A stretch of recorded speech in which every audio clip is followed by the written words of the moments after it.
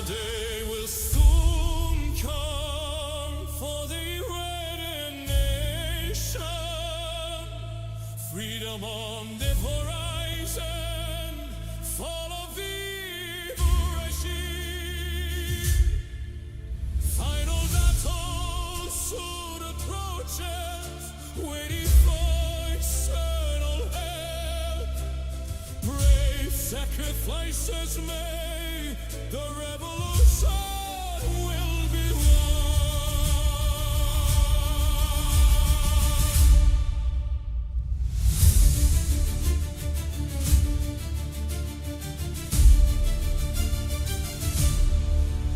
Evil forces will be defeated. Justice will be served. Voices decline community. Death to the dictator can be heard. We await the return of our king. Chants of Shabbat Shalom. The Pahlavi will soon be home. Future of Iran respond. Long live our king. Rise of the lion and sun. Down with the oppressors. Evil has been undone. Remembering those who sacrificed, their memory will not be forgotten. Celebrations in our country. The king has now returned.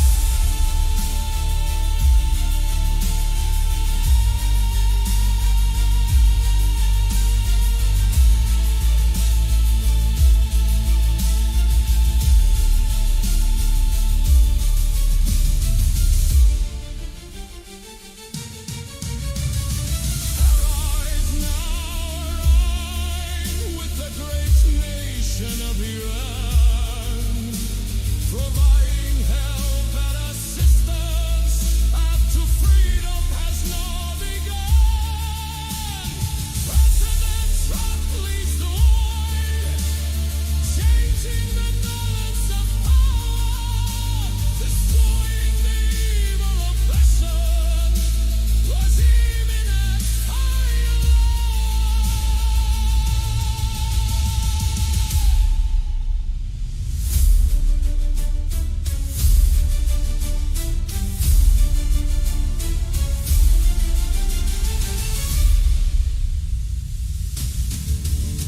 The sun now rises, the lion and sword in its glory. Transitions to a new republic, a new chapter in our story. Radiant, proud and free, cheering giant sound. Long live the king. Iran is now free.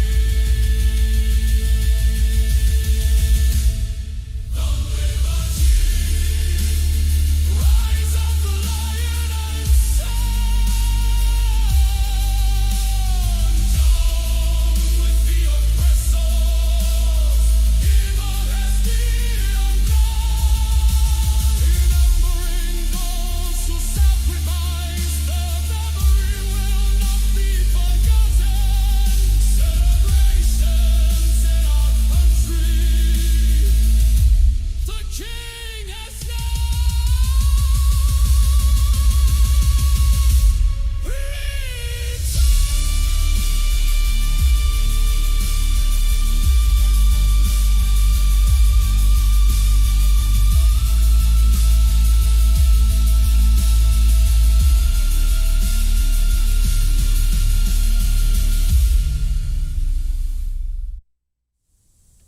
And good morning to everyone. It is a cold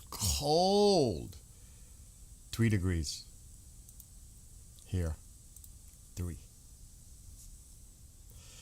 Anyway, Hope everybody had a wonderful night wherever you are, morning. Who knows where people are watching from? It could be afternoon. It could be tomorrow. I don't know about tomorrow. Yeah, technically it could be if you were in Australia somewhere. Anyway, good morning to Budgie.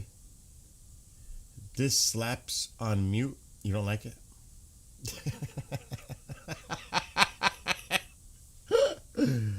A lot of people like it. There's some that don't, just like anything else. If I played my other music I've written, you probably wouldn't like those either. And good morning to Uncle Tank. So just keeping an eye on things. There's really not much. I know the president's going to have a meeting with his security today. It's dirty over there, Frenzy. I'm sitting here freezing. I just woke up like an hour and a half ago. Good morning. I'm still laughing halfway, but guys. Good morning, Axonometry. So there's a couple of comments that came in. Not on the email. I haven't checked the email. And 16 minutes ago, Iran to transform metro stations and underground parking lots into emergency shelters. Good morning, Tammy. Also, Russia has indirectly confirmed the attack. This is 1 hour ago. This is what Russia stated. We hope that the United States and Israel will preserve the security of the Bushehr nuclear power plant.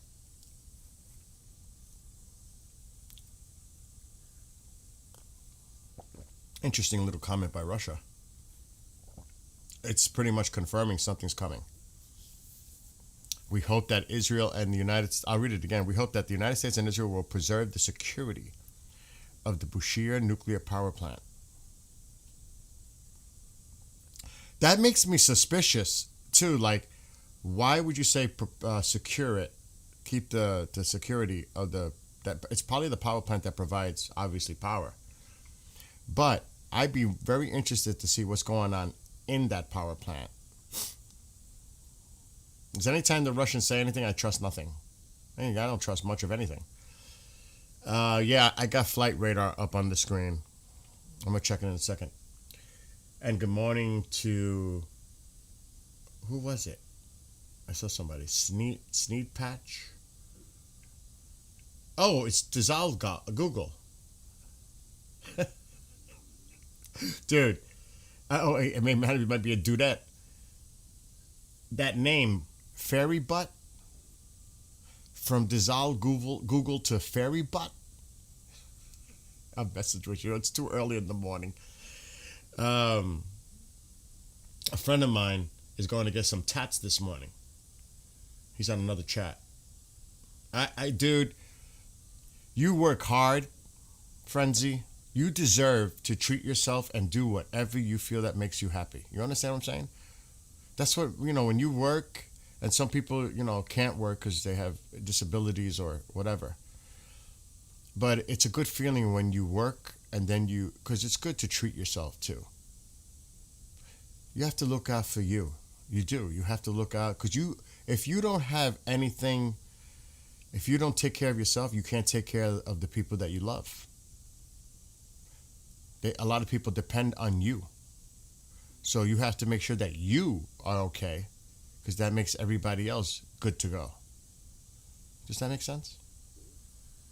No, that was actually a song that I wrote, the English version of the one that you heard in Persian yesterday. That's the English version I played. Good morning, Gary and Sean. Trump is talking in 19 minutes. I didn't even check. Is Tusi going live anytime soon? Because I'm getting off to watch Tusi. I tune into Tusi.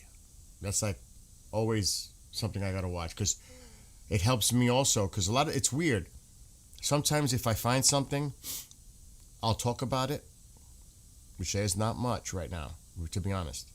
Because I scoured before I came on. But it's good because Tusi talks about stuff and I'm like, that's really interesting. I gotta dig deeper into what he just said. Girl, okay. Okay, now I got it. I was saying fairy butt. What is that? Now still, You got to see the fairies I have, like the statuettes. They're beautiful.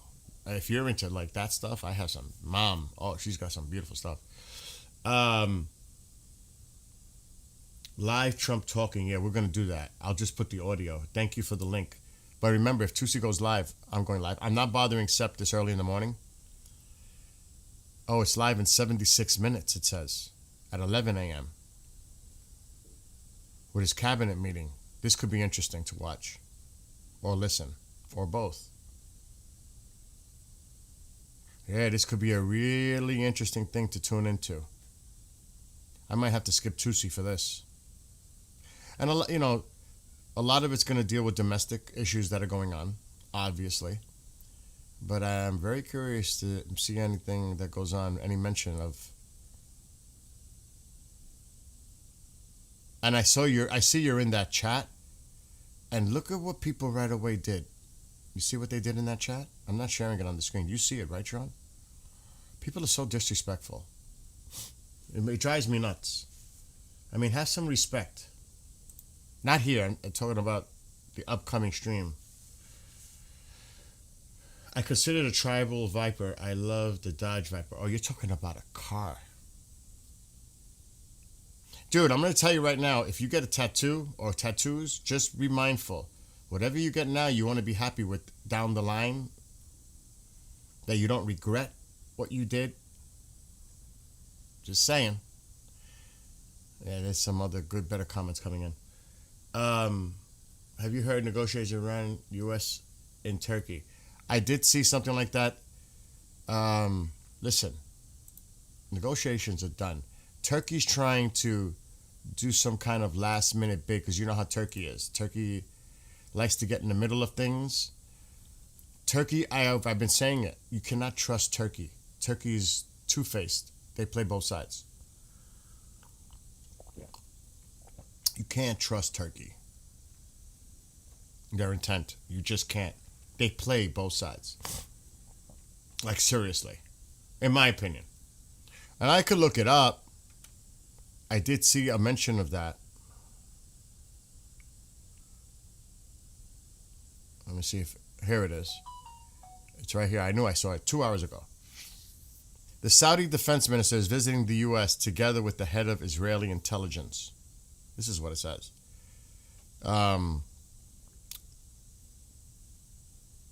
MBS recently called President of Iran, and Saudi Arabia has conveyed messages from the Iranian leadership to the U.S. The militarization of the Strait of Hormuz has greatly alarmed the countries of the region. Saudi is looking in their personal best interest, even though they would love to see Iran, the regime, fall, because they are enemies. Publicly, he might say something, but privately, he will be so happy to see the regime fall. A lot of this is just posturing, putting the thing out publicly. But like I always say, behind closed doors, it's a different story. It always is. And they don't want to get attacked by Iran. That's why they're saying you cannot use our bases to attack Iran. But that doesn't mean the bases can't be used for other means. That's like a technicality thing there. They're just looking out for their best interest. They don't want to be targeted because they know that this could blow up into a regional conflict.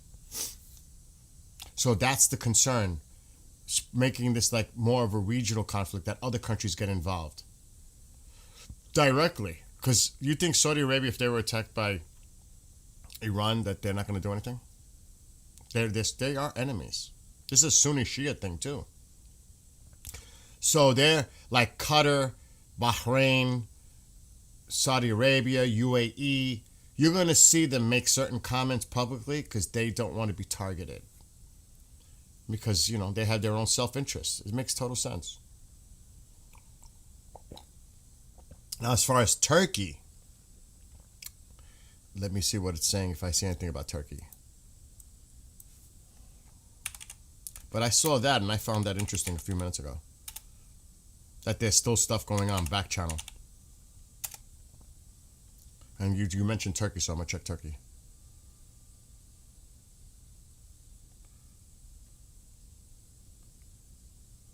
ain't saying anything.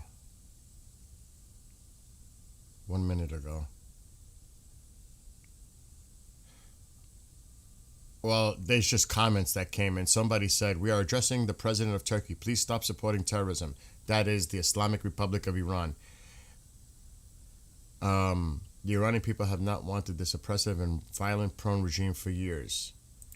Supporting a terrorist regime is in the interest of neither the Iranian people nor the region.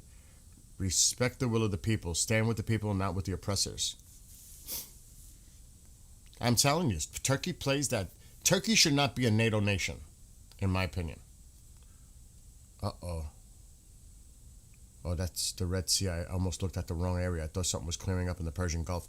Gotta watch it. My friend was on last night, and I'm so grateful that he was on with Sepp and I. Unfortunately, there was a little technical issue with Sepp being able to speak directly to Commander.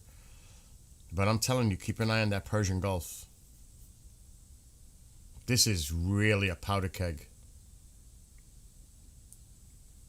Because one miscalculation, the envelope is being pushed and ripped. And the drone is still out there. There's actually a lot out there. There's another C-17 most likely. Yes, we have the drone. I don't know what that is. UK has something going on here. Yeah, the UK. See, that's another thing. We're getting a lot of logistic support, not just from the UK. I'll say it like this: from NATO countries, Italy, Germany, UK. They're all playing a role here. The one that I don't see much is, of course, France. I'll tell you, that Macron, I don't know what the heck people think in France. I don't understand it. That guy it's laughable, really, to me. What a joke. That's not being labeled.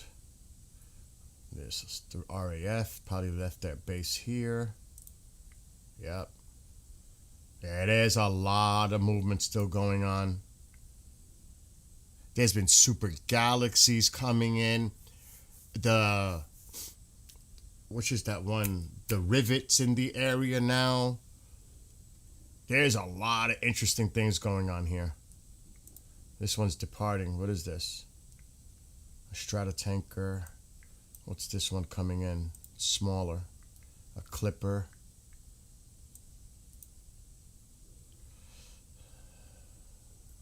Those are small. I'm not going to pay attention to that.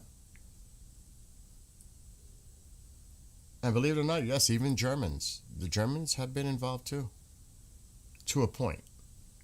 So there's not much going on there. I'm looking for the bigger aircraft. I see a C-17. And that's about it. Oh, I seen a big boy going over last night when I was up late. Flying over from the U.S. You will see that. Not available. They're coming in. Another C-17. So there's been quite a bit of activity, but it looks like it's starting to slow down just a little bit. When you see those super galaxies coming in, that's some big time equipment coming in. Big time. So again, it's another night. Where am I? Another night. And they are definitely keeping an eye on this Persian Gulf. They are. I would too. This thing's been up in the air for quite some time. Look at this. You know they're definitely keeping a close eye to this area. All right, let me read what you guys are writing.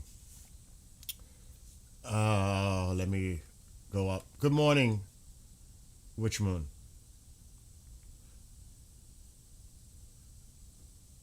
Good night. Good night. Have a great one, Frenzy, and have a great time doing what you're doing. Iranian airspace is still open. If there's an imminent strike, expect to see. Yes, we've been discussing that for days now, Sneed.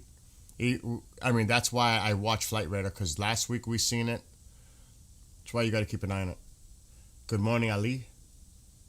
The song would sound better with a live band, but LOL, AI is gonna put bands out of business. You know, it's funny though. On some of the songs, I add drum parts, guitar parts. I add at least some real instruments. You know what I mean? Have you heard? Okay, I hit that. I heard the massive armada returned to U.S. from Atlantic Ocean, not the Abraham. I don't know about that. Do not believe anything really, because there's a lot of misleading misinformation. No way. Don't pay mind to that distraction. Everything could be a distraction. Don't pay mind to that, Sean. Hindu God save us. Do you think that Reza Pahlavi, compared to a person inside the system Iran, which one will U.S. choose to work with? That's a really interesting point. But I think when you talk about the regime, because it seemed like they put under house arrest, or they arrested them, the former president of Iran and his foreign minister, they put him on house arrest, or they just arrested them, because it looked like they were conspiring to create some kind of a transitional government by removing the Ayatollah and creating another transition government. But I think that got leaked out and came out, and now they're going after them. But I think there was something that they were trying to do within the country. There's probably so much chaos going on internally with these players in the regime. It's like, keep your friends close, keep your enemies closer. It's got to be really chaotic what's going on inside the country. I don't think we just have to wait till this plays out. Obviously, when you hear someone like Reza Pahlavi saying we're going to reestablish peace and prosperity between the United States and Israel, well, that brings the antennas up for us to say, this is the guy. This is the guy that's talking about our best interests when he speaks. So the logical conclusion would be the United States would support Reza Pahlavi. That's just logical. Are they going to trust somebody that's still in that regime and is trying to stay somewhat a framework of the regime? Do you think the people of Iran are going to go for that? It's not about, you got to think about what the people of Iran want. They don't want none of them. They want them all to face justice, starting at the top. So I'm not buying that. The thing is, and I know a lot of people are against a monarchy, we don't need another dictator, etc. But you have to let things play out and see how it goes, because if you look at the framework of the plan, there is a democratic process there. There is a foundational democratic process. And the people will be given, at a point, a time to vote, a free and fair election. Now, I'll say this again. When we say fair election, free and fair election, people, whatever the outcome of that election is, there's still going to be people that are going to question and say, this was rigged. This is purposely done. The United States aided in making it happen this way. This is a puppet regime. You're going to hear all that. It goes with the territory. I mean, it's obvious. Anytime anything happens, you're always going to have multiple opinions coming from all angles. You're never going to have a well, you might have a vast majority, but there's always going to be an element of people suspicious and saying, this was rigged. This is what the United States wanted to happen in Israel. You know that's coming. No matter what happens, you know that's coming. I mean, you don't need a freaking crystal ball to see that. It's common sense. It's going to happen. I think tomorrow we didn't send all that there for Mr. Soriano. Welcome. Good to see you again. I mean, like my friend said last night when he was on, we have quite a bit of toys that nobody's seen. And this goes with China and Russia, the powers. I would not be surprised if we see some new toys on display. We may not even know about it. But I would not be surprised. And I don't want to, because you have to also think about the military industrial complex side of things. I'm just being fair. I'm trying to be objective and fair. There is a plane that just went over that it's going to be the first time it's going to be applied in an operation. I can't recall the name of it, but this is like an amazing aircraft. It went over. I don't know if it was yesterday or the day before. It's there now. First time ever used. Like I said, the military industrial complex may try to say, well, let's test some of our toys out and see how they do. And they might be subtle. It might not be directly, but it might be used subtly in the background to see how it does. I'm just saying, you never know. Does that make any sense? It does to me. Let me see what else you guys are writing. I'm trying to catch up. I still think Saturday morning, local time, in Iran. I don't think that's going to happen tonight. It's probably going to happen tomorrow. I can't say probably. Let me take that back. It might happen, not probably. It might happen tomorrow night. Well, tomorrow afternoon, my time. Friday afternoon, after the markets close at 4. I would not be surprised by 5:30 we start hearing word of something going on in Iran. Because then it would be like 2 a.m. over there. I'm just saying. I'm not saying it's going to happen. I'm just saying that would be my guess. I got to put more wood in my fire. I'm freezing. It's only 3 degrees here. I'm sitting here freezing. Even though the heat is on, I'm freezing in here. I've been watching the military air traffic, and I've seen a lot of ours and friendlies, partner nations in the area. Alexa, stop. Absolutely. Like I said, there's a lot of coordination going on between the UK, United States, Germany, Italy, and even NATO planes. The AWACS planes. I've seen those. And honestly, I feel like we might be prepping for more than just a strike. Oh, this is not going to just be a simple strike. This is going to be a pounding. And then once they think that maybe there's a point where they need to stop and reassess, that will happen. But, I have a feeling we're going to go in, come out, and then Israel's going to go in to keep it constant. That's what I think is going to happen. Israel's going to come behind. All right, let's see. That's just my opinion.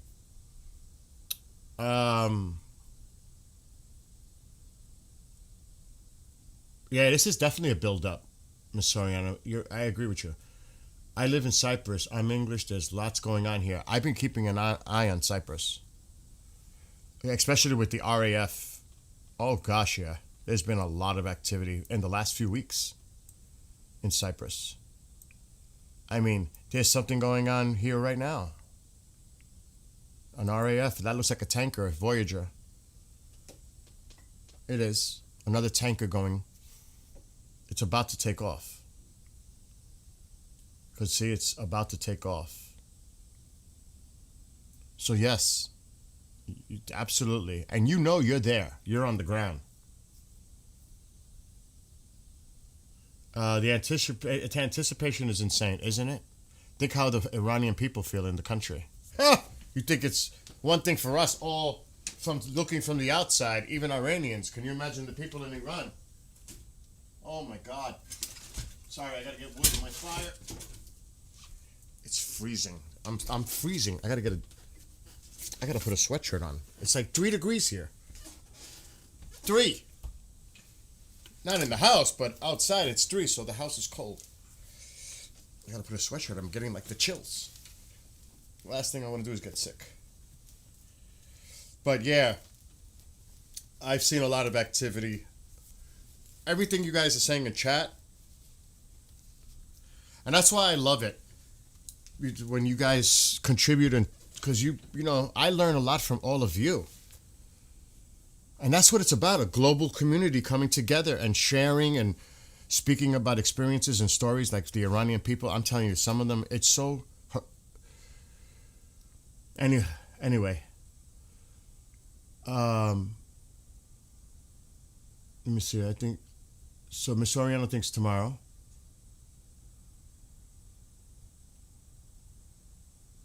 6 tankers have left the East Coast, and we're meeting up with the Growlers heading for the Middle East. I've seen a lot. I saw 9 tankers yesterday in the Midwest. 9. I think I took a photo of it. I was like, wow, there's a lot going on. A lot of typhoons have been flying off Cyprus, Kermit says.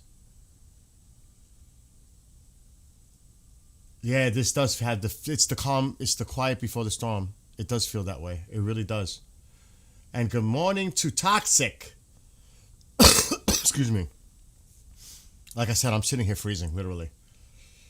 But having Commander Ron last night, Commander Cobra on with us for an hour and giving us insight, I found it very interesting and useful too, what he discussed with us, with Sepp and I. Yeah, the Iranian airspace can be cleared within an hour. It can happen quickly. Good morning, Sam. I agree. He wants democracy exactly like the UK. I've been saying that. Do you know that? Who said that? User? I've been saying that. It's almost like the same type of model like the UK. I've been saying that for a few weeks now. Because I have the plan. I downloaded it. Thanks to Sepp. I have the whole plan. And I would suggest people go read the plan before making judgment. Then make an opinion. Read the plan. Now, I don't remember the link. I know it's for that freedom. Oh, my God. What's it called? I don't know if I have the link. Maybe somebody in chat has the link for that. But I have the plan. And the president will be speaking soon. And if anybody sees that, have a great one, Frenzy. If anybody sees Tusi going live soon, please let me know. Because I definitely want to check out Tusi. I don't know if it's in my downloads. I got to clean out my computer before things turn over. Seriously. Right here. Here's the PDF. It's probably going to appear on the screen.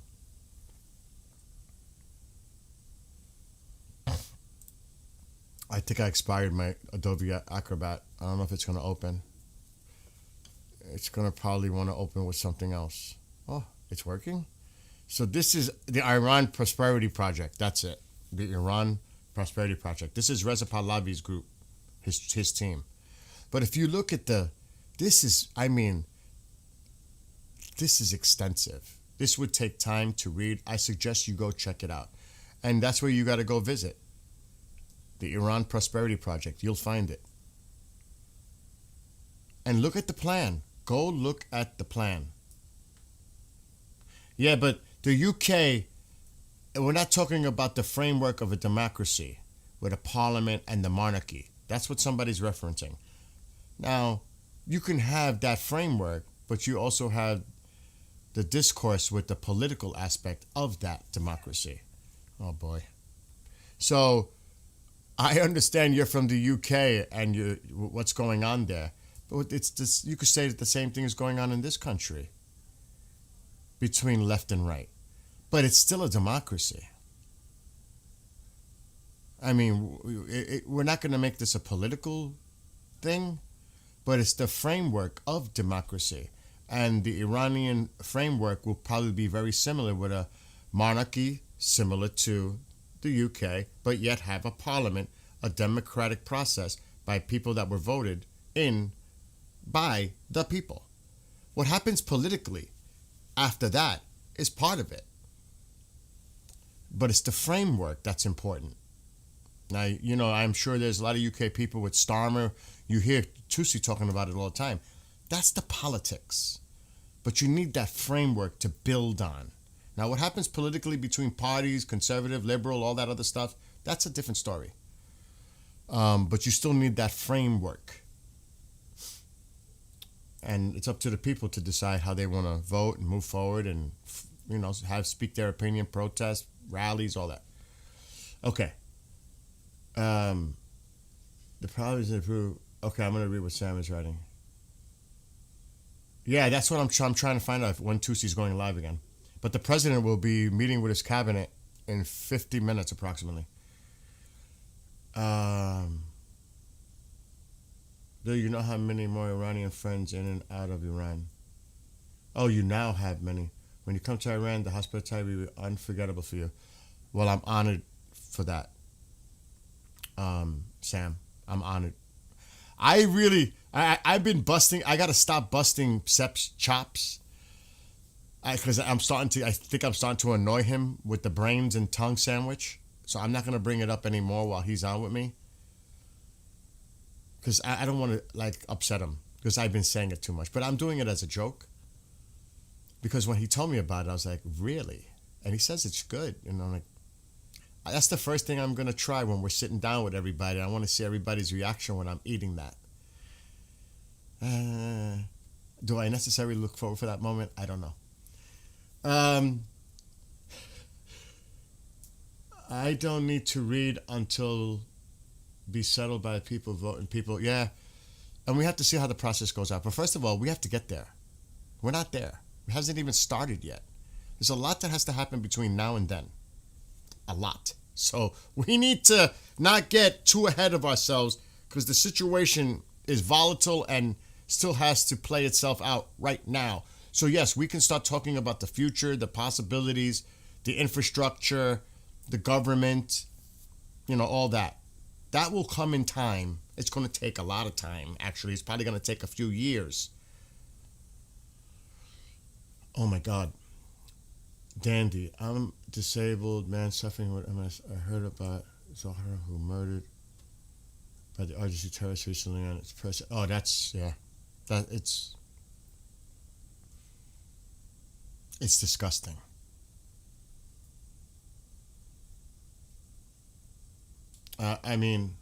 Yes, Dandy, my heart goes out. We hear so much of the brutality and the horrific things that are coming out of Iran.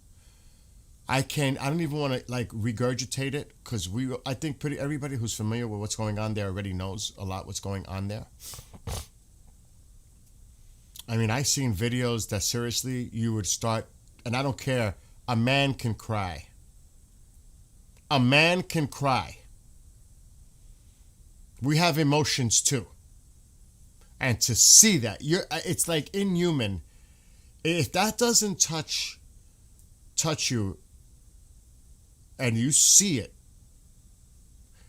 I don't know what to tell you. What's going on now? He's been throwing soldiers under the bus. You have to see the propaganda videos that are coming out now. I won't show them.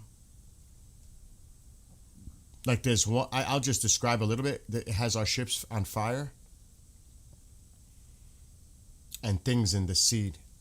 And I ain't going to say it more like that. Keep it like that. I was like, yeah,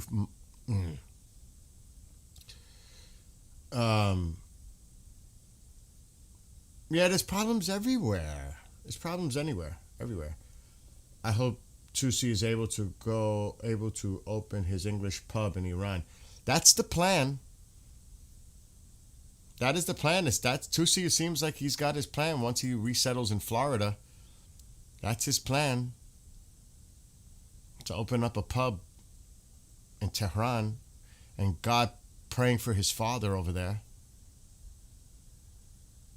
Could you imagine? And he's already lost people he's discussed it. And now he has to leave the UK, speaking of the UK, for his safety and his wife.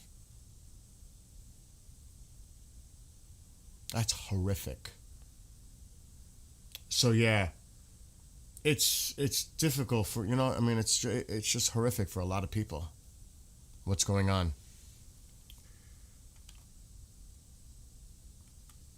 Now, I don't know if this is true, but this is an old post, but I'm curious if these numbers make sense to you. For the people in Iran, is this true? 45 million Turks live in the country called Iran? Is it that many Turks that live in Iran? South Azerbaijan, the Kashkai territory, Turkmen Sahara, and Khorasan. Is that true? There's that many Turks? No wonder they're playing two sides on this. From what I'm reading, it's saying here there's a lot of Turks in Iran. You know, I'm not aware because I don't know, but that's what I'm reading. All right, we got to take the focus. It depends. What does that mean? That drone's got to be coming into land soon. It's been up for many hours. But then it could stay up there for almost a day anyway, so. What's its altitude? It's got to be way up. 40. Wow, that thing is at 48,000 feet.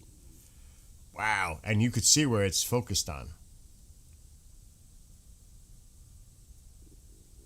You can see. That's where most of the attention is.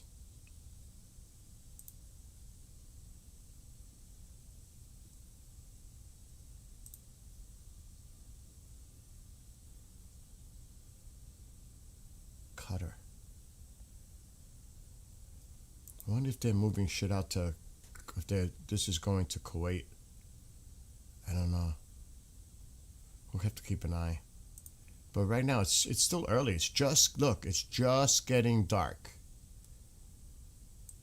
So half of Iran is already dark. Completely. See it? It's getting dark here, but it is already nighttime here. What the fuck is that Russian plane?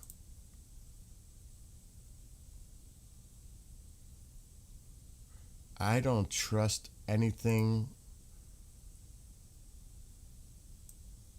There's a few UKs out there. I wonder where that tanker... Oh, that's another thing. I would bet money, and I don't know if anybody agrees with this, I would bet money that they're taking out targets in Iraq, in Syria, for these proxies, these Hezbollah announcements that they're making. We need to hit these proxies big time.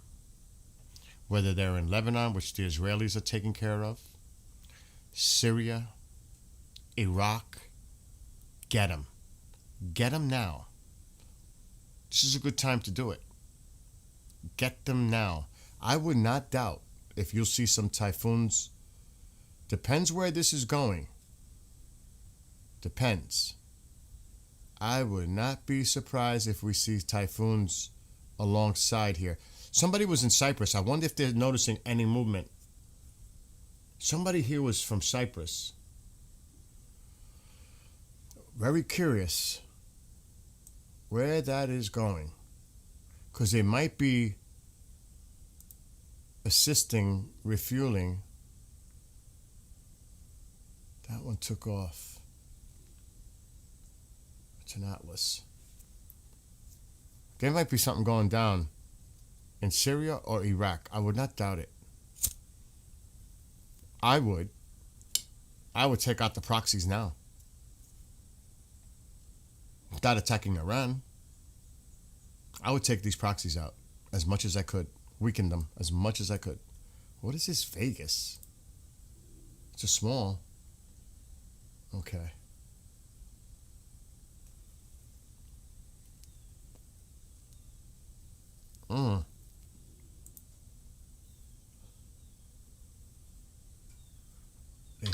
They have a couple out there. Here's a tanker. That wasn't there a few minutes ago. Exactly. And you know how many times I see this ghost and spoof going into Iran? You know how many times I've seen this? Where it looks like it's going into Iranian airspace, only that it's not. It just comes back down toward Qatar. Oil is going up because I think there's a lot of speculation that something's coming within the next 24 to 48 hours. All right, let me read what you guys are writing. And again, please let me know if Tusi's going live. The president is going to be live with his cabinet in 40 minutes. And you may want to go check that out. I'm going to try to play it, the audio. We won't be able to watch it because I'll get hit. there are 45 million Turks living in Iran.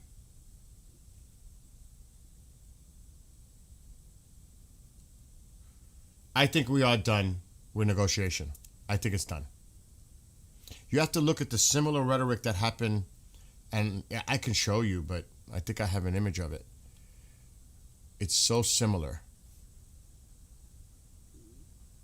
I've got to clean out my stuff because I've got too much stuff. I got to clean things up because I don't know what photos I'm sharing and keeping now related to this. See, this is the similarities. This is before Midnight Hammer. This is when the beginning of the 12th day almost. Look what he wrote. We remain committed to a diplomatic resolution to the Iran nuclear issue. My entire administration has been directed to negotiate with Iran. What happened a week later? And then this is the one that he just put out with the Armada. Hopefully Iran will quickly come to the table and negotiate a fair, equitable deal. It's very similar.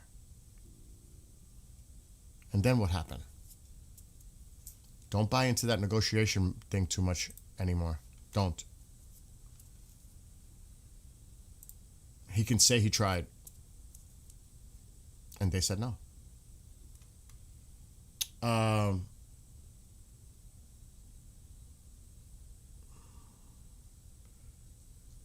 But a lot of them, I can say majority describe themselves as Iranians, just not Persians. Okay. Bro, love your site. Like I said, there's a lot of other countries and our people, a government that can... Hold on, I just skipped what I was reading. First, oh yeah. What are you doing for many people?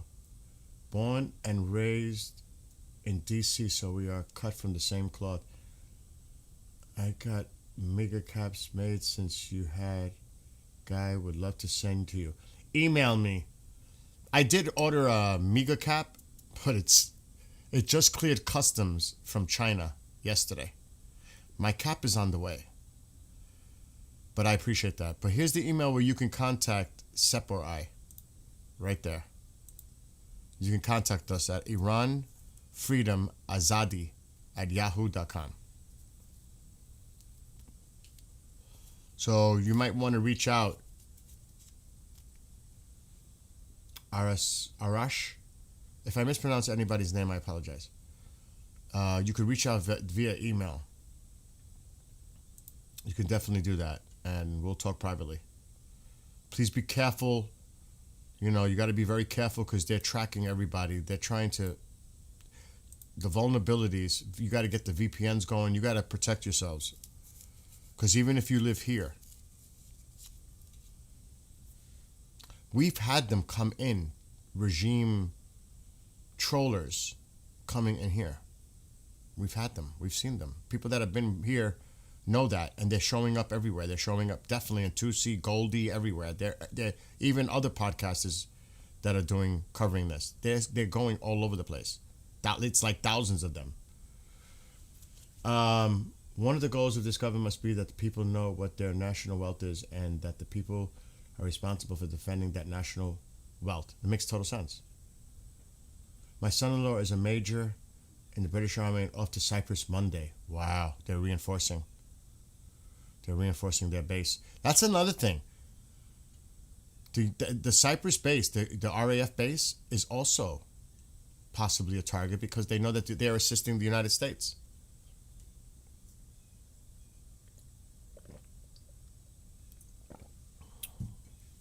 What they need to do is get rid of that IRGC headquarters in the UK, in London. They need to get that shit out of there.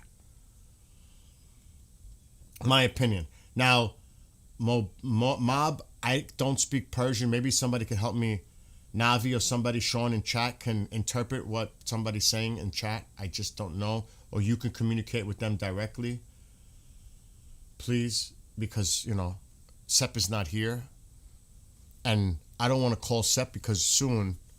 Matter of fact, let me see what he's doing. I don't like to bother him because he works too. He told me he was going to be a little busy during the day. Oh my God, what he told me. I don't even want to say it. I'll let him say it. Oh, wait, whoa. He's... What? He's up. The radar is not a gray line. What are you talking about? Sep, why don't you come out for a few minutes? Because I'm going to listen to the president.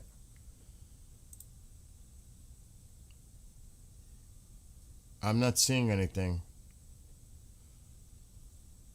There's no solid line.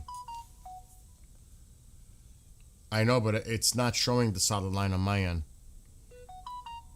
He's messaging me directly. Let me call him quick.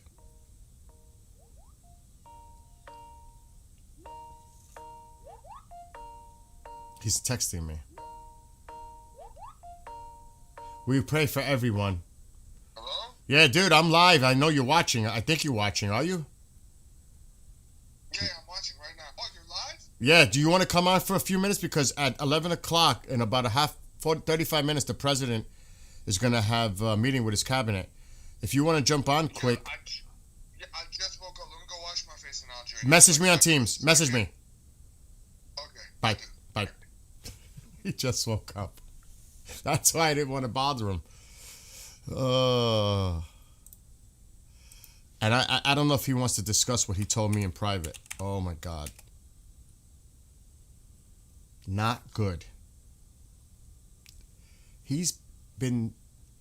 I'll let him discuss it because I'm not gonna speak for Sep. That would be a big mistake. All right. Yeah, so we'll be listening. I don't see it. There's no solid line behind this. This is almost like spoofing, like it's showing it's going into Iran. It's not. You see the solid blue line and then it breaks? It's not solid blue line. That's what I look for.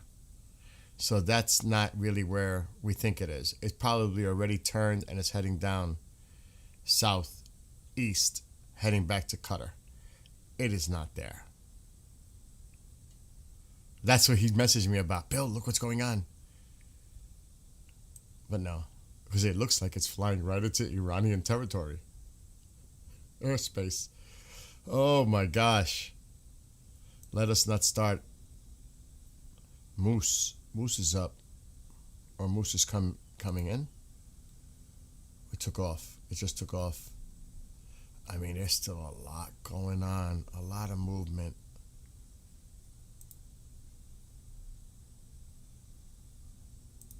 This drone has to come back soon because it's been up for a while. Look at that. It's been going back and forth. Mom. Oh my gosh. Yes, Mom, I'm live. Are you going to Alaska now? It is freezing in here. Where are you right now? I'm in the living room. I'm live. Oh my God, Billy, why don't you tell me if you're going to go out? I'm not going out. There's no reason for me to go out. All right, I'll see you later. Love you. Bye. It's ridiculous. Bye. She thought I was not here. Because I'm in another part of the house. She doesn't know. Anyway, so he's looking at that.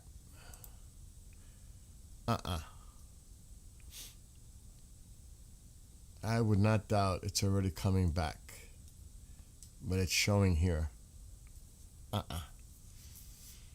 We've received news from inside Iran that Araghchi, Iran's deputy foreign minister, is set to meet with the U.S. Representative Witkoff along with Turkey's foreign minister. They are scheduled to discuss an agreement with the United States there. I am not freaking buying that. This is a stall tactic. That's what that is. This is a stall tactic, if true. I want to see if it's in the news. I don't buy that.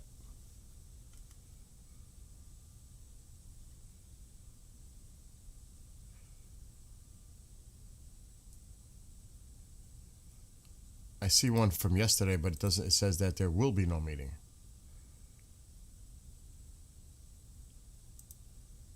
No. It says here, and this was just put out. Iranian foreign minister will visit Ankara for discussions with his Turkish counterpart.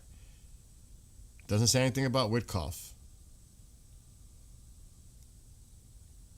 The agenda includes bilateral relations, regional security, and escalating tensions with Turkey expected to oppose military intervention in Iran and emphasize dialogue.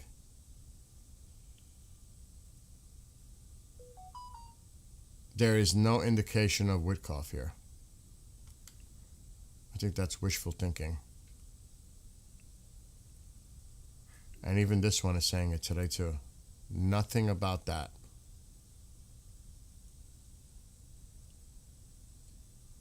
No. Not with the Witkoff name. That's probably just been thrown in there. Now, who knows? Maybe secretly he's going there. Iran foreign minister heads to Turkey amid U.S. standoff. Iran rejects claims of U.S. negotiations. The president has said that time is running out. So I don't think so. Turkey's just trying to play the game. That's all they're trying to do. They're playing the game. I'm not buying any of that at all. None. No. It's Turkey playing Turkey. That's what that is. Any UFOs about? I would not doubt you see a lot of people saying that UAPs have been spotted if there's a campaign. You know that's coming too.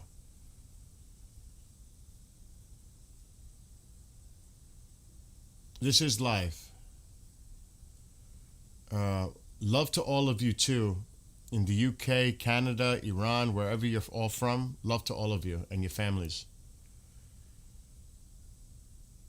Yes, that's true too. About my friend mentioned that last night about allegedly there was a planned coup in China. Can you imagine that? And what's up, Jason? A mole is a good friend of mine for many years, over a decade. He likes to bust my chops and I like to bust his chops. So that's why he comments the way he does. I saw someone say yesterday that they were using public airlines to transport their weapons. Very possible. Very possible. And obviously if there's craft coming in to Tehran or other locations, they have their transponders off. You don't even know they're there. The Chinese, the Russians. You can't depend on flight radar, only for certain things. There's a lot going on that we don't see, and we're not supposed to see. So that goes without saying. The reason I really watch this is not so much about the military filter. It's about the air traffic. If we see this air traffic start to change where they go east to west and west to east, and this starts to clear out, it could be game on. And it's not a game, but you know what I mean. Exactly. We have enough intelligence, whether in space or otherwise. Drones, intelligence on the ground. We know what's up. All I know is that Persian Gulf has my interest because I think, like Rubio said yesterday, if there's any indication of some kind of incoming threat, we're wiping everything out in the Persian Gulf. All their naval assets, that drone carrier will be sunk within minutes. All their little speedboats and their, I don't know what those submarines, if you want to call those mini subs, they do have a heavy sub. And all those drones, the missile capability, we're going to hit those like, forget it. So it doesn't really take that much to trigger this to go up. But I think that Persian Gulf to protect the fleet, the Lincoln and all the assets, the bases, that's going to be a priority to protect our people. It has to be. We have to protect the forces, the men and women. We have to. We can't just allow it to come in. Like Rubio said yesterday, we may have to be preemptive and act first if any indication that they're threatening our bases is coming. They have to. We're not just going to let them fly and start swarm droning. We have to take a proactive approach. You know what I mean? And I'm with that. I mean, I felt if it were me, you know, they're showing videos of this drone carrier, and you know, I'm like, do you really think that's gonna make it? What do you have around it to defend it? And then in the foreground, you see all the tankers. There's so much traffic. If you look at marinetraffic.com, look at all the traffic. It's crazy in the Persian Gulf. There's a lot of traffic. Thank you, Arash. I will definitely check it out. And Sepp will be joining me in a minute, but he better come soon because I want to hear what the president has to say. Let me see if I have that video. I might have deleted all the videos because I have to clear it out of that carrier. I was like, oh my God, this is ridiculous. Really? I think I may have deleted the videos because I like to keep things fresh. Oh no, I still got it. Hey, you want to see it? Look at this. This is and the music, that typical music. Look at the carrier. I don't want to play the music because I might get hit. Look at it. Look at it. There's their drone carrier with escorts. That. And look at the tankers in the background. How long do you think that lasts? Any of those? They're toast. Toast. There won't be one drone lifted from that thing. They're showing it off proudly like, look what we got. Yeah, we know what you got. Ain't gonna last. The same way you threaten our carrier. You think that's gonna last? Come on. That's gone. And that drone that we have flying over right now is definitely paying attention to what's going on there. And it should be around here somewhere. It's hard with all this. There it is. Right there.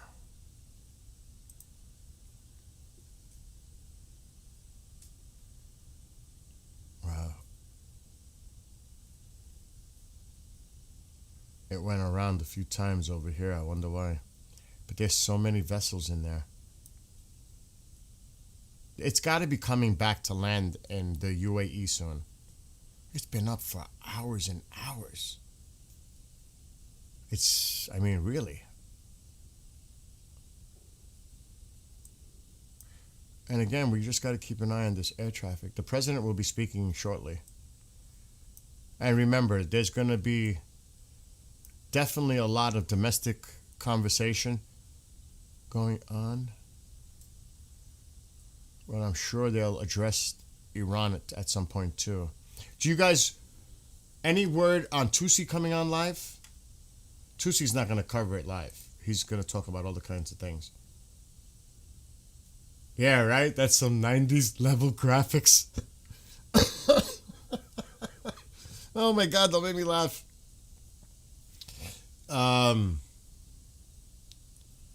Abraham Lincoln has appeared in the ghostly form and has installed fear within the Iranian regime. The Iranian government and the IRGC as if an attack is very close. I really think an attack is within the next 48 hours. Maybe they know we are watching and it's all AI generated. It's just typical propaganda stuff that they put out. Like, that's going to help. It ain't going to help. All that propaganda stuff is exactly what it is. Rhetoric and propaganda. Like, you think we're scared? We're concerned about certain things, like the amount of drones they produce and the amount of drones they have, and their missile range and capability, especially the ones that are armor penetrating to our ships. Oh, there's a concern, a legitimate concern, no doubt. But, really? You think those videos are going to change anything? Don't think so. All right, I'm getting all kinds of messages coming in from Telegram. I think it's time to catch up to Telegram.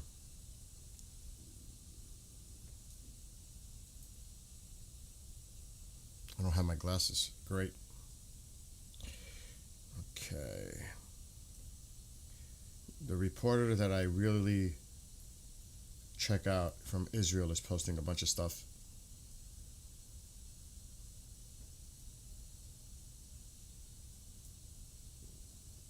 Another warship, this is what the Israeli reporter is saying. Another warship is here. The USS Delbert D. Black destroyer is currently in the Middle East. Another destroyer is in the area.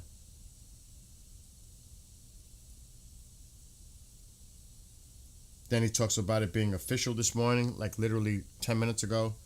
It's official. The European Union has designated Iran's Islamic Revolutionary Guard Corps as a terrorist organization.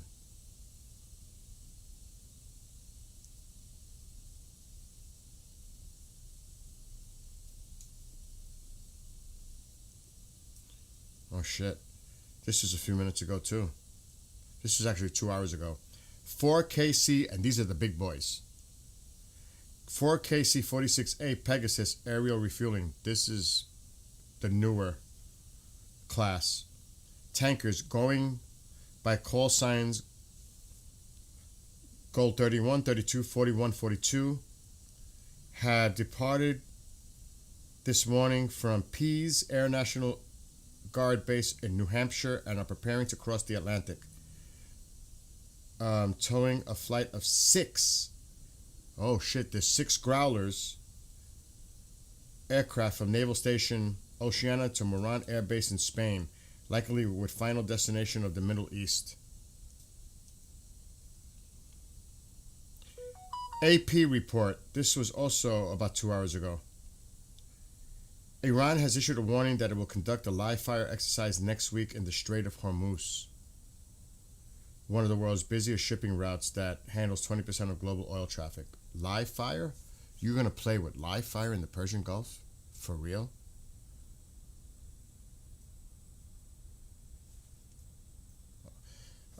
This was 3 hours ago. Preparing for the worst. Tehran's preparations for an American attack.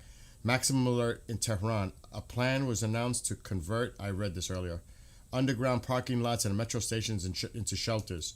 At the same time, the senior leadership is moving to underground bunkers, and the Iranian army is adding 1,000 new drones to its arsenal for attack missions, intelligence, and electronic warfare. Also this morning, Middle East countries are still trying to push the United States and Iran into talks to prevent a possible confrontation, but these efforts have not succeeded so far, as Washington and Tehran continue to entrench themselves in their positions. The efforts of Qatar, Oman, and Saudi Arabia in recent days has not borne fruit in Iran. They insist on not entering negotiations until pressure to agree to conditions pre-planned by the U.S. and refuse to discuss the ballistic missile issue. It's done. They're not going to agree. Done. There's a lot coming in.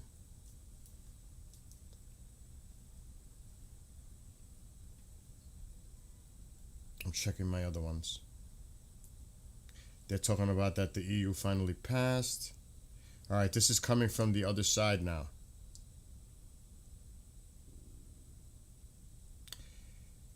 Iran's foreign minister held phone calls today with foreign ministers of Qatar, Egypt, UAE, Pakistan, Oman, and Turkey.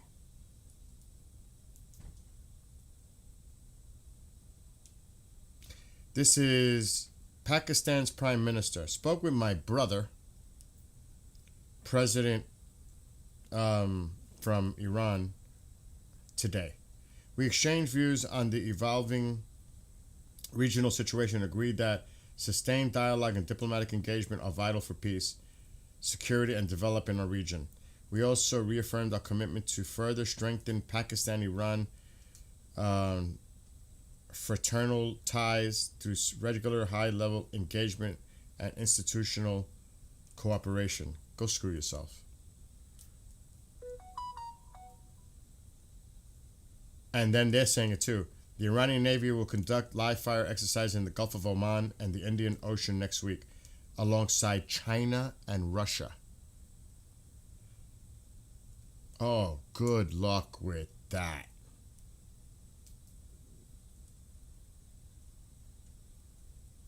That's it. Like I said, that's it. We're done. We have to go in. That's it. It's over.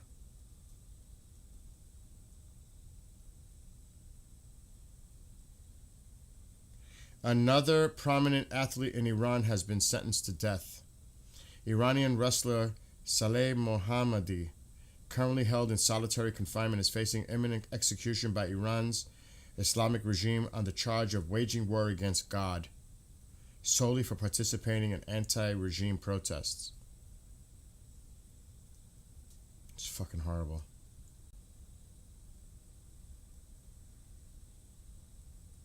I'm telling you, we have to go in. We have to go in.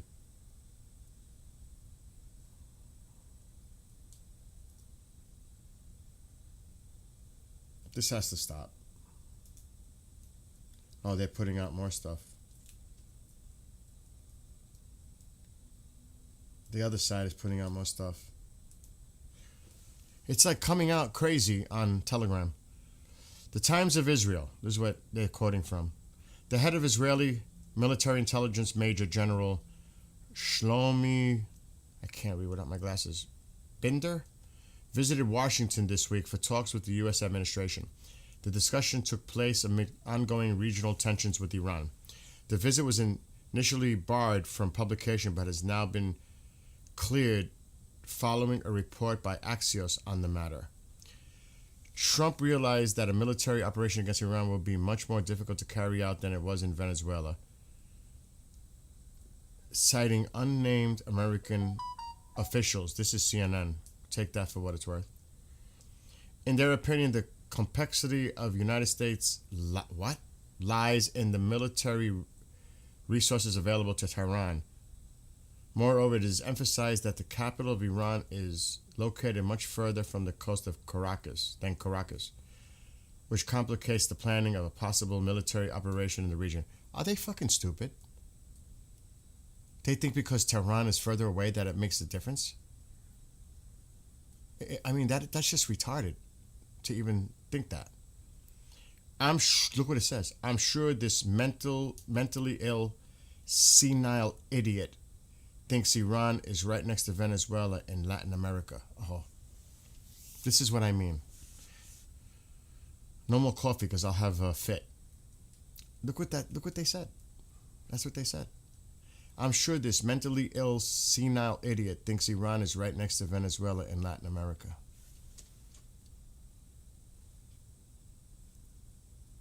And I caught up to Telegram.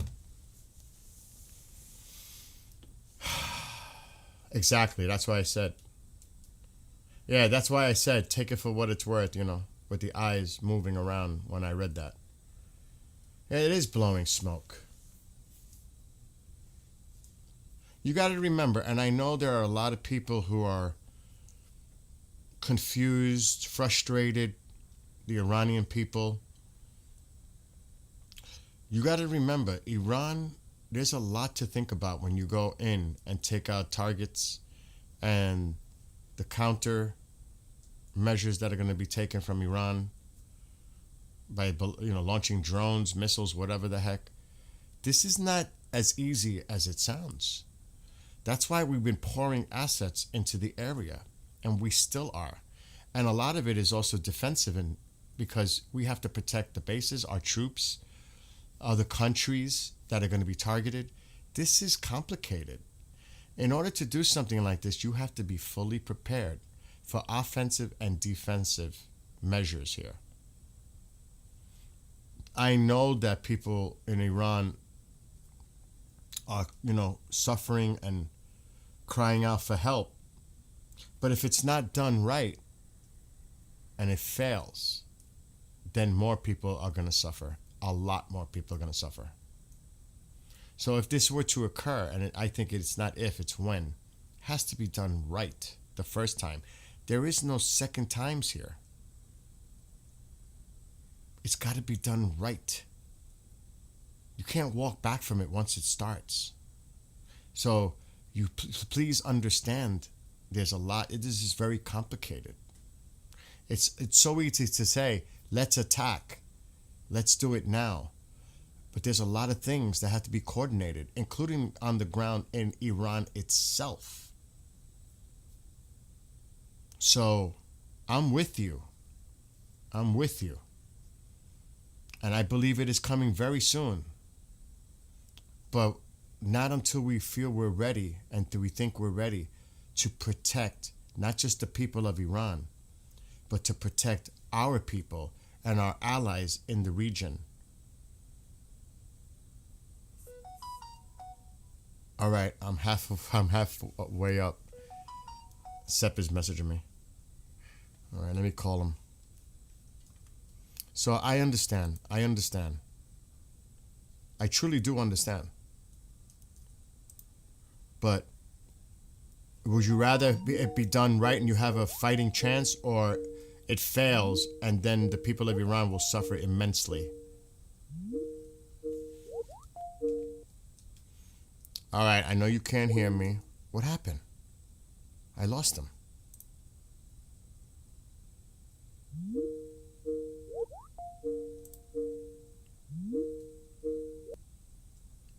All right,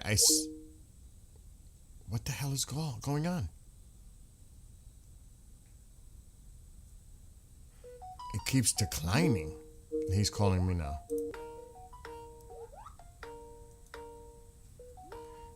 All right, you should be there. I got to get my mic working.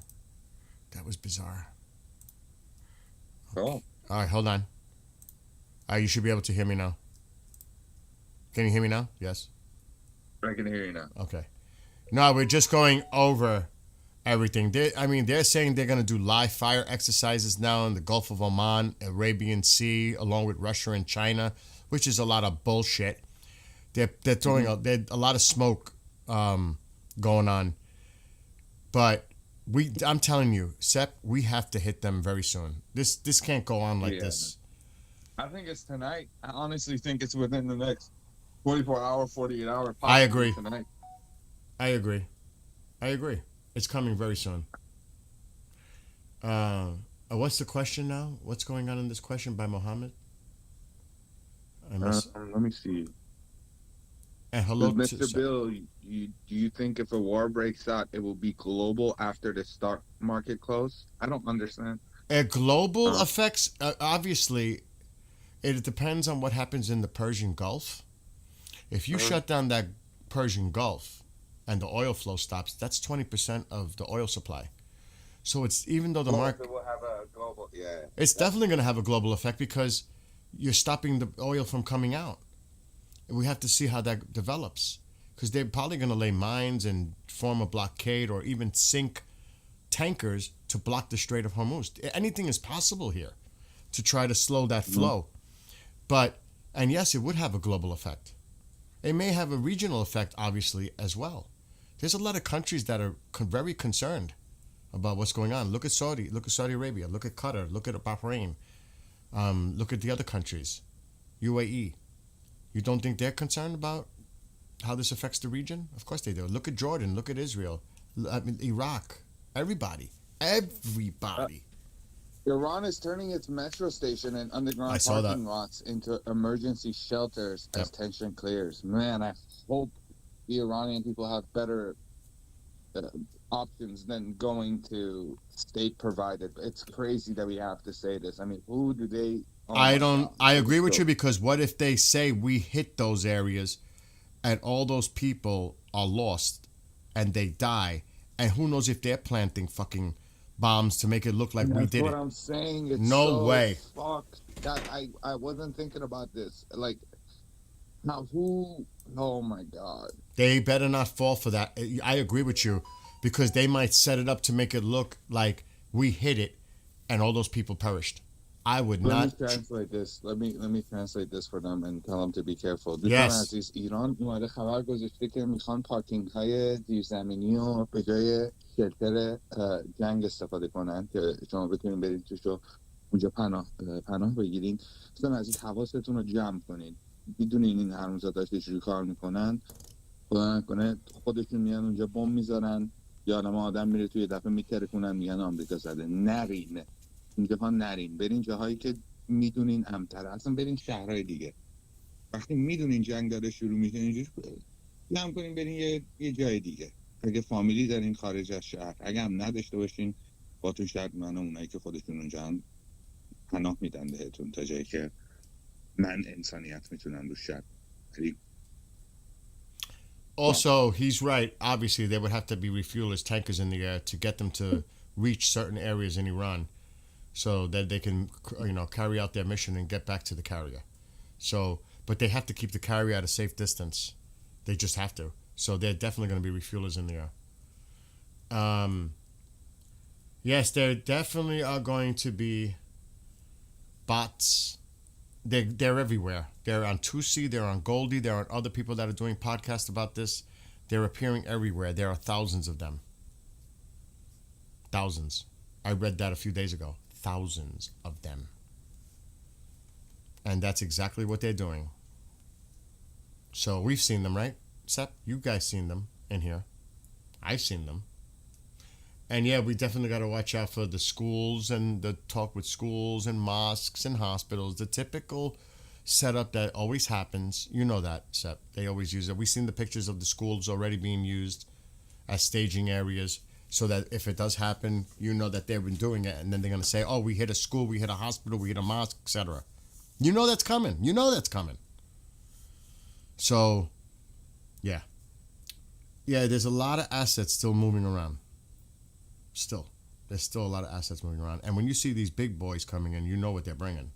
They're bringing in heavy equipment. Probably I also need to say this. There's a lot of Iranians in the chat that are using Google Translate. Don't mistake them for bots. They're just also one of us. They're just not fluent in English. Marco, I've seen you putting a lot of flame on our friend Mohammed here. He's just not that fluent in English. He wasn't being ignorant. He asked a good question. Any question is a good question. Not asking a question is ignorant.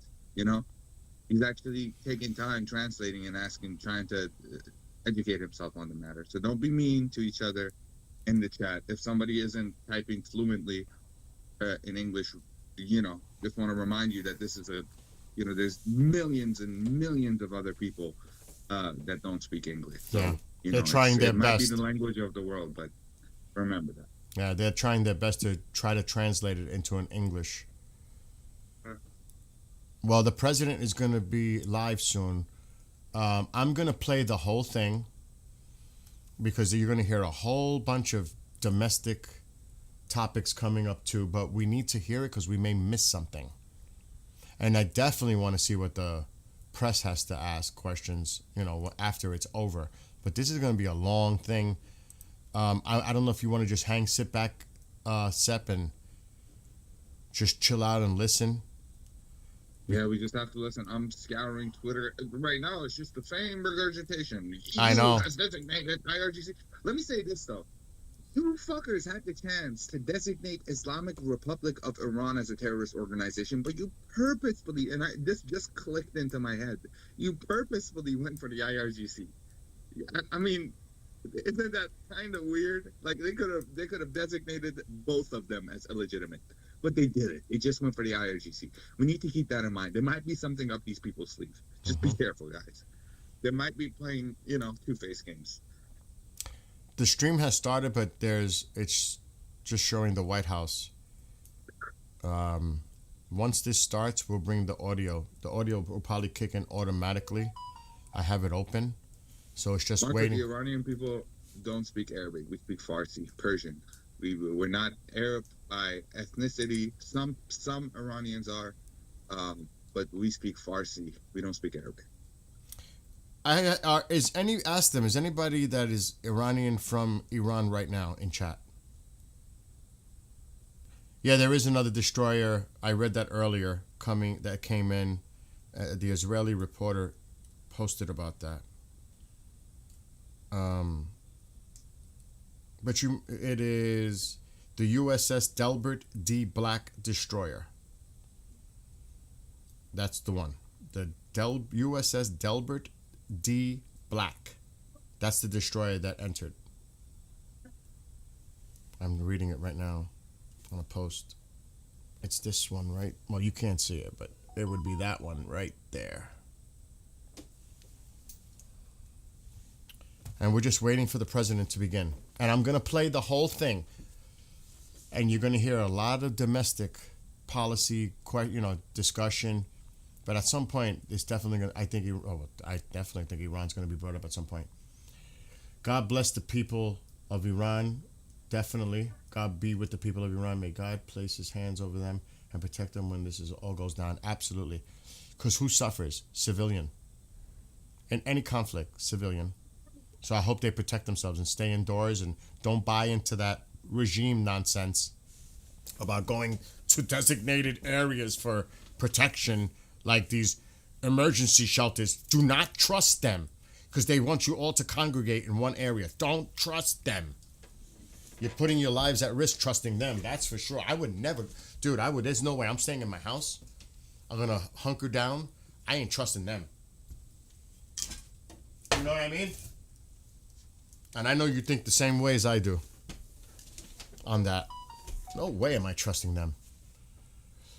Are you still there? So Russia Okay. is ready to evacuate its personnel from the Bushehr nuclear power plant, which has been a cooperation with Iran. They have a power plant there funded by Russia.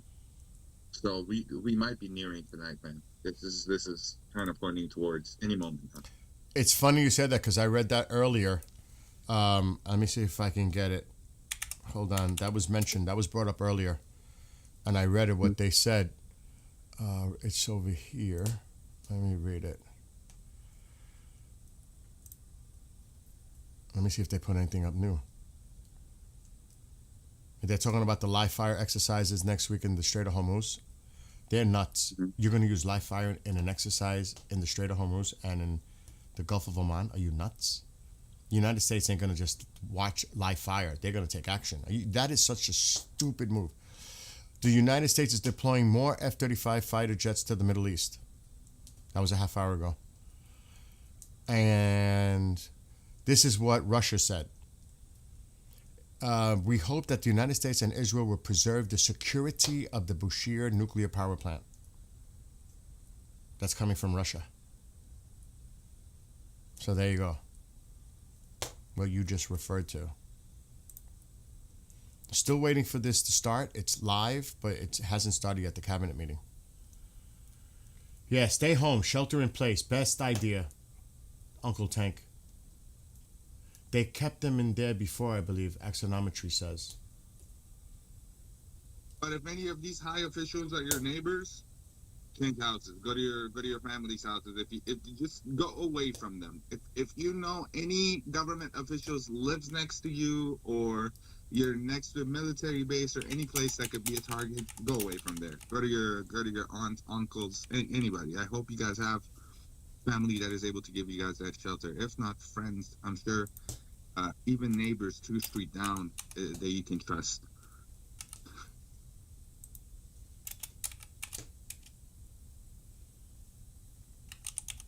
I'm just saying hello to Marco and Candace in the other platform. Okay, hold on. Okay. So, like I said, we're just standing by for the president's cabinet meeting to begin. And we'll see if he has anything to say regarding Iran. But I'm going to play the whole thing so we don't miss anything. So, obviously, there may be things that you may not be interested in or may be interested. But I'm expecting a lot of domestic policy to be discussed. But at some point, I'm sure we'll hear about the foreign policy, specifically Iran. And then we'll hear what the press has to say, asking their questions, because some of their questions are just so stupid. It's like, so, you get the opportunity to ask the president a question. You're going to ask the stupidest question. I mean, that's how you waste your time, asking the president a stupid question. When are you planning to attack? Like he's And gonna. then he's probably gonna ask something about the eye color of the Ayatollah and what Trump's fucking mindset is on. Oh yeah, like It's even so that. weird, man. Do you know where the Ayatollah currently is hiding in his bunker? Like he's gonna freaking tell you? I mean, seriously? They ask the questions that they know he's not gonna answer. He can't answer the questions. And they ask him anyway, and it's like, that's what you wasted your time on? It's ridiculous. Some Joe Rogan level questions, man. It's crazy. Hold on.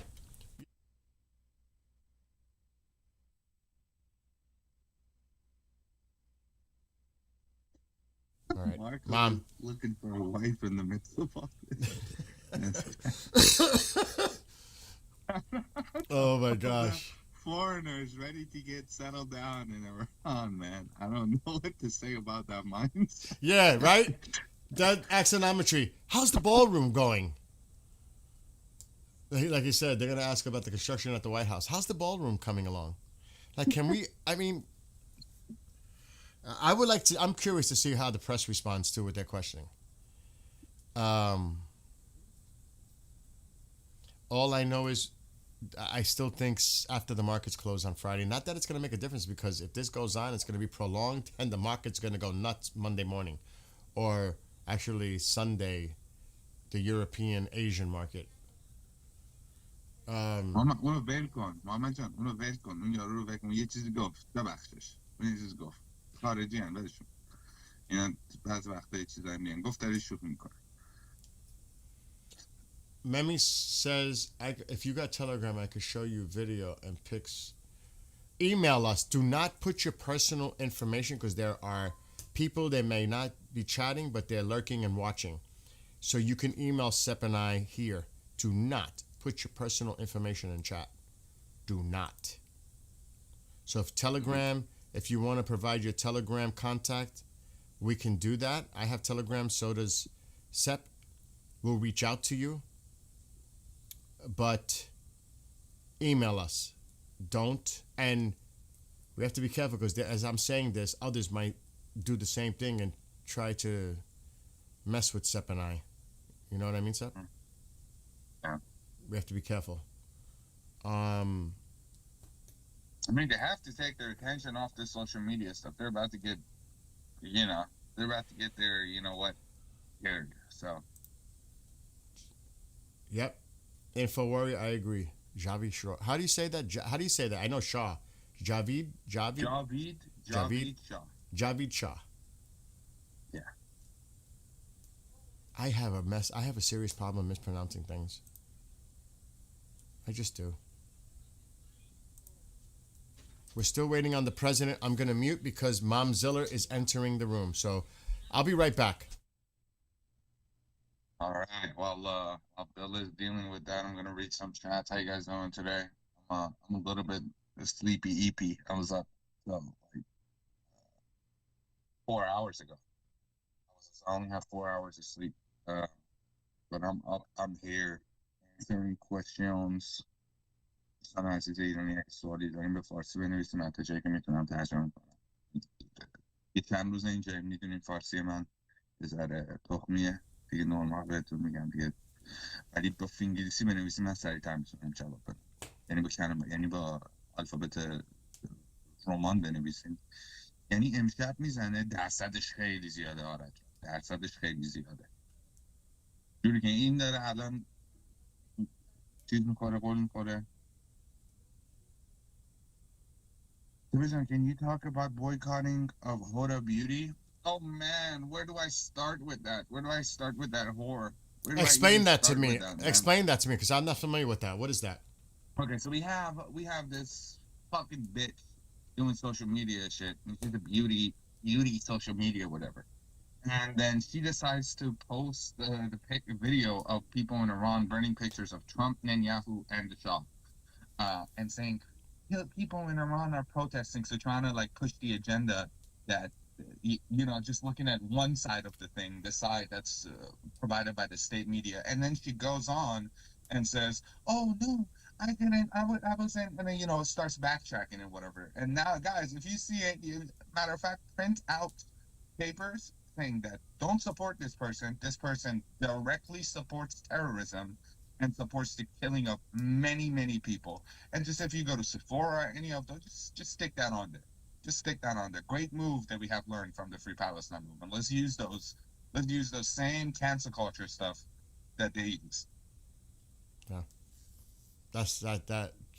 When they expose themselves and show their true colors, they can't go back on that. I mean, what a whore. You're over here pushing beauty and all of this and looking great and wearing tight dresses that are sheer that you can see your body on, and you practice all of that, and then you go and take the side of the Islamic Republic? What the hell? Look out of oh my God. What a disgusting human being. Genuinely, man. They gotta send her back. Send her to Ayatollah. Use her as a nice Oh man, whatever. I wish the worst for that woman. I wish the worst and the worst for them. Maybe not nothing close to losing her life, but genuinely, I hope her business crashes down to nothing if she loses everything. I know, Marco. You're my friend. That's been my friend for over a decade. I know which Marco you are. There's two Marcos in there. I see you. And here's another thing. And I don't want to say I'm reading too much into this, but right now he's having the cabinet meeting at the White House. Well, all the players are located there now. They're not that far away from having a situation room meeting as well. Do you know what I mean? Everybody's there. They're in place. Do you know what I'm saying? They got all the key people in the administration located in one place right now. You got to watch Pizza Watch tonight. You got to watch to see if anything happens because, like I said, everybody's come together now for this cabinet meeting. That means they're all there, which means that they're also very close to the situation room. That's all I'm saying. Do you know what I mean? Does that make any sense? They're all here. They're 100%.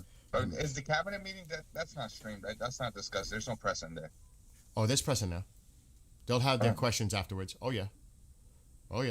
You'll see well, we're not gonna see the video. They sit on a big long table, rectangular table, and Rubio will be on his right. I believe Hexet will be on his left. You'll see. I'll show the video quickly and I'll freeze it because I don't want to get in trouble. For copyright, because this is not the time I want my channel to go down when we need the channel to stay up. Because I'll get a strike and I'll be banned for a week. Okay, thank you, Arash. We will definitely look at the emails. What's this now, Navi? We just received news that high-ranking officials from Saudi Arabia and Israel are traveling to the United States regarding Iran. There's going to be so much talk. There was a phone call today amongst a few of them, trying to still convince the United States not to take action. And the thing is, the president is saying, look, we offered them this. They said they're not taking it. What more is there to talk about? There's nothing more to talk about here. They made their decision. They refused. There's no more talking. We're not going to delay this anymore. This delay tactic is done. They were given the opportunity, and they made their decision, and now I'm going to make my decision. It's that simple. You know? It's like, Oh man, this isn't Obama, no offense. This is not Obama or somebody else that you can speak to and maybe talk him down from doing something, you know. When the president makes up his mind, I mean, it's definitive. He's going to do it. I mean, I don't see this being backtracked at this point, especially with everything that's going on. All the pieces Yo, being I got some horrific news, man. They're sending SMSs out saying that all these videos of all these killings are fake, and that they shouldn't look at anything in social media. So they're saying not at these videos, but Heat Online. They're desperate. They're desperate. They're saying that all of those are fake. Yeah, they're desperate. What'd you say? They're desperate. They're desperate, yeah. Yeah, they know. دوستان عزیز اسم ایشون بیل هستش بیل. It's an act of desperation because they know. But wait a minute. Didn't the supreme leader even say, or someone in the regime say that they admitted to like 3,000 like a week ago or something like that? They admitted to that amount of, they call them rioters or terrorists now, that there was thousands that lost their lives. Even they said something. So how is it fake? I don't get it. You know what I mean? That doesn't even make sense to me. They admitted it. Well, they got CNN on their side now, so they're definitely going to be stronger. Yep. That's how CNN got there. CNN, man. That's how they got there. They're sucking up to the regime. They're not going to say anything objective or balanced about the regime while they're in their country because, they won't. It's going to be pro-regime-ish, and it's going to be people that they're told that they can talk to. It's so biased. It's so bullshit. I ain't buying any of it. None of it. Zero. None. Hey, man. Crazy, man. This is crazy. And I agree. This is crazy. Marcus, if you're not on the ground in person in Iran, it's kind of hard to believe. You have to be there. You have to know what's going on the ground. You know? درود به دوستان. I mean, really, it's the people of Iran. They know what's going on within the country, and they're trying to get it out to the people. That's why they had a blackout with the internet. They didn't want anything coming out of the country while they were killing thousands and thousands of people, injuring probably hundreds of thousands of people. The brutality that they're doing in hospitals, and I don't, you told me some disturbing stuff last night. I mean, it's happening across the country. There's no denying that. And even Tusi's getting those videos showing what happened in Mashhad. There's still it's crazy. It looks like a war zone in Mashhad at night. Tusi showed it yesterday. I was like, whoa. Exactly. Tusi TV has sources in Iran. That's exact. He put it in chat as I'm saying it. It's exactly. So we see what's going on. And God protect Tusi, his family, everyone at this point. This meeting was supposed to start 15 minutes ago, so I'm still watching it. The audio is up. Once the audio comes on, you'll hear it. Right now, not yet. Hasn't started yet. We're going to play the entire thing. I know there's going to be things that people may not be specifically interested in, or they may be, but we're looking for any comments regarding Iran. Exactly. Goldie and Armin also gave sources, and they've lost. Even Armin has discussed this. They're losing some sources. They've lost contact. That's horrific to think. It's horrific, man. Yeah, I don't know. Arash says you guys don't even know what happened to that bazaar. Rush, over 1,000 people got burned. Oh my God. And that's why I said, you got the email. If there's videos that you can send to us, images, photos, anything, please keep it credible. We don't want to put out disinformation, propaganda. Email us. Emailed us this stuff. I mean, it's that simple. And we are definitely going to protect identities and privacy and confidentiality. Because it goes both ways. Everyone's at risk. And I don't say that lightly. And I'm not trying to inflate it. Everyone's at risk. Because remember, there are people lurking and monitoring what we discuss, even the people in chat. Just be aware of that. You know that. Although I'm not a cryptologist, dude, our friend who is a cryptologist in Iran, Temsa, has been missing for 3 days. I haven't seen him. He even got mod. So usually, I hope he's okay. Are you talking about him that comes? For 3 days. Is that the person that comes in chat? That's the person. That's one of our mods. He's just not been. He's not been in the chat. Usually, I ask him about crypto stuff because he's a cryptologist. He used to work remote in Iran, and now he's just not online. I pray to God he's okay. Oh my God, yeah. That's right, Temsa. Now I know who you're talking about.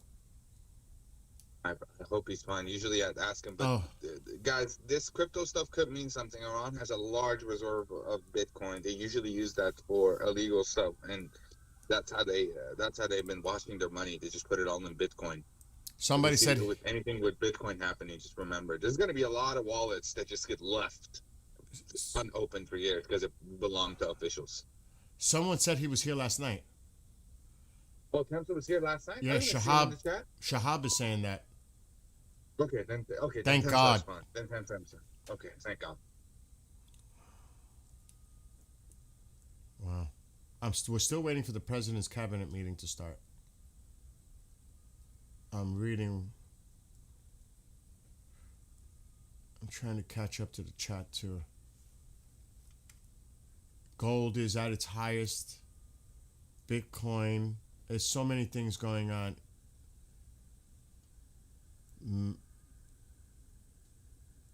I'm just checking everybody what they're reading. There's some crazy stuff going on here in my area with fire trucks and ambulances. I don't know if you could hear that. I think it's coming through the mic. Okay, good. What was somebody said to search? I know I do searches on the Revolution.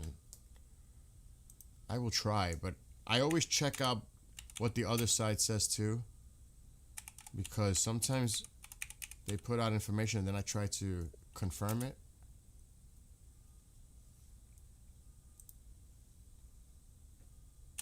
What's up, Eddie? Nothing much, man. I'm doing fine. Trying my best. How are you feeling today? Are you okay? Everything all right? I'm on 4 hours of sleep, but I'm fine. Oh, This jeez. the adrenaline of this is keeping me up. I'm doing the search that somebody said. It pretty much brings up the same things on the searches that I do. But I am trying. I'm going to check what the others are saying. The propaganda side. But there's one that's like, it's on the line. It's weird. I could share it on the screen. But they seem to be on the side of the Iranian people. This one. I'm just looking at one now different. Check this one out. And we're still waiting, by the way. Not that. That's my search. Hold on. I just had it. This one. Daily Iran News. This is unbearable. That's old. Let's see. Breaking. We know about the European Union designating the IRGC. This is crazy, bro. IRGC Navy will carry out live fire exercises in the Strait of Hormuz next week in response to the American exercises in the Middle East. That is playing with serious fire. That is just insanity. You're going to do live fire in the Gulf of Oman, in the Arabian Sea, near our forces? Are you nuts? You do that, we're attacking you immediately. If you start using live fire, you are really looking for an ass whipping. For real. I'm just going to say it like that. So you can see what they're writing. So I'm going to keep an eye on this because they've been putting us some interesting information. And so far, everything I've seen that they've written there is credible. Like you said, it's hard to find those consistent, credible accounts, Sep, you know? Mm-hmm. And I know you've got a few.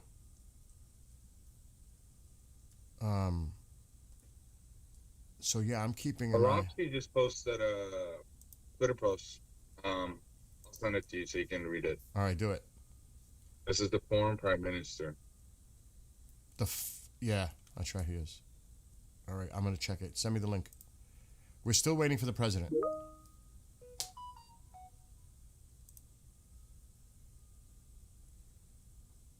I can't imagine what he's saying now. That's an image you sent, right? Yeah. Okay. I'm getting it now.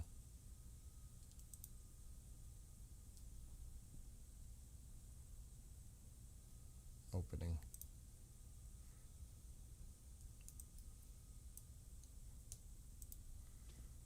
Several countries are presently attempting to avert the eruption of all-out war in our region. None of them are European.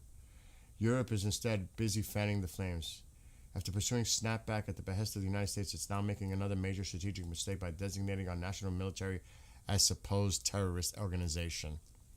Putting aside that blatant hypocrisy of its selective outrage, taking zero action in response to Israel's genocide in Gaza, and yet rushing to defend human rights in Iran, Europe's PR stunt mainly seeks to cloak that it is an actor in severe decline.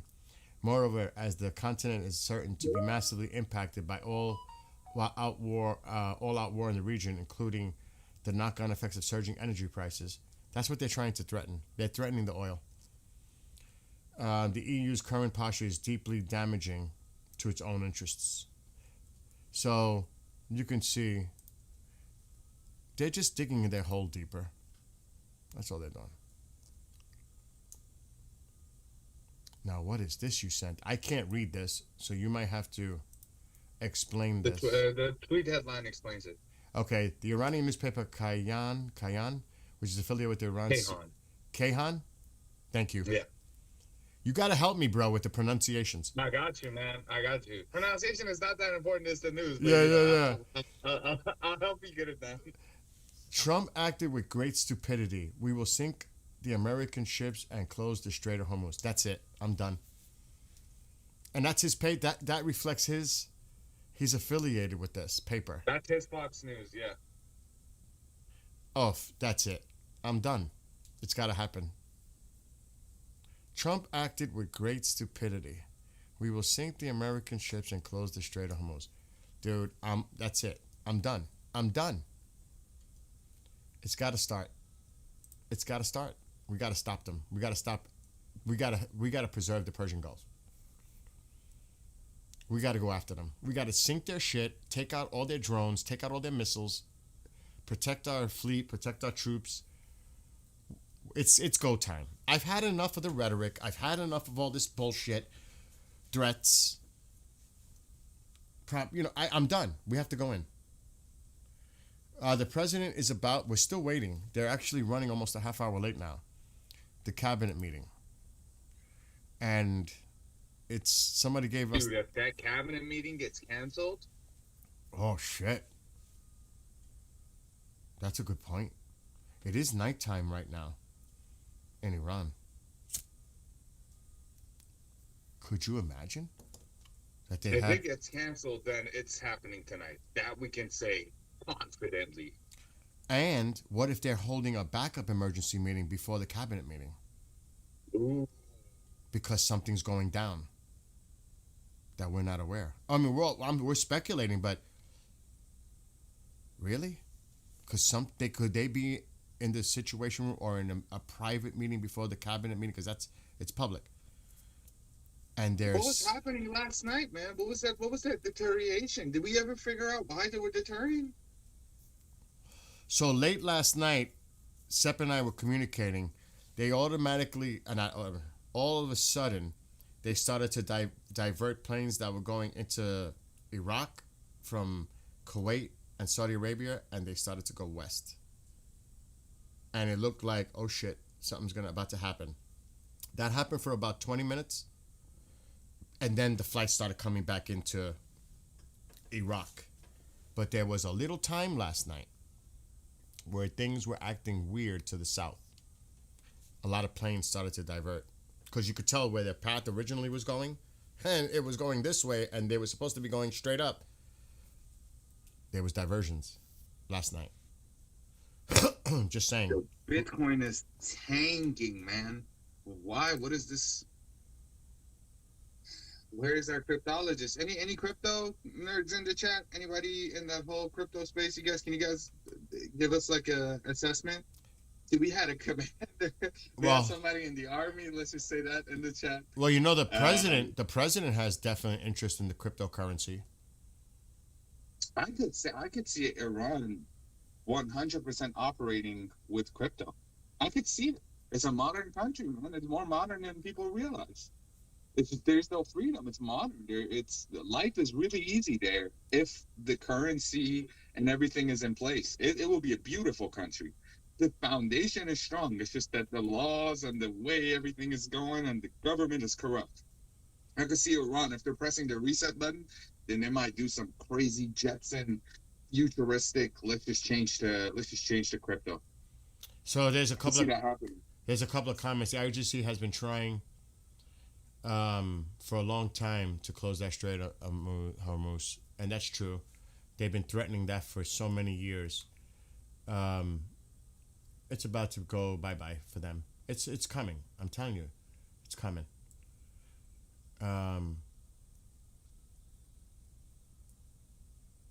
What is that comment coming in Persian? سپر از وقتی تماس ها اوکی شدن که الان میتونن با همه تماس بگیرن بیش از پاسخ گفتن مخاطب او میخوره و خیلی گفت و the calls, the international calls are being listened to. That's what he's saying. That doesn't surprise me. Yeah. Somebody saying when Bitcoin dumping war is coming. And Thank you, Marco. Retired, but was in the personal security side of Navy. Wow. Tanking faster than the New York Jets. Oh my gosh. Oh, actually, I would rather say the Kansas City Chiefs. Oh, what a season they had. They tanked. I think that's better because the Jets have always been losers. I'm a New York Giants fan, but it hasn't been too good either. Sepp, since the calls, oh yeah, that's what you just read. This is new. It's beginning to happen a lot later. Noticing a few days ago. Man. Yeah, we're just waiting for this cabinet meeting to start, and it was scheduled for 11 a.m. So it's been a half hour now. Boy, I'm watching. Bill, one of my childhood friends who I recently got into contact with, dude is tatted up to his neck. Cool gangster as fuck. I grew up with this guy. He used to come to our house when we were kids. Completely radio silent, man. I called his number. It didn't even ring. Oh no. That's I happening. knew he would be one of the ones on the front line, man. And I know for a fact, even the first day I started thinking about him. Because I know what his mindset was. Even when we were kids, me and him used to talk about this stuff. 9 years old, we used to talk about this stuff. We used to say, energia hasta divisto man basta. That's what we used to scream that in our class, which is like it's like what do you say? It was like a chanting saying that atomic energy 200 a pack. So basically making fun of this whole idea, weird obsession of Iran putting all of its money in nuclear and whatever. Even as kids. And man, I don't want to assume the worst, but I hear if you. he's not with us anymore, God rest his soul, because he's just not answering me at all. The drone has finally landed after many hours in the air. They'll put one right up, right? It may not be that. It may be the Poseidons go up, which I would not doubt that we start seeing the Poseidons going in. They're going to constantly keep monitoring this. That's a C-17. I would not be surprised. نظرش چی در مورد سپاه عزیزم؟ یعنی منظور چیه نظرش در مورد سپاه؟ And again, just because we don't see it doesn't mean it's not there. Mhm. We got to keep that in mind. There's a lot of stuff going on right now that we're just not seeing. And here's that tanker. And that tanker is not far from Syria. And it came from the RAF base in Cyprus. It went around The red Syria. planes are just the planes that Bill has clicked on. That's it. Yeah, But all the planes that you should be seeing on screen are military. He has the military filter on. yeah. Whatever that they allow us to see. Whatever they allow us to see. A lot of these planes have their tracking off for public stuff, open source public stuff. And so it's hard to say what's on the air. It's probably triple the amount that we're seeing there, maybe double. Whoa, more, probably a lot more. If there's, Really? military. Just in the air? I would not doubt there's fighters, somewhere in the area, the Typhoons, the UK, who knows. But you might be right. It might be triple. There's a lot more. Let's just say that. There's a lot more than we're not seeing. I'm just checking to see what's coming in. Okay. Dude, there is some big time aircraft though. I wonder if they have those tankers. They're not showing them. Or maybe they are. Those look like C-17s. Those are not tankers. Those are C-17s. Man, I was thinking of getting a flight to Tel Aviv. But I don't know. I'm considering going there for ground reports for this whole thing. But I don't know, man. I don't know if with this dirty bomb stuff scares me a little bit. I think you should just sit back and see how this plays out before you decide to make any kind of move. You know what I'm saying? It's hard. It's I know, Really hard, I know. Bill. It's really hard to sit back. I know, but and Mom will be worried sick. Yeah, and no, she'll be with me. She'll come. Oh, well, So we always go together. you're in it together. Yeah.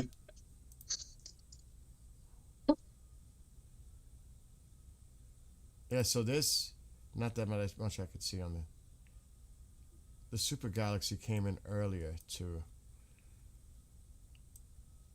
I think it was Qatar.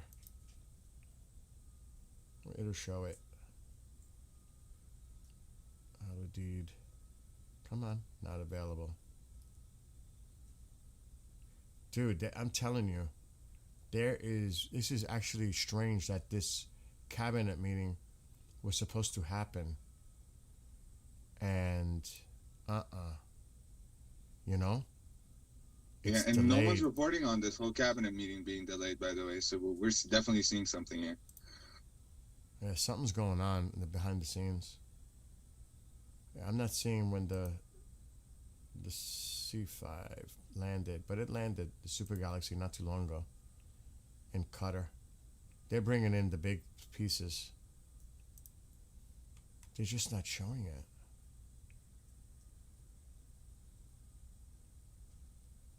Al-Udeid. These are takeoffs. We don't want takeoffs. We want landings. That's what چی we want. ونزوئلاییه؟ نه خیر، ایشون کیوبن و ایتالیایی هستن. This is the منم one. ایرانیم. Rammstein. This is the one that came in. Oh, Actually, that's a C. That's a You're Puerto Rican C-17. and Italian, right? Yes. Yeah, as Puerto Rico و ایتالیا هستن. They thought that you're Venezuelan originally. Oh God, They no. were asking. Actually, Puerto Rican, Italian. I'm a mess. Yo, Venezuelans are really racist amongst themselves. That's what I have a friend who's Venezuelan, and yeah, let's just say he's off the goop. Let's just say that. Let's just say that. Mom. I don't know why that country is like that. you have in that little plate, like I don't know what you're talking about, Mom. food. What food? لاتینو نمیدونم کدومشون برای مرده. یک کدومشون هستش ولی میکس داشت میکس In a little I'm coming, Ma. Give me a minute. I'll let Sep take over for a few minutes. No. I'll come. I'll be there in a minute. I'm coming. Dude, this is so bizarre. Maria, Billy, let me tell you something. Do you have you took any wood from here? Yeah, I got plenty of what I brought in for now. Oh my God, it's freezing in here. I said that. So yeah, I'm just gonna share the screen quick. We're waiting. Oh my God. We are waiting for the president cabinet meeting to begin, and it was scheduled for 11 a.m. So I'm sitting by waiting with all of you and Sep. We were supposed to start at 11. Yeah, dude, I think the cabinet meeting is canceled. Could you imagine? Mom's the Puerto Rican one. I am a mutt like you can't imagine. If I showed you, which I don't know where it is, the ancestry thing, English 6%, Native American 16%. It's really from Spain. They went to Puerto Rico, but it's really Spaniard. I'm really Spaniard. Of course, Italian. You have any Persian blood in you? I never looked to like the details like that, but I looked at the big numbers, you know what I mean? Yeah. I also have Lithuanian, which is Russian. So I'm a mess. I'm serious. Yeah, I got some Russian in me too. I'm also like kind of a Iranian mutt. I'm Afro-Persian. I'm Persian on that side, and then from my Persian side, it goes into Azerbaijan, and then they go back to Russia, and then from my Afro-Persian side, I have absolutely no idea. From my dad's side, Yeah, I did do the tree thing, and it took me months. I'm related to Christopher Columbus's son. Damn. And Ponce de Leon from Spain, and I have the evidence because I did all the documents and went up the tree. It took me months. That's a story for another day. My eighth great grandmother is a Ponce de Leon. I could share one on the screen, but we're not doing that. And Diego Colon is Christopher Columbus's son. I am my eighth great grand uncle, who was the Capitan in the Spanish army, is a Diego Colon. So he's related directly to Columbus's son. Because Columbus's name in Spanish is Cristobal Colon. It's not Christopher Columbus. اینجا میتونیم تایید کنیم که اینا دارن آدما رو میکشن تو زندان 100%.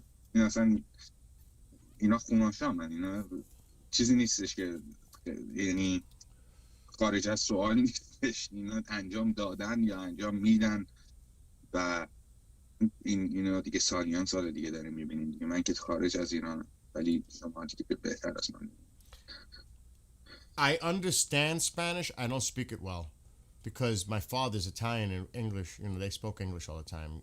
Spanish was hardly ever spoken, which is bad on Mom for not making us learn the language more.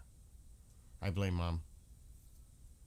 But, you know, I don't like hold it against her. I'm just saying, it should have. My father, it didn't happen. That nobody spoke. So you speak? Wait, so you don't speak Spanish? I understand it perfectly. I speak Spanglish, broken Spanish. Okay. I could communicate. So you can learn Italian pretty easily. Oh, yeah. If you ever The decide Latin. to like. Oh yeah, the Latin similarities. Yes. Yeah. The trick would be learning Persian, bro. It's the foundation. I told you this. I know. Many. What do you call those people that speak like multiple languages? Sesquipedalians? No. That's people who use big words. I don't know. People who speak many languages. Yes. And people Yeah. don't realize there's actually a study been done. The Persian people rank on the top for intelligence and IQ. That's a fact. That's Shout a out fact. Iran, man. Shout out Iran. Seriously, Shout that's a out the Persian fact. people. That's right. Look it up. I mean, you don't take my word for it. They rank way up there. Intellect, intelligence, IQ, etc. I'm not making that up. Wow, look at Uncle Tank. Irish, German, Cherokee. What is that? Remember, guys, Islam doesn't like Uh-oh. the Quad groups in Iran, but he's supportive of Islam, the religion. But he did say that he shits down the mouth of every Basijis. I just want to put that out there. He opposes the monarchy mindset, I think, but he's not. I don't think he's an IRGC bot personally. I think he's just a person with a different mindset. He condemns any killing. He says that any killing is bad. So don't. If you guys, he's not one of those that you guys should be looking into. I think personally, but he Wow. did say some crazy stuff. But Something just happened weird. So they were they went live. You heard audio. I have the audio still live. They were the camera was facing like the. Here we go. All right, I'm gonna mute. Here we go, Sep. Well, thank you very much. I think you probably noticed the Cabinet Room is getting more and more beautiful. You can see the flags behind us of the different forces and the American flag and various others. It's, I think, quite spectacular. It's never looked this good.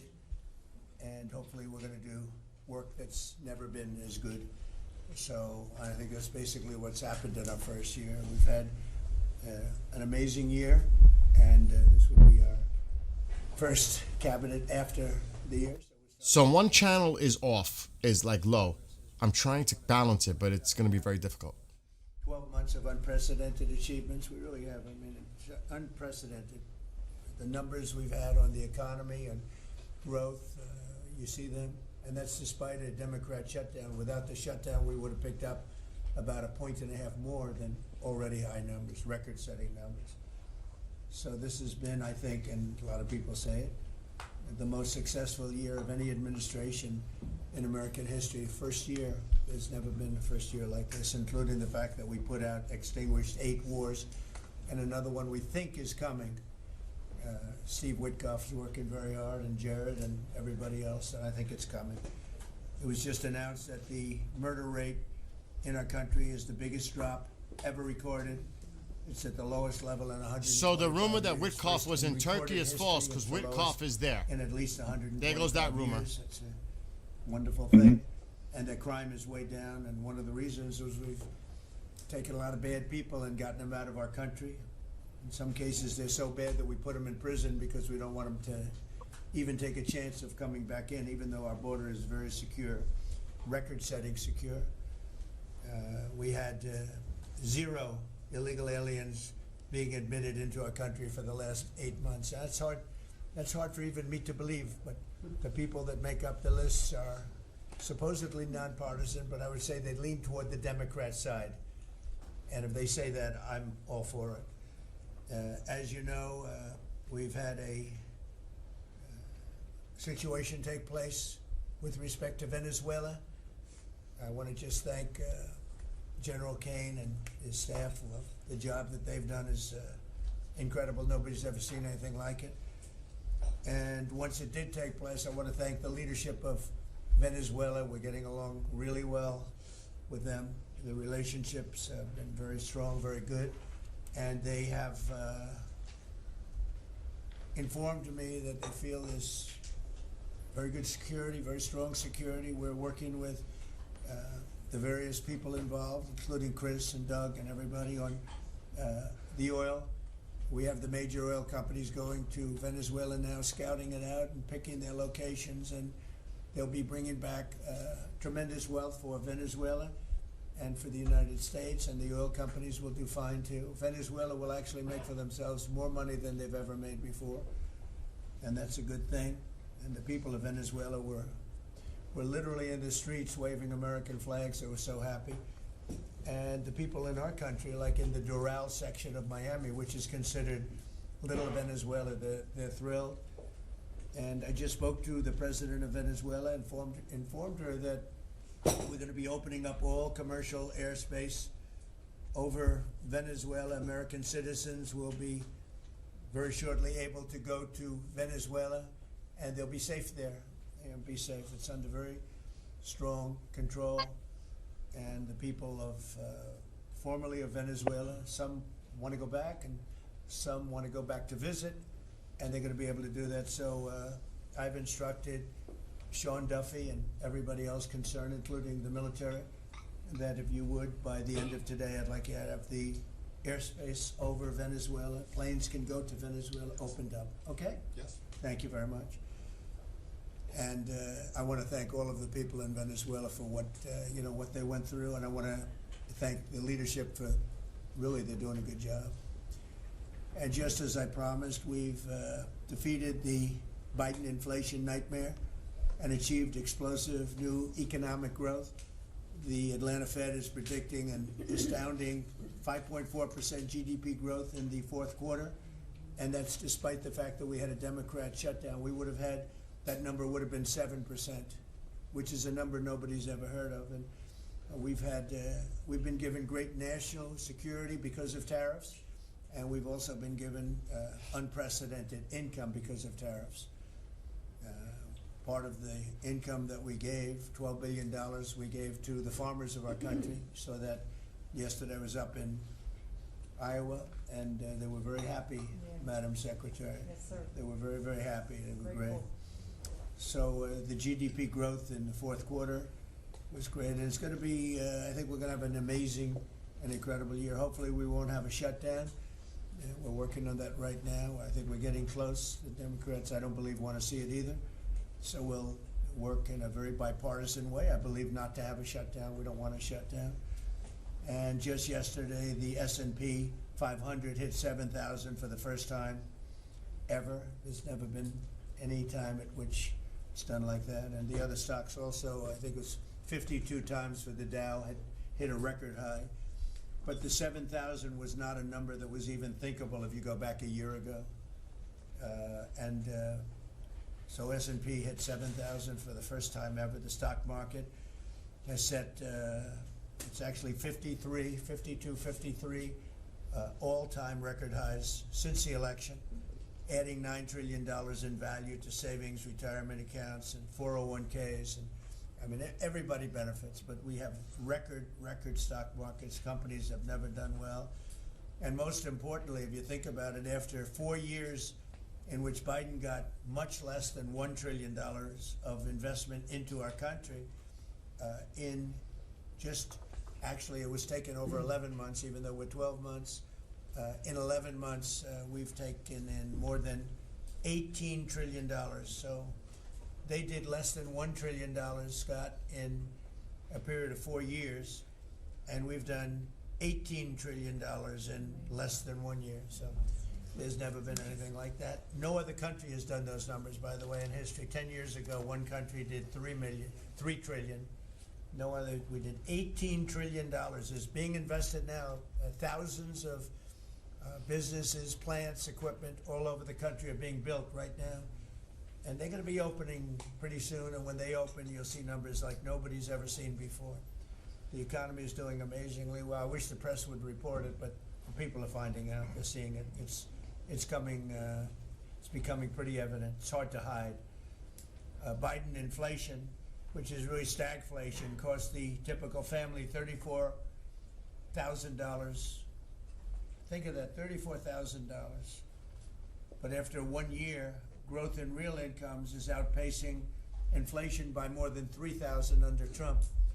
So one cost 34,000 and one made 3,000. That's a big swing.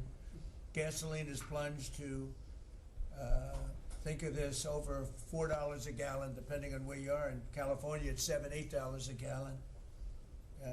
While I was in Iowa, and they had $1.85 because I had it at $1.99 a gallon, and I was corrected by two farmers that said I just bought my gasoline for $1.85.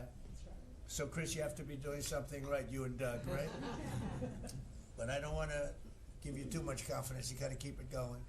We're drilling. I think I can say we're drilling more than at any time ever in the history. We're taking out more energy out of our land, but specifically, if you look at oil and gas, we've never been anywhere even close. Is that a correct statement? That is correct. All-time records. Yeah, great. It's a great job. Well, it's supply and demand, so that's going down rapidly. And you know, when energy goes down, everything else goes down. They tried to do their thing. It was a disaster.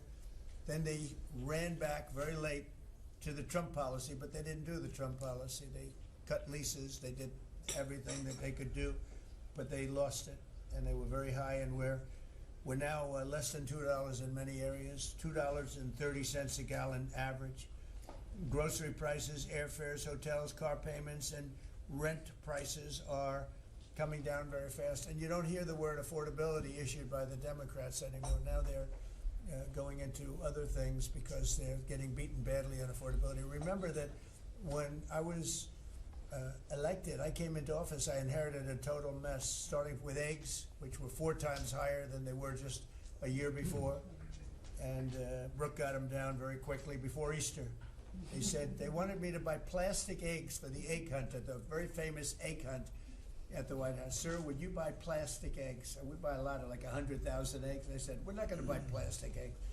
And by the time we had the egg hunt, a few months later, we had the prices down pretty good.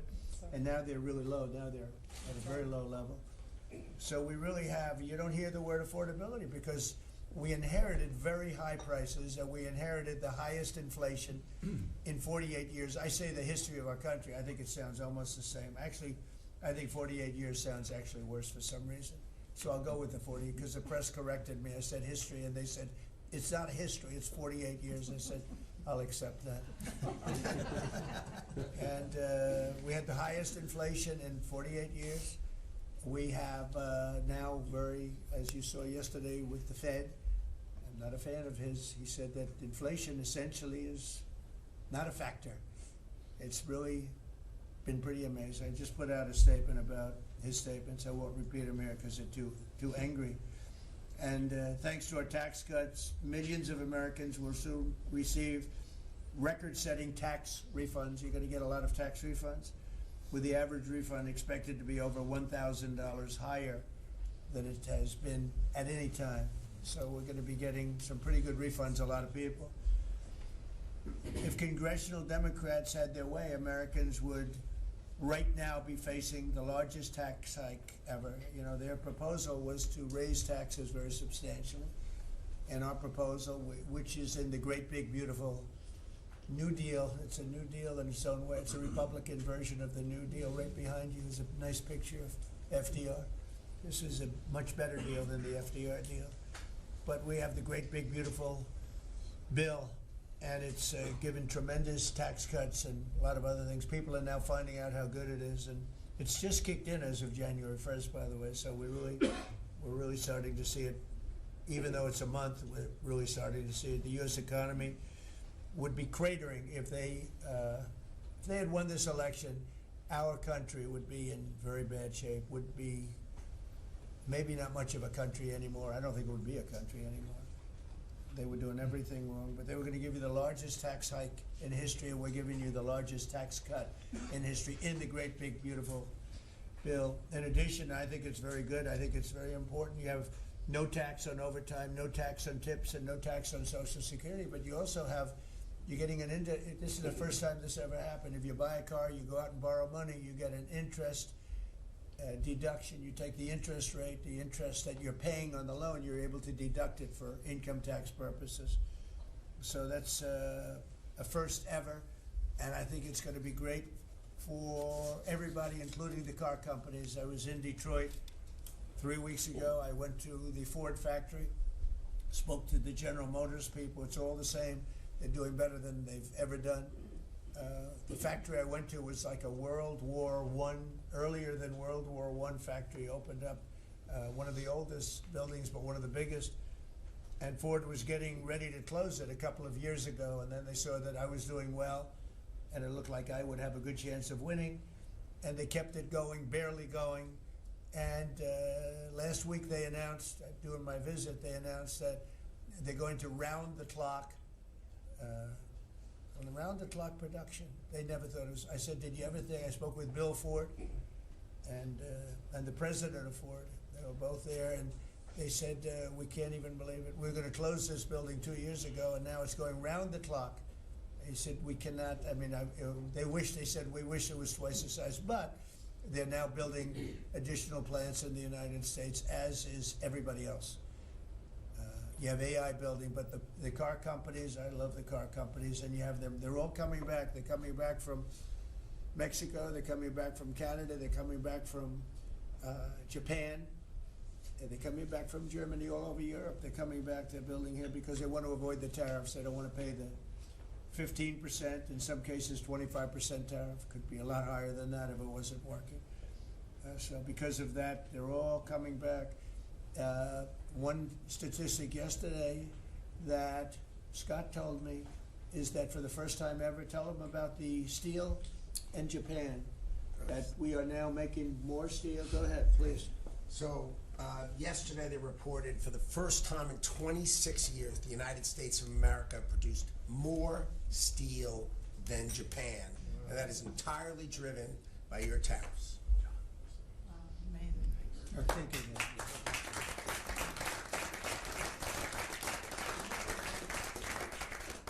He obviously said that much better than I did, because I got no applause, and I'm giving you home run after home run. He says one thing, everybody. I should have saved that one for myself. No, but think of it. First time, they read almost 30 years, but I guess it's what, 26, 27 years, that we are now producing more steel than Japan. Japan being a big steel producer. Japan and other countries really took our steel production away from us. Now, if you think of this, 3-4 years ago, the steel companies were all closing up.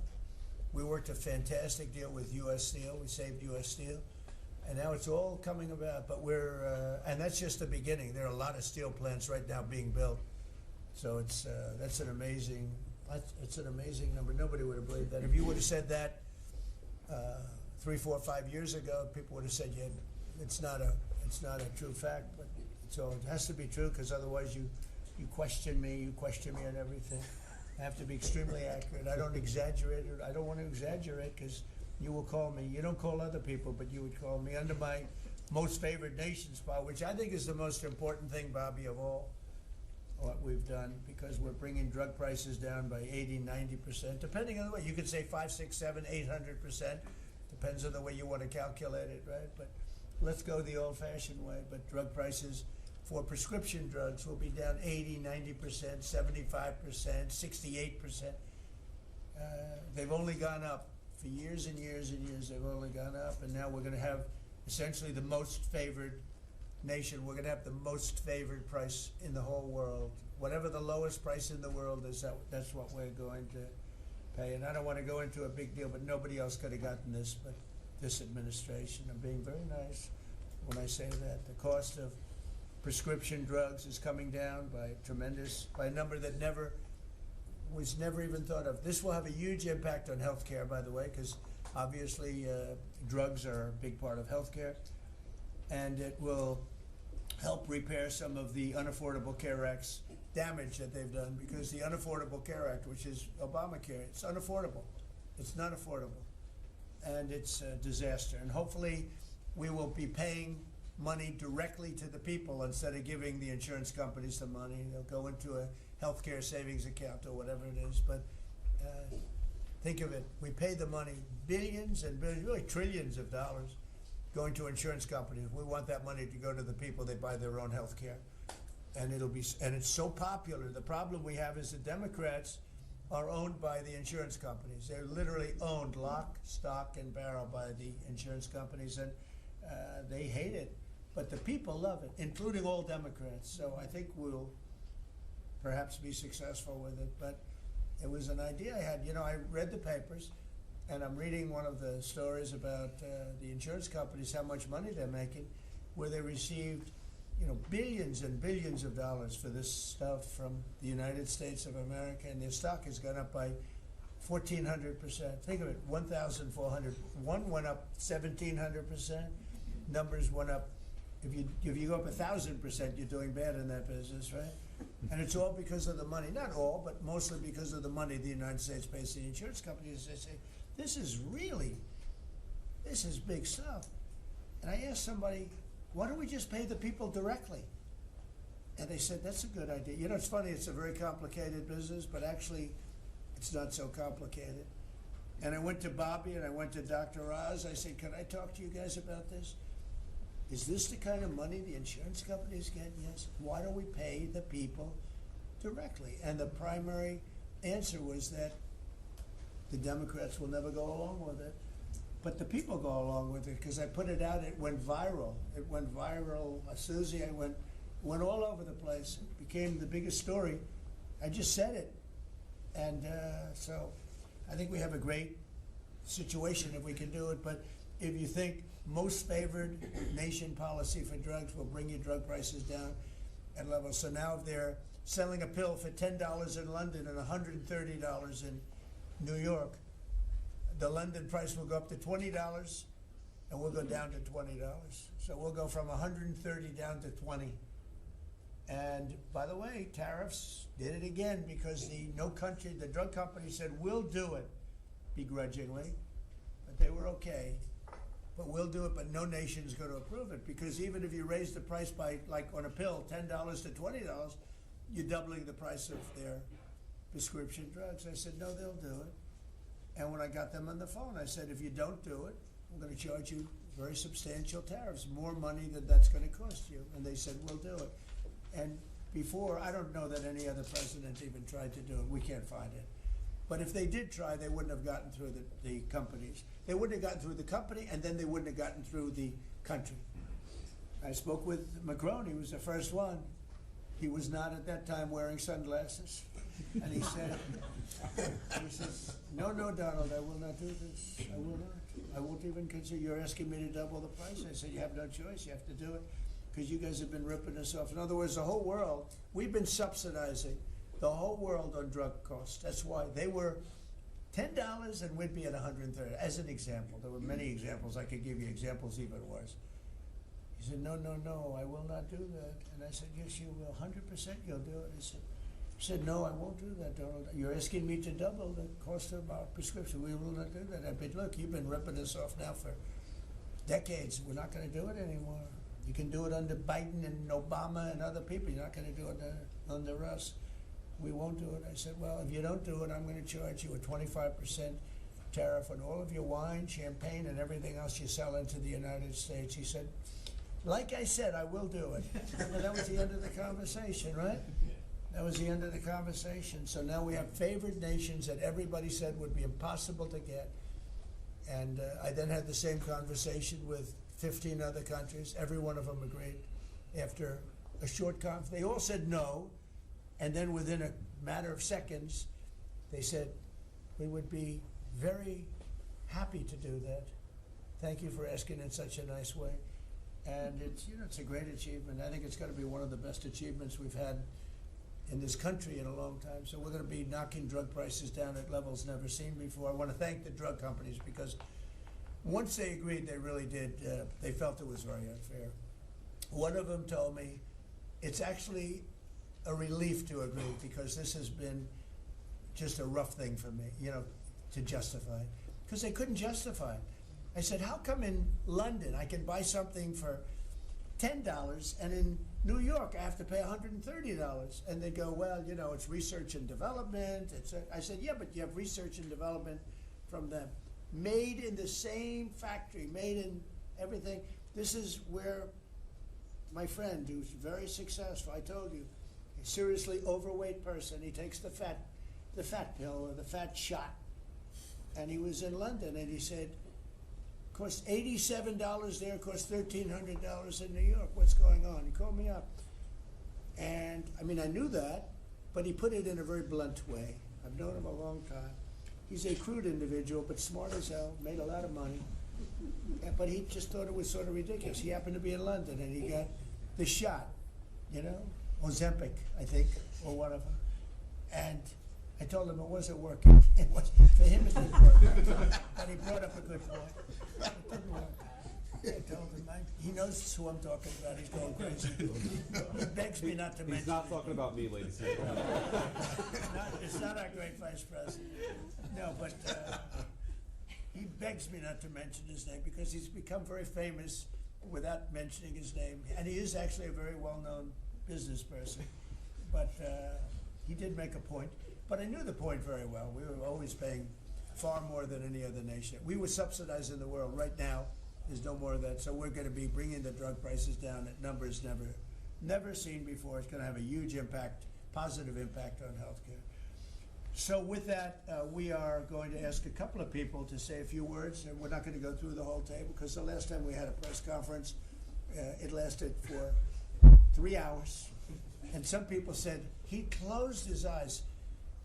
Look, it got pretty boring. In all fairness, I love these people. I love these people. But there's a lot of people. It was a little bit on the boring side. But I didn't sleep. I just closed them because I wanted to get the hell out of here. Some of them, I didn't sleep, by the way. I don't sleep much. But, you know, it's funny. Some of them got me in a blink. You know, when you go like, and they took me as at the closed segment of my cycle. And they said he's sleeping. And besides that, Marco, between these two guys, if I was sleeping, they'd be waking me up very fast. They'd be knocking me, come on, you gotta wake up, boss. But no, we've had great meetings. Look, we're the most transparent presidency by far, and I love going around the room, but we're gonna pick a few people. I think I would like to ask Steve if he could just give us a brief description of how well we're doing in the Middle East, because we have peace in the Middle East now. There's a couple of little minor flames that we put out very easily. And very importantly, we got our last hostage back, which is incredible, unfortunately.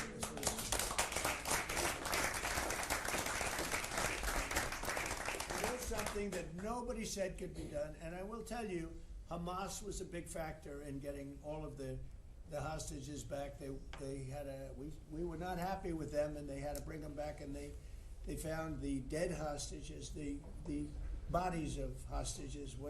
And those parents wanted their sons back, I think in all cases sons, but they wanted their sons and their family. They wanted their sons back as much as the people that had living hostages that we got them back too. So we got the 20, but remember, we got hundreds back previous to that.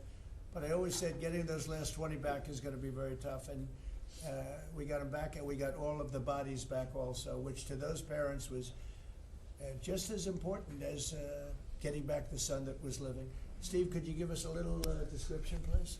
Well, your policy of peace through strength, that's what delivered them home. Without that pressure, it never happens. We are in the second phase now. We've stood up for the first time, Mr. President, on your behalf, a technocratic, all Arab government. We've got the terrorists out of there, and they're going to demilitarize. They will, because they have no choice. So we expect that. Pardon me? And now we want to get Hamas no guns, right? Right. They're going to give it up. They're going to give up the AK-47s. There's a good chance we're going to get that. A lot of people said they'll never disarm. Looks like they're going to disarm. And they did help us with those bodies, getting them back. And that family is so grateful to you. They called. I spoke to them. Jared spoke to them. You know, it's an amazing story. He broke his shoulder, but he went out there because he didn't want his friends to fight alone. He would be alive today, but for that, he had no reason to go out with a broken shoulder, and he went out and fought them courageously. And died. And died. That's right. It's a great story, and the parents are great.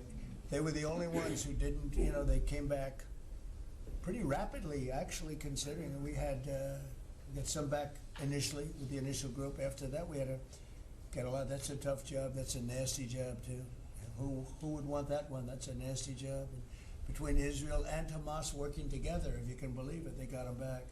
And we got the last one back yesterday, and the parents are so happy. It's amazing, actually, how We sent a message to the parents on your behalf, as you suggested, and they were so grateful.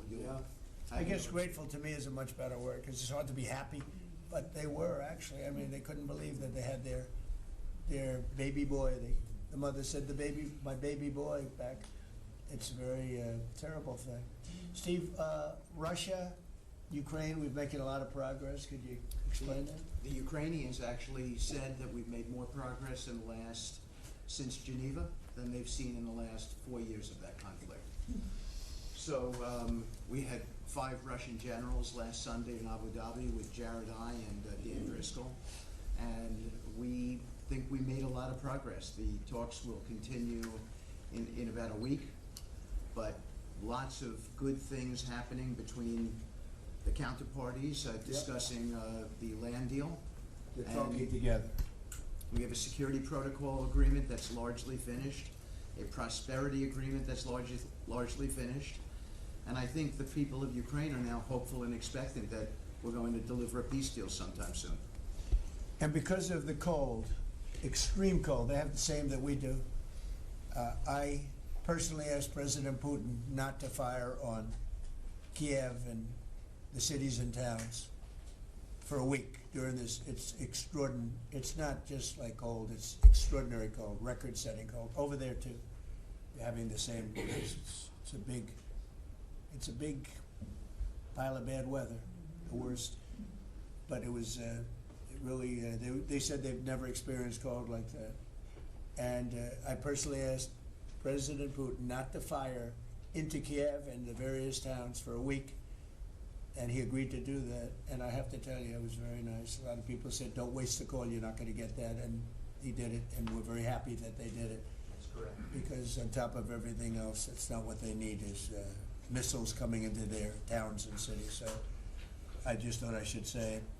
I thought it was a very good thing, and Ukraine was, almost I didn't believe it, but they were very happy about it, because they are struggling badly. I think it shows, Mr. President, how you provide an overarching sort of presence in these negotiations. The Ukrainians never thought it could happen. The Russians are doing things maybe that people wouldn't give them the credit for doing, and I think it always comes down to your indomitable spirit. Well, it was a good thing. You know, if you think it's cold over here, they say in Ukraine you can add another 20% to it. It was very cold place anyway, but this was, they see numbers that were so, they've never seen numbers like that, cold numbers like that. So it was, I thought I should mention it. Could I ask Scott Bessent, we have so many things happening, could I ask you to maybe say a few words, please? Yes, sir. So the one big beautiful bill that was passed on July 4th last year, we're starting to see the effects kick in. You mentioned the great economy. One of the things in the one big beautiful bill, Mr. President, it was an honor to host you, and as you said, the best rapper in the world, Nicki Minaj, at yesterday's Trump Accounts Summit. We've now had 1 million people sign up for Trump Accounts just this week. We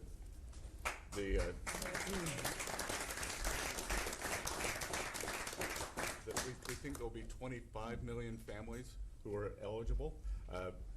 The segment that you and she did has 1 billion hits. 1 billion hits on the internet. So we're telling everyone, go fill out form 4547, trumpaccount.gov. So thanks to you, the Trump accounts, the next generation's America will benefit from today's record-breaking economy, record-breaking markets. Sir, when we came in, the Biden administration had destroyed the American people with the 3 I's: immigration, inflation, and interest rates. Immigration, check, you close the border. The inflation, as we've heard, back down to target. Prices are coming down, and interest rates, we hope there's more on the way. We've got gains in wages, low prices, and I think 2026 is going to be the year for the Trump boom. It's going to be a supply side boom. I enjoyed the trip out to Iowa. In the diner, The staff there was thanking you for the no tax on tips, and they're expecting big refunds. From that, we saw the CEO of John Deere, who said, thanks to your tariffs, new plants in Indiana and North Carolina Massive, coming. two massive plants being built by John Deere, and he's the chairman and CEO, a wonderful guy. And I said he was at the event we had in Iowa, which is appropriate, John Deere, Iowa. But I said to him, so what are you doing? He said, we just announced two massive plants. In fact, they're going to have one plant for excavators. And he said, there hasn't been an excavator built in this country in 50 years or something. He said, they're taking it out of Japan and they're moving it into the United States. Two very big plants. And I said, so why are you doing it? He said, because of you and because of tariffs. I said, if we didn't have tariffs, would you be doing it? He said, absolutely not.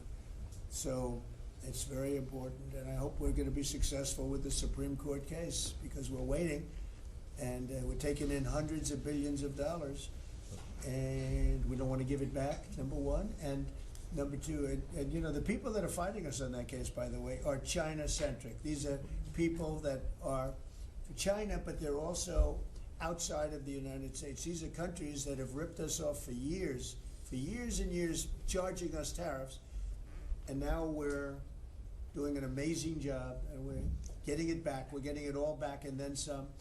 And they're the ones that are leading that lawsuit that we have in front of the United States Supreme Court. So it's a very important lawsuit for our country, and hopefully it's going to work out. We're waiting a long time, but hopefully it's going to work out. We've taken in hundreds of billions, even trillions of dollars, and certainly we've taken in trillions of dollars of, you know, a big part of that $18 trillion that's coming in is because of tariffs. They're coming in, they're building because they don't want to pay the tariff, and the tariffs are very, you know, steep. They could be much steeper. You probably saw I put out a truth today, and the tariffs could be much steeper. We've been actually very nice about it, but even being nice about it, we've taken in hundreds of billions of dollars, and honestly, they've given us tremendous national security. The power that we have because of that, they have given us tremendous strength and national security. Go ahead, Scott. Yes, sir. And the IEPA power you used on the tariffs, as you said, we're bringing in tens of trillions of investments. The tens of trillions of investments turns into factories construction, which turns into factory jobs, which turns into consumer spending. You've right-sized the government, so government employment is down. Private sector is up. Growth was a stunning 4.7, 4.8% in the past 2 quarters, biggest back-to-back gains in a decade. And we are doing that with government finances improving. So that will bring down the borrowing costs, the calendar year budget for 2024, 7% deficit to GDP, highest when we weren't at war, not in a recession, all the way down to 5.4% and getting better. Biggest decline since 2014. Generational gains in productivity, soaring productivity. We're going to lift workers' pay, record high prices, record high profits, and stock prices are soaring. You got a manufacturing renaissance, and all the key inflation metrics are trending lower. Over the past 3 months, the consumer price index is just 2.1, and core prices are even lower at 1.6, and I think that could trend below 1, given energy, as you talked about, the pharmaceutical discounts and rents. So we're expecting a great year in 2026, Mr. President. And we're going to be announcing next week, I think sometime, Scott and Howard and everybody, we're going to be announcing the head of the Fed, who that will be. And it'll be a person that will, I think, do a good job. We're paying far too much interest in the Fed. The Fed rate's too high, unacceptably high. We should have the lowest, and I think you read my statement today. I put out a statement before the meeting, but we should have the lowest interest rate anywhere in the world, because a lot of these countries are successful only because of us, because we allow them to have surpluses. And without surpluses, some of the countries that you most respect financially, that you say, oh, this one, that one, this one, that one, they're successful because we allow them to have surpluses. And we could easily stop that with the powers that we have, but we don't. We took some of it, but we took really just a small portion of it compared to what we could take if we wanted to. We should have the lowest interest rate anywhere in the world. They should be 2 points and even 3 points lower. And if it was, each point is the equivalent of, I would say, $500 billion. So if you got 2 points lower, you have $1 trillion in saving, and it's almost, if you call it just a paper expense. You can do it with a pencil. It's not cutting. It's not saying we have to get rid of jobs, or it's just like literally so easy to do. But we have a guy that doesn't want to do it because he's, I think he's politically biased. I really do. I believe he's politically biased because most smart people say it's not even a question. But despite that, we were able to bust through. It's like busting through a wall. We're able to bust through a wall, and we have the kind of numbers that Scott and Howard with the steel and other things talk about. What would you say, Howard, in terms of how we're doing, generally speaking? Great businessman, very successful guy. He's doing a really good job. What would you say? Well, no one, before you walked in the door, no one thought our economy could grow 2%. Fourth quarter, with the shutdown, 5.5%, and that means the first quarter, you could see the United States of America, with its $30 trillion economy, grow in the 6% range. And no one thought that was possible. That's how you get jobs, that's how you get money down, that's how you fix the deficit. You are fixing everything with your policies. You have changed America and created the golden age. Thank you. And with the help of the Fed, because we really, we want help, not hindrance. Why would the Fed hinder? But with the help of the Fed, with the right choice, if we make the right choice, a lot of times you make a choice, you think it's good, and it turns out to be not good. But with the help of the Fed, we could hit numbers that have never been hit before. We could hit 8, 9, 10. There's no reason why not. And, I talk about, if you go back 20 years, 25 years, I'm old enough to remember, when we had good news, when you announced good news, the stock market went up. You announced anything good, the stock market went up. You announced bad, the stock market went up. And that's the way it should be. But now it's, over the last 15 or so years, if you announce good news, that means they're going to raise interest rates because they want to kill it. So you can never really be that successful because you announce all record numbers, great, because they're afraid of inflation. But growth doesn't have to have any impact on inflation. It can make inflation go down in many cases. So, and you've seen that with us. I mean, we're growing at a much faster rate than anybody thought was possible. We have very controllable inflation.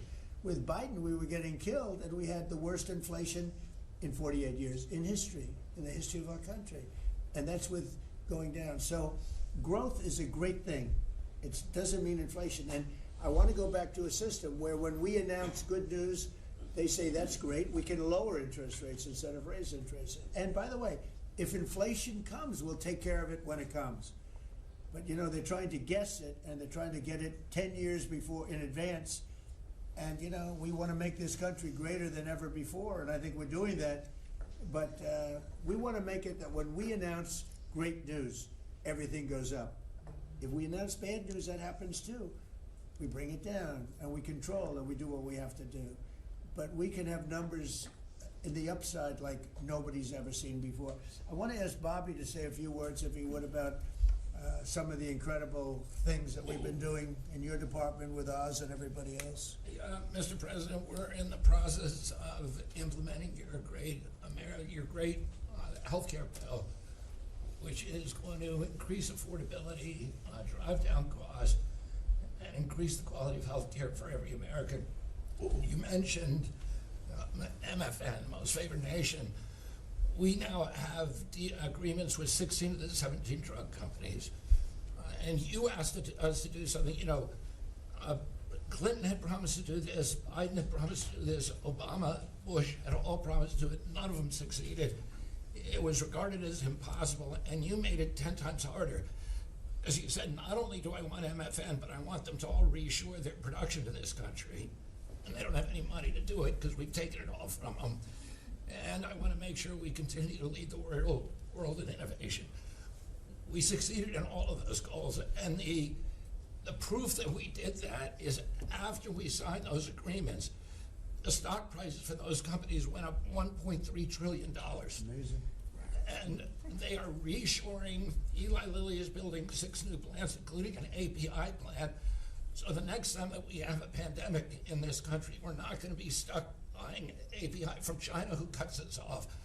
We're going to be able to make it right here. Novo Nordisk is building 4 new plants, and we are going to be releasing Trump RX so that every American can get the lowest prices in the developed world. In some cases, they're going to be lower than the lowest prices in the developed world. And that's going to be happening sometime probably in the next 10 days. So we're doing rural health care. We sent out $10 billion last week. The states have that money. They're going to be giving it to rural hospitals sometimes in the next 2 weeks. And we're going to revolutionize rural health care in this country. You are raising the influx of federal dollars to rural health care by 30% over the next 5 years. So 30% every year, more dollars, federal dollars, are going to be flowing to them. It's going to allow them to rebuild their decaying infrastructure, to retain providers, and also to revolutionize the use of AI and other technologies, which is going to dramatically lower the prices for rural Americans and raise the quality of their health care. Brooke and I released the dietary guidelines, which have been received incredible acclamation from both sides of the aisle. We are going to change the food culture in this country. Brooke gives away $405 million a day to buy food for Americans. And the WIC program, the Head Start program, SNAP, school lunches, the VA, and the military, they're now going to be getting real food for the first time. And Brooke came up with the ingenious idea of requiring every store in this country that accepts food stamps to double the amount of real food that they're selling. And this is going to drive changes in the market, and it's going to lower the cost of meats, of proteins, of whole grains, of fruits and vegetables, so that every American will have in their reach an affordable meal that actually is real food. 70% of American kids now are, 70% of the diet of American kids is now ultra-processed foods. That's why we're spending $5 trillion in treating chronic disease in this country every year. We are attacking fraud. We have Oz finding hundreds of billions of dollars of Medicaid, Medicare fraud in states like Minnesota and California, and we are clawing back that money. We also accomplished something that every American has promised, which is prior authorization. Now we have 80% of the insurance industry that has agreed to eliminate prior authorization in almost all of their procedures. So that this is going to dramatically change the experience of every American with the healthcare system. When you go to your doctor, your point of care, before you leave that office, you will know whether the insurance company is going to pay for the procedure or not. And that is going to, as I said, change the experience. We're also doing price transparency, which you asked during your first term. It never got implemented because the Biden administration never enforced it. We brought more enforcement actions against hospitals than in this 1 year, and the Biden administration bought in 4 years, and we're doing a crackdown so that every American, when you go to a restaurant, you look at the prices before you buy the meal. You ought to be able to do that when you go to a hospital, and by the time that we leave office, every American is going to have that guarantee. We're doing a lot of other stuff, but we were told to keep it short. So. And the autism that's moving along, really, is that? We've commissioned now dozens of studies, maybe over 100, and we are going to get those done for you. Good. That's so important. Also, Eli Lilly, Merck, Pfizer, every drug company, they're spending trillions of dollars right now, as we speak, building plants in the United States because they want to be able to save a lot of money on tariffs. It'll be hundreds of percent, 100%, 200%, 300% in 2 or 3 years from now. So I said, you better have your plant built because in 2 years from now, before I leave office, it'll be a sad day, very sad day for me. But before I leave, every one of these plants better be built because you're going to be paying 300% tariffs. and they're all building their little hearts out. I spoke with the head of Eli Lilly, who's a fantastic guy, a star actually. He's a star, very smart. And he told me he's building 6 plants in the United States, big ones, in locations that I know very well, but all over the country. Merck is building, and Pfizer's building, and every one of them's building, and foreign companies are building. So it's an amazing thing that's happening, and you're doing a fantastic job. I read an article today where they think Bobby is going to be really great for the Republican Party in the midterms. So I have to be very careful that Bobby likes us. But we're letting you do your job, right? Thank you, Mr. President. Thank you. You're doing a great job. You and Oz and the whole group, they're doing it. I'll add this, and Marty McCary has done an incredible job at FDA. That's true. Last month, we approved more gene and cell therapies than any time in history. And we're making this a safe and productive and encouraging ecosystem for biotech so that China does not steal that industry from us. Fantastic. I'm going to ask Scott Turner to speak really quickly about housing because, in my opinion, I have very strong opinions on housing. That's what I did for a long time. I did good with it. But, you know, we got to get interest rates down even lower. They are now pretty low, but we got to get them lower. And I'm a big factor. To me, the biggest factor is interest rates for housing. Only in that, you know, you have a lot of people that have become wealthy in the last year because their house value has gone up. And, you know, when you get the housing, when you make it too easy and too cheap to buy houses, those values come down. I don't want those values to come down. We have millions of people that own houses, and for the first time in their life, they're wealthy because their house is worth $500,000 or $600,000 or more or less, but more money than it's ever been worth before. I don't want to do anything to knock that down, and so I want to be very careful with this. You know, you make housing, I can turn on housing immediately, but you make it too easy and you're going to knock the value down of people that own houses. I want to, for those people, those millions of people that own houses, we're going to drive those values up, but we're also going to try making it easier for people to buy. The best thing that can happen for both groups of people is lower interest rates, and those interest rates are coming down, and with a proper intelligent person at the Fed, that person will be able to work with us to get interest rates down. That covers all of the sins. It covers everything. Lower interest rates keeps the values up for the people that have housing and lets other people buy housing. And Scott, if you could just expand quickly on that. Yes, sir. You did allude to when we first came in, sir. You know, our fiscal house in America was a mess, but because of your economic policies, the economy is thriving. And I do have some good news to share. As you said, you know, good news. I hope this will make the interest rates continue to go down. But because of your policies, sir, home sales in December, they rose sharply to their strongest pace in 3 years. A lot of people, when we first came in, and particularly young people, were concerned and asking the question whether they would ever be able to afford to buy a house in America, which is the American dream. The 30-year fixed mortgage rate dipped to a multi-year lows, driving monthly payments down for the 2 years at the lowest levels. So more people can get a mortgage now, more families can be able to afford to get a home and achieve the American dream. At HUD last year, we helped and supported over 1 million people through FHA and Ginnie Mae to be able to buy a home. 500,000 of those were first-time home buyers, and hundreds of thousands of our veterans we supported. And so that's good news that millions of people in our country are now beginning to buy homes. We also, sir, saw that you are, and we're working with you, making bold action to ban institutional investors from buying single-family homes. Those homes are for the American people. So, sir, thank you for your leadership on that. Also working with Director Pulte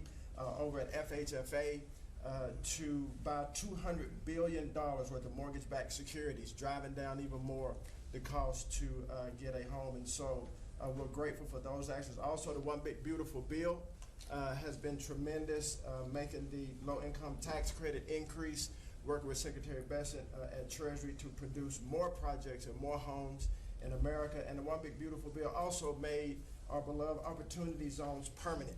And the media doesn't talk about opportunity zones very much, but I'll do it today because I know that they have been transformative in our country.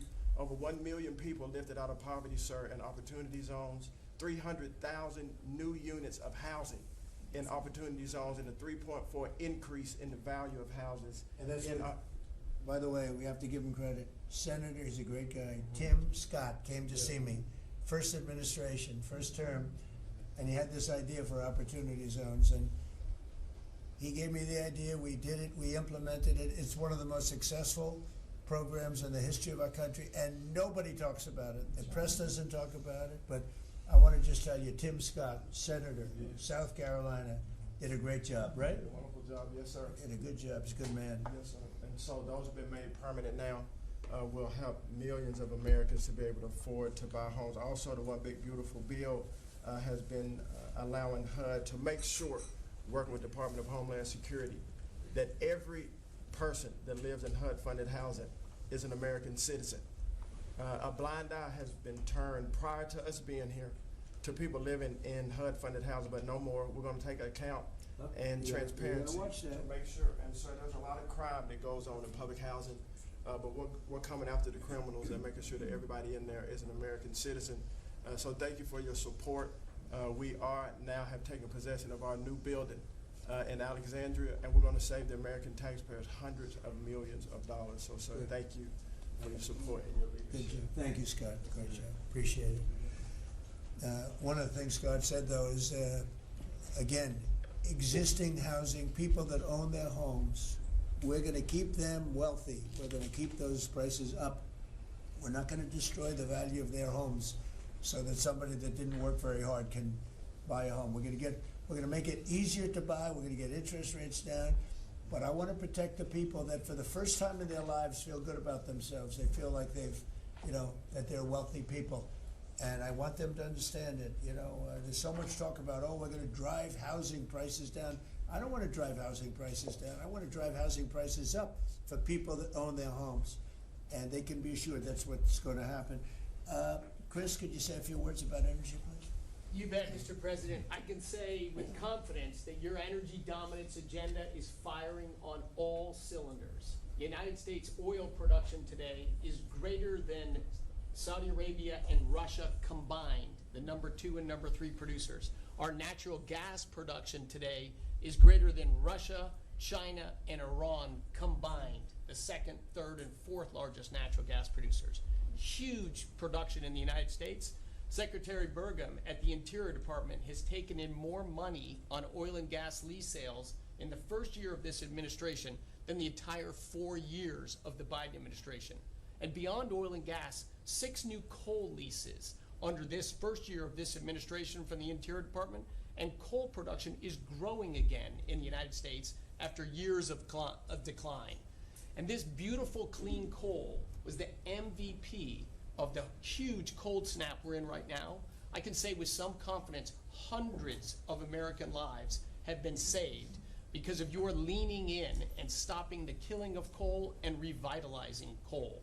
Coal, over the last few days, where we're at peak demand in electricity, has delivered 20 times more electricity than solar and batteries.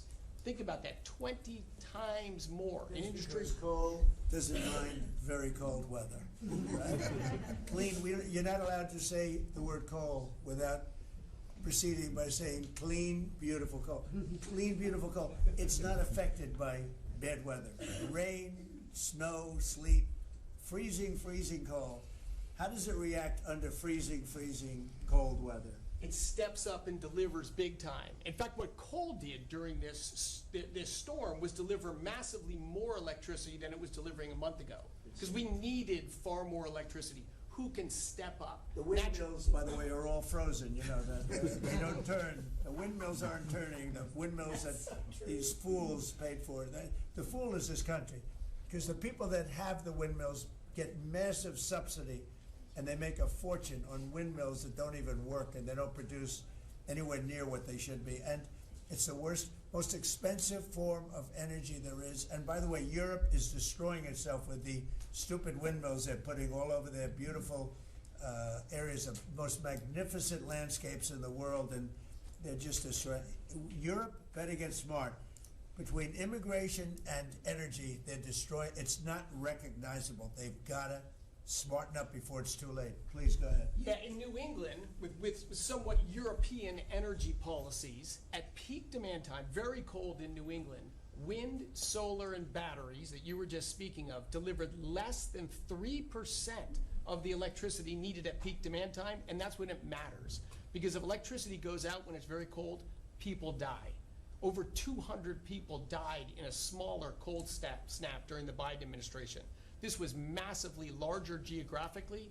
We have had no failure of the electricity grid, no failure of long-distance transmission lines. Local distribution lines have iced up and come down, and we have people from all over the country working to get those back up because people need their lights back on. But your energy policies delivered just a dramatically different outcome for the American people. If we'd continued the Biden-era policies for one more year, continued to shut down coal plants, continued these crazy climate restrictions that wouldn't even let power plants run at maximum demand time, we hadn't liberated all the backup generators that are sitting there. We gave up an emergency approval, So a lot of run those everything. plants that were going to close, coal plants that were modern and good and threw off very little problem, and that were really powerful. You know, by the way, China does most of everything they're doing with coal. Not that we want to copy anybody, but you know, they make the windmills, but they don't have a lot of wind farms. That's somebody ought to look at that. How many wind farms do they have? Very, very few. They make them, they sell them, they make a fortune, but they don't use them. So the coal, I mean, I understand they're using it also as a great backup. So you build a plant, but they have it as a backup in case of tragedy, in case of really bad weather, et cetera, et cetera.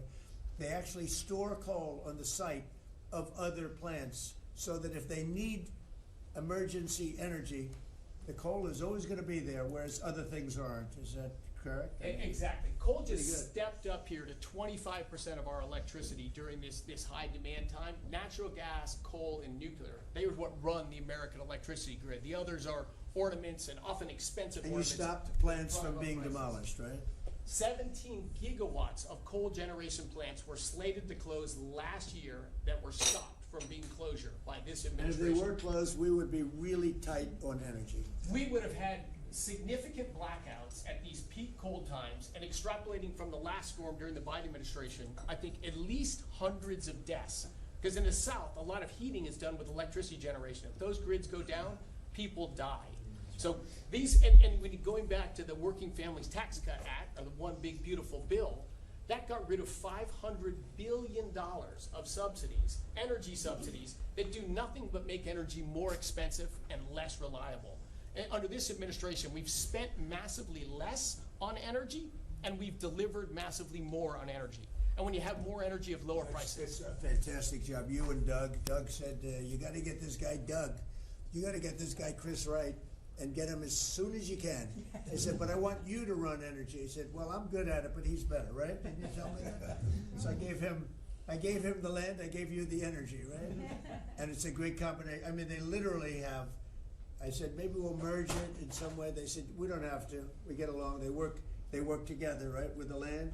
He's got the land and the energy. He's got the knowledge to take it out. It's been a good combination. This administration, the whole administration, and your leadership has been very focused on energy, because we can push down energy prices, we can lower costs on Americans, and we can raise wages by bringing jobs and opportunities here. It is a transformation of American energy. Thanks for your leadership. He's one of the most respected people in the energy world. And Doug told me about Chris Wright. They said, if you could get him, what he gave up to do this job, you're making a little less money, but that's all right. You don't care. What you're doing is fantastic. But he said he's the best in the world. Other people have told me that. The heads of the biggest companies have told me that. And it's really panning out to be so. We appreciate it very much. It's great. One of the things we're doing with energy, I think that's so important. We have an old grid, been around a long time, and not really, can't be much expanded. It can be fixed up a little bit, but can't be much expanded. And we have some plants that are so big that the grid would never be able to hold it. We're allowing them to build a electric producing plant, mostly electric, but they can use nuclear to do it, they can use oil and gas, they can use coal, they can use whatever they want. I think many are choosing oil and gas because it's there, it's tried, it's true, it's plentiful, it's inexpensive. Some are going nuclear, some are going both. Many are going all three.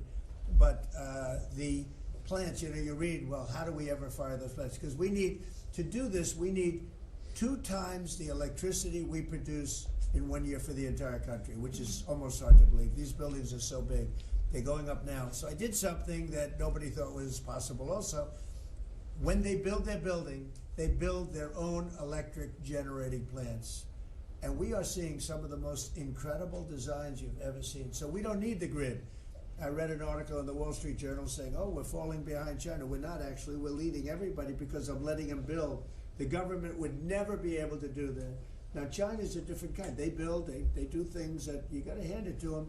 President Xi, they build vast amounts of energy. They don't have certain constraints that we have in this country, but we're more than topping them. We're leading China by a lot on AI, and it's primarily because I'm allowing them to build with their plant their own electricity. If they had to rely on the grid, they wouldn't have any power. You wouldn't have any power for anything. And they're building the electricity. And one of the reasons I'm able to do that is we have a very capable man in the room named Lee Zeldin. He may be in the room someplace. Is it his normal place? He's there. He's always there. Most reliable, solid guy, and he's done an amazing job. Could you just explain that? And also, because of the fact he's so good, California has a problem. The hardest permit to get when they lost 25,000 or so houses, which shouldn't have been lost, they should have allowed the water to come down from the Pacific Northwest, which was very plentiful. But they didn't do that. They lost 25,000 houses. Lee and his team gave them the most complicated permit within 20 days. Everybody, every single house that burned down got the federal approval. Unfortunately, it's well over a year, and the state and the city, that's Gavin Newsom, and the city, the mayor who's grossly incompetent, by the way, they have been unable to give permits. There are like 3 houses being built out of thousands and thousands. They have no permits. So I read about a week ago that it's possible, because of what's happened, whether you declare national emergency or something, these people are dying to build their house. They want to do something, that I could put somebody in charge from the federal government. Congratulations, Lee. And I'm putting Lee Zeldin in charge of getting them their permits, city, federal. You have the federal, you need the city and state, and I hear you have great powers over them if we want, and we're going to give you that power. We've already given you that power. So Lee Zeldin is going to work with the thousands of people that are dying to build their house. And I also recommend one other thing. Give them the house plus a 10% bonus. In other words, you get a bonus, you can build your house 10% larger. They've suffered so greatly, they've waited so long, and they should be given a bonus. So I think, and I've heard this has been done before, they get a 10% bonus. They can build a house that's a little bit larger than what they had before. And I'd like to have you take it over. Mr. President, your great Secretary of State was looking for another job. I was thinking about him, but he's pretty well booked. I watched him. He did a great job yesterday, but he's a little booked up. Let's go, Lee. Talk. No more ideas like that, Lee. When President Trump came into office, he immediately signed an executive order giving EPA 30 days to complete our Phase 1 hazardous material removal, so that the Army Corps can come in and complete their Phase 2 debris removal. So at first the response was that was going to be impossible. Good luck trying to get it done maybe by the summer. But we figured it out because operating at Trump speed, the president was just sworn in. We had to get it done, and we got it done in less than 30 days. The Army Corps then came in and completed the debris removal. So the federal government, while the governor has tried to accuse this president of not focusing with a laser on putting all of the weight of the federal government into getting this done, it happened from the moment he was sworn into office. SBA came in. I think it was about half of the disaster loan money, billions of dollars from last year, went towards these residents and businesses. So the full weight of this government. But right after I was sworn in, which was actually a year ago today, my first trip was to East Palestine, because the vice president never forgets his home state. The second trip was going to Los Angeles.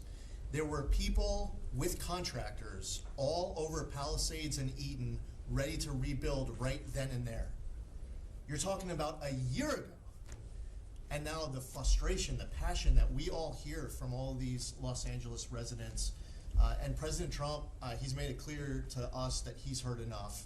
And the message should be heard loud and clear to that local leadership, they should be motivated listening to this right now. And when this cabinet meeting is over, if it hasn't been done already, is that they need to go into the office where these permits are just laying around, flip over tables if you have to, fire people if you have to, and get all of these approvals done so that people can rebuild their lives. It's been a year, and this president has had enough. So whatever you can do, you know, that's going to be very important. And it's so sad. Those people, we were there a few days after the fire. You were there with me. We're walking down the streets.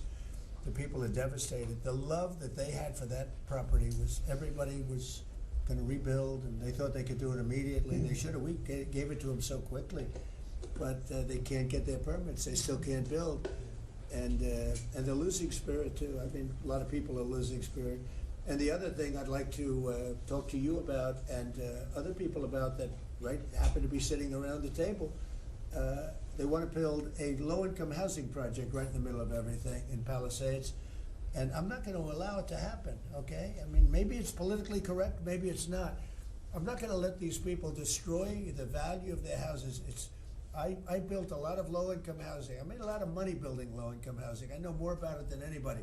We're not going to allow this guy to build a low-income housing project on top of everything else in the middle of that mess that was created by the fact that they didn't allow water to come down from the Pacific Northwest, okay? And I'd like you to have that stopped and stopped immediately. No financing, that might be you, Scott, because they'll come to you for financing. It's never going to be approved. You would never approve. Scott thought it was a horrible thing. So there's going to be no financing for low-income housing. Let the people build their houses, and as fast as you can, help them, help the mayor and help the governor get their permitting done, okay? Yes, sir. Okay, thank you very much. Kelly, you know, I think you were just alluded to, are you helping some of the people out there with loans? Yes, Mr. President, thanks to your leadership, you also helped put the fires out. Your executive order got water to the scene in your earliest days of your presidency. So you've been there from day one. We've been out there twice now.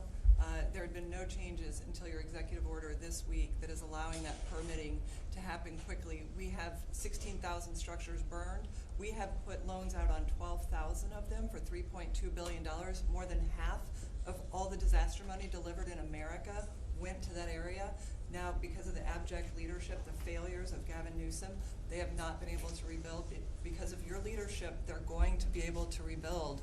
But that's not all you've done. And they'll take the credit for it, watch. It'll start, and they'll take the credit. Look at the great job we did.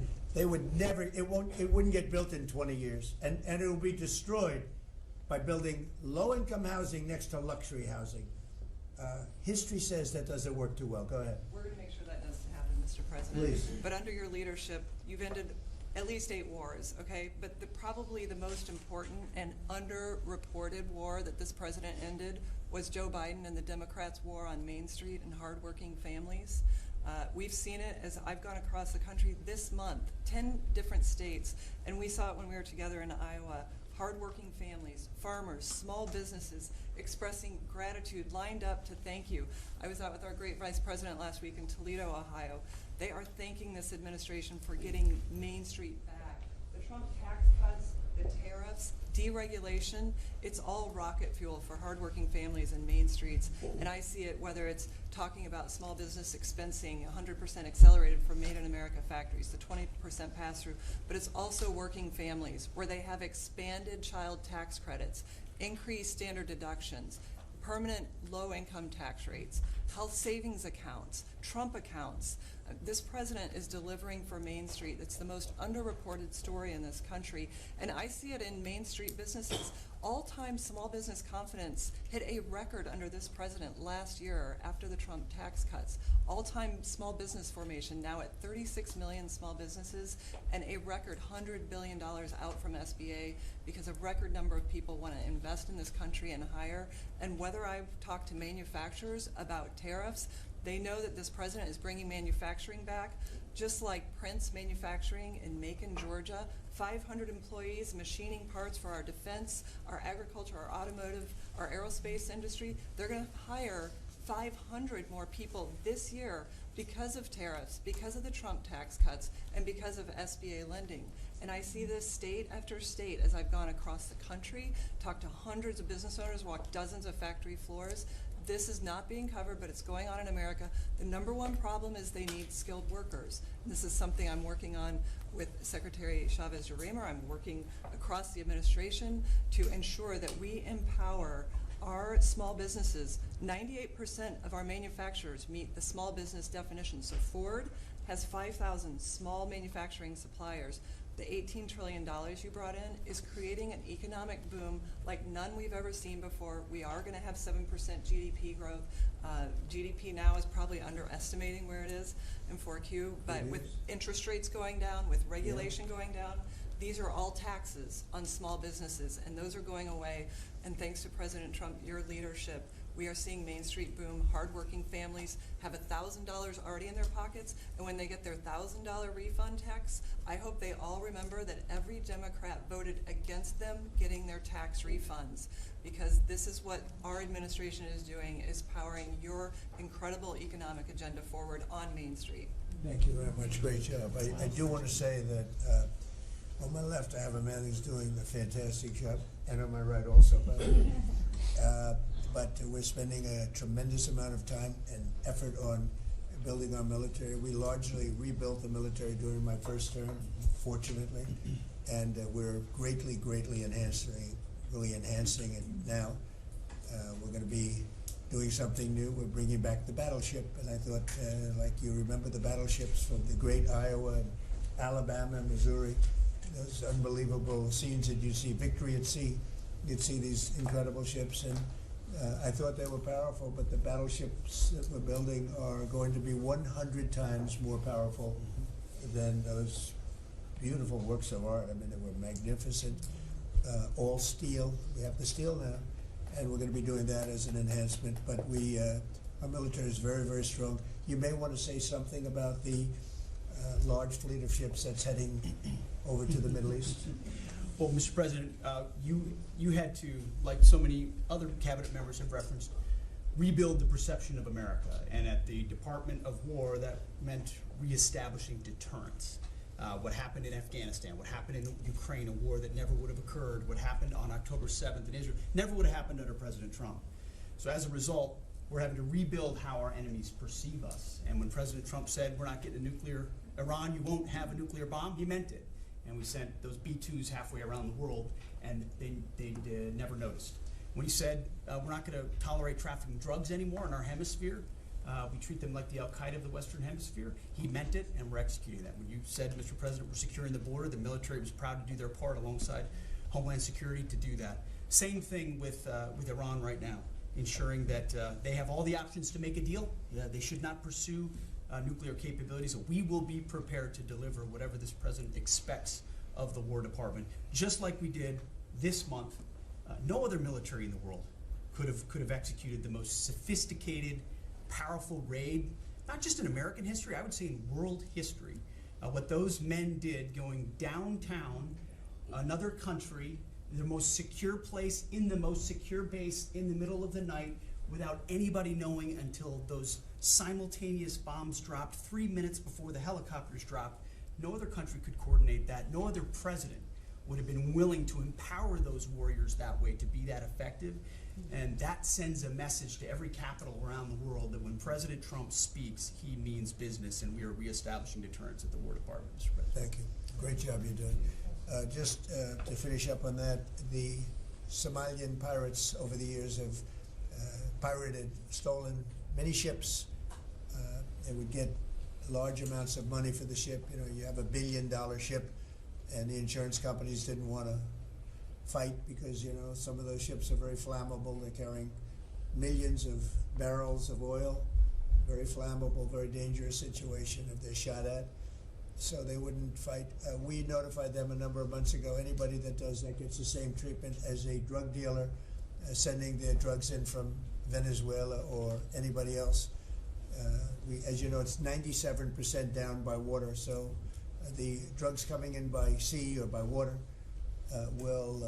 is down 97%. Now we're also starting.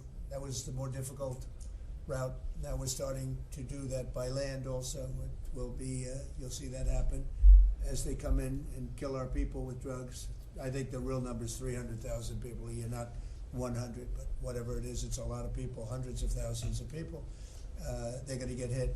But also, we added to the list the Somalian pirates that go out on a boat, similar type boat, actually not quite as fast, not quite as nice as you can imagine, but they get the same missile that we give to the people that are bringing drugs. And so far, we haven't seen anybody going out. So the traffic is not being interfered with by people pirating our ships. Not our ships, ships all over the world. I said, make it for any country. We're doing the rest of the world a favor. It's a very effective favor, but we see very little pirating nowadays. You used to have ships being taken every single, like 2 or 3 a week. These massive ships that be brought in to some place in Somalia, which I don't even know is it a country. We have Ilhan Omar left, and then she gives us lectures on the Constitution of the United States. These people are, what they've done to rip off our country is terrible, but the pirating is essentially stopped. They know that if anybody even makes a move toward a ship, they get the ultimate treatment. They will go to wherever they want to go, but it's probably not going to be to heaven.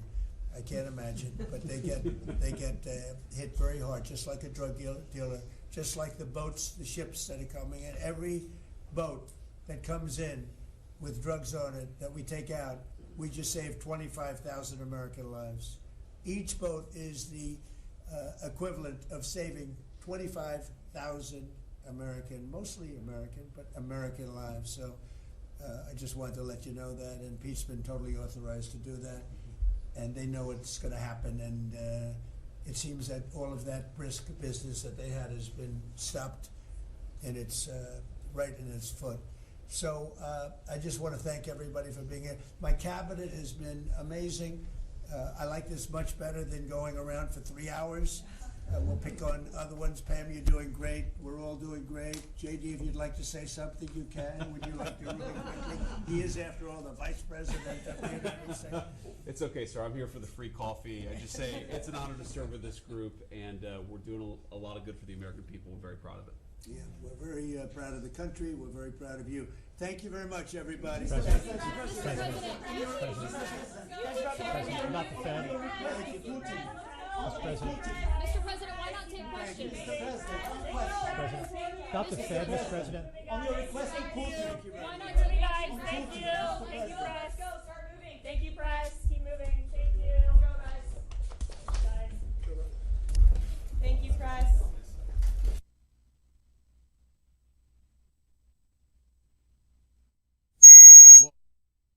Whoa, whoa, whoa, whoa, whoa. Not taking questions? Sep, you there? Not taking questions is crazy. I am surprised. They don't want to get any questions about Iran. That is definite. We waited. At the start of this whole thing, he said a war is coming. I think it's coming. That's what he said. Hold on, let me fix my audio now because I had to do all kinds of crazy things to make that work. All right. It was crazy. That's why I apologize for that sound because the audio was so bad coming from there. I had to do all kinds of things on my mixer board to make that work. Oh my gosh, it was brutal. And I really thought we were going to get something. The press, they shut down the press. That tells me they don't want questions because everybody's thinking about Iran or maybe what's going on here in our country with ICE, Minnesota, all that. They just shut it down. They didn't even allow questions from the press. I'm like, whoa. So, I mean, that could be an indicator in itself.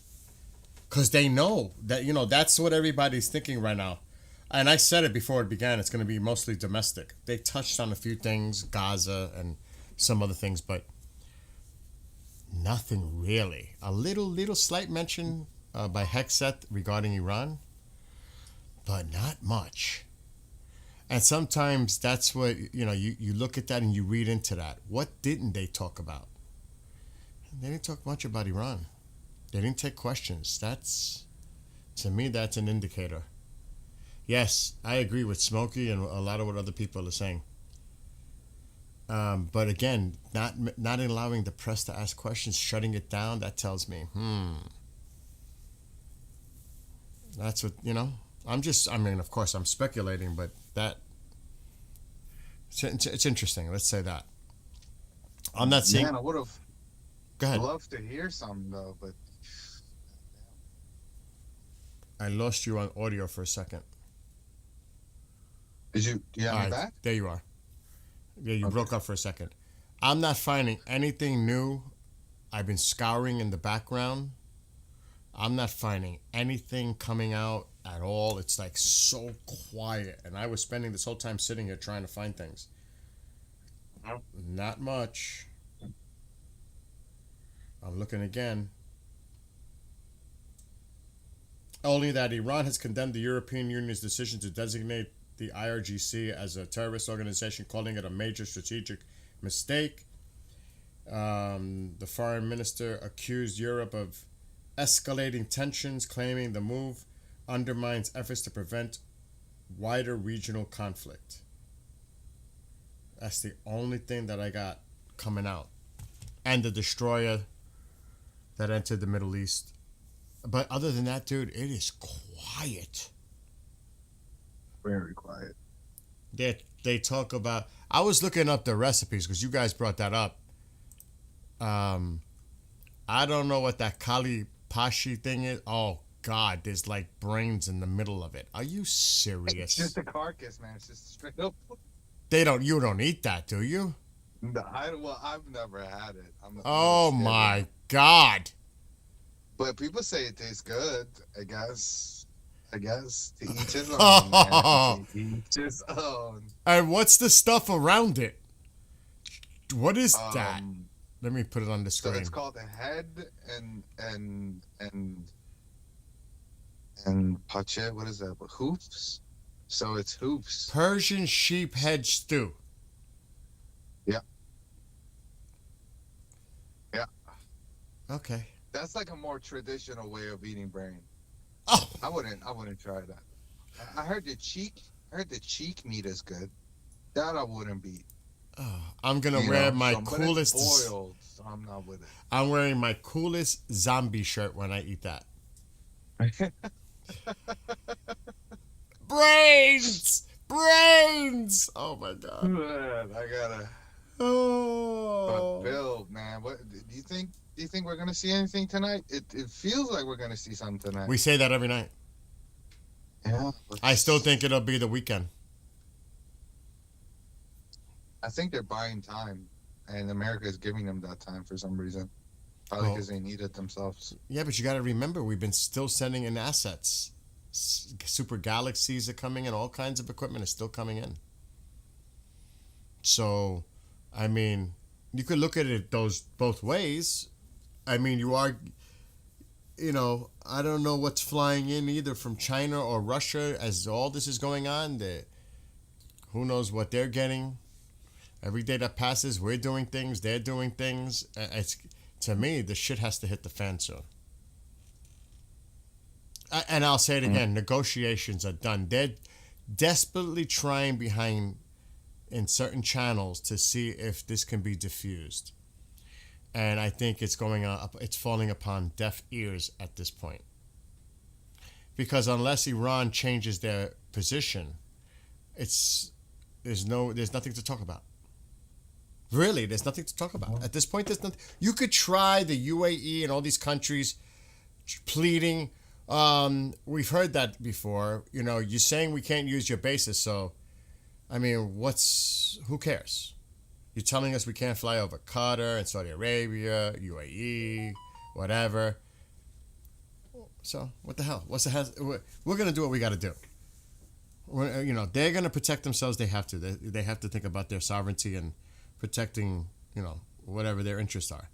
But at this point, you're telling us one thing, we can't use your airspace and all this shit. And then you're trying to tell us not to act on top of it. It's like, really, really, stop it. And Turkey, of course, playing the two sides, of course. As always. So I think it's go time soon. I think within the next 48 to 72 hours, I think it's go time. And like I said, notice how they didn't take questions because they know what's coming. And they didn't bring up, he did not bring up Iran, I don't think at all. Did he? I don't think in that whole thing, not At the once. start of it, he said there's a war coming in the Middle East. That's about it.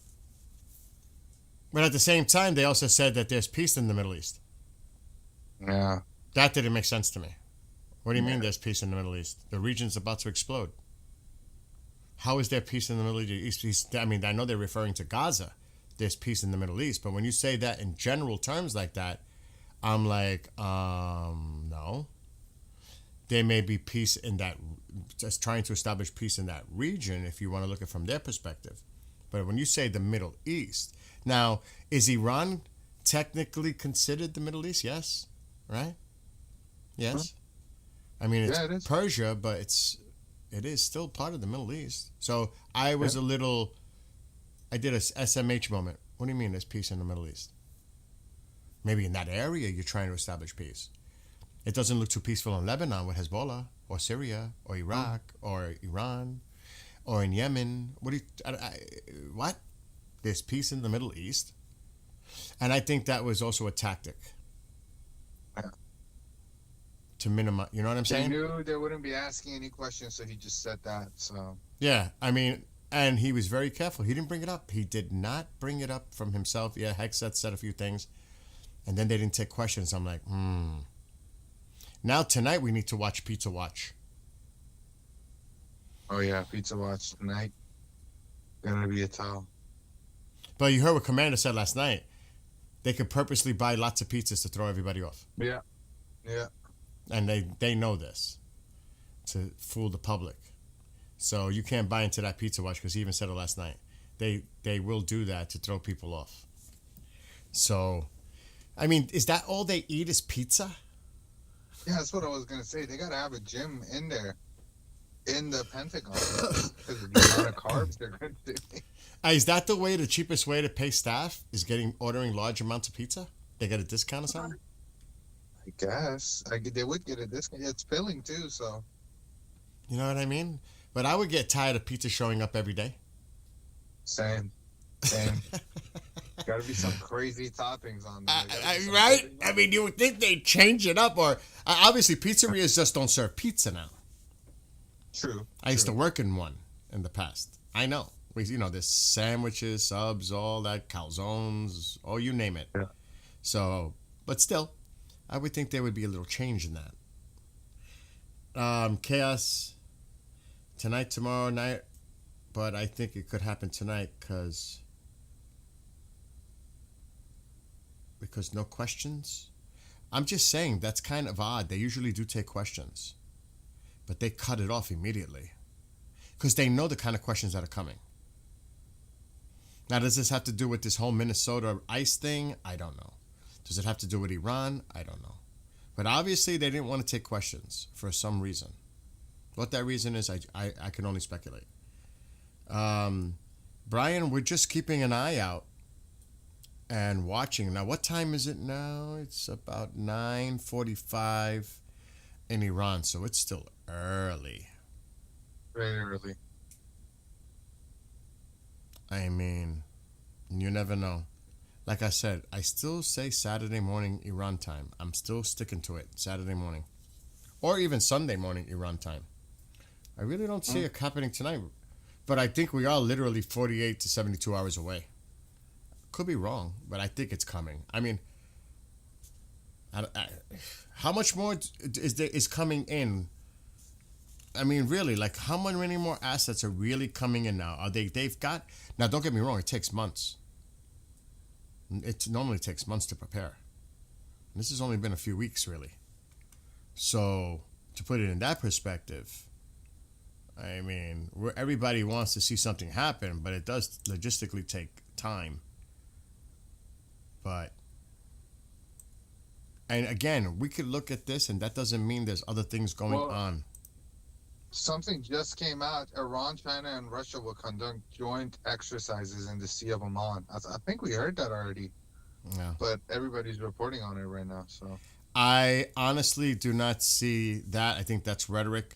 I do not see China and Russia having a joint operation in the same area as our Lincoln. as some kind of a joint force exercise. I don't see that. I think that's Iran putting out bullshit out there. Now, I don't know, if they're trying to play some kind of game with us, for us to make an act, for us to move, thinking, oh shit, they're about to do a live drill exercise. Maybe we need to act now. I mean, it's a game. It's chess. I don't buy that. And I have heard no comments coming out of China or Russia to confirm that report or denying it. So, I'm not buying that one. We know about their propaganda and the rhetoric that they put out, so I'm not actually surprised that they would throw something like that in the game. But everything is quiet right now on Flight Radar, pretty much. It's not showing too much, and they're not going to show us. I'll say that 1,000 times. They're not going to indicate what they don't want us to see. It's that simple. I was just thinking if we see any big craft coming in, there's really nothing. This is what we have to pay attention to see if anything here changes. And it's early, dude. It is. I think it's time for coffee for me to wake up after that. Dude, that press was so long. I took a shower. I had the last thing. I came back, and it's gonna be a long day. Yeah, go ahead. Go get your coffee. And I agree with... No, I'm here. If you can't hear my coffee maker, then that's it. Okay. I agree with Smokey. No chance Russia gets involved. Russia has its own problems. So does China at the moment, internally. I definitely don't see that happening. Volguy says he thinks it will act between tonight. And that's true too. The longer Trump leave it, the more time they have to prepare. I mean, you can only prepare so much. I mean, you put the pieces in place. Now it's just a waiting game. And you can only imagine the tension that people are experiencing right now. And of course, the Iranian people, they're just wondering what is going on. When is this going to happen? You can only imagine what's going on in Iran. You can only imagine what's going on in Israel. You think those people are relaxed right now? They're extremely tense and stressed out. The whole region, Jordan, everybody. Even the countries that say they're not going to have anything to do with it, they're still worried. The whole region. Really.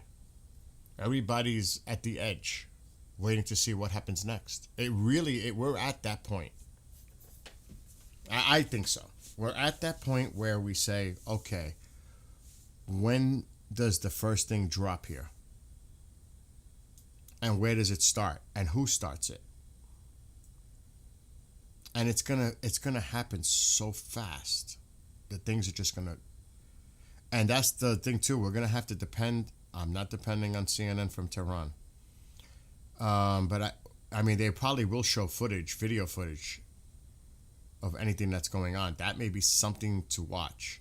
But it's also about the people that are putting out the videos and photos coming from within the country of anything that's going on. To me, that's the source. Sam says tonight. And when Sepp, he's making himself a little coffee on the side. When he comes back, he'll address the Persian comments.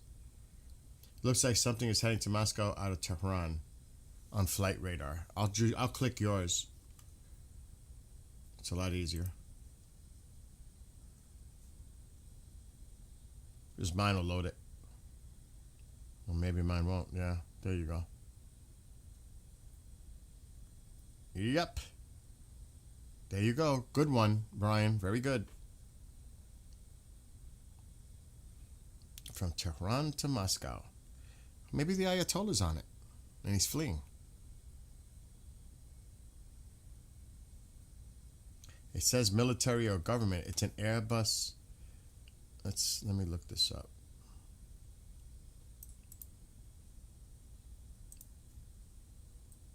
I'll do it here. I want to see what this looks like. Oh God, it didn't do it. Let me just type it in. Where is it? Airbus A321. That sounds like a passenger.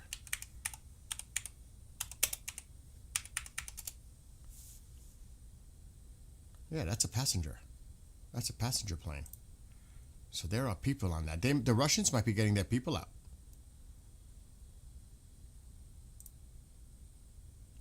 That's an Airbus. That's what I thought it was. That's what that is. They may just be getting their people out. Or who knows what else. I'm speculating. Or maybe the Iranians are fleeing to Moscow. Or maybe it was loaded with other small munitions or something else. Who knows? I think that Russia's probably pulling their people out. If I had to guess, they're probably getting their personnel out of Dodge. Or it could be that Iranians are fleeing. What's going on now?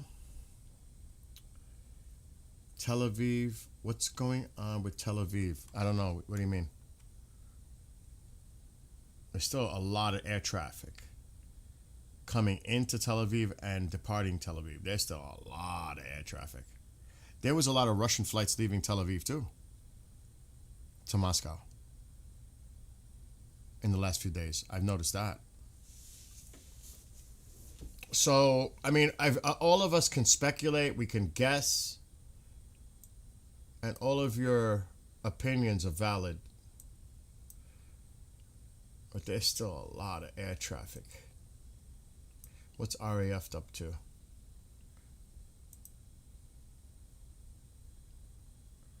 Not available. All right, that came in.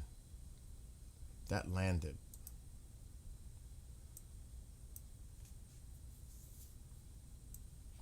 Sepp is going to have to hold it down in a few minutes while I go out for a few minutes. If he wants to.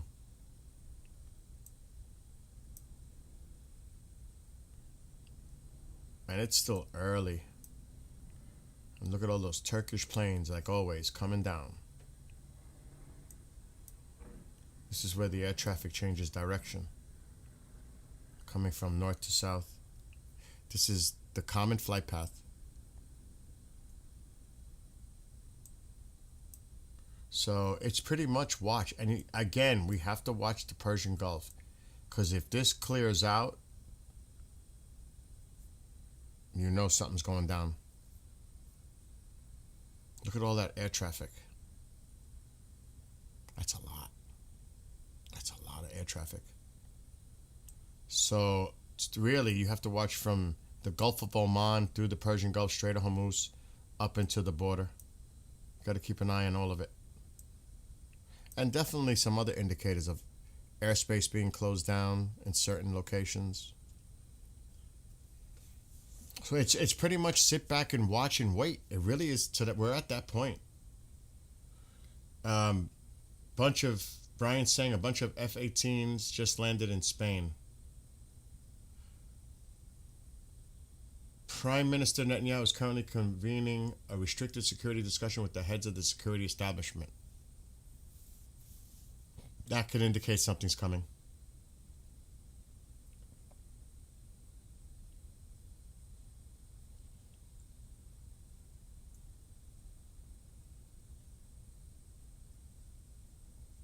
There are 6. All right, my copy ready. I'm here. All right, there are. Sean says, Aryan Hadari says there in Farsi that there are 6 F-35s headed to Middle East. There's quite a bit of presence of F-35s already. Tankers just landed in Marne Air Base. It surprises me that there is that much traffic over such a contested area still. It's now 10 p.m. in Iran. It's still early. Very early. And I have to step out in about 20 minutes for about 20 minutes. All good. All good. I'm here. I can hold it down. All right. If you see anything going on, let me know.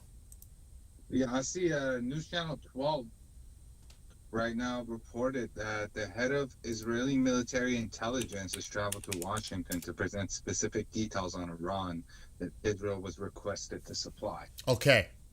Hold that thought. Now, would that Israeli intelligence official represent Israel in the Situation Room if something goes down? To be there in the presence with the president and the team in the Situation Room. I'm just saying. Because you definitely want someone representing Israel in that room, you would think. Maybe if it's... I'm just saying. Makes sense to me. No, 100%, yeah. Because they're, they've been communicating, and we know that the commander for CENTCOM, the admiral, was there in Israel. I don't know where he is. I don't know if he's still there. The admiral, the commander of CENTCOM. So there's a lot of coordination going on behind the scenes too. Jordan, UK, Germany, Italy, Israel, United States. I am not counting on Saudis, even though they might be helpful in a defensive measure if things were coming toward Israel, It's really Jordan, UK, Italy, Germany, definitely Israel, and us. That's who I would say is the core involved here. And when I say Italy, Germany, they are adding logistical support in some ways. The UK definitely is helping. So really, Jordan is big. Jordan is a major player, a great ally. Of course, you have Israel, the United States, and the UK is providing a lot of logistical support and defensive measures involved. So I would say those four, really, are the main players here. All right. Did you send me something just now, Sep? No. Dude, I just heard something, and I thought it was you, unless somebody else is sending me something. Oh, no, I just hung up on him. Sep? I actually X'd out of it. He's like, what happened? Did something happen to Bill? Oh, my God, I actually X'd out. He's trying to call me.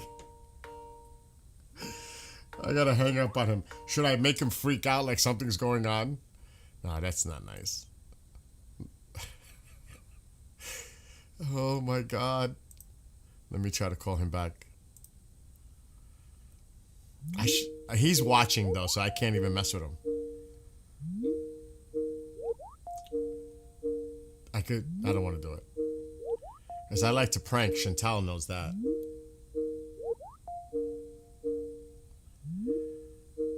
What's going on here? Now I can't get in contact with him.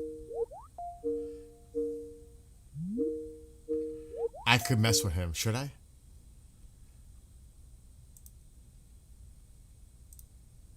Bill, they got you hostage, bro? Let him go. Dude, I don't know. Up. Sup? You're watching, aren't you? I was gonna say, like, oh my God, my lights are flashing on and off. All my monitors just crashed. No. Okay. You're watching. That's why I know. That wasn't gonna fly. Yeah, no, what happened though? I accidentally X'd out of Teams. Oh, okay. One day I'm gonna. I don't know. If an attack happens, we'd be on the top of the list. You know what I'm searching right now? Because I gotta step out. I highly doubt it. I know there's a restaurant across the river, but it's Middle Eastern. I've had their food before. A friend told me about it. I don't know if they'd have Persian food. Oh shit! Oh shit! I'm seeing if there's a Persian restaurant nearby. If there is, man, I definitely recommend getting yourself something. I mean, depending on the menu. I gotta see where it is, because I live in a. Oh God, where is that? I'll hold down the fort if you think it's viable for you to go there. No, but I gotta drop somebody off at work. Okay. But I'm trying to find a place. See, this is not going to happen. I think I don't think we have one. Damn. Type Persian. Oh, wait a minute. It's across the river, maybe. Party's Persian Grill. That's in Jersey. Oh my God. That's far. Yeah, there's nothing. Oh my God, there's a ton of them toward the city. Nothing near here. Yeah, Iranians love cities, man. Yeah, there's a lot in the city and in Jersey, and like close to the city. Nothing near me. Oh well. I would have loved to have gone out when I went out and grabbed a Persian meal and come back and eat it. Dude, Persian meal, dude. That one day, maybe it's best you try it in Iran. Yeah. Hey, dude, there's nothing near me. They're all down in the city and Jersey. I mean, there's one. It would take me an hour to drive there and back just to get food. The closest one. No, I think I'll wait. Oh, man. All right, let's see. I can get falafel right across the river. That I can get. Falafel is banging, dude. I've had it. It's delicious. I actually can go right across the river to get that. I've done it before. Falafel is great. I love falafel. But that's I middle. eat my falafel with toom instead of hummus. I'm not a big hummus fan. I'm not a big I like hummus toom fan more. too. But the hummus from those kind of places, they know how to make it right. I'll tell you that. Mm-hmm. It's with the lime. They it is delicious. Oh my God. I've had high quality hummus. That's what I'm about. That's what I'm saying. There's a difference. And then they give you like the pita bread on the side. I tried a bunch of dishes. And it was really good. But that's Middle Eastern. Yeah. That's Middle Eastern. Yeah, falafel is kind of universal. Every country has its own version of it. Our version is similar, but we use mango sauce, which not a lot of people use, but it is definitely common. They We use that. mango. They do use that. It was on the menu. Mango sauce is great. I'm going to show you the menu, and you tell me what could be closest to Persian if I can find it. Let's see. I'm going to look it up. Nothing else coming in? No, nothing right now. Everything is radio silent, sadly. Oh, it's a Palestinian restaurant. That's what it was. Oh yeah, they got some good samosa. It's not samosa, sorry, falafel. Palestinian falafel is really good. That's the restaurant I went to. It's Palestinian. Well, I'm going to put the menu, okay? Oh, let me share the screen with you. Oh yeah, the delay. Yeah. You tell me if anything would be closest to, again, it's Palestinian, but something that would be similar to Persian, if that's even possible. Okay. Can you see my screen? On Teams? No, not yet. It should be loading. Oh, now I can. Okay. I'm going to put the menu on. And I'm doing something a little sidetracked, everybody, because I'm going out, and going across the river to this restaurant is not too bad because I can order the food and pick it up. All right. Here we go. You ready? Mm-hmm. Let's look at the menu. Here's the menu. I'm going to leave it up for a second. What did I eat? Let me see I forgot what I ordered. I ordered a bunch of stuff from there. No. I ordered that Dude, one. I ordered this as an entree, the grilled vegetable, because I'm on a diet. Dude, these U.S. prices are crazy. What the fuck are you guys paying there? Yep. What? Mm-hmm. Dude, if this was in Europe like this, there'd be a riot. This is crazy. I personally, not that it's close to, well, the lamb kebabs, close to Kubide, close, but not necessarily all the way there. But what I would recommend, the chicken shawarma. I think I've had that. That was delicious. Shawarma is always I've had great. that. I've had that. That was delicious. That was one of the main things I ate. Yep. Anything marinated like that, I love it. Love it. But it's still not quite. It's not close to Persian. It's not close to Persian. I'm ordering Persian food right now. It's about to be here. Why do you got to do ordered that? Some kebabs. So kebabs is. If I was to go to if I was to go to, say, a supermarket, Mhm. I want you to do me a favor. Yeah. Send me a recipe. For kubida, I got you. Yeah. You got a grill? My grill is shut for winter. That's what I mean. We could do it in the What about a dish, like a homemade dish? homemade dish? That's not too complicated. چه چیزی خوبه let me ask the chat. چه چیزی خوبه درست کنه ایرانی باشه که آسون باشه که مثلا نمیدونم سماق موت نشه باشه، مثلا یه چیزی باشه که بتونه تو خونه درست کنه، نمیدونم استانبولی به قول I've been to that Dominican place. که نمیشه، عدس‌پلو هم که نمیشه، این اصلا جالب نیستش. میتونه میتونه یه چیز با تهدیگ درست کنه. بنویسیم تو چت بچه‌ها چی بگم، چی پیشنهاد بدم بهش، میخواد چیز درست کنه.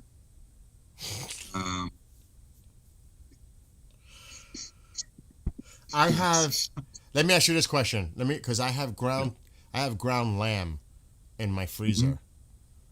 Anything that I can make with ground lamb? Yeah, you can. You're 90% there to make kubida. You got onions? Yeah. If you grate white onions, get the juice out, and you basically there for kubida. You tachin? Oh. Send me a recipe. Hold on, I gotta take my ground lamb out of the fridge. Okay. Freezer. Okay, yeah, I'll just give him. Actually, من بهش رسیپی میدم برای کوبیده بذاره تو فرش. بده به نظرتون تو فر کوبیده درست میشه دیگه. این خودش هم اصلا آشپز بوده، داستان تو دستشه. کوفته تبریزی، کباب دیگی. کباب دیگه یعنی همون لم کبابی که اون رستوران تو جلو خونه‌اش درست می‌کنه دیگه بهتره از کباب دیگه به نظر من.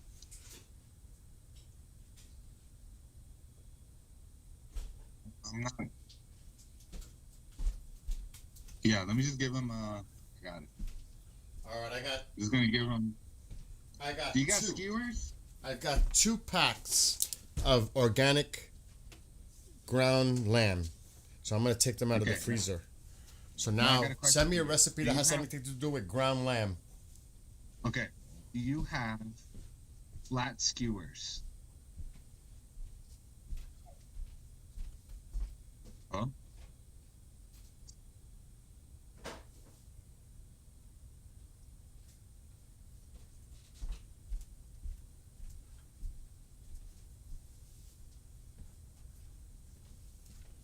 Let me add wood. Oh, fire's gonna go out.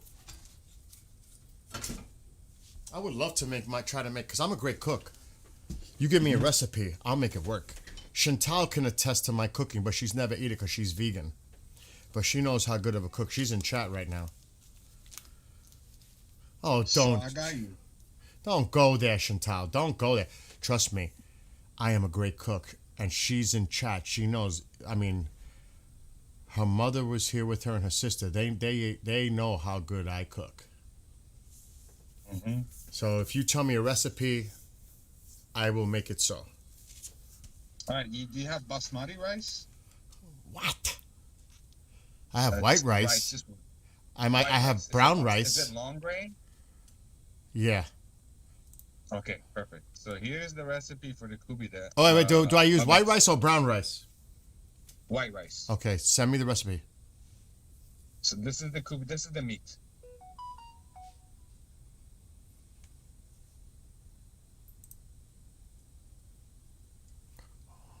Holy shit.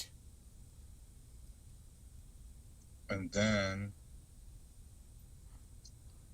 Okay, so I can use, all right, because I do have beef. I was gonna make meatloaf today. Shit, I got a lot of beef. I have 5 pounds of beef sitting. I was gonna make a meatloaf. So is this like a loaf? a loaf? No. Do you have like flat skewers? Okay. All right, let me just read your recipe. Okay. So traditionally, 50% lamb, 50% beef. Is that traditionally? That's traditionally, yeah. I can make You that don't happen. Do all lamb. You can do all lamb as well. I love lamb. 1 tablespoon salt, pepper, sumac. I don't know if I have sumac. Turmeric, I do have. All right, I'm gonna have to buy some of that. Matter of fact, how about I do this? Do you think I'm gonna order Walmart? Do you think that lamb, using all lamb, is best? Yeah, I've had all lamb kubita before. Tastes pretty good. Is it? But I mean, is it better or does you know what I mean? I don't think there's a huge difference. It's more so the consistency. But I think for your case, I mean, I don't know how you would do it in an oven or like on a stove. In an oven, maybe? probably in an oven. In an oven, yeah. All right, hold on. Let me write that. I'm gonna order some stuff. Hold on. So I should go with the 50-50 mix. The 50-50 mix wouldn't be bad, yeah. I usually have 50-50 mix. That's what restaurants do. But the high class one is all lamb. I'm doing lamb then. I like lamb. I prefer the taste of lamb. Lamb grounded. Okay. Yeah, you could just do this recipe and then do it in a skillet, press it all down, and then with like a what do you call it? The things that you flip stuff over with. A spatula. A spatula. A spatula. Do like lines that make it look like kebabs. You know what I mean? So like long strains, and then turn it over. So you're saying to fry it or do it in the oven like that? You could do either. If you do it on the skillet, it turns into kebab tabi. If you do it in the oven, it's well, you don't have any skewers, so it's technically not going to be kubita. So you just do it in the skillet. All right, hold on. I gotta order this other stuff. What's important is the rice. All right, hold on. Let me just order these ingredients because I'm gonna try to make this later. I believe me, I'm gonna make this work. Ground sumac.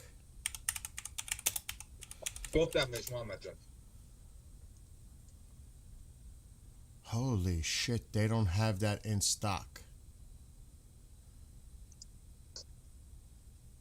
They don't have it in the store. Sumac is low-key essential. Okay, good. I may have it in my cabinet though. Turmeric. I think I have that. Dude, I'll be right back. Hold the fort. I gotta see what's in my cabinet. So, what's going on, Aziz and fellow English speakers in the stream? How you guys doing today? We're another day of monitoring, another day of waiting for the inevitable. And yeah, I'm sitting here, got a cup of cappuccino to my right, and yeah, Bill's gonna make some Persian food, man. Didn't want to give him anything too hard. Kebab tabi is enough, I think. Kebab tabi is dude, pick up skewers at Walmart. Do they have leave this food on other day?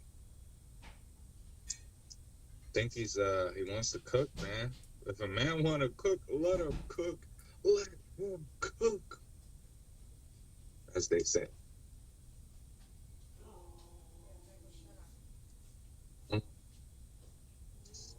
Kubita, well, kebab tabi in kubita recipe kebab tabi style. So everything that has kubita اینجا گریل که نمیشه تو این زمستون. جوجه کباب زعفران فکر نکنم داشته باشه. اون زعفران باید مرینیت بشه.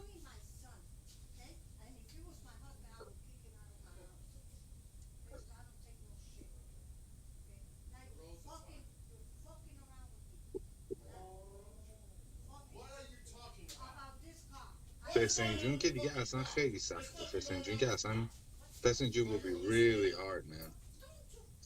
Fessengene, he needs pomegranate, concentrate, walnuts, a lot of stuff, man. I don't think it will be. I think korma sabzi korma, he needs korma. Gayman, that's a possibility. Gayman. I told that to one of my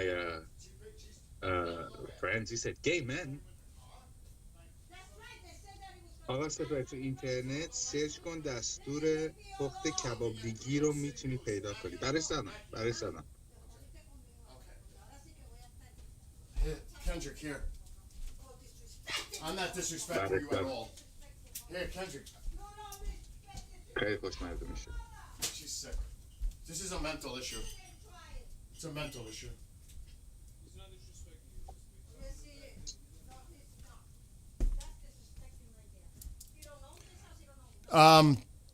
I'll be right back. I got to drop somebody off. All right. While take your war time, is man. going on in this house. Take your time. We all gotta fight our own wars.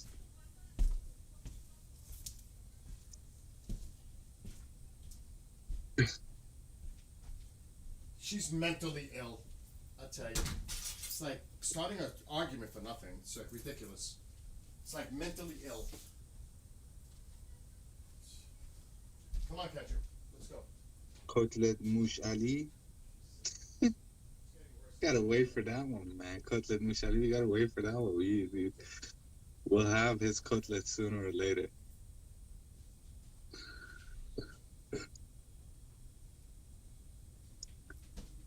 Man. Massive power in CENTCOM. Iranians know well about Iranian mothers, man. They could be passionate too. Very fiery. What are you guys eating tonight? Ridam Khamenei.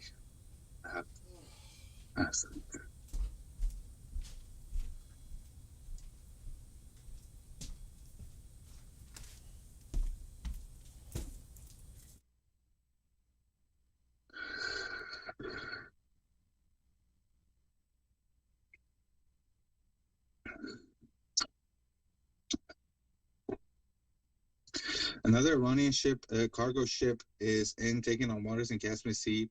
They think it was an explosion on the ship. Really? Really?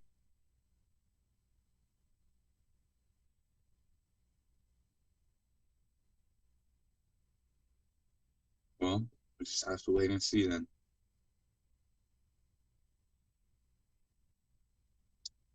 Inside Wire said Trump pins "time is running out" message to Iran.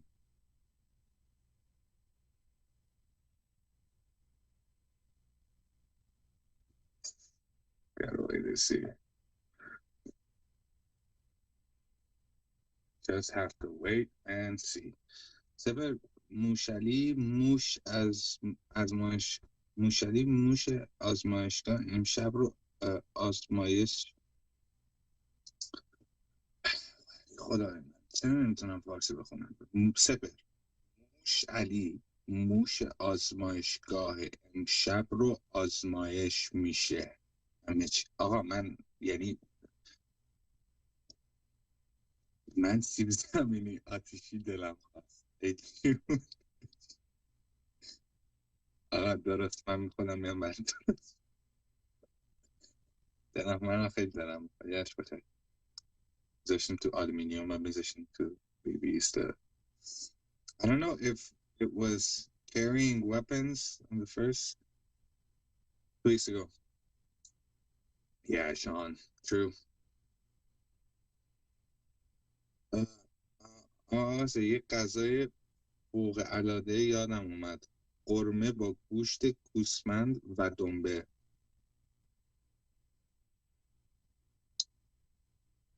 سپر زور نزن. من زور بزنم به خودم you know what.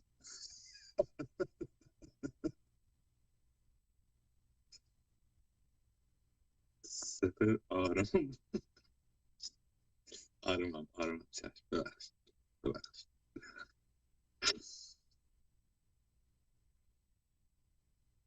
آقا من چرا نمیتونم اینو بخونم. سپر موشلی موش آزمایشگاه امشب رو آزمایش میشه همه چی. چرا این سنتنس برای من what it's not making sense for me.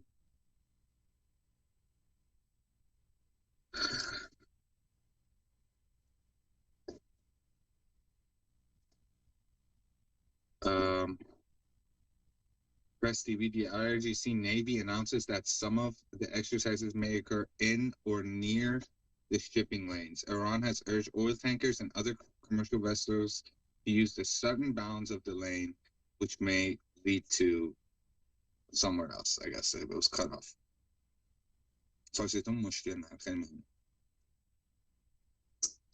Can you refresh the flight screen? I cannot. I'm not there. I'm not on next to his PC.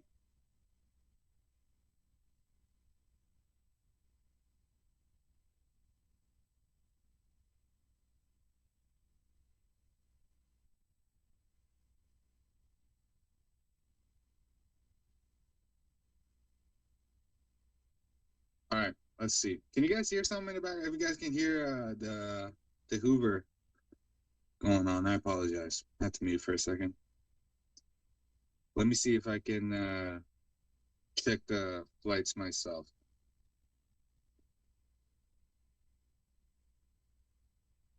میگم سپر جان امشب رو این موشک آزمایش میشه یا نه؟ نمیدونم واقعا نمیدونم. هیچ کسی نمیدونه ایران چه گاهی میخواد بخوره. فقط میتونم بگم ایرسپیسی که الان میبینین همونه. I can say that whatever's going on the screen is correct. It doesn't need a reset. I'm checking it here. It's exactly what I'm seeing on his stream. What I can say is, let me see if I can find a drone in the air somewhere. No drones. They have their, what's it? North up. I couldn't hear anything. All good.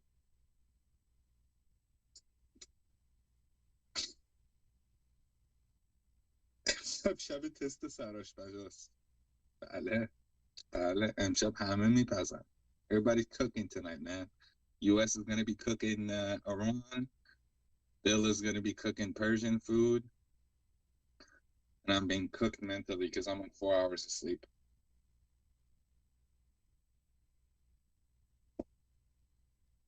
یک هفته 2 هفته موشلی همون همون نرفته. I don't think he believes in the idea of in the idea of a shower. I'm making kuku sabzi. Kuku Sinai. What is kuku Sinai?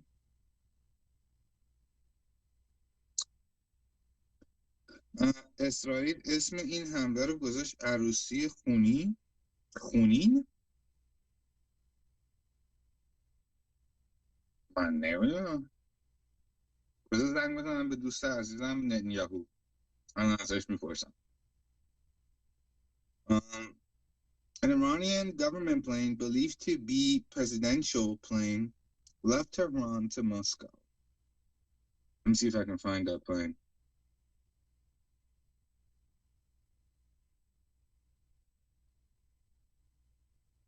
Let me see.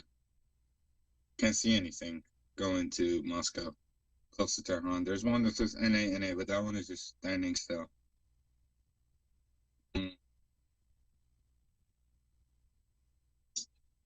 Okay, guys, my food is here. Give me a second. I'll be right back.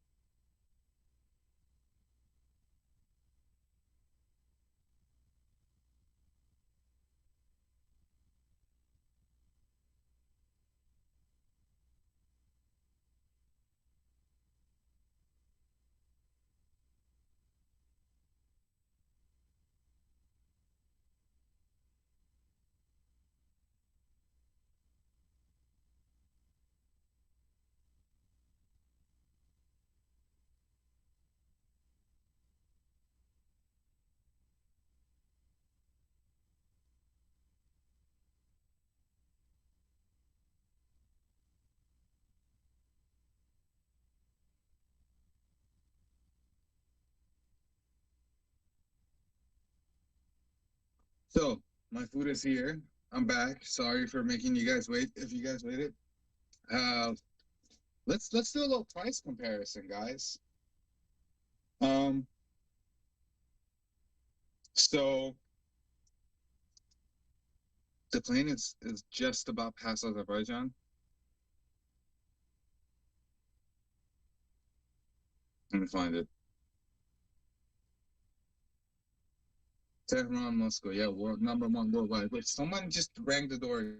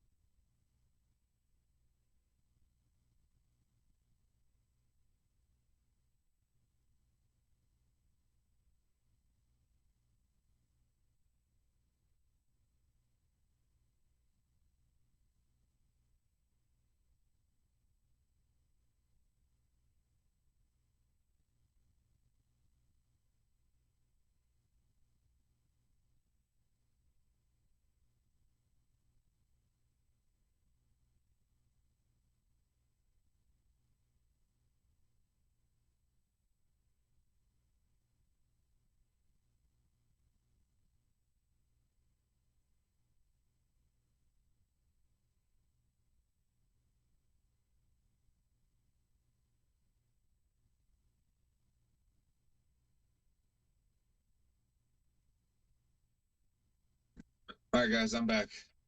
They didn't get me. No, I forgot I did 2 orders. I forgot I did 2. I did 2 orders, man. I ordered the drink separate from the food. So in Austria, 3 orders of chili kebab kubide comes to 53 euros. And one masmusir, one small portion of masmusir, comes to 6.90. So, with like a 10 euro discount, it came to 50 euros exactly. So 50 euros for 3 chili kebab kubide and 1 masmusi. That's actually not bad. That's not bad. Not bad. Is it the same for you guys? دوستان کنسل شد. کسی خبر داد؟ نه، حمله کنسل نشد، تازه درصد رفت بیشتر بالا. که بوی کباب میاد. وای آخ چون من سگم خیلی کباب موش دوست داره. اوکی.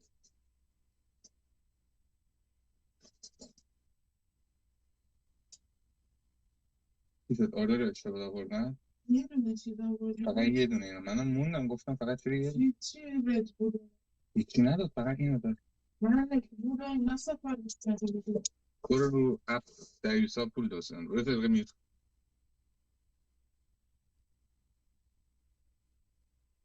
God damn, man, they didn't bring the orders, man. They didn't bring the orders correctly.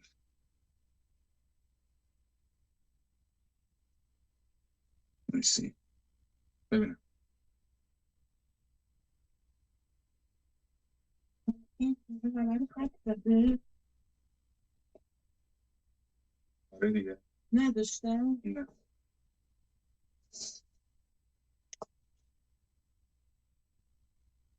21 یورو بهت ریفاند دادم.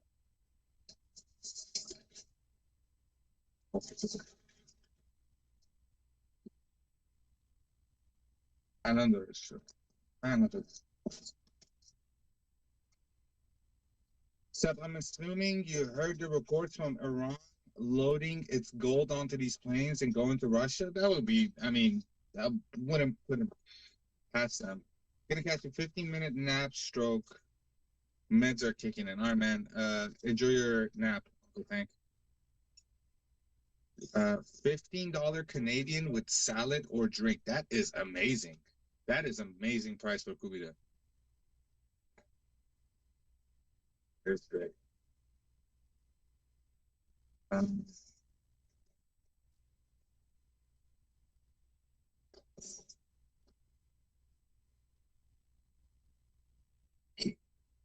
But yeah, guys, I don't see anything going down right now. I'll wait for Bill to come and then I'll devour my food. I don't want to talk with a full mouth.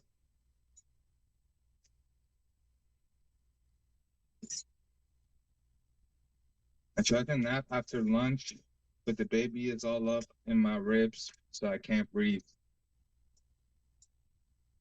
Are you pregnant? Is that what you mean? Or is that, you mean that the baby is sitting on top of you right now? I don't know. Good luck with that. Hope you can nap. Hope the, well, I mean, I don't know about watching a stream like this is any calming, but I was gonna say hope the stream is keeping you at least entertained and like, you know. سلام بر همگی. سلام دوست عزیز. But yeah, guys, the attack is not canceled. Nothing is going on right now. Go ahead, enjoy Sept. Bill does it all the time.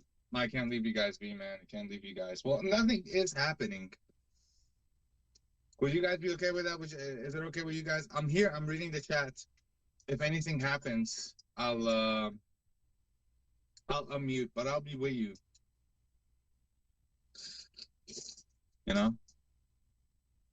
But Bill did ask me to hold the fort now, so I'm holding it down. But I don't want my food to go cold, so.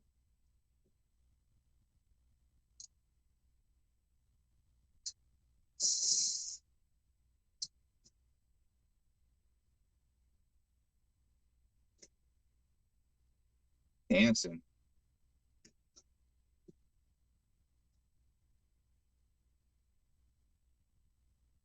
Dancing. I'm personally, see, Russia prepared to staff evacuate Iran nuke facilities. We can already assume that they're already doing that. Like, as we're speaking, they're probably emptying out that whole place. CNN reported that Iran has been trying to rebuild its nuclear sites even deeper into the ground. So we'll see. We'll see what kind of reaction that's going to get out of the States or Trump.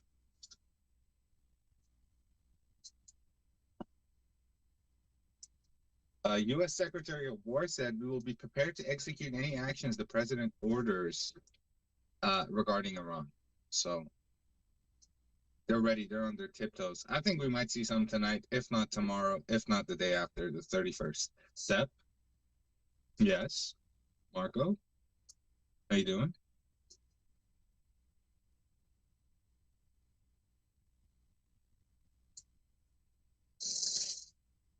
Oh my gosh, Monsieur. And an Iranian government plane believed to be presidential left Tehran to Moscow. Yeah, I did see that. It's #1 tracked right now on Flight Radar. I'm still looking at it. It's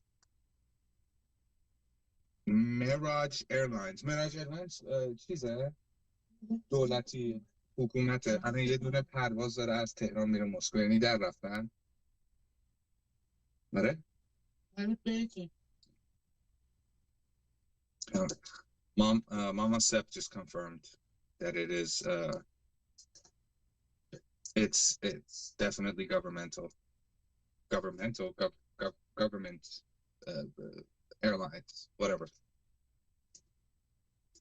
Let me ask you guys this, to the Iranians in the chat. When you eat kubide, do you eat the onion separately, or do you break it and drop it in and scoop it in with the spoon? Let's have some controversial talks.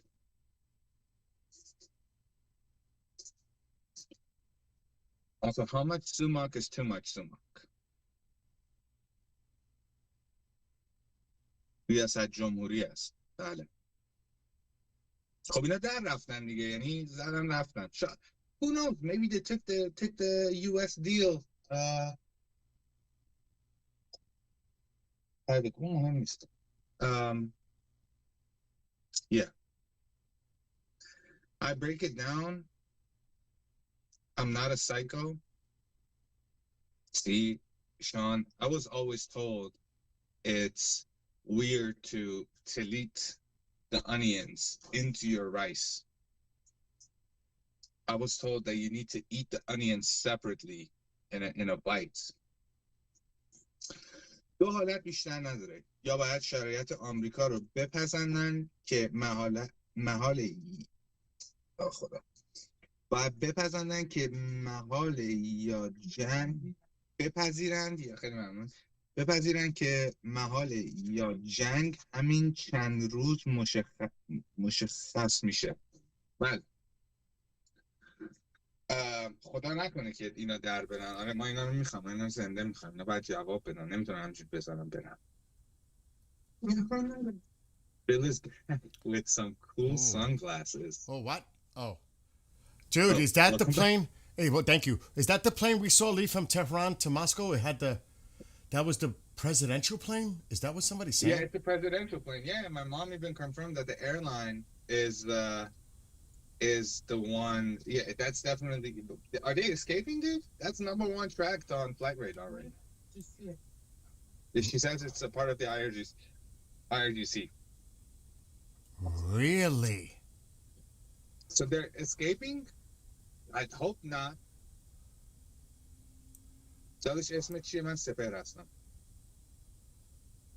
It's got to be heading north. من بلاکم یا نه؟ بلاک نیستی عزیزم، من هم چتتون میخونم عزیزم، چیز بدی ننوشتی، بگین همه جوک در مورد موشالی. It's this one, Iran 07, I bet. That's yeah, it. Iran 07, yeah, that's the one. That's it. Holy shit. Military or government. I would not doubt it, dude.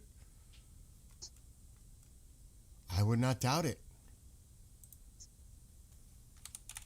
Backing up. So it's tonight, dude. If they're leaving like this, it's tonight. Interesting. Let me mute and ask my mom.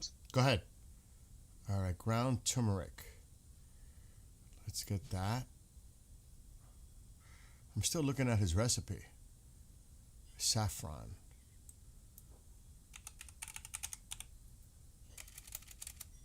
I had a war with my mother earlier. Chantal can tell My you. mom makes.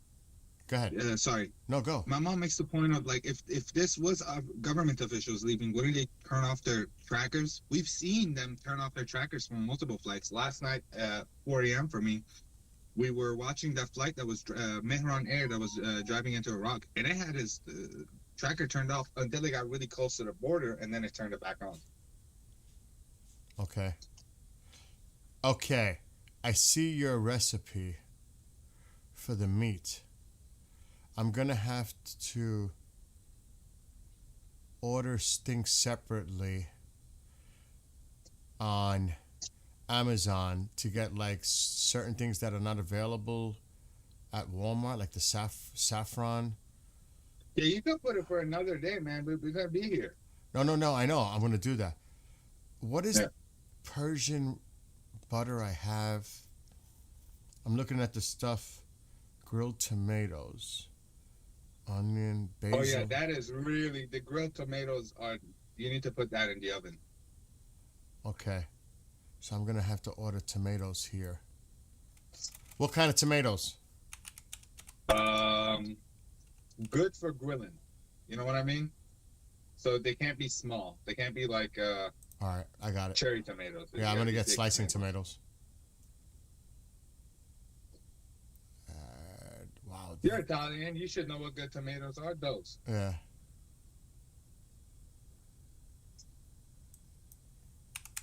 So what does your mom think? Air raid sirens reported in Tehran. I saw Is that. True? I saw that earlier. I seen it. I couldn't confirm it. Let me see. Mama's eating right now. I won't bother Yeah, don't her. bother I'll her. Let her finish her food. Yeah. No. Don't bother mom. She's sitting here. She's right next to me, so she can hear and see everything. She's tracking flight radar. I'm tracking flight radar. Man, I'm checking. Fresh mint. برو تلگرام ملگرام رو چک کن اگه اتفاقی افتاد. من چشم رو فلایت radar هستش. Add fresh mint.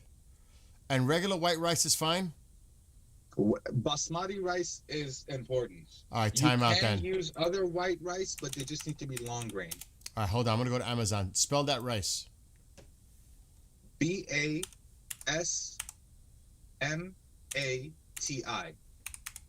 Got it.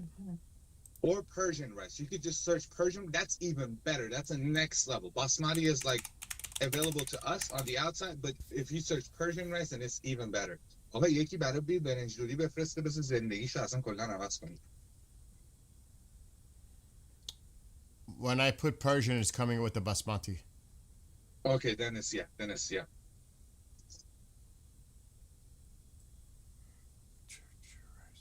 All right. Extra long grain? Extra long grain, man. You want that looking like an NBA star. All right. How many? Okay, how many? 2 pounds. 2 pounds should be enough. You know, you might not have Persian restaurants near you. Check if you have Persian grocery, like supermarkets next to you. Good luck with that. Really? Yeah. We use basmati. Everybody uses basmati. I use basmati. I don't. Bill, I can give you Berenj Dudi. Sean can give you a rice, Bill, that'll change your life, man. I'm talking about this rice. We don't use it, so it's smoked rice. No other country has this. It's dry. They take the rice husk and they smoke the rice on top of it, and you use like 1-to-4 ratio. So if you're using 3 cups of basmati, you want to use one cup of smoked rice to give it that aromatic. I'm down. I'm down. Dude, Sean, get in contact. Send an email to Iran Freedom Asati about how you can send Bill smoked rice. We're abusing the system. Dude, what am I looking up for saffron? Like a powder? No, like normal. I can send you saffron if you. But how fast would it be? Can I send it to you?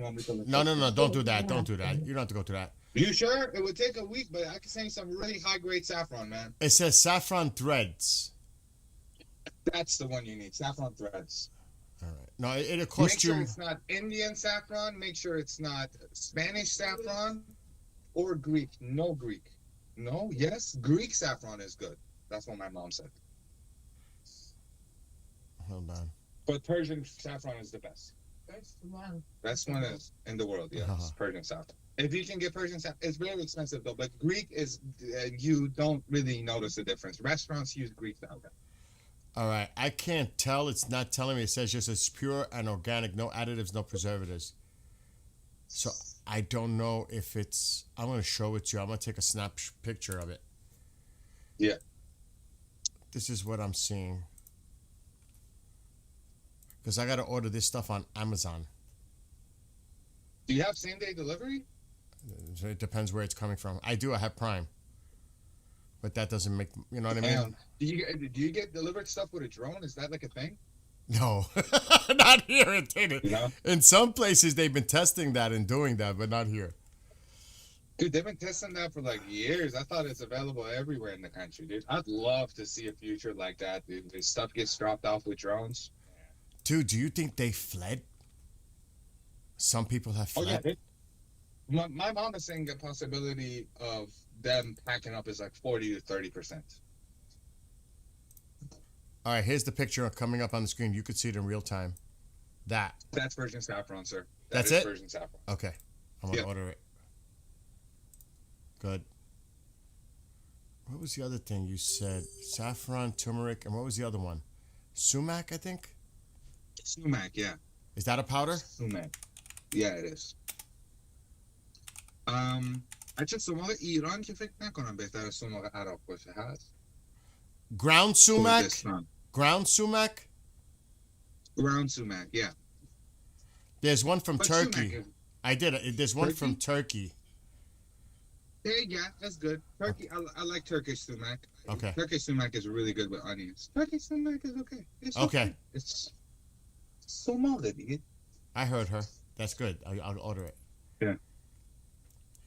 Okay, I think that's all I need out of this Persian white rice. Let me see. Oh, I and got you that. need What? ماسموسی رو هم میتونه درست کنه اگه بخواد. Wild garlic. Wild garlic. It should be dried up. Okay. Do you see it? If you can show me, I can tell you if it is. The It bad should thing look with- like sliced. It should look sliced. It should look sliced and dried. I'm not seeing that. I see black Well, what- garlic. Black garlic. but No, it's- no. Wild garlic. I put wild garlic in. Nothing's coming in. Then Amazon doesn't have Lucille. You probably need a Persian supermarket for that. That sucks. That does suck. I can't use But you regular. can- No. The regular garlic is way too strong. The taste is not the same. The smell is overwhelming. Wild garlic is like it tastes. I don't know how to describe the All right. taste. It just tastes it doesn't even taste like garlic, honestly. I don't know what the hell this is. It just says European. I don't think that's it. European Let me inspired s- seasoning. See, Hold on. I don't think that's wild garlic. It looks crazy. It doesn't look like garlic. let me see. Hold It on. doesn't look like garlic. Yeah, that's the whole point. Hold on. Let me save the picture. Tell me. Salat Shirazi چی؟ خب اونو دیگه اونو بعداً Is بهت that میگم. it? Wild garlic? Wild garlic? No, that's not it, man. European inspired seasoning. No. No. Let me send you a picture of it. All right. It's not coming up. There's one on eBay. Oh, jeez. I think, yeah, but I think that's. Let me see if Walmart has Yeah, it no. to ship. Yeah, you can check. It's a very Persian thing. I don't think they have. What about this? Pesto, wild garlic. What the hell is that? That's pest. That's just fully pest. That is good though. I've tried that before. It's really good. But this is not what we need. It's not what we need. No. Yeah, no, it's hard. It's really hard to get moose here. Yeah, I can't find it anywhere. Is Is that a necessity? And there's no other alternative. There's no. It's not alter. It's a side topping that you could use with your Oh, yogurt. So okay. what you want to do is leave the wild garlic in Greek yogurt for 24 up to 48 hours. First, you need to rehydrate the wild garlic in in normal water for 24 hours, or like 5 to 8 hours, and then grate it into the Greek yogurt. And you're gonna and then leave that sit so it just all gets together, and then you have the best sauce and best garlic sauce in the world, in my opinion. Okay. Well, I've got the other ingredients on both, so I'll order that. You don't need that though. You don't. Just using Greek yogurt is enough. Okay. Oh, really? Yeah. Okay. High fat Greek yogurt. I'm talking. It almost looks like. It looks like cream. You know, it shouldn't be watery at all. Yeah, no, we got Greek yogurt all over the place. Yeah. All right, I got it saved. That is interesting, though. Walmart has what? Wild garlic is sweeter. Walmart white one. Go take a trip to Sahidi's. You'll get it all there. Sahidi's. Where the hell is Sahidi's? Whole Foods. I do have a Whole Foods here. Walmart has everything. I'm gonna have to do research, and I don't want to like spend the whole time here talking about that. I'll do my research. I'll get it. Because I get caught up. I get like OCD-ish, and I'll end up just going nuts with this for the next I feel you. God knows how long. So that's interesting, that flight, though. That is interesting. Iran. I mean, if they're packing up to leaving, if they're sending their families out to Russia, then it's probably tonight. Or they know it's coming soon. Yeah. I mean, that makes sense. I'm seeing what it says here about that flight.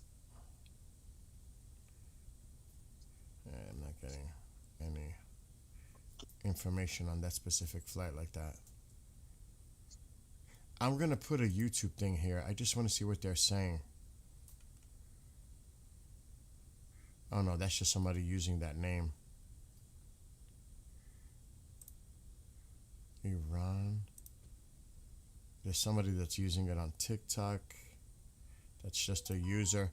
But I believe it, that it could be somebody important on that plane.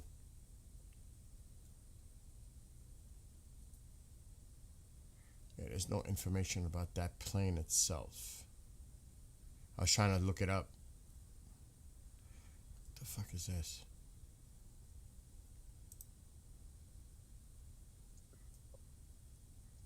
Yeah, it's impossible to try to find it. But anything else coming out?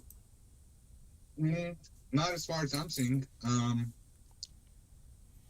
am a little. I'm also eating, but I'm not seeing anything right now. I mean, I'm refreshing. My mom is checking. Everybody's saying Khamenei fled. That's not true, man. He's gonna die there. Yeah, I agree with that. It also helps the martyrdom of it. Yeah. That he did not give up and he didn't flee. Do you know what I'm saying? If he packs up, then you know the IRGC is gonna take over. Oh, for sure. They're gonna 100% take over everything. Everything. New president, new leader. If he leaves, the IRGC takes over. This just came out an hour, not even an hour ago. President Trump has decided to prioritize striking Iran's ballistic missile program and nuclear sites based on an assessment that widespread strikes targeting Iran leaders and military positions would not topple the regime. I don't buy that. That's coming from the other side.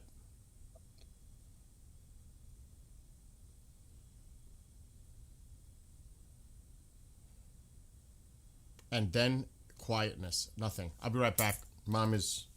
All right, take your time. What time is it now? It's going to be close to getting, what, 11 o'clock now in Iran? Mm-hmm. The night is young. Even though my money's still on the weekend. Same here.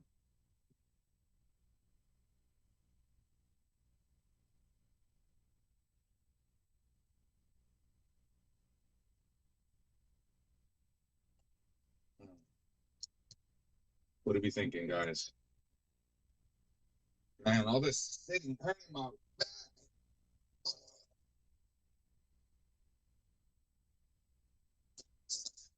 Honestly, I don't even have appetite. I'm gonna keep it a buck. I don't have appetite. I haven't had appetite severely for days. I just eat the food because I don't want to have the headache later, but من حمله میکنم به غذام که بره پایین. من نمیتونم اینجوری کوچولو کوچولو بخورم چون مثلا به اشتهان بخور.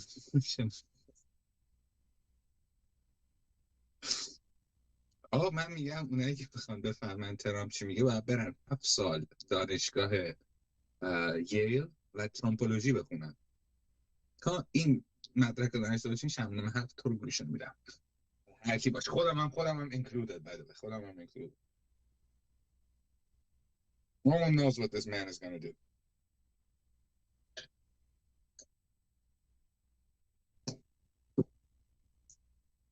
Shakir is here. Did we get Discord set up? Discord has been security concerns, man. security concerns. I've looked into it. I really want to give you guys a place, but I'm just afraid. I'm just afraid they're going to track you through. Can you both turn your mic volume up? I'm not there.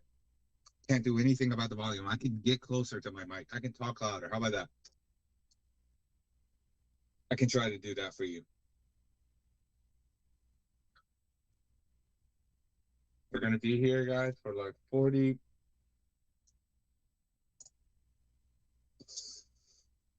minutes. Just me and you guys. Just the two of us.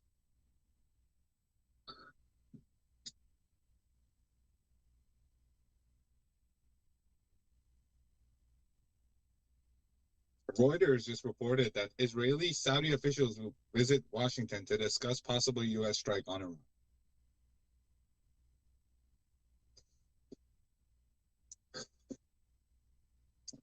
Iran. Interceptor on Twitter said, Iran regime rattles the saber with promise to respond instantly if attacked. I appreciate it. Thank you. No problem, man. Doing my best.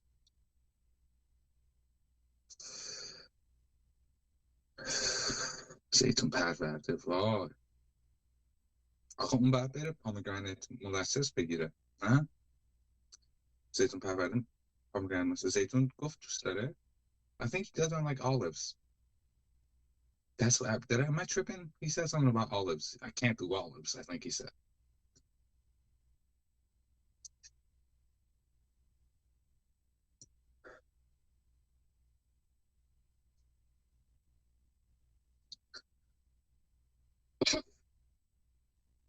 Any ice cream recipes? Traditional ice cream, traditional Iranian ice cream. That would be nice. If he's getting saffron, then we can help him. We could help him with that. He's Italian. Hey, I'm walking here. Hey, what's the matter with you? Gabadoo. I love The Sopranos. Any Sopranos fan in the chat? Anybody thinks The Sopranos is the greatest show of all time? I love that show.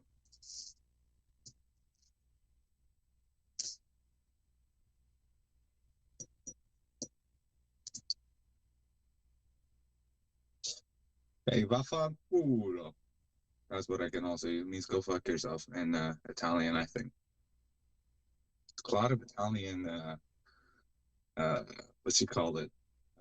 Italian students here in Vienna. I've had the pleasure of talking to them. Really good people.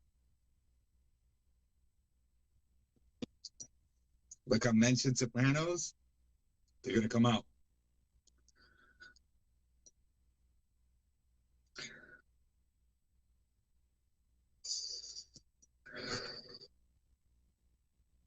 I need to give myself a gourmand. No, I'm joking. It's a joke. After kebab, he should drink the Persian tea.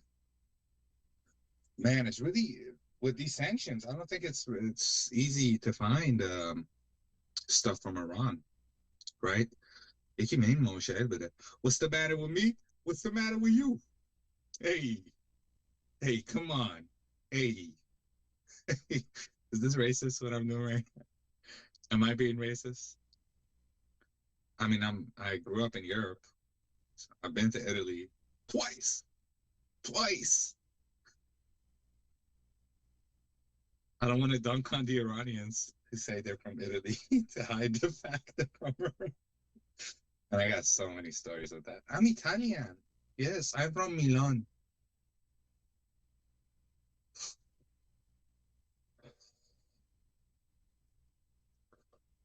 Don't worry, Sean is over there. Oh yeah, we got Sean in the upper province. Sean is like close to Alamut. Sean, you got to get me smoked rice, man. Sean, if I come, I'm coming to Gilon to try that guy's the guy whose father passed away. Rest in peace. The guy, his restaurant, the Salt Bay of Iran. اگه اصلا خوراک غذای رشت و اینجور چیزا من بخاری خاطوق بخاری پلو آقلیقاتا و مرغنه بقیهش رو یادم نه اما پورنگ یادش بخیر.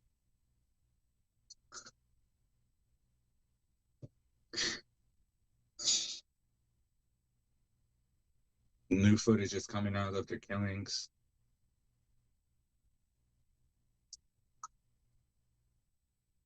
I have smoke rice here. I love smoke rice. I love smoke rice. What is Trump about ladder from? What is Trump talking about later from the White House? Milku. I don't even have a report that he's going to be talking today. Later.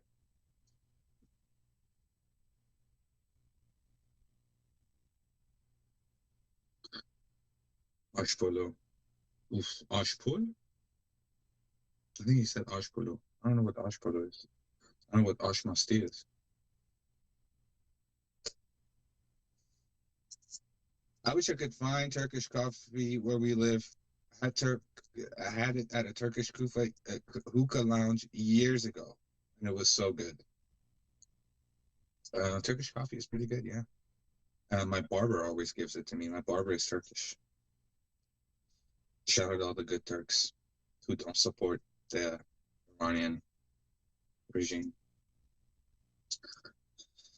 I worked in Milan for a short time, and they couldn't have treated me better. Love Italians.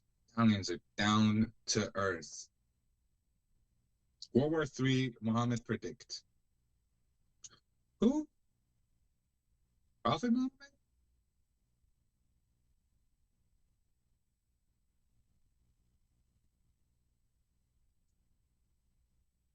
So Trump just pinned his tweet on Iran on Truth Social. That's pinned.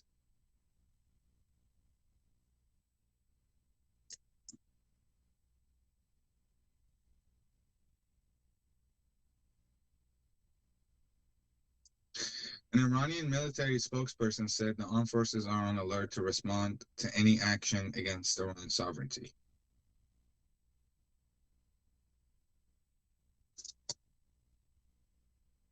Saudi officials are meeting with Trump today in D.C. Yeah, that is true. We did report on that. Iran to Trump. This won't be over in a tweet. Iran has issued a direct warning against any quick military action. Iranian army spokesperson Mohammad Akrimi says that the days of hit-and-run operations are over. The warning. If Trump thinks he can carry out a quick operation and then tweet 2 hours later that it's over, he has mistaken. Not any. The scope. Iran threatens to expand any conflict to the entire region.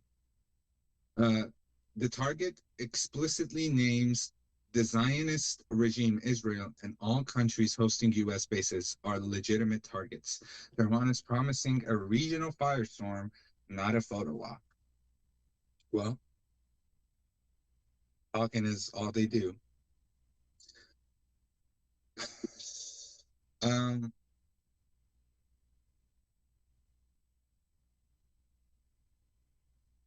We're just seeing more stuff being sent to the Middle East right now. That plane is still going.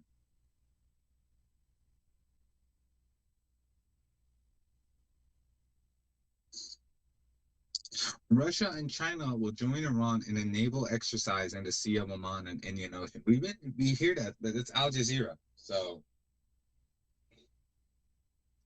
and we all know what Al Jazeera is. Please, IRGC, make a stupid move. Please. Please think you're bigger than you are. Please. Please think you're the big bully that you always think we know. All this, all of this, nothing to back it up with. Nothing.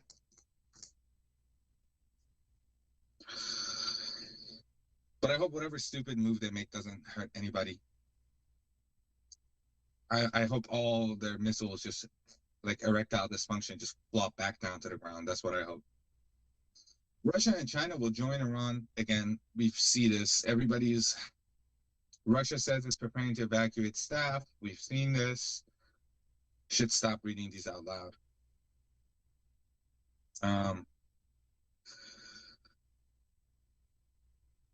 And then Al Jazeera, breaking news 2 minutes ago, Iranian army, we will respond on the spot if US makes a foolish move.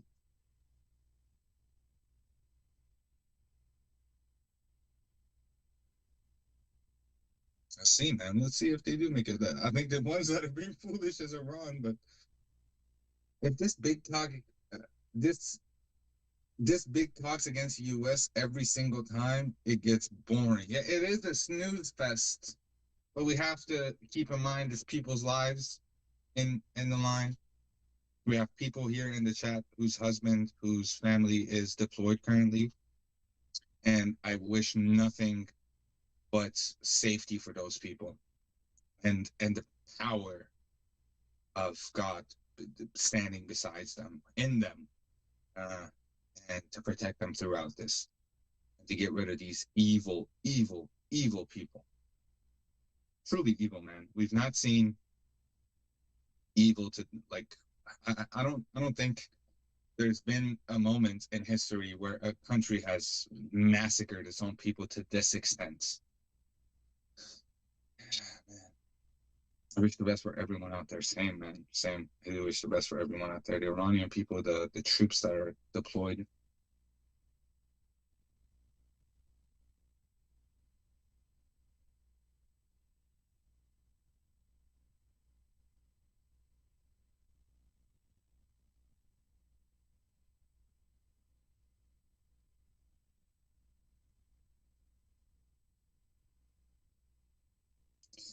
So breaking from the Middle East, a U.S. Navy warship is reportedly preparing to dock near Eilat in the Gulf of Aqaba amidst rising tension and potential preparation for an action against Iran, according to the Israeli Broadcast Authority.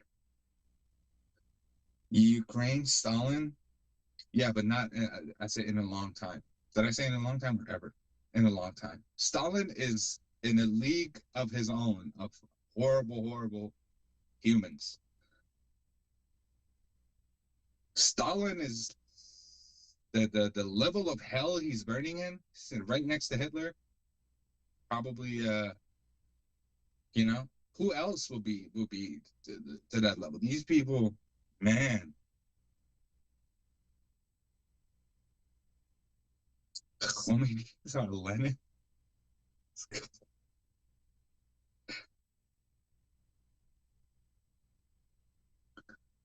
So, not verified yet, but first reports show that the airstrike alarm system has been activated in several densely populated settlements and residential areas in Tehran. Sean, are you using... Sean, بدون اینکه مستقیم به من یه جوری بگی، خب ازت یه سوال دارم. اینترنتت از اونجاست یا از اوناست؟ اگه بفهمی منظورم چیه. میدونی یه جوری به هم برسون. من میخوام بدونم چون اینترنت داری تو بقیه فکر کنم پیپ شدن یه جوری. Breaking. RGC Link Mirage Airline. That's the one that we're watching right now. Aircraft of this type are typically used to transport high-ranking VIPs of the Iranian regime. امیدوارم فهمیده باشید شان منظورم چیه.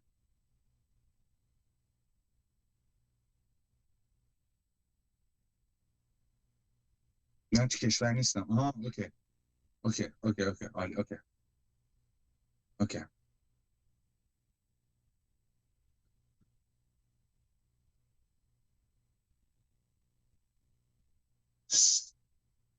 سلام علیکم، من هستم. آریا جان تو اینترنت داخلی الان وصلی؟ یا داری از سایفون یا دونه اینا استفاده؟ Okay. So I just prepared my food. I'm gonna take a picture of it, and I gotta stick it in the oven. So I'll be right back. All right. Cooking. He's cooking. Welcome back, Chaos. Best for live. آره بستم.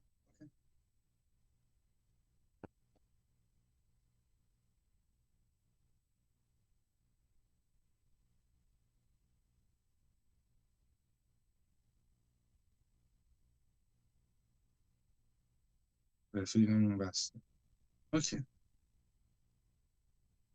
Ok, intento comer al mercado.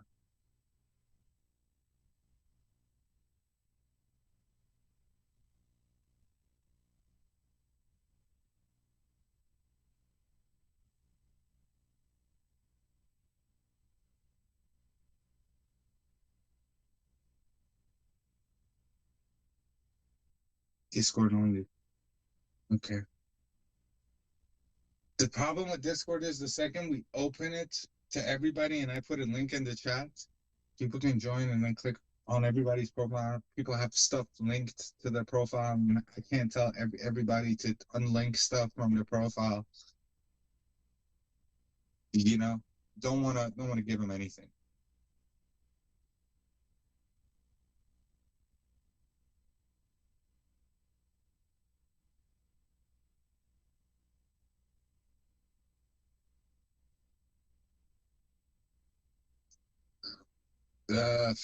This is from the other side. It's not true. It's propaganda. Warning, warning, propaganda. I'm about to say some propaganda. I'm reading propaganda from a CG group. Where's it coming from? Basiji is a Twitter handle. Oh. Yeah, it's propaganda. Just want to read it. It's what they're saying. The copium. It's their Never Neverland. So Trump has announced that since regime change cannot be achieved through the U.S. attack, will target Iran ballistic missile program to weaken it. This is untrue. This is false. This is not correct. Trump has not said this anywhere. So yeah. That's what I was just mentioning a few minutes ago. Yeah, it's all fake. Here's the photo. You see. I did send it to you, but I'm gonna show it on the screen. So this. Ooh, what is that? You might say, what's underneath there? That is a red version of meatloaf. People make it brown with the brown gravy. This is a red. So it's ground beef with diced onions. Ketchup is inside mixed with the meat. Breadcrumb, egg, salt, pepper, oregano. There's all kinds of seasoning in there. I make a big loaf. That's 5 pounds of meat. Now let me ask you this, Bill. You're a cook. I would say I'm kind of a home cook myself. Do you use MSG? Oh, hell no. Why not? What's going on there? What is this rhetoric? Don't tell me you're one of the people that doesn't like MSG. I don't like. You use that in the ketchup. But oh well, that's true. It probably does have a little MSG in the ketchup. Monosodium glutamate. Yeah, that's true. You're right. Yeah. But I use ketchup, then I dice the potatoes, and then I cover it with tomato sauce. There's a little water in there, and let me tell you how yummy that comes out. What you see on that screen.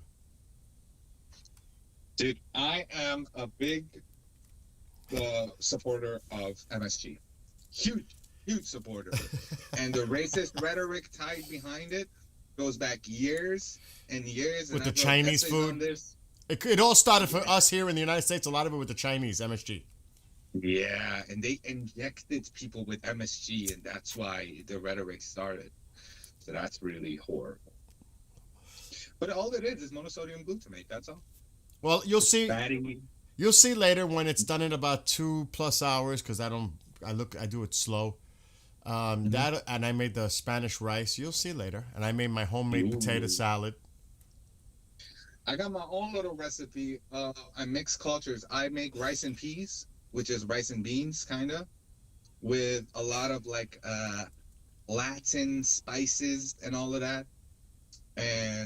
But I make the rice the Persian way, but half. So I do actually fry the Iranians are gonna crucify me when I say this. I fry my rice, guys. I wash it, I let it dry, and then I fry it. Because to me, that makes Persian rice even better. They know what they're doing when they're frying rice. It just brings out the aromatics. It's amazing to fry rice. So I definitely recommend to the Iranians to. Do you know something? It's not a cooking show. No, but I'm getting actually hungry. But the thing is, when you're a cook, you modify a recipe. You do it to your liking. Do you know what I mean? Like the recipe. Yeah, I take from there, all my favorite recipes. Exactly. And I just make the thing that I like. Exactly. You make it according to what you like. You know what I mean? So it goes with the territory. Yeah. A cook adapts. They make it a specific way that they know that they're going to enjoy it. or the people that they're serving it to is going to enjoy it. So Like tactic? No, not like tactic. No, before I cook the rice in water, before I boil it, the rice gets fried in oil, and to give it a little bit of color, not really, but to just give it a little bit of that color, and it just changes the flavor, man. It changes the flavor completely. dude, that flight has me very curious though. I'll say it again, leaving Tehran, going to Moscow, and that is a military government flight. Was that under the Iranian flag? Yes, it is. It's an Iranian. Bill, I'll be right back. Go ahead, good. Well, I'm I mean, gonna grab a cigarette. no, go do your thing. We're taking turns here. What time is it? It looks like it's after 11:45. Yeah, 11:45. No, bullshit. I'm wrong. It's oh my god. Let me just ask Alexa. Alexa, what time is it in Iran? In Iran, it's 11:14 p.m. 11:14 in Iran. So it is still early, even though I still say Saturday or Sunday. I ordered all that rice that he told me to order. I forgot what it is. I forgot the name of it, but I ordered it. Everything is a decoy. Everything is a play. Everything is miscommunication to, like just to play that game. I'm gonna actually see if I find anything on True Social. If he's posted anything.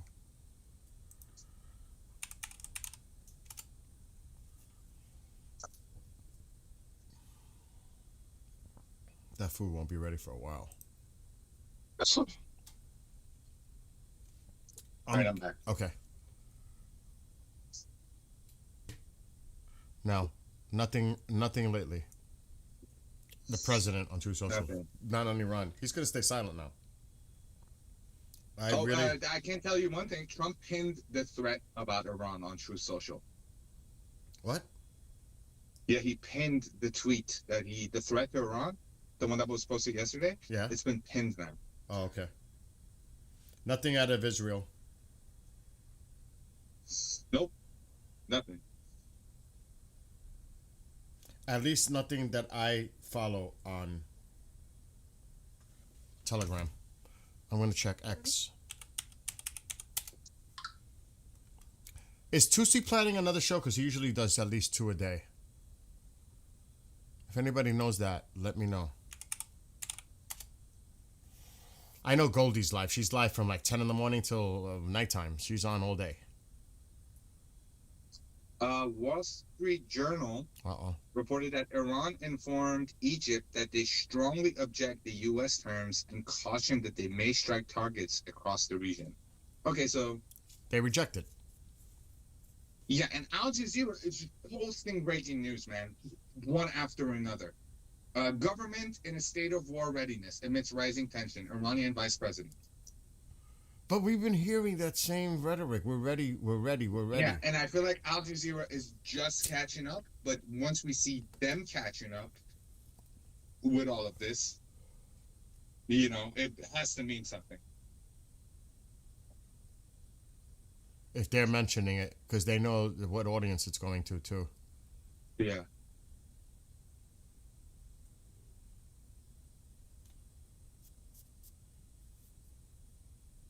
Yeah, I'm not seeing anything at all new. At all. And I'm checking. Let me see what the ones I follow. Wait a minute. Trending now. Hold on. I just found about the flight, dude. Yeah, it's trending massively. Look. Iranian VIP flight heads to Moscow amid deadly protests. The one we were tracking, typically used for top officials, left Tehran's Imam Khomeini airport on Thursday bound for Moscow. This came during Iran's largest anti-government uprising. We know that. Shoutouts, our chats, they reported on that the second it went up from Tehran, by the way. The people in our chat. The second it went from up in Tehran, we knew it. And it was above Azerbaijan when he came back. This is a summary of everybody posting, and it's all over the place. Usually reserved for senior members of the Iranian government, has departed Tehran within the last hour, bound for Moscow, Russia. So it is trending. I'm sure I follow Osin. If I haven't, I better. Yeah, let's do that. Yeah, so it's already trending. And it's right there. It's pretty much there in Russia now. So, I'm seeing if there's anything.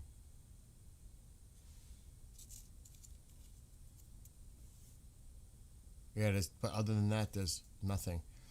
This was. How was the U.S.? I'd strike that. I'm sorry. I mentioned this. I did that. I mentioned this earlier today. 4K. These are the upgraded versions of tankers. The Pegasus, 4 of them, I think. Yeah, 4. Departed from Florida, heading across the Atlantic. So likely heading to the Middle East. So the big boys are coming. And several F-35 Lightnings were with the Vermont Astronaut Aircraft, and the remaining Growler electronic warfare bound for. That's what somebody else said in chat. The Morón Air Base. I think that's in Spain. I'm not sure. Where is that, folks? You guys told me about this earlier. Is that heading towards Spain? There's a lot of stuff going on.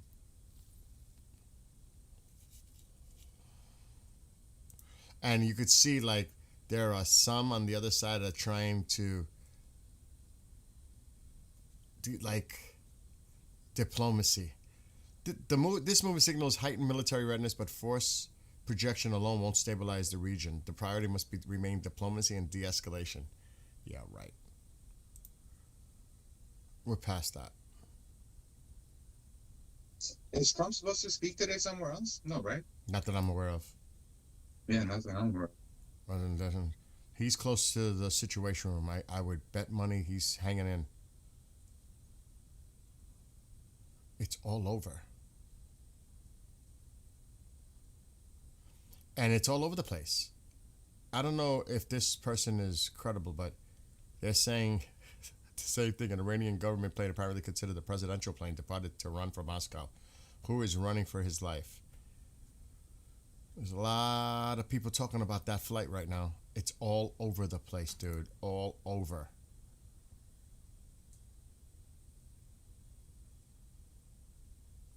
So a lot of people are paying attention to that flight. I'm just saying. Let me see what they're saying. Nothing new from them. I'm going to see what the propaganda arm is saying. I like to check, just to see what their chatter is. The Iran Military Monitor.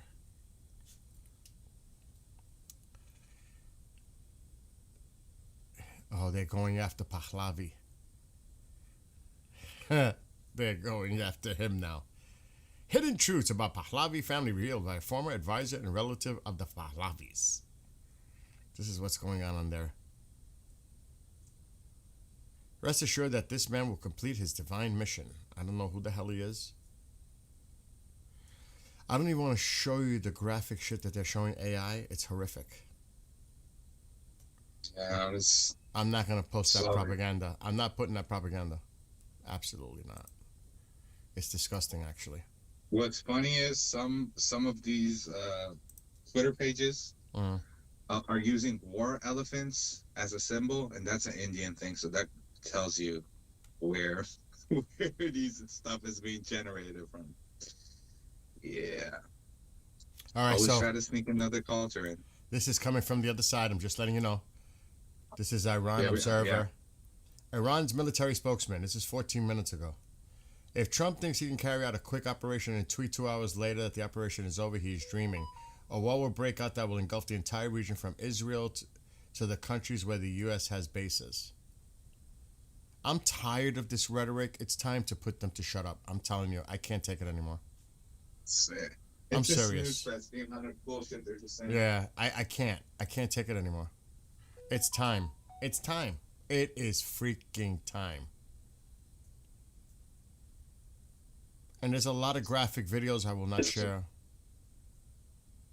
No. We pretty much know what the hell is going on. But other than that, dude, it is quiet. Super.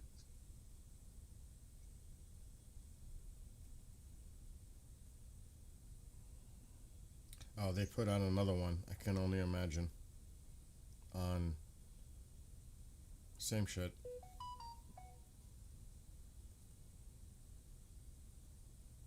They're talking about the Israeli reporters about talking about how he pinned that post.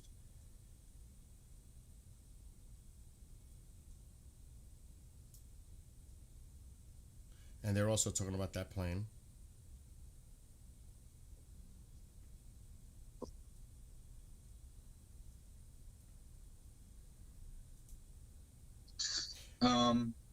I think those tankers, upgraded tankers, they landed on Spain. Someone said in the chat. Brian said they landed on Spain. Yeah, that's what I had heard. It was destined to Spain. Liberian president and Australian chancellor, who were supposed to arrive in Israel next week, have canceled their visits. No official explanation was given.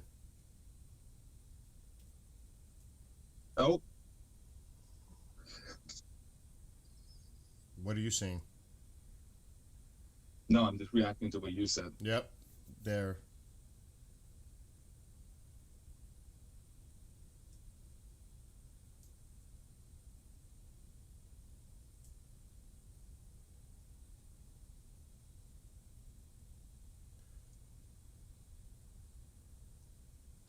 Iran's army spokesman. This is all just coming out now.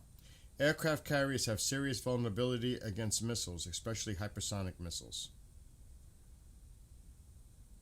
That just came out. So there's some spokesman who must be doing a lot of talking right now on their media or something. It's time to hit them. I'm serious. They're doing a lot of talking, threatening our carriers and threatening our bases and all this shit. It is time. I'm done. I think a lot of people are just fed up. Let's go. Let's go. Let's just go. Let's just do this. Let's just. The red aircraft is the VIP airplane that supposedly has Romanian officials on it. Yeah. It's a government military plane. What did I miss? Can I get a cliff note of what's happening? We're still monitoring the flight, the Romanian official flight to Moscow. Yeah, that's about it though. It's in Moscow now. It's pretty much, we don't need to keep following it. It's definitely in Moscow. It's in Russia. And now we're just, what is it, like 10:30 almost p.m.? It's still early. And a lot of development today. You know, it's still early. At least at night there, it's only 10:30.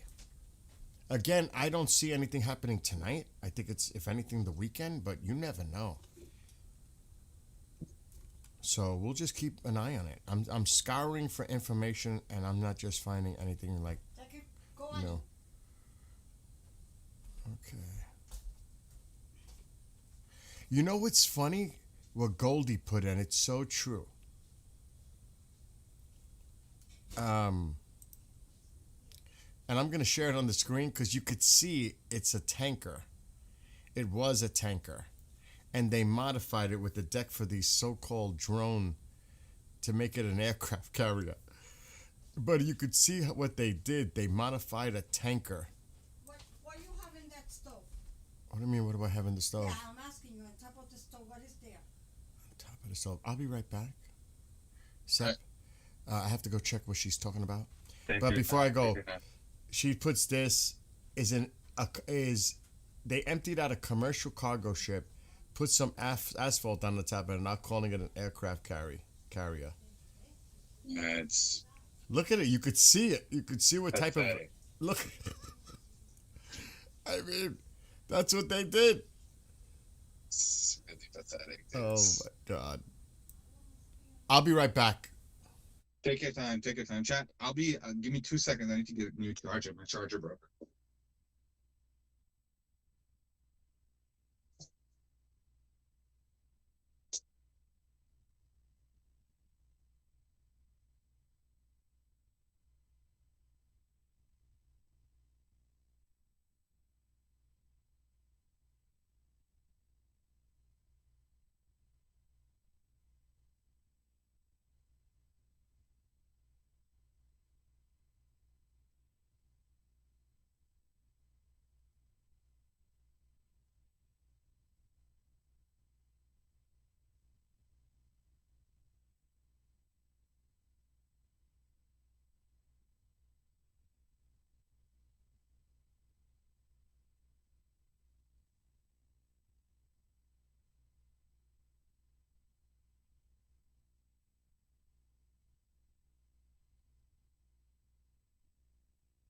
Okay. That is a joke.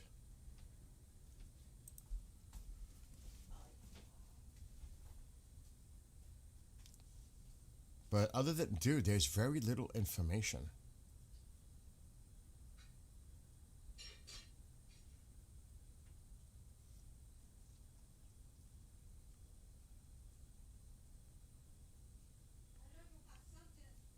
Let me see if Rez is putting anything out.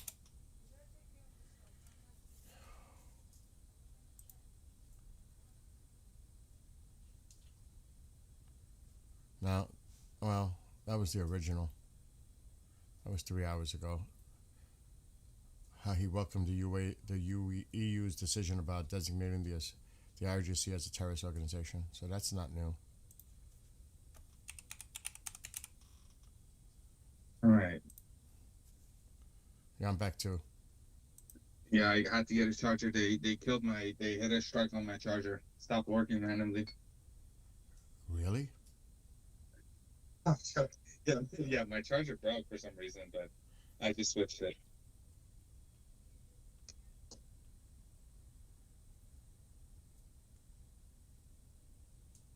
I understand I'm not in the role of debunking. That's why I asked what's your source so I can confirm what we may or may already know. The thing about Iran, China, and Russia doing a joint operation, I've not seen any credible news report on it. I've just seen a lot of people report on it, but no credible reports. And they all popped up out of nowhere, suspiciously, all at once. So This is what Lindsey Graham just put out not too long ago. The Iranian religious Nazi murderous regime and a fair nuclear deal do not go in the same sentence. The protesters who have been dying by the thousands are not seeking a fair nuclear deal for the Ayatollah. They are seeking to end the Ayatollah's repressive regime so they can have a life with freedom and without fear. Keep protesting. Help is on the way. And I'll just have to wait and see. That was at 1:02, so that was like 2 hours ago he posted this. Lindsey Graham.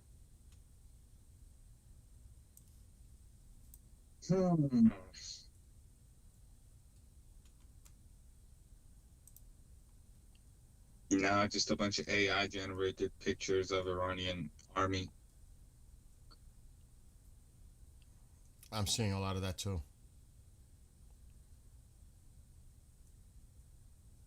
There's a lot of BS out there. Their propaganda machine is all over social media. Yeah, they're working overtime, man. They're connected, the activated public internet, now they're connected to the Chinese AI farms. And just posting.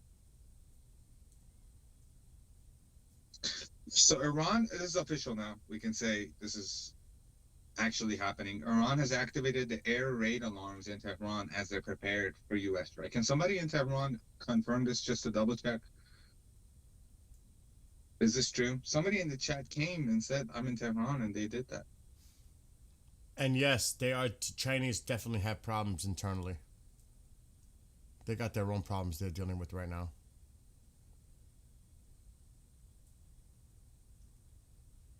Twitter stop working? What's going on? Is Twitter okay for you? It's working for me. Dude, I refreshed that so much. I probably break it. Hold on, I gotta see what they're saying.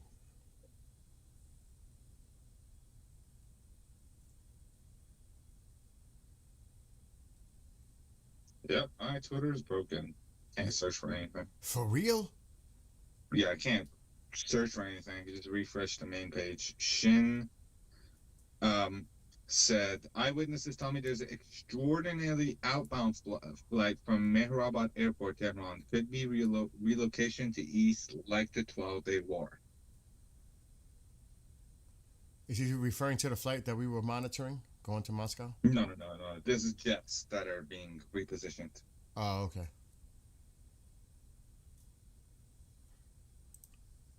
Dude, I'm serious. I'm scouring and not finding much. اصلا آلارمی میشنوی آلارم ایر رید میشنوی یعنی جنگ هوایی چیزی میشنوی تو تهران It's just regurgitation.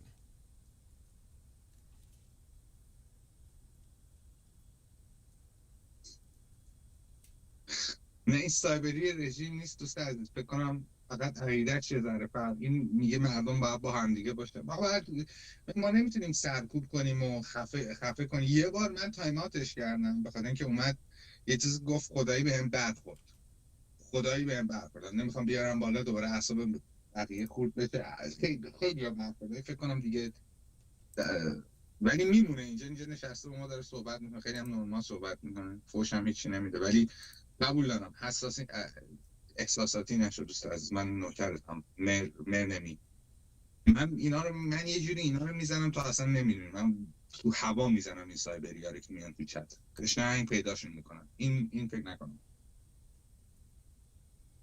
گفتم فکر نکنم یادتون باشه چه گفتم یادم نیست حالا ولش کن داداش ولش About time they got the Poseidon up. Poseidon's up? It's up now because they have to patrol the Persian Gulf. I was surprised that, but then again, that doesn't mean that there's other stuff going on. But I'm just saying, I was hoping to see the drone of the Poseidon up. Well, it's going up now. The UK has.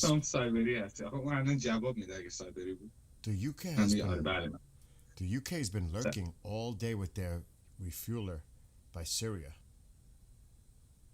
All day. Mm-hmm.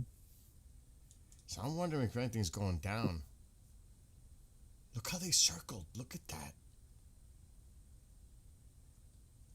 That's weird. That looks like they were refueling something there. Look at that. So, I've never looked into this. So I assume the refueler flies above whatever is being refueled and it drops down. It's whatever, the planes. It usually comes down at an angle, yeah. Yeah. And they refuel in the air? Mm-hmm. Yeah, that's crazy, man. But that sometimes indicates a pattern of refueling and progress. When it does those oval shaped, they're refueling something. I would not be surprised. So something has to stay in the air. You think it's that big NATO? I think they were typhoons and they were hitting targets in Syria. That would be my guess. Possibly they were hitting targets in Syria. Proxies. I mean, if I had to guess, something went down. And then they, you're not going to see it, but the typhoons might have went into Syria, did whatever, or possibly even they were hitting targets in Iraq. Don't know. But it looks like something was going on with that Voyager refueler. And it's been out there for a minute. So, like I said, I'm making an assumption, I'm speculating, but when you see a pattern like that, it could indicate. I'm just saying could. What's going on now? Most likely refueling SDF aircraft. Now, I'm going to tell you, a few weeks ago, when the UK struck Syria with France, this pattern was there. And I saw typhoons for like 2 of them, and then they disappeared. And so did the refueler. It disappeared. So I'm not saying that's the case, but I have seen history of something similar. China's in big trouble internally. They just suppressed a coup. China's got its own problems. Big time, internally. And they're focused on that right now. Actually, I don't know if you guys know this. Allegedly, there was a report that a Chinese top commander was providing intel to the United States and was taking bribes, and the Chinese found out. That's just one story that I've seen over the last couple of weeks. So the Chinese have some internal issues going on.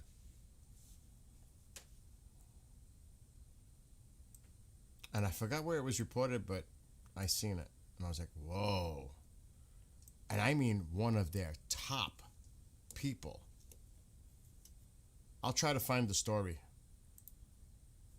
Chinese have problems internally.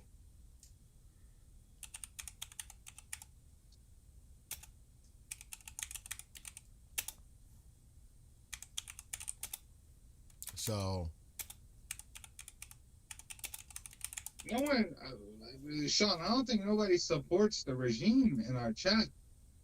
Well, besides the bots, there hasn't been somebody to come here and have an educational conversation about why the regime should say. All they say, Trump bad, Israel bad, and they're drooling over their keyboard as they're typing that, with one eye looking to the left side and one at the screen. So they're not really.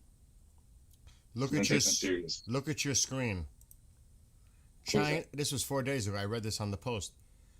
China's top general accused of leaking country's nuclear weapons program to CIA. That is freaking big. Mm-hmm. Shout out her. I hope she's fine. He's been accused of leaking nuclear secrets to the U.S. and accepting bribes. As Xi Jinping purges the country's senior military leadership, there is definitely internal issues in the upper ranks in their military in China. That immediately reduces trust within the top commanders of their military. So China isn't doing shit. China has to figure out what the hell's going on with their top military commanders.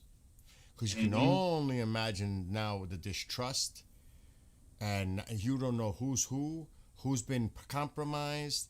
Now they got to do some in-house cleaning and vetting what's going on in their top military personnel, because now they don't know who they can trust in their top tier positions of military positions.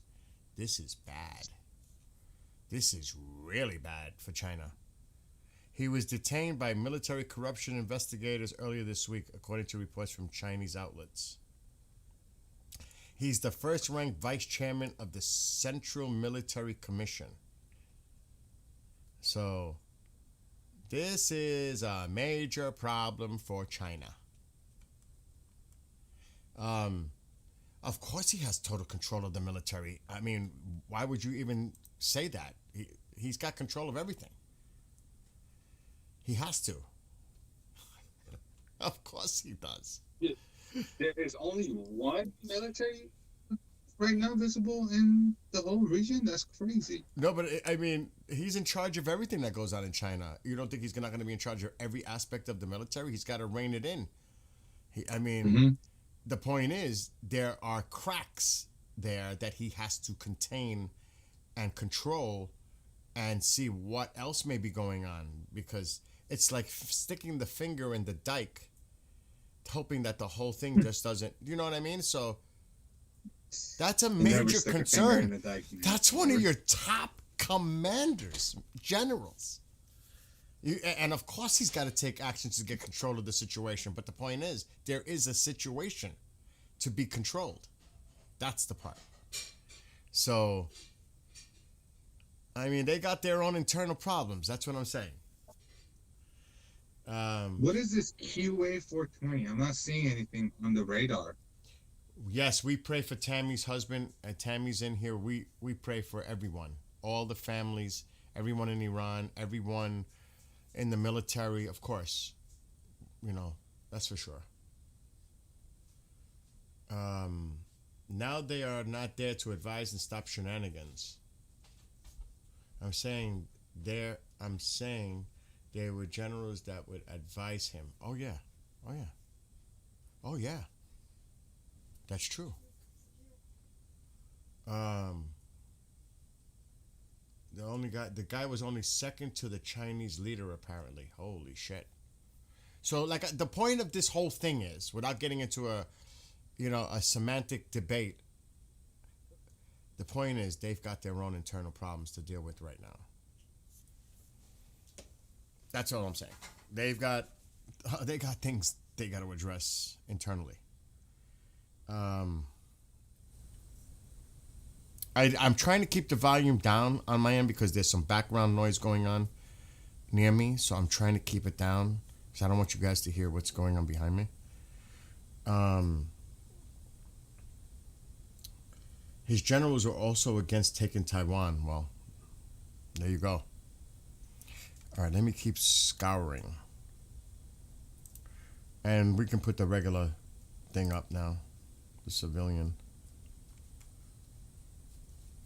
We're not going to see anything on that anyway.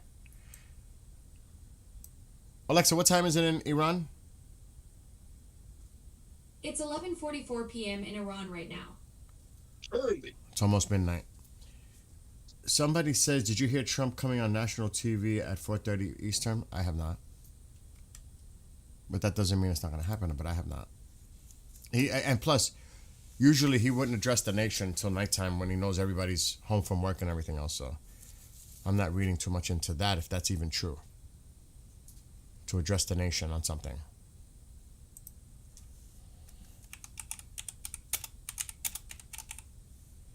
You got to remember, there's a lot of BS out there.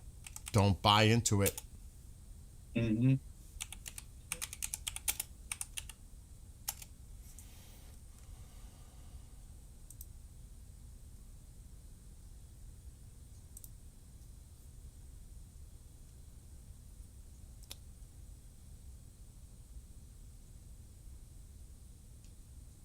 Oh, well, it might be. Let me see. No, the cabinet meeting. No. No.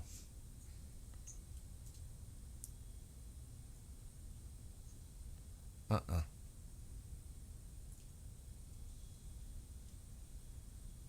not seeing anything about that. He already had the cabinet meeting. Nothing. On the media. Mainstream, at least. Nope. Zero. Okay.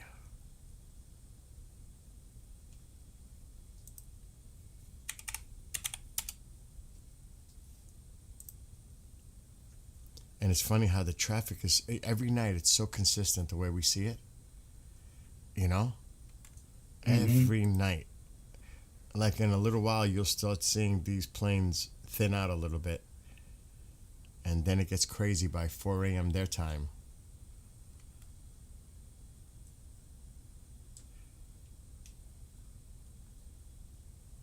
Dude, I'm honestly seeing, like, it's so quiet.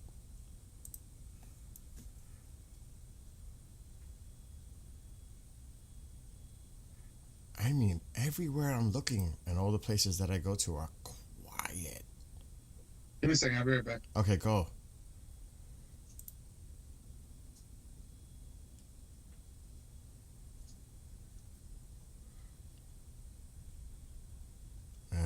Same.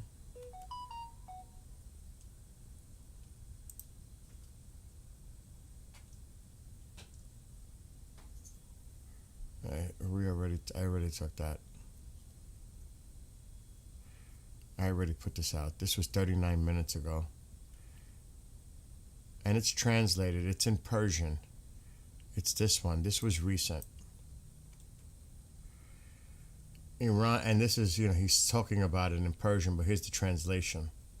If Trump thinks he can carry out a quick operation and tweet 2 hours later that the operation is over, he is dreaming. A war will break out that will engulf the entire region from Israel to the countries where the U.S. has bases. See, they're doing that on purpose to make those countries nervous. And that's why they were trying to push, earlier today even, trying to push things behind the scenes to not, the United States not to act.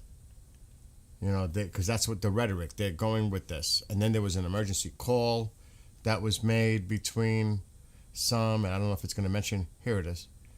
Emergency call from the foreign ministers of Pakistan, Oman, Qatar, Turkey, Egypt, and the UAE to Iran.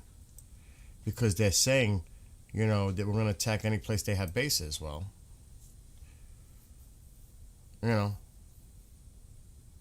are we part of that? Are you going to attack us? So they're all scrambling based on the rhetoric that's coming out from their side. Like, we've seen what you wrote. What does that mean for us? Are you saying that you're going to attack us where the U.S. bases are? So you can see there's all kinds of crazy stuff going on. But that's just to give you an example. It's not a video. I didn't play the video. Because why play the video? It's in Persian. The translation's on top. I mean, you know what I mean? I mean, we could literally hear him discussing it in Persian, but it's translated on the top. You know what I mean? Ghost Khan. But other than that, the information coming out is very limited. And I don't know if this is true, but this again is and I've seen this in numerous places.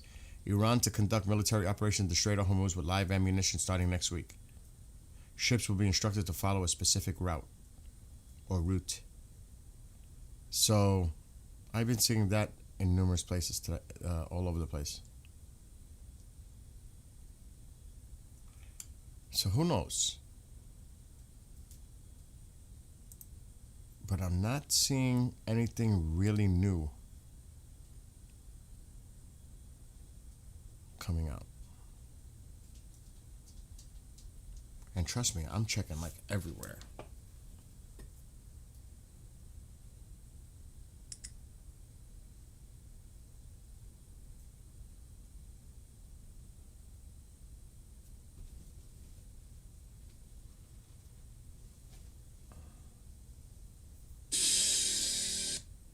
Get lost. Oh, we're getting reports in the chat that they're cutting internet down. Again? Mm-hmm.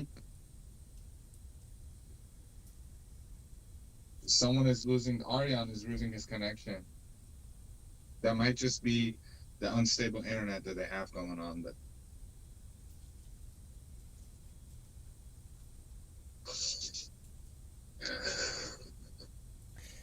Report on Iran International, which I'm going to check. The Italian embassy in Tehran has reduced its staff and called the country's citizens to leave Iran immediately. That's the latest coming from an Israeli reporter. Report in the Wall Street Journal. Trump was briefed on possible strike options jointly developed by the White House and the Pentagon, and one of the options is called the Big Plan, under which the U.S. would attack regime facilities and IRGC sites in a broad bombing campaign. Other options include strikes against symbolic regime targets, leaving room for escalation in bombings if Iran does not agree to stop its nuclear activities, or other measures such as cyber attacks against Iranian banks or tightening sanctions. Oh, please, let's not start with this tightening sanctions shit. I understand you're squeezing their economy to collapse, but it's already collapsed, pretty much. Bill, not to switch subjects, but dude, I might put a large amount of money on Polymark. I just saw somebody put $8 million bet on March 31st saying no, there won't be a strike. What? I mean, that's obvious, right? That's easy money. That guy just turned $8 million to 14.5. So they're saying there won't be a strike until March 31st? So U.S. strike on Iran by March 31st, $8 million was put. Oh, well, that's spring. Yeah. This is not playing out that long, dude. And prior to that, he put 13 million on February 28th. Yeah. Saying also no. Ow. So that there won't be a strike? There won't be a strike by February 28th. 13 million. U.S. strike by March 31st. 8 million. This is just one account. And U.S. strike by June 30th. He put 2 million. So Tom says, I just checked, BGD PME routes into Iran. They are still active, so internet should still be good. It might have just been him. He might have just had a connectivity issue. But this is infinite money glitch, man. The way these people are betting on like a day prior to an attack, they're just putting like 5 million on it a day prior. Next day, the guy has 2 million more. It's crazy.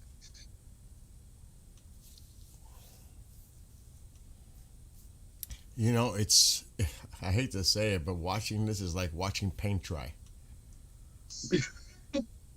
Good analogy. Can you? I mean, it's just like staring, waiting to see something different. You know what I mean? But there's really nothing else to show because there's nothing going on. I'm checking all the social medias. This was the last thing that came out from the reporter from from Israel. Okay. He put this out a little while ago. Not that long ago, half hour. The commander of Iran's Revolutionary Guard Corps declared a state of emergency across Iran and full readiness for war. Thousands of civilians have been arrested in Iran as part of a large arrest operation. Holy shit. He just posted that too. Oh, God. God only knows.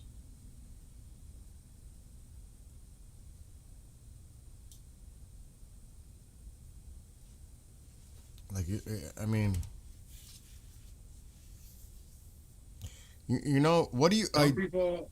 Go ahead. Go ahead. No, you go. No, go. Just some people were asking if you can check what type of military flights took off from America right now. There was a whole bunch of stuff coming across from Florida. I don't know if we'll see it.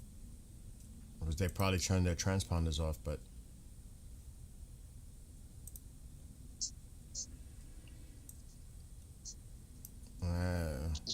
we could look at the Pacific too, but this is inbound. I don't know where that's going. It's hard to tell because, like I said, they could have their stuff off. That's that Pegasus, though. I would not be surprised. Oh, I wouldn't. Well, it's going in circles.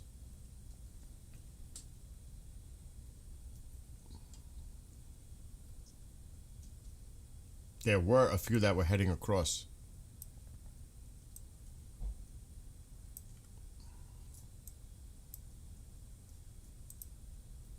Petro. What an interesting name. Fuel.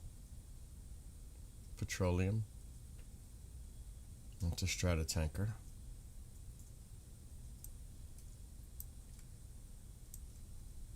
Also, you got to see what comes out of here, too. Very quiet. Very quiet. That is real. Usually, you will see more activity near Japan. And they're not showing anything.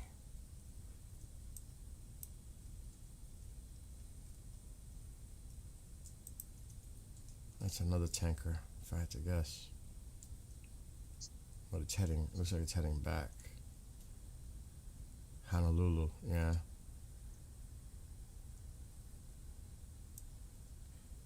Usually there's more on the map than this.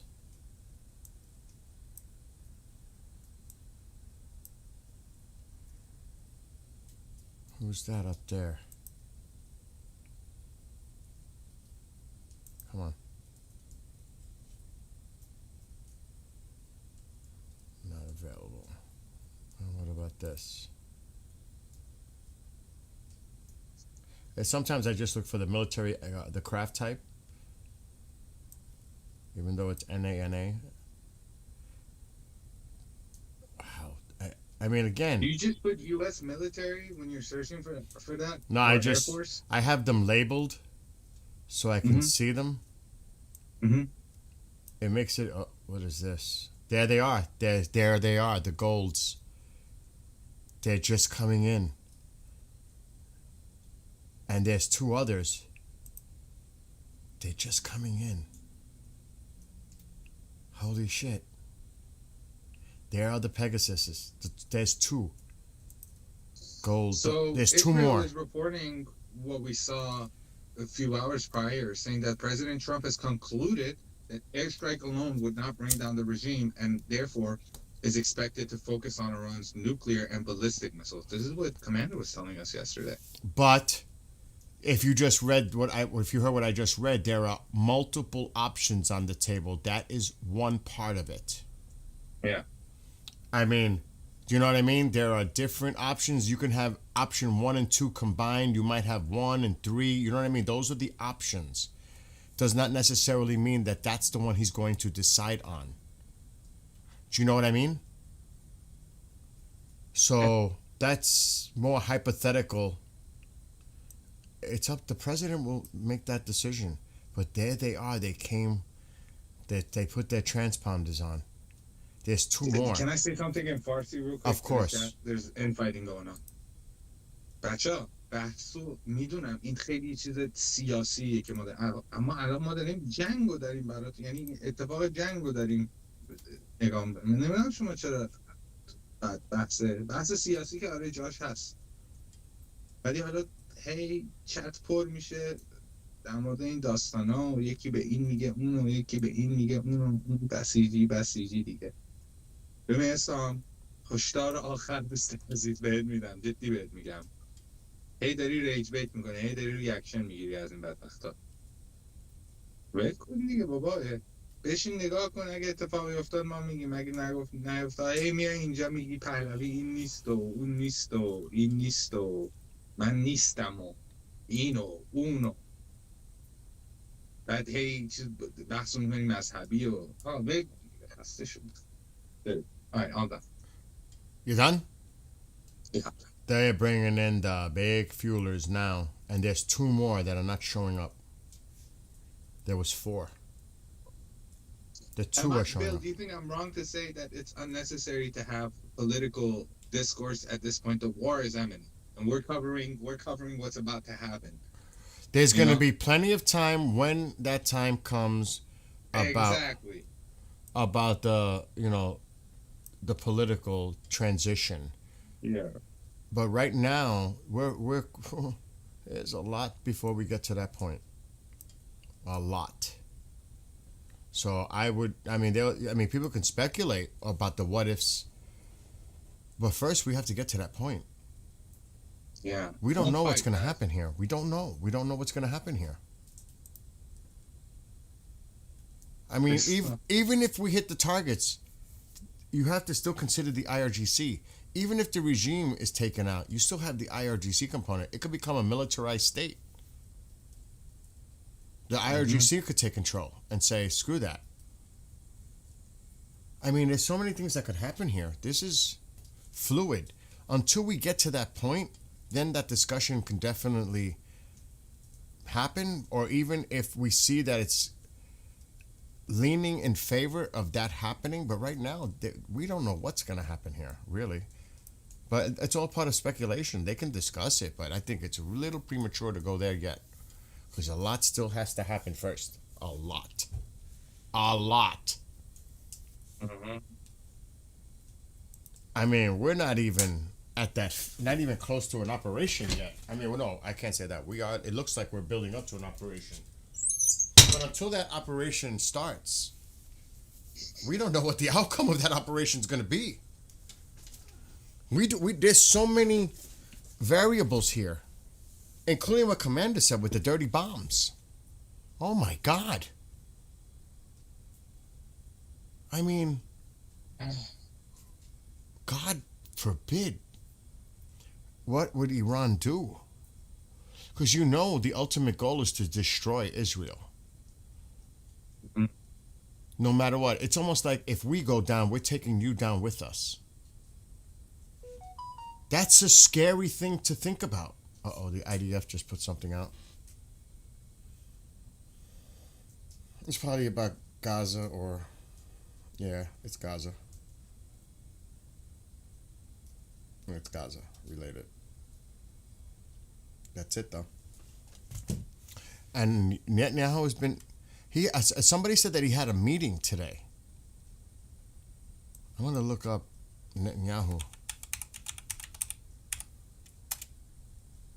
Allegedly, there was some kind of a big-time meeting. I'm not saying nothing. I'm going to look it up another way.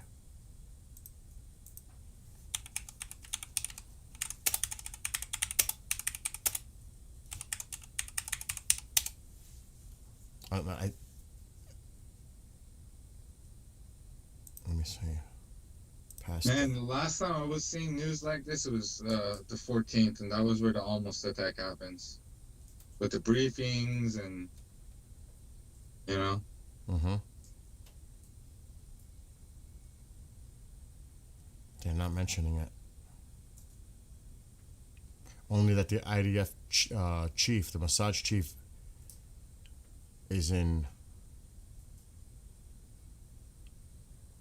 visiting the U.S.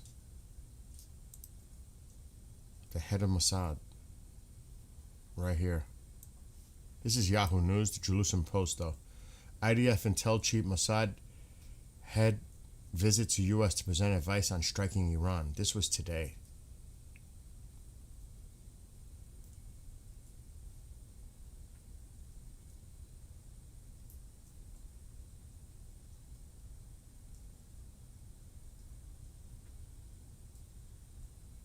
So they're breaking down the past meetings. So, I don't know, dude. That he met with top U.S. militaries on Tuesday as the aircraft carrier arrived in the region. So there's like I said, there's a lot going on behind the scenes, you know what I mean? But there was supposed to be some type of a meeting with Netanyahu last night.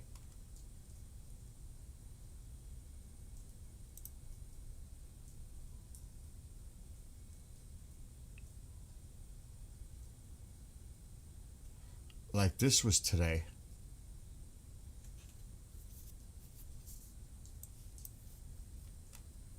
Israel Today. That's where it's coming from. Khamenei advisor warns of strike on Tel Aviv.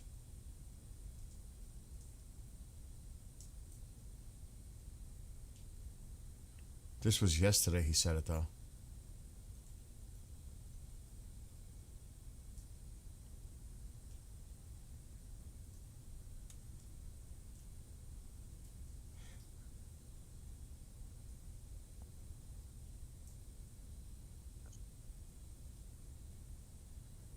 Oh man. I'm telling you. We're close. I think we're close, dude. I do. I think we're close.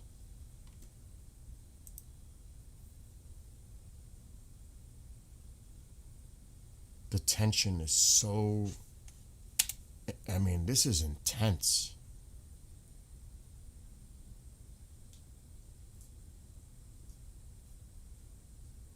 And we're still moving assets into the area. Nothing. Dude, I can't find, like, I'm looking everywhere. Unless anybody in chat has something. Yeah, I'm not finding anything new. Well, I love all of you, too. I love all the people that support democracy and freedom. Uh-oh. We may have a visitor. You might want to check the Persian stuff going on. Let me see. Are you talking about Islam? Yeah. What's he saying? He's back and forth. He's just unnecessary back and forth. Just yeah. It's just they're going in circles. I've read. But it's nothing They're going in disrespectful, or they're just having a No. conversation about different opinions Well, about. It did get ugly because he's being ignorant, but it's just him being ignorant. Yeah, but that's based on opinion. You know what I mean? Yeah, exactly. He has his right or her right to express whatever their point of view is. As long as it's respectful. I mean, we're not here to shut anyone down. Everybody's voice, as long as it's kept respectful, it's all good.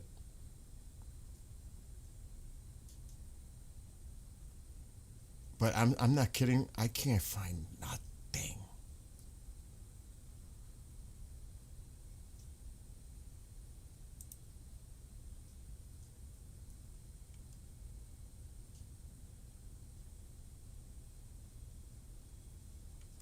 Is Al Jazeera saying anything new?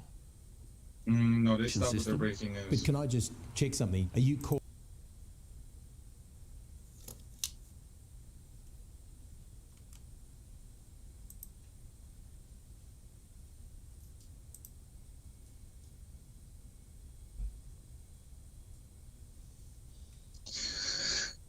Iranian media just keep pushing images of the Navy being destroyed and the same rhetoric.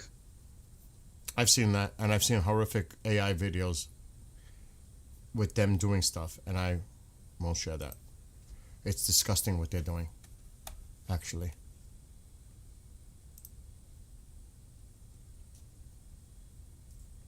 Oh, what's this, dude? Okay, nothing.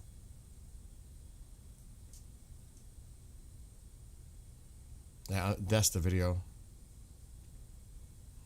Disgusting.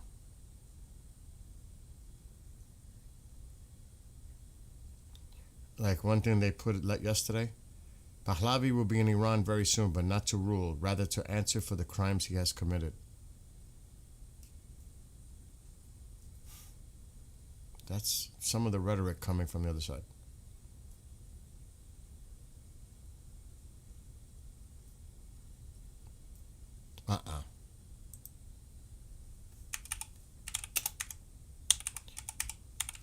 What about that channel Monato? What is it?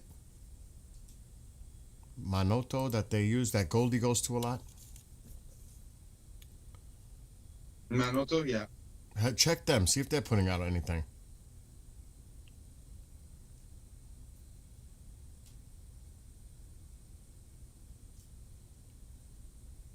Wow. No, Manoto TV is not reporting on anything besides the death of the fellow compatriots who've passed away. And here's something, Iran International English. A sweeping government-imposed internet blackout has slashed sales, frozen online trade, and pushed thousands of small businesses to the brink, exposing deep vulnerabilities in Iran's digital economy. And people in chat have been talking about that, how it's hurting them. A few nights ago, they were talking about that in Iran. Freaking horrible. Avi, we have monarchist supporters. We don't have any Mujahideen support. We don't have any MEK. We don't. I haven't seen MEK. I don't support the Yeah. Yeah, no, MEK. I'm very, very much against, and that's the one that that and the regime I'll speak up against and bash them and whatever I can. Because they're stupid, they're liars, they're thieves. But we have people here who don't want monarchy or don't fully trust monarchy, and that's fine. They can have their opinion. Exactly. As long as they're not. There are a lot of people that want to see because they hear that dictator word or autocrat word. They don't want that. Mm-hmm. They want what's that word I'm looking for? Republican. Republic. Isn't it? Yeah, But Republic, a secular, Republican, yeah. a secular government. Well, Pahlavi brings a secular government, which is why I'm confused as to why he has people who don't want him, because he's saying ballots and votes and all of that, and then you have the people who want that say no to Pahlavi, which I'm like confused about. because like it only comes from trust, and like who else is your trust in? Please name one person that's been as loud as he is, or has had enough influence. And this before resorting to, the Western people have fueled this. Nah, the people went to his stream, chanted his name, he stepped up. That's exactly what happened. There was nothing going on like that. That's literally what happened. Denying that, you're crazy. This is what we were talking about earlier. A number of Middle Eastern governments are trying to push the U.S. and Iran into talks to avert post-conflict, but the efforts have so far failed to gain traction. There was a phone call from the Egyptian foreign minister with the foreign minister of Iran and Steve Witkoff. This was yesterday, but made no progress. Iran strongly objected to U.S. terms and warned that the targets across the region would be fair game in the event. So they're not listening. And this I heard was not too long ago. Qatar, Oman, and Saudi Arabia in recent days were similarly unsuccessful. Qatar and Oman also sought ways to revive negotiations, but the efforts have not gained traction. So they've been trying behind the scenes to try to diffuse this. It's just not happening. It's just not happening. So, I mean, you can do all that talking, but I think the president has had it. It's done. He said what he said. Take this deal, make the deal. If not, it's going to be far worse. That's it. There's no more talk. Either you take the deal, there's no more delaying, there's no more negotiating, agree to the terms, or you toast. It's that simple. It's that simple now. I don't see it complicated anymore.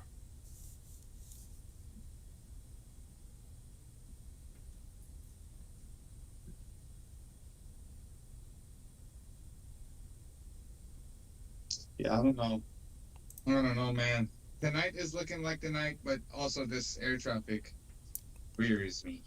Yeah, and it is actually almost 12:30 a.m. I mean, the night is still young in those terms, but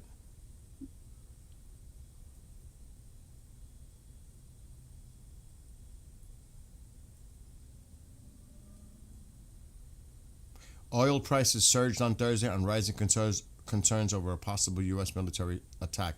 So if it's affecting the markets, fuck the markets. If people are concerned about what, guys in the chat, like I support that. I support somebody with that view, who isn't trying to take away from the strongest party, who's trying to bring democracy into the country. If you're trying to take away from the one party that has the majority and is trying to bring you with him, then there's something weird about you, man. There's definitely something weird about you. I'm not gonna lie. You need to look at yourself. And we have one of them actually, one of those rats, Mishima Kazuya says, Iran ballistic missiles are underground, which will be impossible to destroy. They've destroyed them before. They're in the Zagros region. We already know where it is. It's very easy to destroy them. And I just want to add, we've already discussed about the airstrikes being specific to the ballistic missile programs and nuclear. That is one of the options that have been discussed. And yes, that we've discussed that. Also, we spoke about the plane that left Tehran headed to Moscow, the 007 Iran plane, which is probably what Tusi's going to address. And also that the Italian embassy, we mentioned that. We've went over those points already. Yeah, we read that.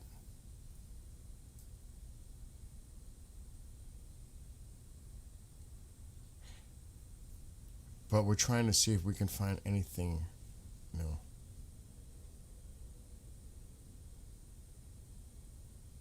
This was the destroyer that we mentioned earlier. It went through the Suez Canal. The Delbert D. Black, another destroyer, is in the area now.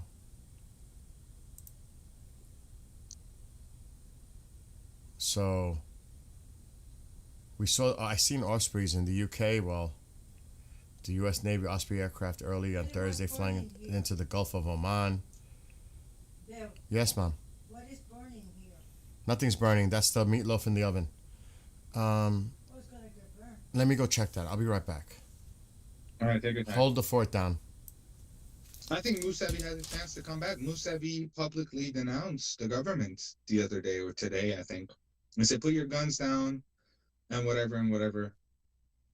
But I don't know. I've lost my faith in Musavi as well. I've lost anybody that continued to have power under all of this. Again, my family left Iran in the Green Revolution. We were out there in the street chanting for Musavi, just like any other people.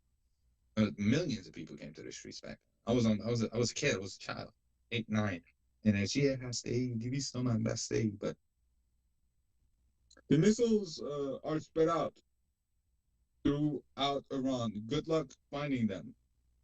Who are you to tell them good luck? They'll find them. They found it before. Man, if you spoke a handful of Farsi, you would have seen what Pezeshkian said. But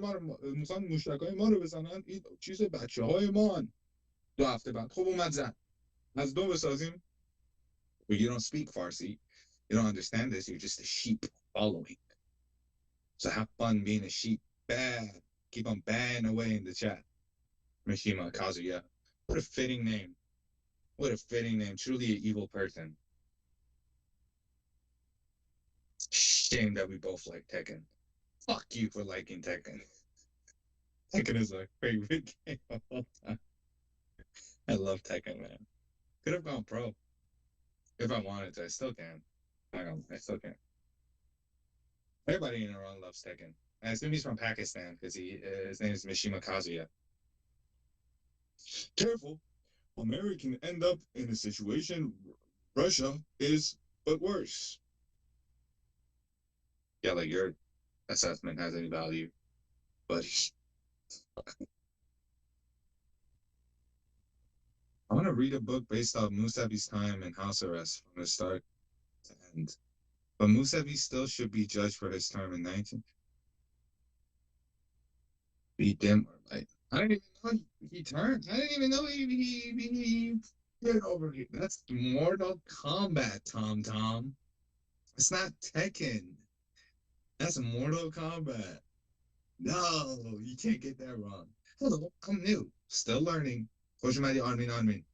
Okay, you already know where your missiles are, what satellite surveillance is for. Yeah. You see, unlike Iran, America has a lot of satellites.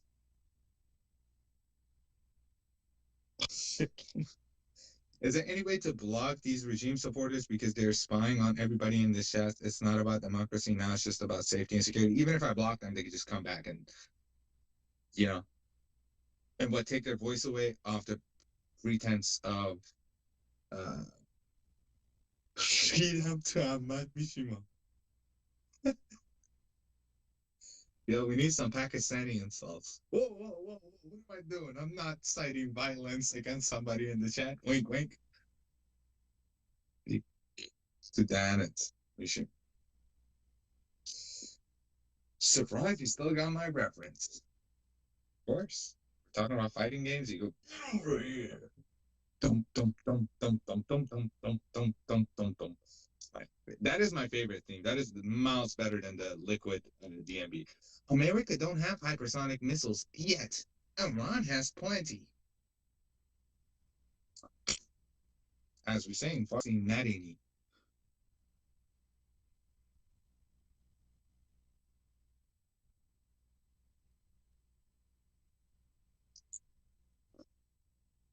شاه هم یه زمانی شاه بود. چه نظر خنده‌ای داری. No idea what you're talking about, Mishima. Of course he doesn't. He's Tekken. He's a Tekken player, man. He's rage baiting. Bro probably plays Eddie. No, he probably plays Panda. About to crash out. Hell no, man. I'm just ashamed that we're both Tekken fans. Is this what the Tekken fans have resulted to? This is what Tekken 8 does to you. Game's so bad, you gotta come into the chat to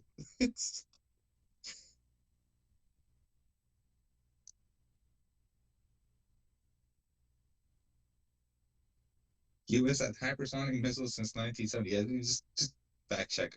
Don't even fact. What do you guys want me to do? Do you guys want me to? Okay. Let's take a vote Let's take a vote because this is annoying. I want to read the chat and like talk to you guys, but then we're all getting emotional and like focusing on Mishima's shitty rage bait. Let me read this. I know that. Okay. Well, there you go. I know the situation in Iran better than you, clown. Oh, he insulted you. Pick him up. Pick him up. Yeah, sure. As mods crush his skull.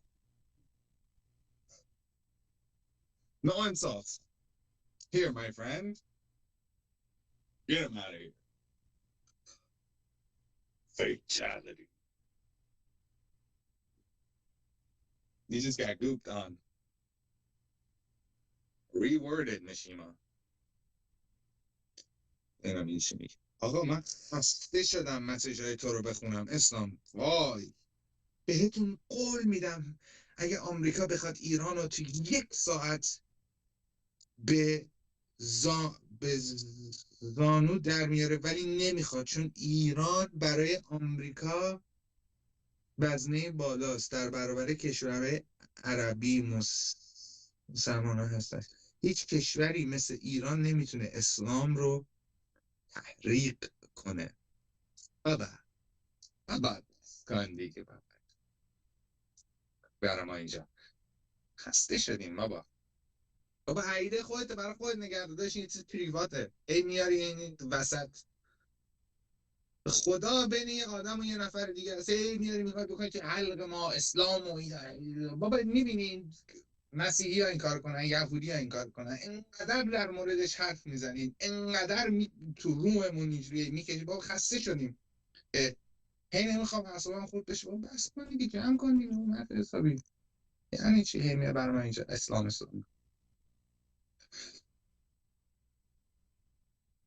اگه اینقدر خوب بود الان کشور یه چیزی داشت منم نداره ریده شده توش Exactly. This is what I thought right now. Did I miss anything? No. No. I had to get firewood. Take your time. Time it seems like we have plenty of right now.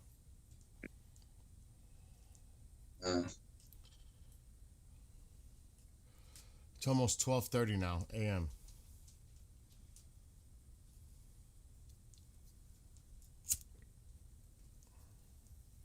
Well, I'm getting tired of, I don't want to be xenophobic, but I'm going to say it in English. I'm tired of this rhetoric of Islam being used as an excuse to show power and might and bro, it's so weird. It's like you're forcing your religion on all these other Iranians in the chat that don't want it. Stop forcing it. Stop using it as you're allowed to have your opinion, but I'm going to tell you this. You can't result back to that every single time. Everything anybody throws at you or tries to shut down, you just result to Islam this, Islam that, Islam is strong, Islam. Bro. I think it's because some feel threatened that the target is Islam. Well, they say don't attack our mosques, don't burn our books, don't do this. But for 47 years, you've killed people under the name of it. You've used mosques as places to gather groups. You've literally brainwashed. Some Iranians like to say, "Oh, Iranians can't be brainwashed." Dude, you've brainwashed the youth. So many of them had to be woken up when internet came into their hands. Come on, man. Let it go, man. It's between you and your God, not the next person next to you. You have no say over what they believe in. I would never. Absolute zero say. I respect all people's forms of worship. I don't judge. Do you know what I mean? It's not my place. Mm-hmm. You know what I mean? What I do is my business. What other people do is their business. I keep it as simple And they as that. should keep it like that too. Exactly what we're saying. They should keep it like that too, man. They should keep it. That's their business. It's not the business of the millions and million other people who aren't. And I'm fine with them. They're our brothers. We're by blood. We're of the same nation. But if you're trying to separate me, tell me I'm filth, which you were saying in the chat, you were saying filth, non-believers, this and this and this and that. Bro, I'm going to get emotional. I'm getting angry because you're calling me filth, non-believer. My place is in hell and this and that. Bro, come on. I mean, I'm a person of faith, but I respect people's agnostic or atheistic views too. That's their. Yeah. It's not my choice. That's their choice. But I mean, I'm not gonna dislike them or hate them because of it. Yeah, no, I wouldn't unless you're I gonna mean- come to my face and call me filth and this and that. Then I'll be mad. You know, I mean, I respect everybody's choices. Everybody, you know, has their own life to lead, and however they lead it, that's their choice. It's life should be about choices. Mm-hmm. You know, independent. Giving that choice is what's important, not taking it away.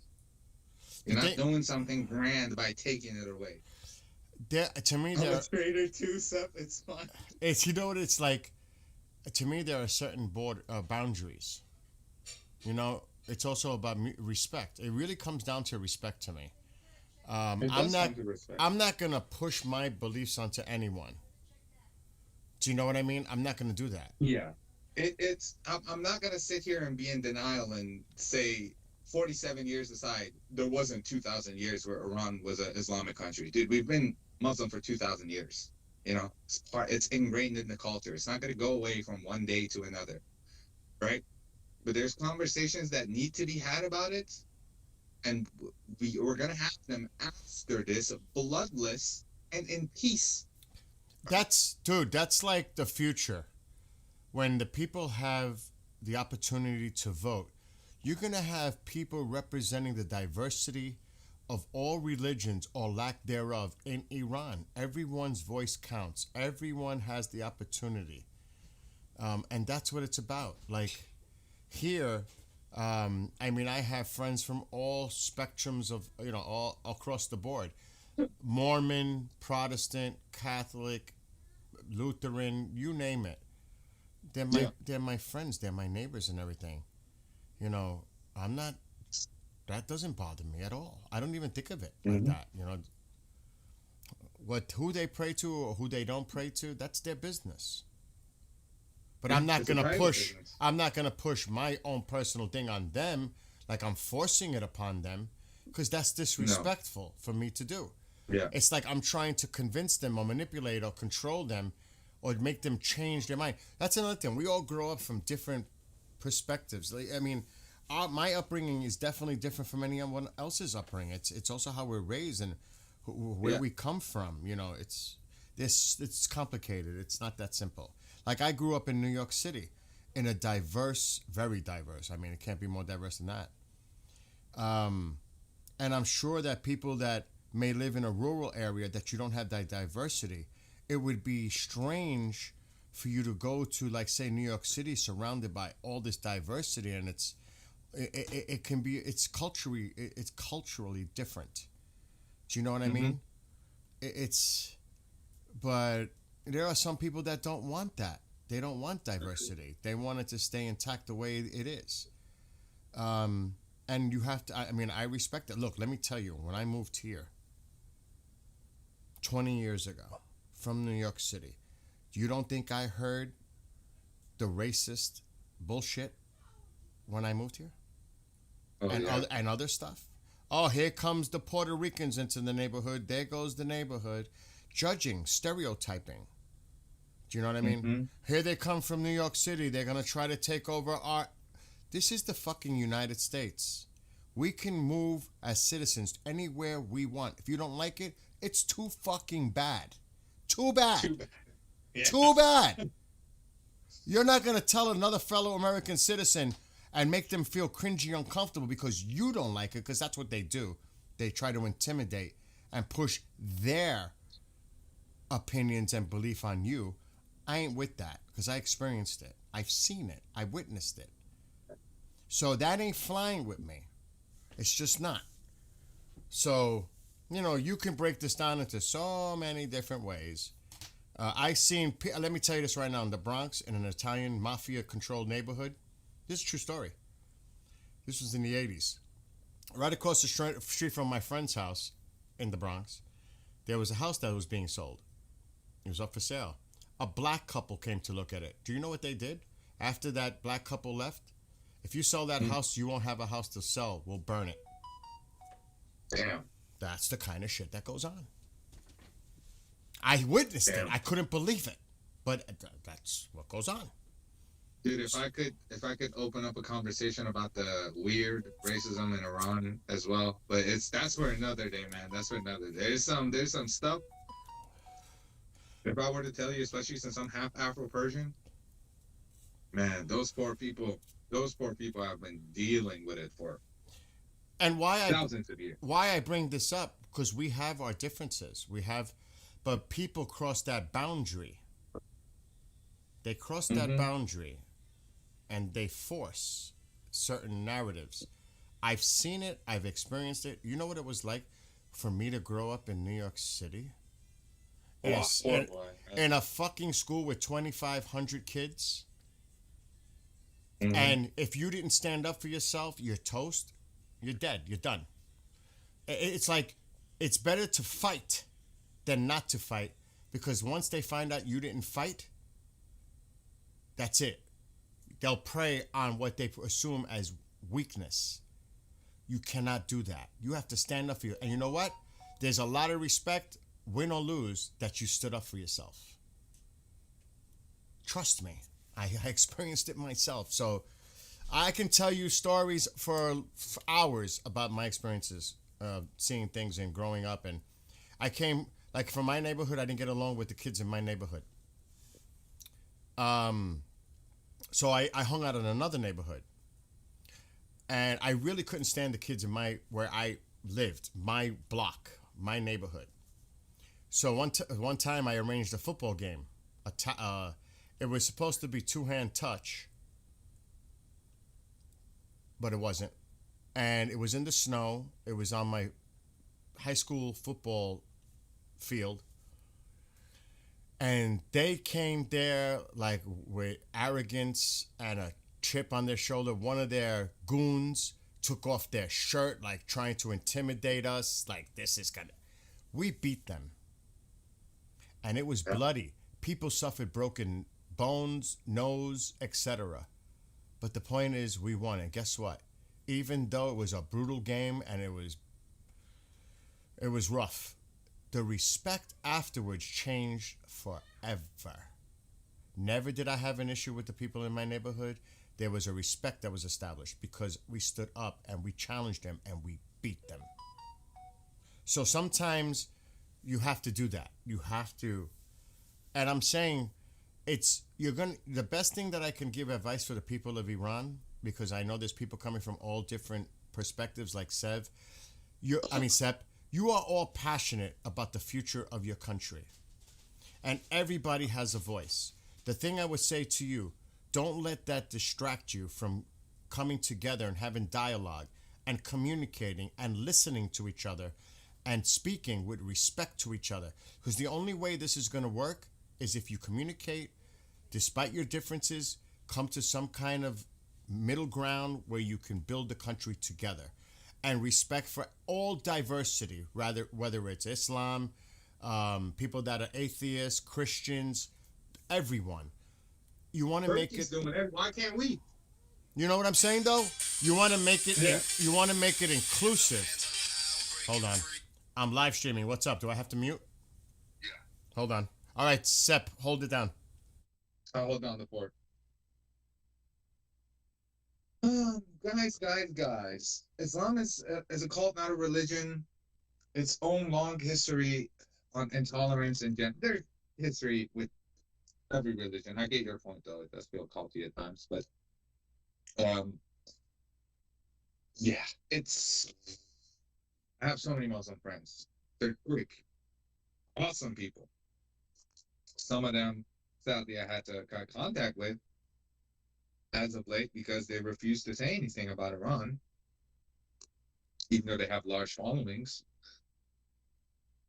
Trump has agreed to a territorial meeting in Ankara involving a representative from Iran. The United States and Turkey and Iran foreign ministers is expected to visit Ankara soon. I don't know about that. I'm not seeing it.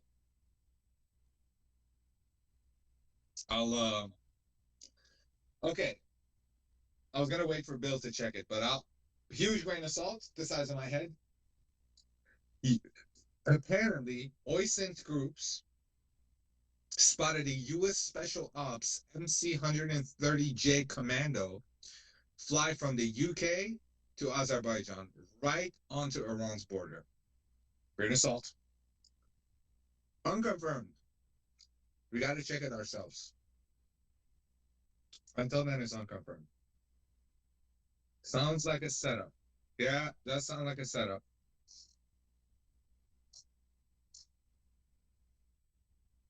Like last time, he said, I have my whole team dealing with negotiation with Iran, and then boom, they hit him.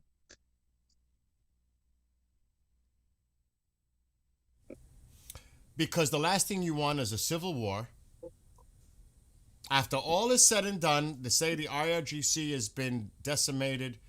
They're not an issue. The regime is gone. What, are you going to fight amongst yourselves? Is that where it's going to lead to? Where you're going to fight literally amongst yourselves, civil war? Look at Iraq, Syria, Libya. Look at these other places. Do you want to become like them? I don't think so. I don't think so. And I know there's certain people that they feel that they're threatened because it looks like they're targeting Islam because that's what the regime, the theocracy, I mean, that's, I understand that. But I think it's all about, like here, and you could see there's certain things even going down in this country. You could see that.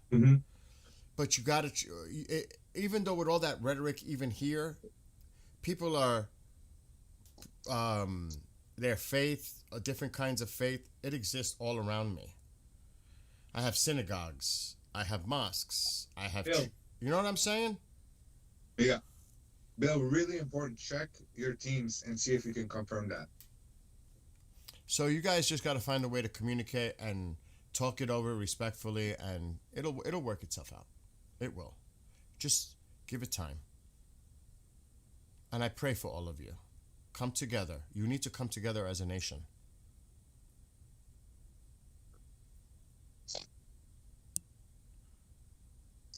Oh, shit.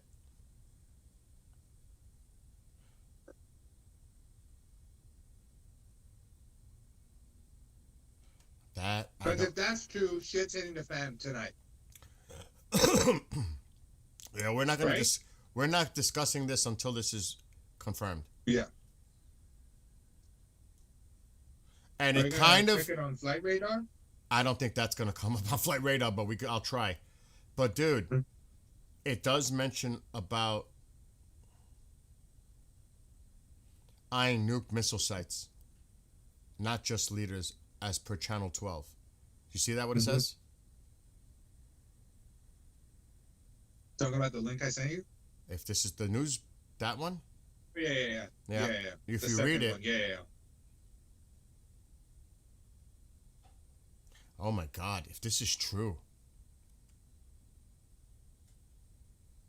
And let's hold off on this. Let me go to the military filter. Tomorrow, I'll probably be busy in the morning, but we'll do something in the afternoon. I have some work-related stuff I got to deal with. Yeah, tomorrow I'm busy too in the morning. Okay, we'll work on the afternoon because it would be nighttime anyway. Now, I may be giving it away a little bit by just where I'm looking. I'm trying to correlate it with where. Okay, hold on. I'm not seeing any. Oh wait, that cannot be. Come on. Dude, look. But that's not. That's the one that mentions the reference to in the article. See it? Yeah. That's the one. What can we tell by that? We can't. It's speculation. But if the article is true in relation to that aircraft, we need to fucking pay attention to that aircraft. Is that not for ground stuff? I don't want to get into the specifics because it'll give away what we're reading. I don't want to put anything out there that could be false information. You know what I'm saying? Yeah. But I will say this to everybody watching, keep an eye on this one. Yeah, I heard about the security meeting earlier, and we definitely mentioned about Austria and someone else, another country, canceled their visit to Israel. And yes, do not share intel about military movement in Israel. We're not. This has something to do with something else. Yeah, the Pegasus were already seen. I seen two of them coming into the UK, but they were going, looks like, towards Spain. We saw those earlier. Gold 1 and Gold 40. I don't know the numbers, but they're now not here. Well, I'm not there. That would help. Where'd they go? Where is Gold 1 and 2? I'm not seeing them now. They were here about an hour ago. The Pegasus. There were two of them that I seen, but now I don't see them. They probably turned their transponders off or landed. It looks like it was heading south. I don't think it was heading north. I think it was heading towards Spain. I'm not seeing them now, though. But we seen them earlier. We showed them. There they are. There's Gold. They're about to disappear. There's one of them. There were two. There's four. But they're about to disappear. There's one of them. The other one was with it, and there's two others. So, yeah.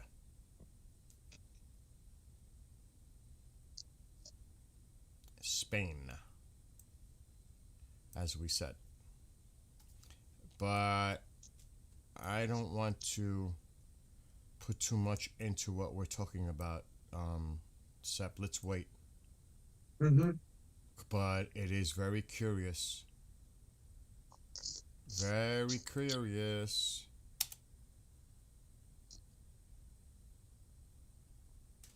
And if it does as predicted,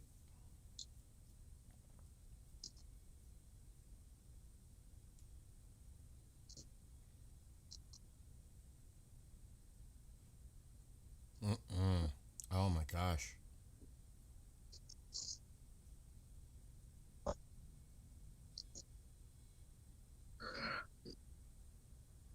Well, should we discuss it?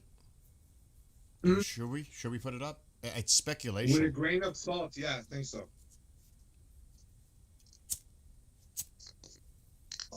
Do you wanna? Yeah, let's do it. With a grain of salt, definite. All right, hold on. Let me get back to the region. This is just what's coming out. Someone put this out there. We definitely cannot confirm this to be true. But that craft up there, Azerbaijan. Come on. Can we zoom out, please? This is giving me glitchy. It may have disappeared. Let me refresh this. Dude, if it disappeared? That's even more concerning. Like something could be going down. That's gold. Why did it come back to gold? Okay. Oh, I don't know. That's it right there. But what is this? That's it. This is it. All right. We're just going to share it. So it's a Commando 2. See that? Well, this is what this article is saying about that. American Special Forces aircraft, Commando 2 heading to Azerbaijan, right on Iran's border. The trackers spotted it flying from UK to Baku. These are stealthy special ops birds for infill, exfil, low-level night raids, terrain following radar, perfect for Delta Force or similar, dropping into hostile zones. Azerbaijan shares a long border with Iran, with Lincoln Comdark, and all the other things in the region. Israeli intel in D.C., Trump eyeing nuke missile sites, not just leaders, per Channel 12. This screams special ops prep for strikes or grabs. Not confirmed Delta on board, but timing fits. Post-failed talks, Iran max ready, Hormuz live fire, February 12 missile stockpile, China Russia drills. That's what they said is going to happen next week. Live fire drills shared with China and Russia. There's so much shit going on. And this is the preemptive that we're talking about, right? They're seeing signs. Oh, Al Jazeera just reported Azerbaijan will not allow attacks on Iran from its territory, airspace, or foreign minister. That's weird. Interesting that we're talking about this craft. Azerbaijan, yeah. Well, that's where this craft took off from. So they're seeing this. They're seeing the reports. I don't know. They're seeing the reports of this. That's why this Azerbaijan thing is coming up, because that took off from Azerbaijan. Is that a coincidence? I don't know. I don't know. But it sure is interesting as we're talking about this the last few minutes, and then they put out that. That is a really freaking interesting. It could be total coincidence. Okay. Islam, I'm just going to give you a timeout, bro, because you're just calling people Satan for not believing in Islam. 24 hours. Just because somebody doesn't believe in Islam doesn't make them a person that worships Satan. Well, you worship it to your worship is your worship. You can't denounce other people for their religious beliefs. All of Satan and evil and all of that. I mean, that's just not right, because there are people of all types of faith. And it's about respecting all the faiths. That's the problem in this world, is that people don't respect other people's faith. Mine is the only faith and yours is evil. Yours is Satan. Yours is this. It doesn't work that way. Nope. I would say that's exactly what's. I would say God bless you. I would say God bless you for your faith and your belief in Islam, but at the same time, what I believe you should respect as well. Because I'm not. What did Southern people say? Bless your heart. I say it with the double meaning. You know, it's like I said before. Everybody should respect others people's faith or lack of faith. It's their choice. It's about choice. That's what freedom is about. Not to judge. Not that my God is the God and your God is not. I mean, think of history. Think how religions were spawned throughout time. I mean, and all the death and wars associated in the name of religion. Think of that. Just, I mean, that's horrible when people spin it that way. It doesn't have to be. It does not have to be. Anyway,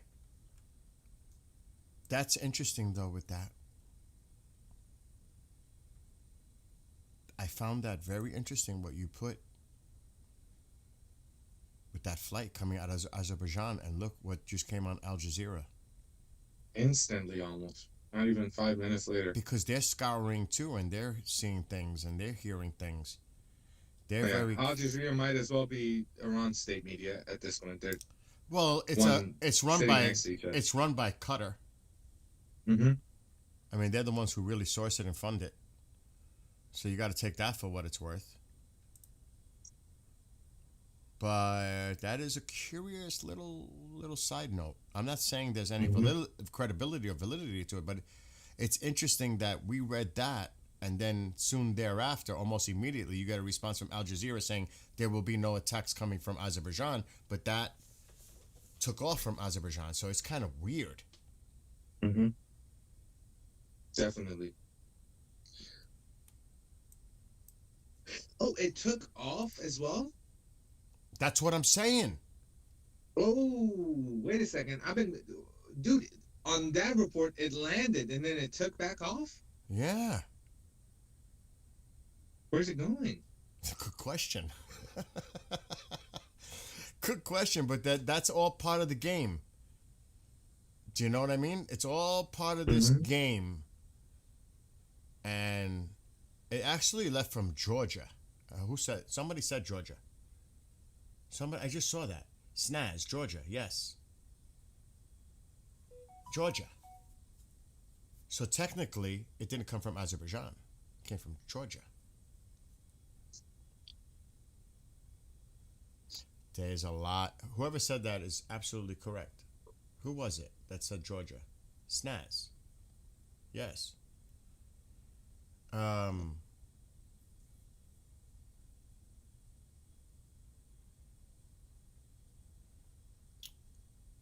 hello to Shahab and everybody else.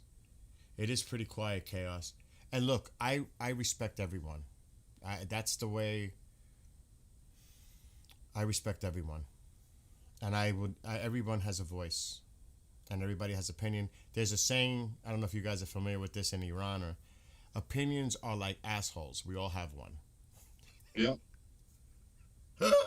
And this is, I mean, really. I mean, what Sepp and I are talking about, these are our personal analysis, opinions. Doesn't make it right. Absolutely not. Does not. It's just we're reaching our own conclusions, our own opinions. Doesn't mean it's right. We're speculating like everybody else. We're talking about our personal opinions. You know what I mean? You guys are just equally as important with your opinions as the two of us. Insider, World News just tweeted breaking: U.S. and allies have prepared to strike targets on Iran after reviewing intelligence.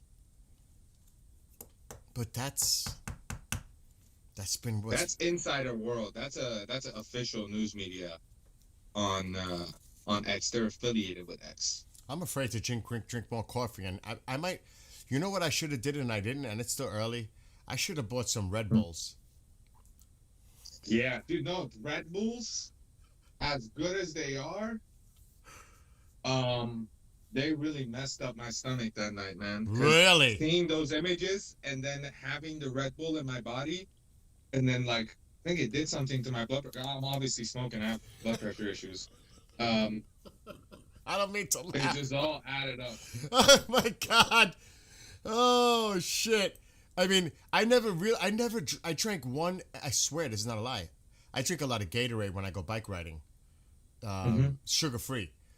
But I only had one Red Bull in my entire life, one energy drink, and I was I swear, I was like, so that's a long time ago. Is that like the best energy drink to buy? Is that like something you would recommend? As a person living in Austria and Red Bull being Austrian invention, I have to glaze it. Oh, you're biased. Forget it. You're biased. Red Bull is great. I love Red Bull. Oh, Red Bull you're White, just, dude. that's it. You're biased. Red Bull White, it's berries and coconut. Berries and coconut? Berry and coconut flavor Red Bull. That is my favorite. I don't drink that as much, but that is my favorite. Berry and coconut. What a combination. I don't even know. That is the greatest combination. It doesn't have that weird coconutty nutty flavor. It just has the freshness of coconut. Budgie, I used to weigh 237 pounds. My A1C was almost at 11. I almost died from literally cardiac arrest. And now I weigh 172 pounds. I dieted and exercised like a mad person for 2 years. And my A1C is now normal. I am not considered even type 2 pre-diabetic. So I try to avoid the sugars as much as possible.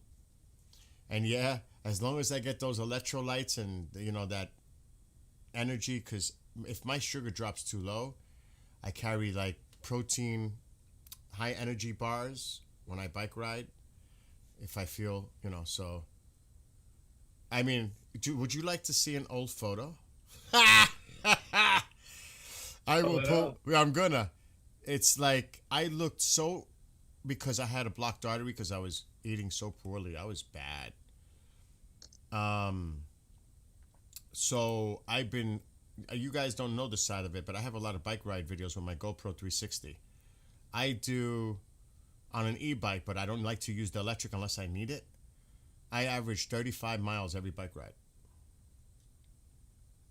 I started at 2 miles. I couldn't even do 2 miles in the beginning. Now I'm at 35. The winter hurts a little bit, but I'm so active, I'll be fine. I'll show you. But you could continue the conversation about what we were discussing while I'm looking for a picture. I'm just checking Twitter. I'm looking for something right now.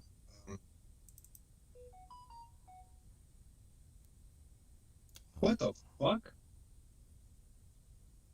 No way. What happened? Let me double check this. I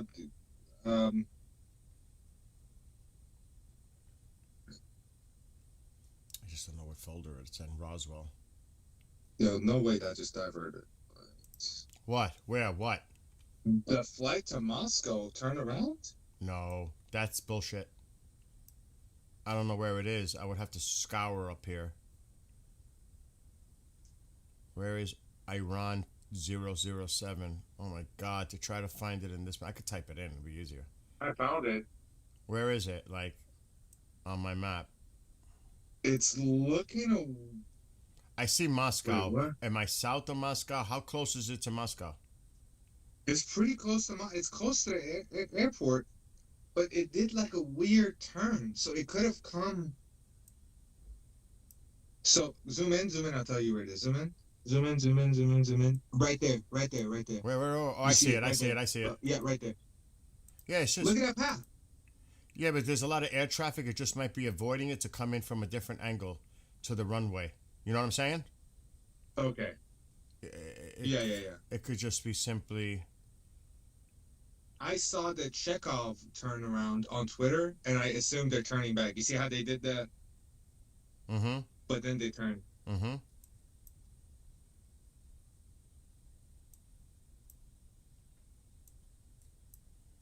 We still have to keep an eye on that Commando 2.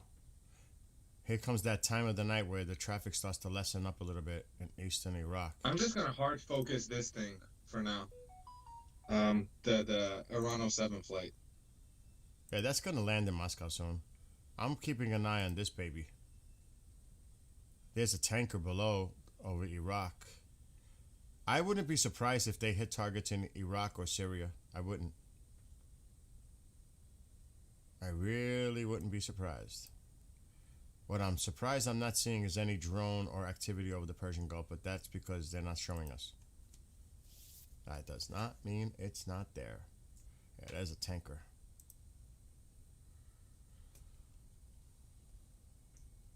I'm going to put the other filter on for now because I really want to see if the civilian traffic changes. That's the key. All right, let me try to find this picture now. Where the hell am I? Oh God, Momzilla. Bill Roswell. No, those are the interviews I did in Roswell. I won't even put those. Those are just scary looking. Oh God, there's more. Roswell.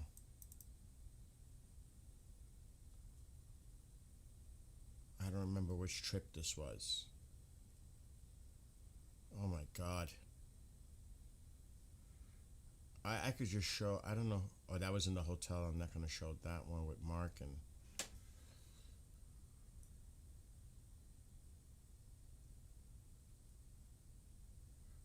That's the hotel.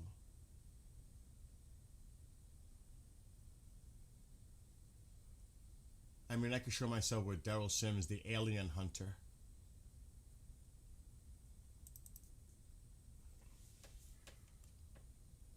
Dude, you ready? You ready to see this? I'm ready. Hold on, let me open up the stream. All right. This was 2 years ago.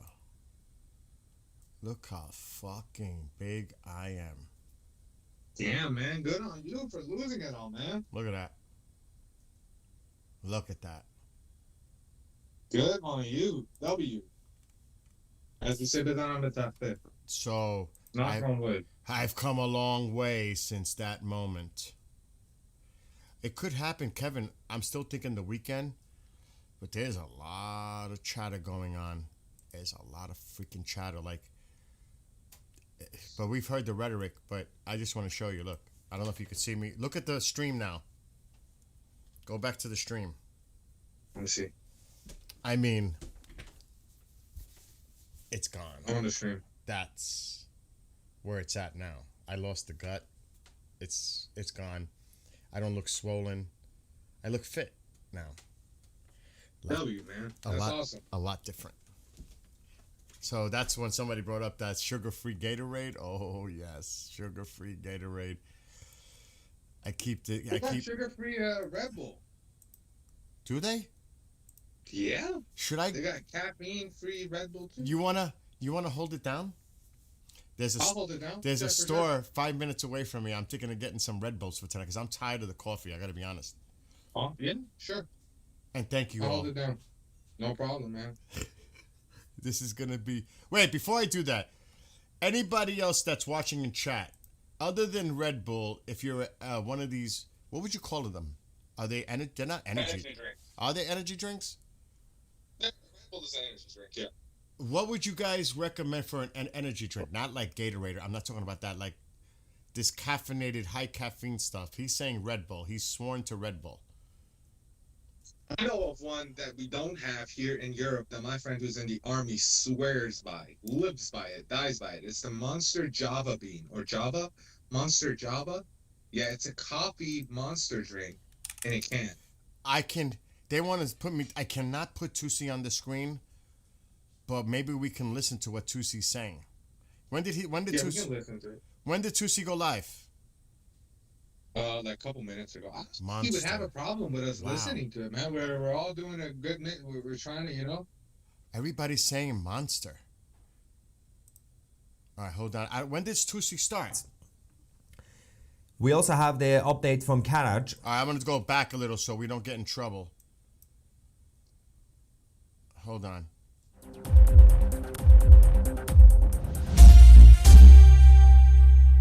He started...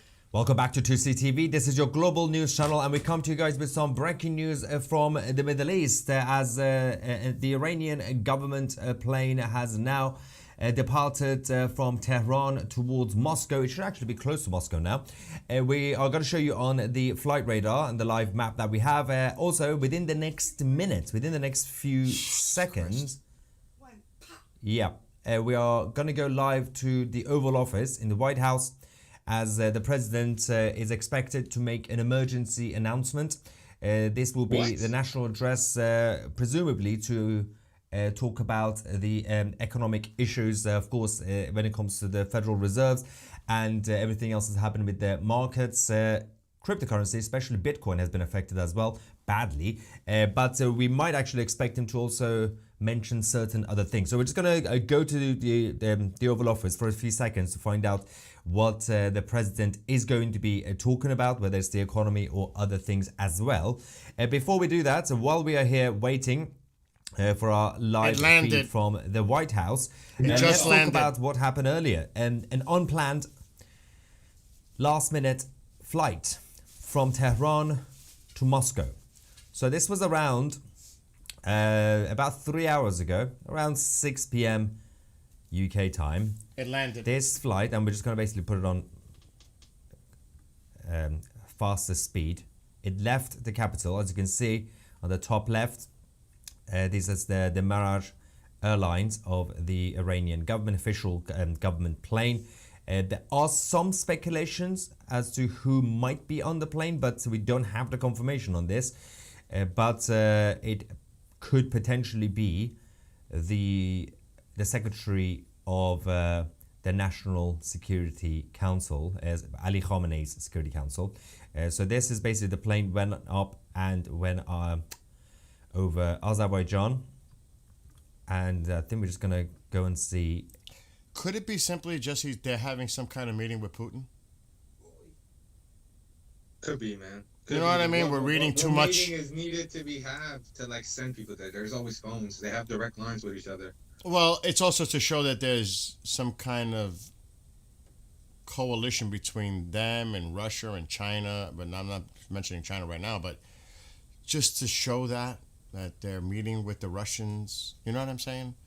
Just to put, we may be reading a little bit too much into it. That's all I'm saying. We have to see if it reaches Moscow, or if it's still, because this is obviously behind. Well, we are catching up on time now to figure out whether it's still on its way or not. And obviously, we're waiting for the White House as we speak. There we go. Getting closer to Moscow. It should be landing there. I think it's probably landed now or just about to, because we're reaching. It's now 9 p.m. Getting close. Getting close. Are we going to see the landing? It already landed, Tizzy, but we're behind. You know, we're and it's landed. Yeah. So, it's still flying. It's getting close. So now we are live. We're behind. We're a now little officially bit, you know live. what I mean? I think. There we go. Go away. And it's currently So we here. can There we skip go. a little It's about to because- land in Moscow as we speak. Yeah. And essentially at this point, the number 2 inside the Iranian, the Islamic Republic, the Islamic regime of Iran, is the secretary of Iran's Supreme National Security Council. And his family, some of them, including his children, live in the West. And it's not really a surprise. That's what they do. It's not. While their mummies and daddies are oppressing the Iranian people inside the country, the children of the IRGC are enjoying I'm going to life. skip a little because I don't want to take away but from that's Tusi. just You know the what I mean? first phase. And of course, this is not really a confirmation of... And a matter of fact, I don't want to bite on Tusi. I don't. If you want to go watch Tusi, go watch Tusi. This is his thing. You know what I mean? I don't want Yeah, to. you guys can mute the stream here and Yeah. have that open. Once it's Yeah, done, go check tell out us if you Tusi. heard anything. I don't feel comfortable rebroadcasting him and taking away from his audience. Do you know what I mean? It's not right. So go check out Tusi. You know? You guys can unmute Tusi's stream, mute us, but type in the chat to keep talking because I know he has his chat closed. Yeah, for that's another subscribers thing. Go watch Tusi and let us know what's going on. That's a good Yeah. idea. Because it's not right. It's just not right to do that. I don't feel comfortable doing that. Because Tusi does a great job in bringing out the information. And, you know, I have respect for him. That's why, out of respect for him, I won't do it. Anyway, so it's either Monster or Red Bull, bro. How about both? That's true. Why not? Try both and You see can which try one. one today and another one tomorrow. Why, you think one is too many? Two is too many? One is enough? Two Is is that- too many. Two Red For Bulls is real? too many. Yeah. It's like that? 2 Red Bulls is like OD, bro. Oh my God. That's correct. 2 Red Bulls, you are not the same person as you were when you drank. It's almost like a drug a little bit. Oh my God. No, but it's not. That's not the point, bud. It's not right for me to do that to him. Do you know what I mean? It's not. That Yeah, would be. without It's, disclosing, I'm it's sure actually we in reverse. It would be me tapping into his 30,000. Yeah. It's not right. It took that man time to get to 30,000 audience. He built that. He deserves the credit. It's like, you know what I'm saying? He works his ass off. He built that. It's not for me to tap into it and take away from him. That's the point. یعنی let me explain something. بچه شروع تا حدود وحید گفت تا حدودی. خب من هر شب اومدین این موقع بوده گفتم 60%، 40%. ما الان 80% هستیم. چیزایی که ما داریم میبینیم الان این هشدار میتونه امشب شروع شه.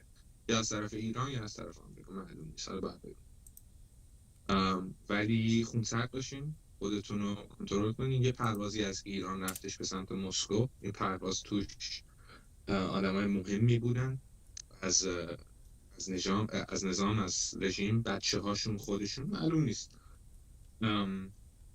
ببینید ولی هنوز اونقدر شروع نشده. Go Tusi. That's what I say. Go Tusi. Like I said, that man, he built, you know what I mean? He built that. Empire.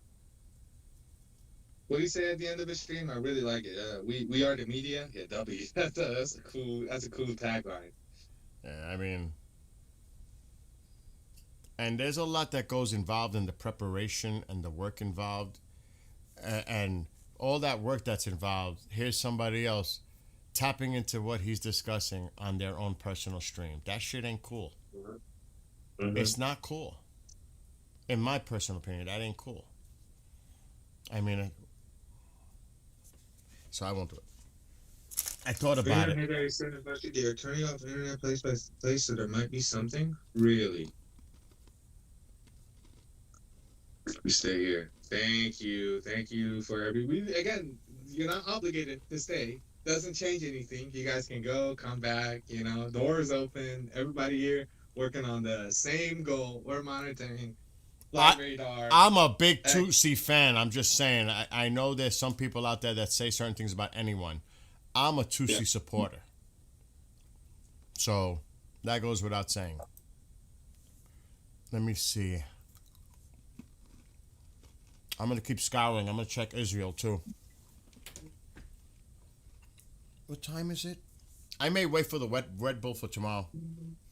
Because I forgot I'm cooking dinner. I can't see myself eating and then having a Red Bull. I might have fits. You probably don't want to have. You probably want to have it after food, not before. Because before that, it's just going to close up your stomach. Yeah, I know. What we should check is about the president speaking. Yeah, I'm not seeing. Where is that going to happen? What? I'm checking Newsmax because I'm going to see if it's on yet. Please select an option. Oh, God. Let me see if I can go to this on my provider. Newsmax is covering it. Because it may not be on the other social medias, and I'm sure it's on the tube.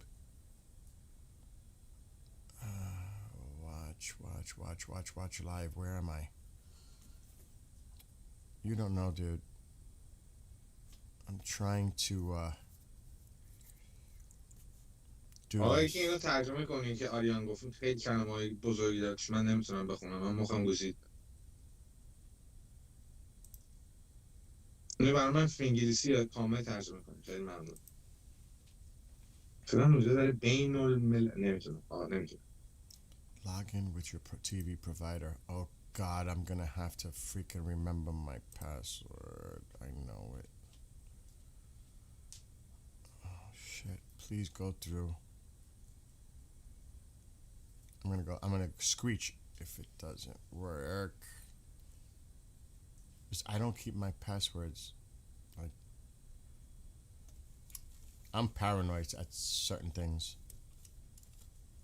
It's trying to verify the account. Check to see if I'm sure there's a YouTube stream probably with the president. Yeah, if anybody has a link, find it. She usually covers Tutsi. She usually rebroadcasts Tutsi. I'm not the Persian person here. My friend Sepp is. They want you to speak more Persian. چشم دوستان عزیز اگه موقعی چیز خاصی بودش من 100% فارسی براتون ترجمه میکنم ولی الان چیز خاصی نیستش من فقط این نگاه میکنیم چی بگم چی میخواین دوستان عزیز بذار ببینم Bro, you're Iranian, please speak a little Persian. من دارم فارسی صحبت میکنم این پشت من پشت سهنم اگه چیز خاص شد 100% من فارسی صحبت میکنم چشم ولی هم چیزی نیستش نگران نباش فدات هم مرسی قربونت خواهش He's a fellowship fan. Yeah, hell yeah. He's a who fan? Fellowship. What do you call Lord of the Rings. Oh, okay. Newsmax Live. That's his Newsmax 2. Would they cover it? Let me see live. I'm going to YouTube. There's so many fake Trump live right now that they just like broadcast old stuff. Of the Senate Finance Committee, pushed earlier. to get that included in the Working Families Tax Cut Big Beautiful Bill that he signed into. I'm going to keep an eye on Newsmax 2. I don't know if I'm sure they'll cover it across their channels. I would think, right? I'm going to check other sources. I'm going to check Fox News.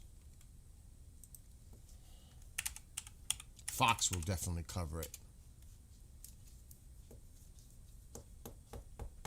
Okay, I found one. Forbes breaking news. Send me the link. Is this fake? Is this no? This couldn't be fake. It's Forbes, right? TV subscription. Oh, come on. And it hasn't even started, so it's like outside on the White House. There's a camera. Okay. President Trump to make an announcement in the Oval Office. That seems like it. All right. You sent me the link?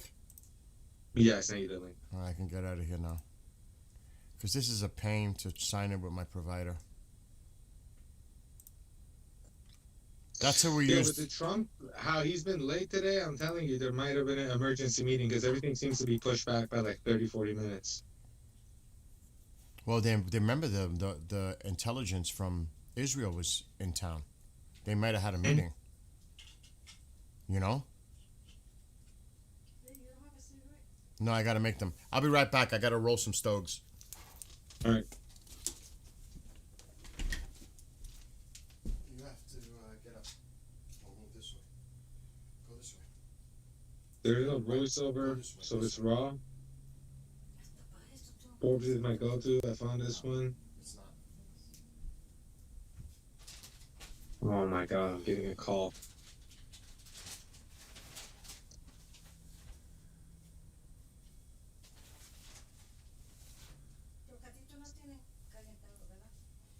It's the same questions. You know the answer.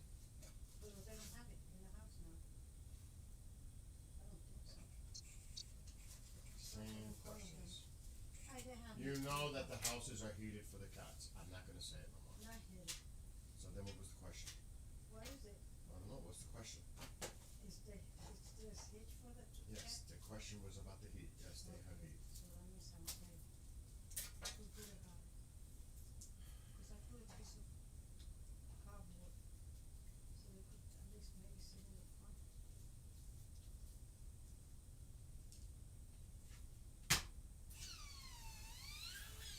Okay, you can go now, yeah. What do I Oh, you wanna stay here? just want to see?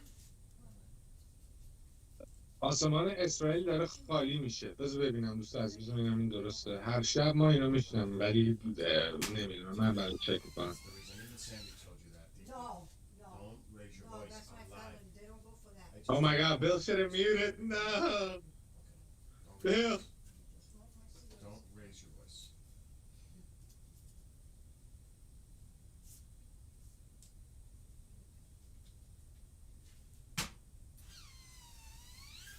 So Israel's sky is not necessarily clearing out.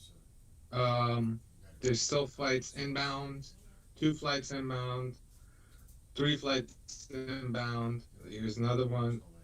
Is it NA? 4 flights inbound. There's another one. No, there are 4 flights inbound, and outbound is going. So there is one that just says Bombardier Global 6000 Alexa, in Israel with tracker. it's on my camera and it bothers me. I'm live. Lots of people watching. Sophia to Tel Aviv. This one just landed. This is the studio. So we have very light traffic in this time. Yeah, let's see.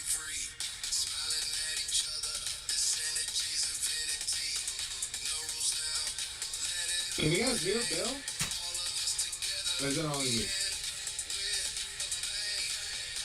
Translation stuff? خبری نیستش الان تو ارگان خبری نیستش یعنی از بزنم آقا این آقای صدایی تو کنم گوشیشه با خونه من پاک گوشیش هم من باش اوکی ببینید بعد دوستان از الان هم یه دونه دیگه بومینگ نه خبری نیستش تو اسرائیل یعنی من دارم اسرائیل دارم میبینم 3 تا پرواز 4 تا پرواز دارن میان ولی همین آره خالیه راست میگین یعنی 2 تا هواپیما الان توش بیشتر نیستن یه دونه دیگه داره میاد بذار ببینم آره بچه خالیه ولی چیز خاصی نیستش که الان خالیه و یه دونه الان اگه برین خودتون هم میتونین این کار کنین با من. ایرپورت اسرائیل رو نگاه کنین، یه دونه بامبدیر گلوبال 6000 اونجا پارکه، ولی نمیدونم اون هر روز اونجا پارکه، ولی الان ترکرش روشنه. اصلا من موندم، من واقعا دارم الان چیز داره پرواز میشه. نه اینا همه خوابیدن، اینا همه نشستن. Okay, one is going from Tel Aviv to Belgrade. الان یه دونه داره از تل آویو میره بلگراد سربیه. 31 میزنن. آره من اونو فکر میکنم 31 بزنم. enemy views قانونه الفدا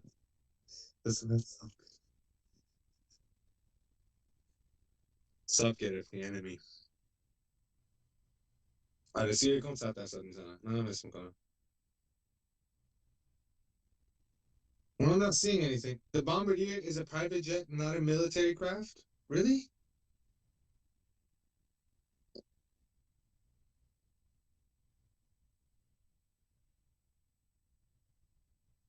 Bombardier Global 6000? That's a private? Holy shit. Did everything... Hello? Did everything just go dark? What do you mean? All around the area, there's nothing. So you're on military. I know. Ma, what are you talking about? I'm talking to somebody on the stream with me. Well, we said that at the You same know time. what? Check Israel airspace. It's pretty empty too. But there's usually some transponders on. There's nothing. There's this one up here. But it went dark in this area, like no transponders stuff at all.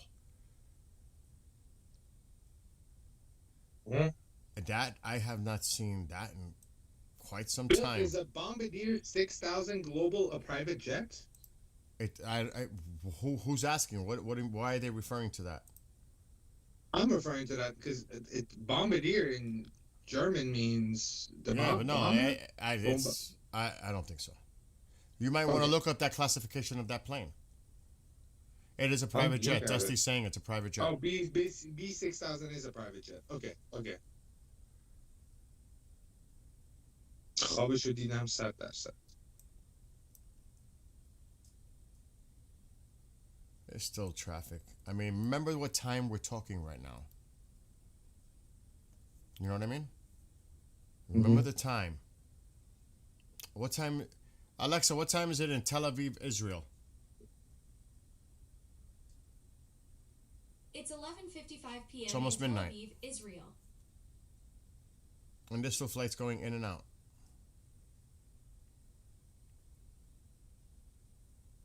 Channel 12, Israel officials estimate that Iran will respond with a major retaliation towards Israel.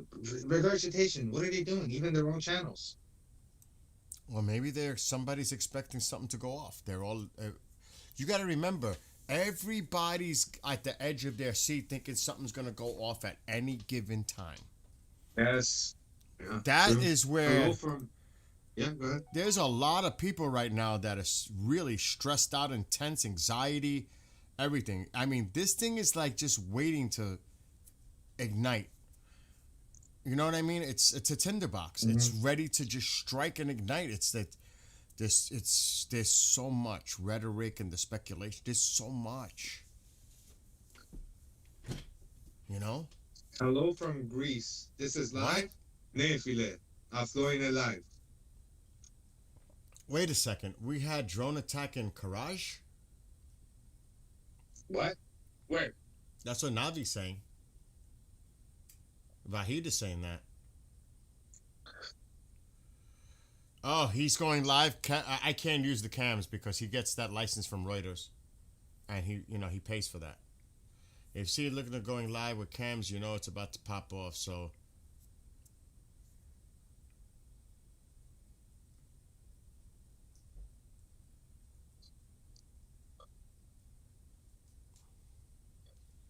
No, Petro's like what? You speak Greek? Yeah, I was gonna say that. I speak a little bit of Greek. I speak. Εγώ και καταλαβαίνεις, ναι, εγώ που είναι Περσία. Εγώ που είναι Περσία, ναι. But I lived in Athens when I was a kid. from my 10 to 12 year. That was my first few years in Europe, so quickly picked up the All right. language. Aragorn just said he's in Courage, but he didn't hear any sound. And we're waiting for the president to make an announcement. It's literally, that's what we're waiting for. It's like, this is what we're waiting for right here. Literally. And definitely keeping an eye on the air traffic. Aragon says, I'm in Karaj, but I didn't hear any sounds. Exactly. Ευχαριστούμε. Ευχαριστούμε πάρα πολύ. Let me say it like that. Dude, I love Greek, man. I love Greek people. It feels like they're the European Iranians, man. So down to earth. Such great food, too. Beautiful people. You know, now that I think about that, I did take out the lamb, grounded lamb. I could make gyro or gyros in New York. We call it gyros. Gyro. Oh, I love gyro. Oh, my God. Oh, don't get me started. And I took out the lamb earlier. I showed it to you. I like tiro pita. That's like a cheese pie. That's my favorite. I love tiro pita, bro. I paid someone 200 euros that they were flying from Greece. I paid them to bring me like a lot of cheese pies. 200 euros is a lot, and I gave some to my neighbors, my friends, all of them. I did same day delivery from Greece because I love it, dude. That's funny.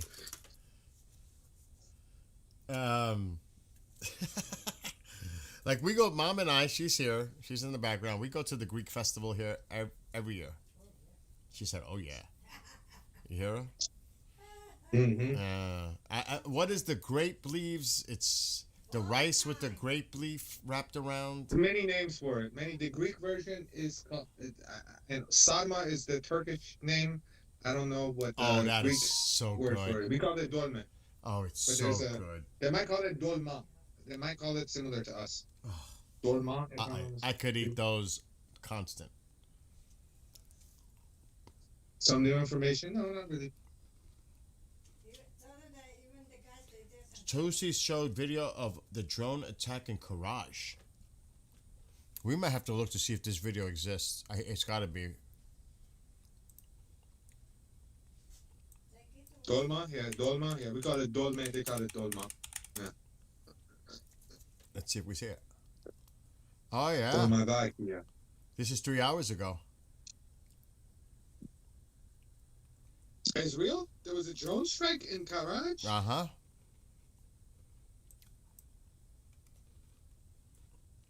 This is the video I'm seeing. One of them, at least.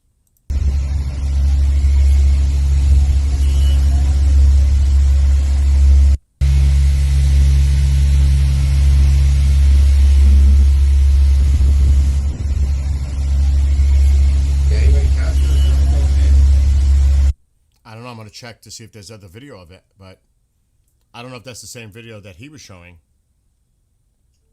But there is a video floating on. That was 3 hours ago. I'll check to see if there's more.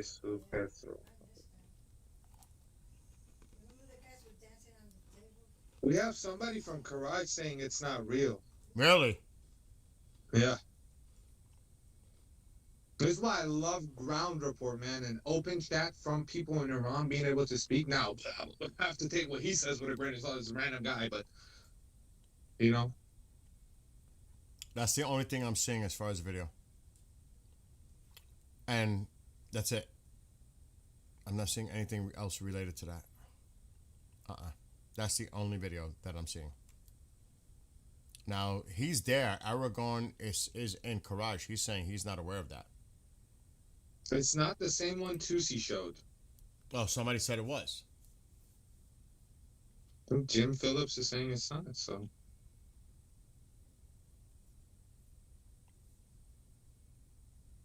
Jim just said it's the same one Tusi showed. Oh, it's the same. Oh, maybe I read it wrong. Was it? Yeah, I read it wrong. But Aragorn is there, and he says he hasn't heard or seen anything, right? Oh shit, Marco. Yeah, he said he didn't. He said it's fake. He didn't hear anything. He's from Karaj. He's from Mehshar. Is that close to Mehshar? Oh shit, I gotta do this حواست differently. باشه عزیزم. اینفورمیشن خودتو اینجوری نذار تو چت. جدی میگم این حرومزاده ها همه جا. حواست باشه. بگو نزدیک دور و برای اونجایی. اسم دقیقو نگو. Alright, I gotta get rid of the chat for a second because I can't add mods while I'm doing that. Unfortunately, I did not hear any sounds. Yeah. Mehshar. How come I can't add wrenches? Maybe I have to switch accounts.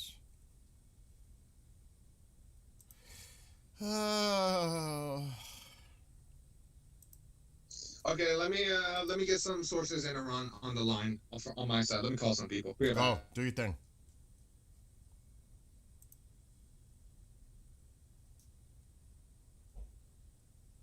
I'm trying to make a friend a mod again. Alright, you should be a mod now. Marco.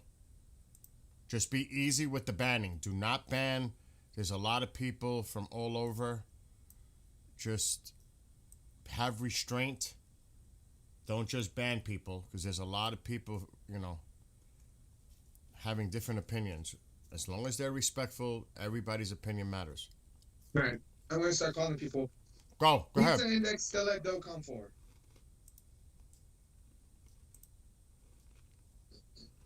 به مثل بیل بگین بیاین گناباد یک آشکنا قرق با مغز گردو و مهمون کنیم با عزیزم من این غذا رو چجوری الان ترجمه کنم برای این ببین بذار یه چیز بهش میرسونم محمد من قرمه Holy shit. What? This from that Newsbee is saying this is going to be a coordinated attack with France, Britain, and Israel. I don't know about this. This is a multi-nation strike planning ramping up, likely hitting nuclear sites, missile facilities, and key military spots first. Allies aligning hard. If this list is real and ready, we are looking at coordinate coalition action if the talks stay dead. Tensions at peak level. Holy shit. If that's true, take it with a grain of salt, but there is a lot going on, but I still don't think it's happening tonight. I still think tomorrow. If it happens at all. In the next few days. Bill? Go. I have a funny image that we can show. Okay. This doesn't have to be now, whenever, you know. Maybe once they're striking, we show this to people so we can have a laugh. Save it. This is real. This is not AI. Hold on. That's not AI. Oh God, I can only imagine. Oh my God. Is that real? Yeah. This is the assets that we're talking about. You see those? I definitely see a set of assets. Oh my God, dude. Sep Richard. Sep چقدر خفنی. I'm gonna put it. به چیزی هستی داشت من موزیک میزدم من اصلا چیز من ژورنالیست میخوام بگم تایسایت من ژورنالیست من برای فقط این موقع برگشتم به ژورنالیست. Oh my این کارو انجام میدم ولی الان dude is doing a split. A lot of assets there. A lot of assets. Big assets. Oh my God. Huge assets. You guys saw those assets? Oh shit. You had to go there. Read the Farsi chat that's coming in. I'm reading it. Argon. قضیت کرج چی بود سپر دارم چک میکنم دارم به چند نفر گفتم زنگ بزنن. قضیت کرج و صداش دوستان چند نفر کرج و تهران زنگ بزنن که چیز باشن. آره من ایسمن گناباد. Bro, I just want to say Mohammed has been saying this every read Aragon چی گفت؟ قضیت کرج سه نداشت دوست من آرمان. آرمان میتونی فینگلیشی بنویسی از این به بعد چون من اگه بچه‌ها کلا فارسیتون رو فینگلیشی بنویسین من سریع میخونم 3 سوته میخونم. اینجوری فارسی می‌نویسین اگه کلمه‌های مثلا نمیدونم انگلیسی به فارسی نوشته شده باشه من اصلا واقعا میرینم به خودم. حالا میخواستم بهتون واقعیتش رو بگم. لطفاً wrapping up. Oh, we gotta act. Bill, you will saw. We gotta act soon, because I've heard this numerous times today about this joint exercise, live fire with Russia, China, and Iran, set for Monday. This is not acceptable. Absolutely not acceptable. We have to act. We have to act in the next 24, 48 hours. We have to act. That's it. There will be no exercise. Karaj failed assassination with drone? Whoa. What? Failed assassination? User. I've seen user in the chat, but I don't know if it's another user and then something. I don't know if it's the same user. The last time that user was on point. Every time he said anything, it was on point. We're keeping an eye on Trump. I have it ready to go. When the president starts, you'll hear the audio. The audio is live. ما با اون استریم ترامپ اصلا اون پشت آماده است. من ترجمه میکنم تا جایی که تونه. تا توانم میتونم ترجمه کنم بس.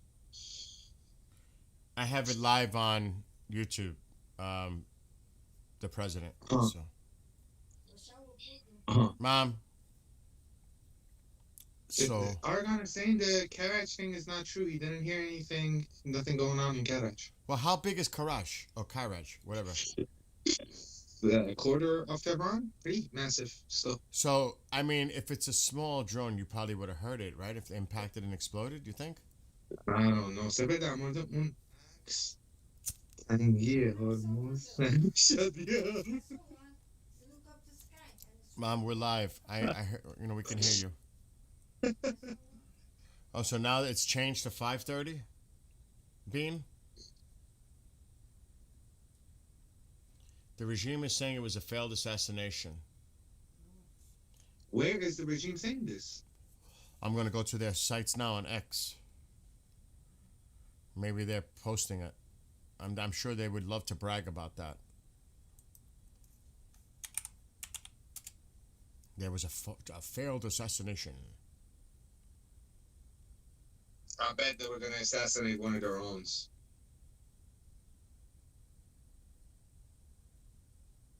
Nope, not on that one. That's what Fox reported? 5:30? Fox News reported on this. Whoa, what?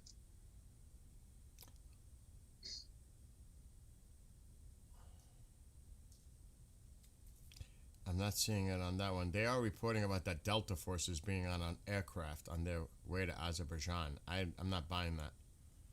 But their Iran observers talking about that too. I'm going to check my phone. Trump not live yet. We got the sound will come in instantly once he is. Yes. What is 2C reporting? Is 2C streaming it? Maybe we're on the wrong thing, but I don't think he is. Hold on, something else is coming in. Uh-oh, breaking. Oh shit. Oh, this is old. I got that now. We know that they broke off negotiations with Oman as the middle. It's amazing how sometimes it takes so long for shit to come in. I'm not seeing anything on the chatter about a failed assassination, but somebody said Fox reported it? I didn't see anything on Fox. I think they were talking about, there's a lot of stuff that we talk about quickly, and I think he was referring to the Trump thing. Oh. Everybody's going to put it on, even, I wouldn't know about CNN and all that, but. Shut it off. I'll do it. I'm not seeing it. It will be crazy that this Trump talk is delayed because they were waiting for the drone strike, and depending on the answer of that. Dude, there's no way we're going to just have one drone strike. And that's not even where the Ayatollah is. I mean, I don't think he's there. He's on the ground. But this is something totally different, even if it's true. This is something... Who knows if the Mossad did it on the ground with Iranians helping on the ground? We don't know. We just don't know. We have to confirm exactly what the heck is going on right now. I'm not seeing anything. And I'm trying.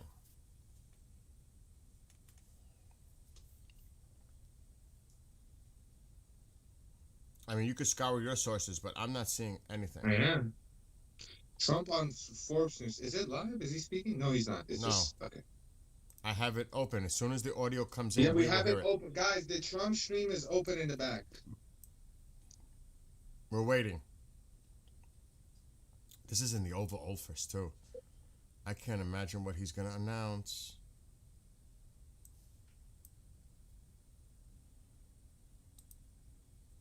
I don't know if it's domestic in nature. Is it economic related with the Bitcoin? And I don't know what. I mean, everybody. What do you guys think he's going to talk about? It was an IRGC commander? It wouldn't be the Ayatollah. The Ayatollah is not going to be there. He's going to be somewhere on the ground in the facility. God bless our troops. Seriously. And all the people in Iran, in the region. God bless everyone. Prayers for everyone. If and when this goes down. I think with all the things going on with this supposed exercise, live fire, Iran, Russia, and China, that just pushes everything even into, I think, speeding up the process here. The last thing we want to do is have a Russia, China, Iran naval exercise right where the carrier is. Oh, hell no. This is like World War III spark. And I'm not saying that shit lightly. That's like some World War III shit. And maybe that's the whole point that they're trying to put across. Got to be very careful here.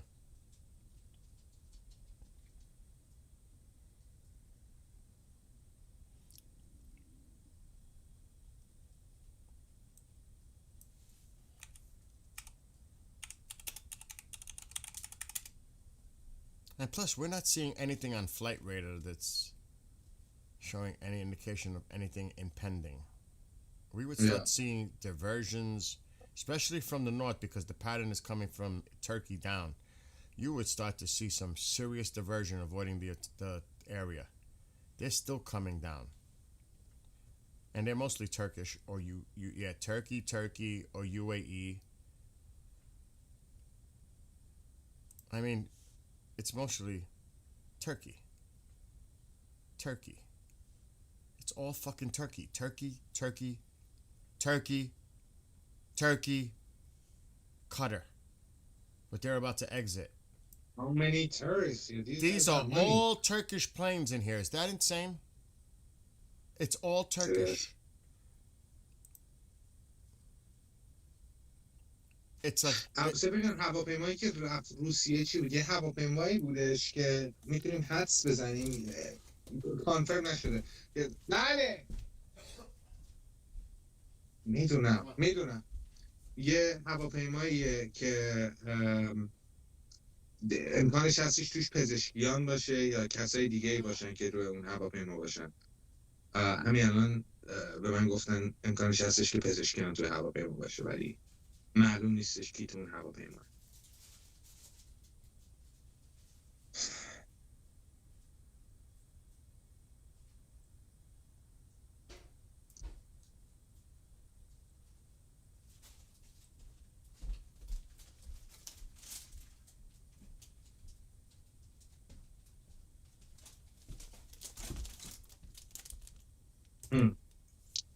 I heard that too, Cap.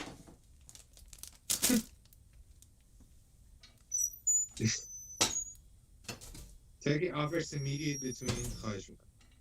They're still moving assets into the sea. Any strike won't be tonight. I doubt it'll even be this weekend. We don't know, man. Preemptive strikes could happen at any moment. I didn't see anything about a drone too. I don't know why TC reported on that. I'm not seeing anything.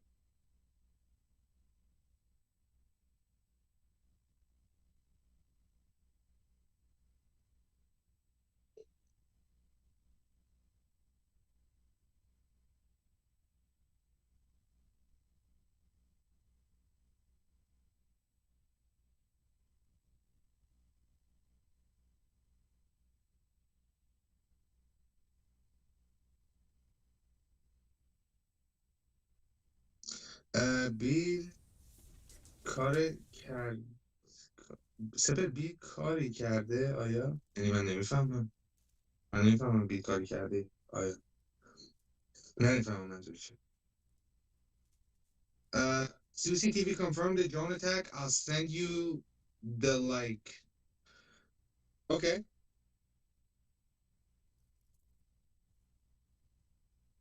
We saw the video. It's just unconfirmed.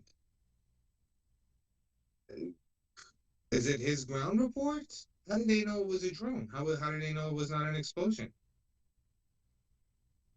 Am I gonna come under fire for asking a simple question?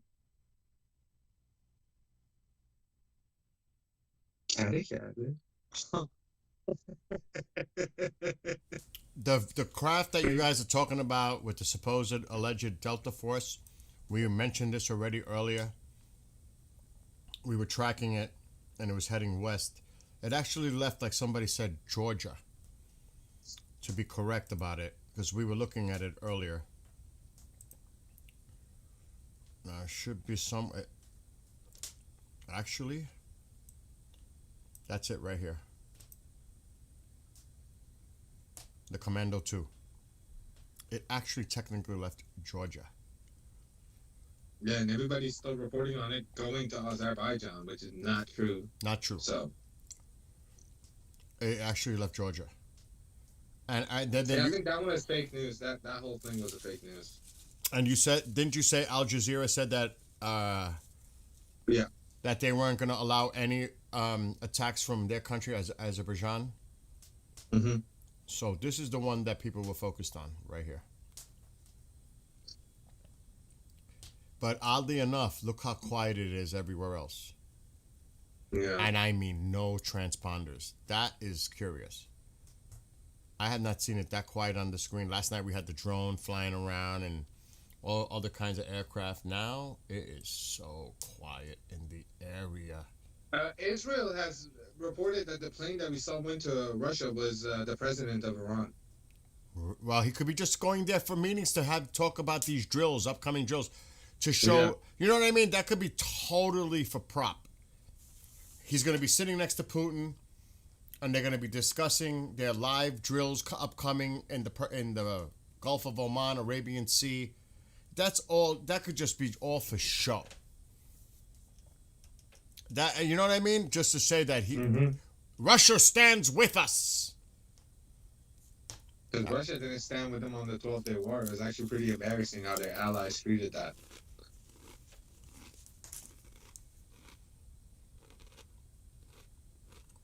I'm not reading too much into all this stuff because, you know, there's so much.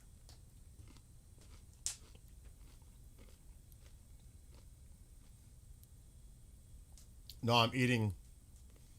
I don't. This is not like to be funny. It's not like I'm eating munchies. I haven't eaten all day. Nothing. But I had to grab something to munch on, and these things are. I'm gonna pay the price because they're a little spicy. The Doritos. Which one is this one? The spicy sweet chili. Ooh. That's my favorite. Is it really? Yeah, it's not even spicy in my opinion. It's just sweet and like slightly chili flavor. Exactly. I like spicy stuff. So. Well, you would love these. Well, you do. I'm really curious about about that certain sandwich too at some point. I'm really gonna eat that too. Yeah. You'll try it. I'm definitely gonna eat it. I'm gonna eat it because I bet you I'll be pleasantly surprised how good it is. Yeah. They'll try and bang in tongue before GTA 6. Then it's actually confirmed. That's still waiting on the president, but as Bean said, I think it's scheduled for 5:30 Eastern. Yeah, propaganda.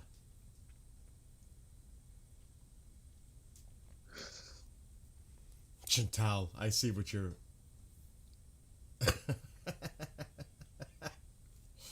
Oh man, I'm glad we're not on TikTok right now. I would have been banned for a month. All right, it's just like a waiting game. And what time is it now, dude? It's getting to like 1 a.m. What time is it in Iran? It's late now, getting late now, isn't it? Should be 1 a.m. something. Alexa, what time is it in Tehran, Iran? It's 1:52 a.m. in Tehran. It's almost 2 a.m. already. Almost 2 a.m. Yeah. What's that? You should eat what? What is he saying? What is a favorite food of Iranians? Cutlets. What is that? It's like what do I compare that to? It's like a mince mixed with other stuff that's then fried. It's like a loaf type of thing. But what is in the, what's the ingredients? What is it made of? Just different ways, different preparations. I don't like cutlet myself, but it's funny we say you should try cutlet because when these IRGC members die, we say they've been turned into cutlet because they're minced meat, beef, and other debris. We hear that saying all the time. You minced meat. Yes. Yeah. Oh well. You know what? That might have to be the IRG special sandwich. You know what I mean? The cutlet sandwich. You got Bill trying cutlet sandwich before GTA 6. Oh my God. We better stop. I'm going to get in trouble tonight. I could tell. You know what, too? When fatigue starts to set in, you start to get a little giddy and you start to get a little cray-cray in the mind. At least I do when I get like overly tired. Trust me. And I would say this is a likelihood. There will be one day when I pray that I go to Iran. I really can't wait too, bro. Dude, gotta try. I gotta try. Just to hang out and meet you and some of the others in here. That would be so cool.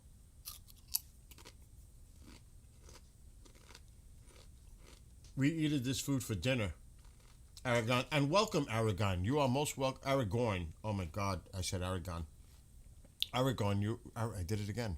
Aragorn, you are most welcome. All of you are. If you ever come to New York, let me know. I'm not in New York City. Don't worry. And by the way, you can email Sep and I right there. IranFreedomAzadi@yahoo.com.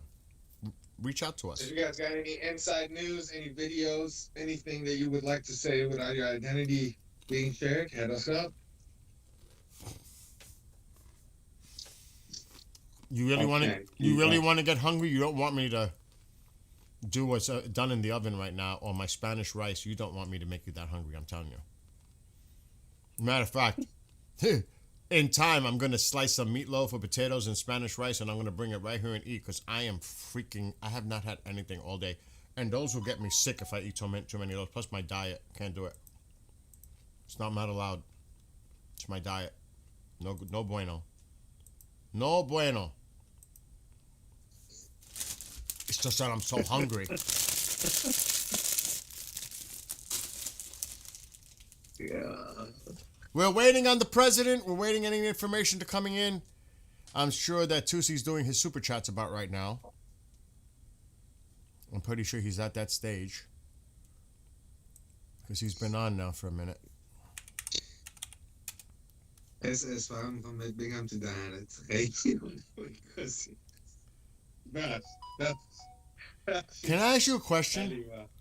Yeah. Why did that guy was making like he was doing a split in front of a crowd? Like, what was in his mind doing that?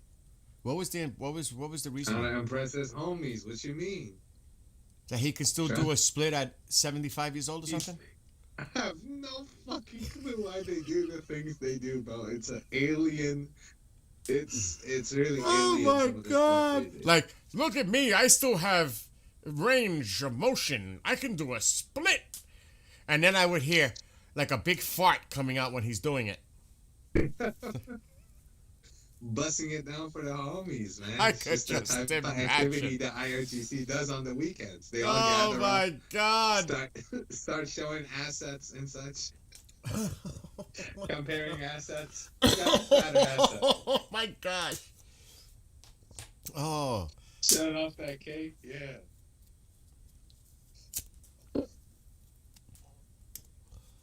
Cake is an underestimate.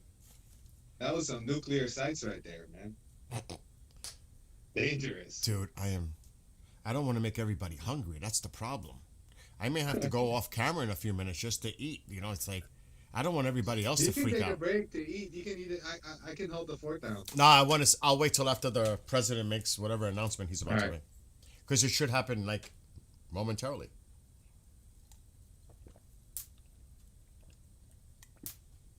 Mr. Beat آبشنگولی با غذای ایرانی. بله. بله. Trump in 4 minutes. We have the stream ready. The audio's ready to go. Once it goes live, we'll hear it. Iran sky getting cleared. You're right. That's correct. It is. Most of the traffic is here.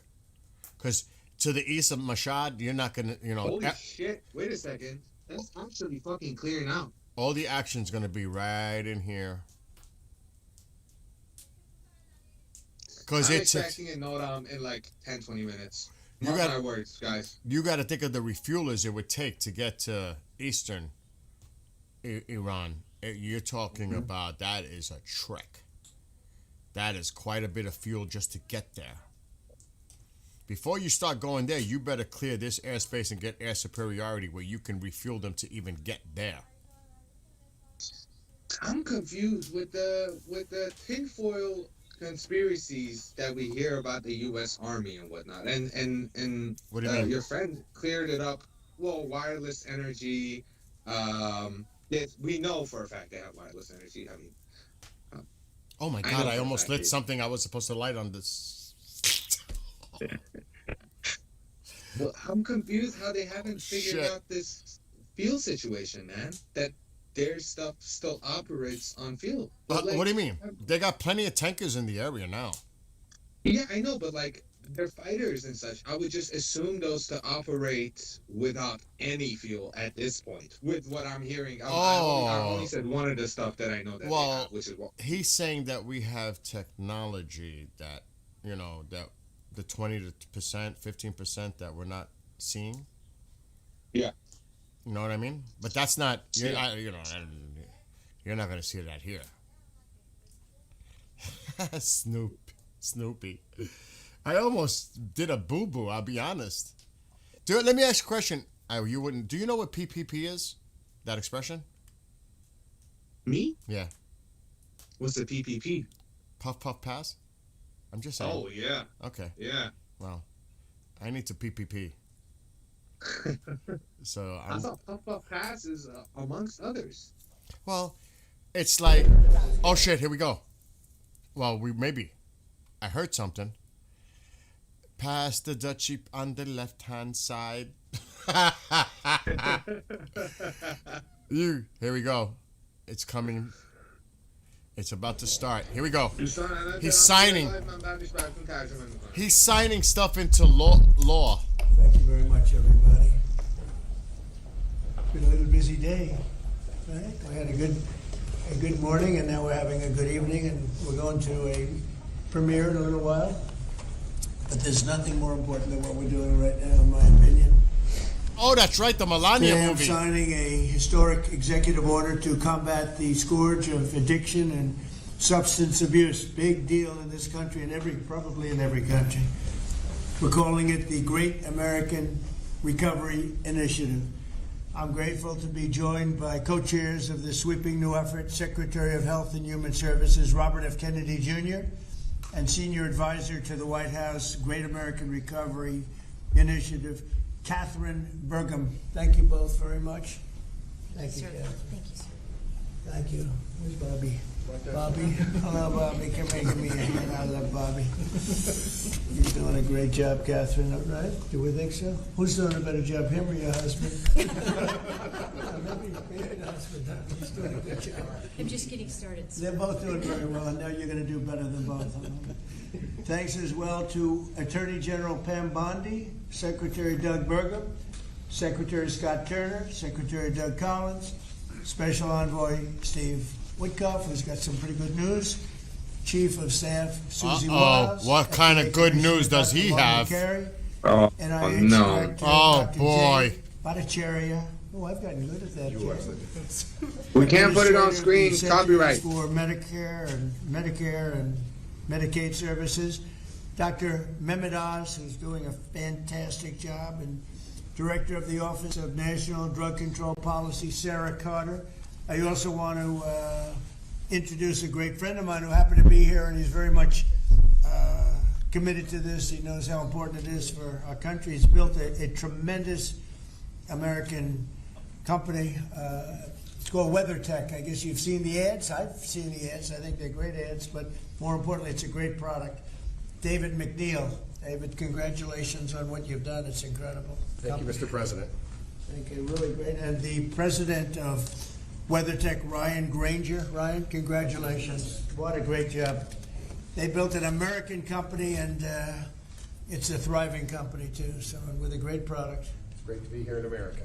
You know, when I was in the private sector, I'd always buy the floor mats, but now that I'm president, I no longer have to buy floor mats. But you made a great floor Do you know mat. that this could be a And you still diversion? do, and lots of other Thank you. things. Many of those with me today have personally known the heartache of a loved one taken by drug or alcohol addiction. I do. To make them Just think like that he's millions busy of with American this, families going to a every year premiere lose tonight an to see the estimated Melania premiere, 300,000 people to drug and then shit alcohol goes down abuse. while that he's And the busy, real so-called number is busy. probably much, much higher than that. I'm just saying. Thankfully, drug overdose deaths plummeted by 21% in the last year. We're working very hard on it. We've closed the southern border, seized over 47 million fentanyl pills and 10,000 pounds of fentanyl powder. That's a record, and I have formally designated Dr. And I'll tell you what, we have a group of doctors, some of them behind me, who have just been incredible, and they've really wanted this, designated the drug cartels as foreign terrorist organizations. And for some reason, they didn't want to do that until we came along, but they are indeed foreign terrorist organizations. With our action in the Gulf of America, that sounds so nice when I hear the Gulf of America, drugs entering our country by sea are down 97%. So when you see the boats being hit, those boats kill on average 25,000 people a boat. So that's 25,000, I would assume mostly American lives, but lives are being saved. Now we're taking a bold action to help Americans struggling with all forms of addiction so they can get the help and the support that they need to free themselves from the horrible burden of dependency. The Great American Recovery Initiative will bring together federal, state, local, and private sector resources to support addiction, recovery, treatment, and prevention. And it will help mobilize the full resources and authority of the federal government to help stop this tremendous plague. And I'd now like to invite Secretary Kennedy to start, and then Catherine Burgum, and then I'll sign the order, which I've just signed. And wanted to make sure the signature was good, took my time. And we get, let me just see, pretty good, pretty good. Let's give it a 10, okay, Catherine, for Catherine. But I'd like Bobby to say a few words, and Catherine, thank you very much, everybody. Obviously, I'm going to watch the screen when Robert, RFK, whatever. I get confused with this because I got to tell you, I did a lot of research on this whole fentanyl thing, and almost everything they just said was false. Do you know that? The majority, and I have the reports that the government made. I have the actual numbers. It is so ridiculous because you know who's responsible for most of the drugs coming into this country, Sep? Mexico. It is Mexico. And the numbers are insane when you look at it. And gotta do something about it. I mean, most of those boats, and it was even, they had a hearing, were heading to Europe. Cocaine heading to Europe, not to here. Oh, fentanyl, please don't hit Europe. No, it was cocaine. The fentanyl, the vast, I mean, most, if not, very high quantity comes from Mexico. Had nothing to do with Venezuela. Zero. None. Zero. And I have the documents. I have government documents to prove what I'm saying. I'm not going to do it today, obviously. Do you know that 82.5% of the people that are arrested smuggling fentanyl are Americans? And it's coming over legal points of entry through trucks, vehicles, etc. And it's not just fentanyl, Mexico. It's methamphetamines, heroin, cocaine, Mexico is the problem. Mexico. So Gotta fix that first. And like I said, I'm not. This is not to be discussed right now. I know I'm going way off the target, but I have a document that was made by our government and it was given to Congress last year, breaking down exactly the problem with these drugs, and I have it, and it says it clearly: Mexico. Not anywhere else. Mexico with fentanyl, and the Chinese precursors that they send to Mexico. So the China connection is definitely there too, with Mexico. So, facts matter. Facts do matter in any situation. It doesn't matter how you look at things. When you take the politics out of it and you look at the facts, that's what matter. So, just to be, and like I said, I can show the stuff on the screen, but this is not the conversation for right now. But Robert I can't even say his name, Kennedy, is speaking right now on the screen. Colombia, that's the cocaine, Kevin. It's the cocaine. And like I said, this is not a conversation for now, I know that. But I actually have evidence to back up what I'm saying. It's not just like me talking opinion. I actually have documents, government documents, to show you the exact report that was done and issued to Congress. And I don't know why they don't talk about it the way they do. Anyway, he's talking right now. We'll just keep an eye because I want to see if the president makes any remarks regarding Iran, because that's what this is about, Iran. And right now, he's just going at it. So we'll just wait. Anything coming in? Anything? Nothing? Zero?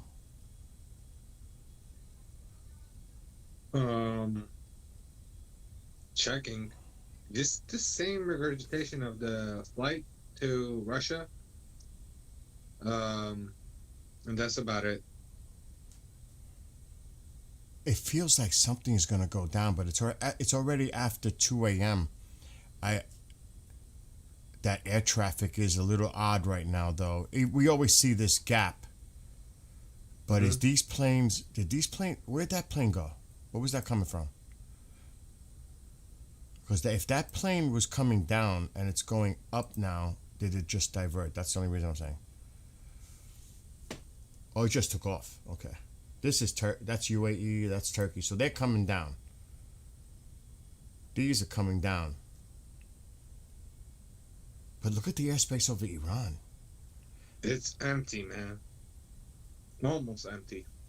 Holy. But we've been seeing that pattern. I'm just saying. It's kind of getting late. I think something is going to happen tomorrow night, Saturday morning. I'm still sticking with it.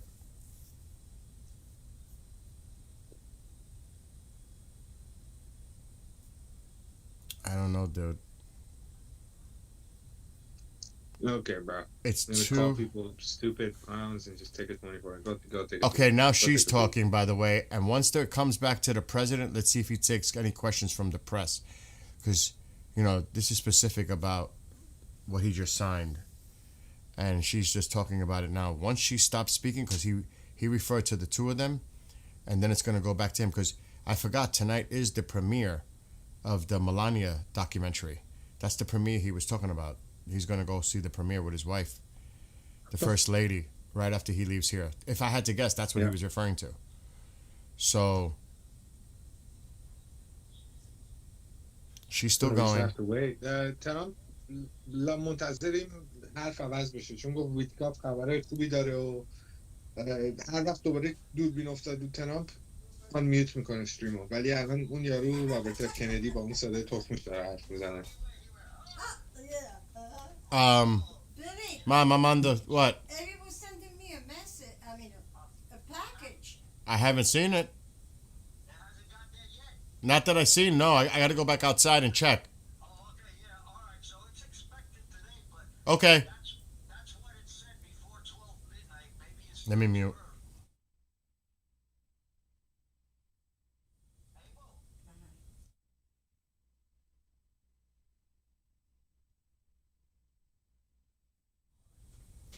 All right, she's still speaking. As soon as she's done, we'll go over.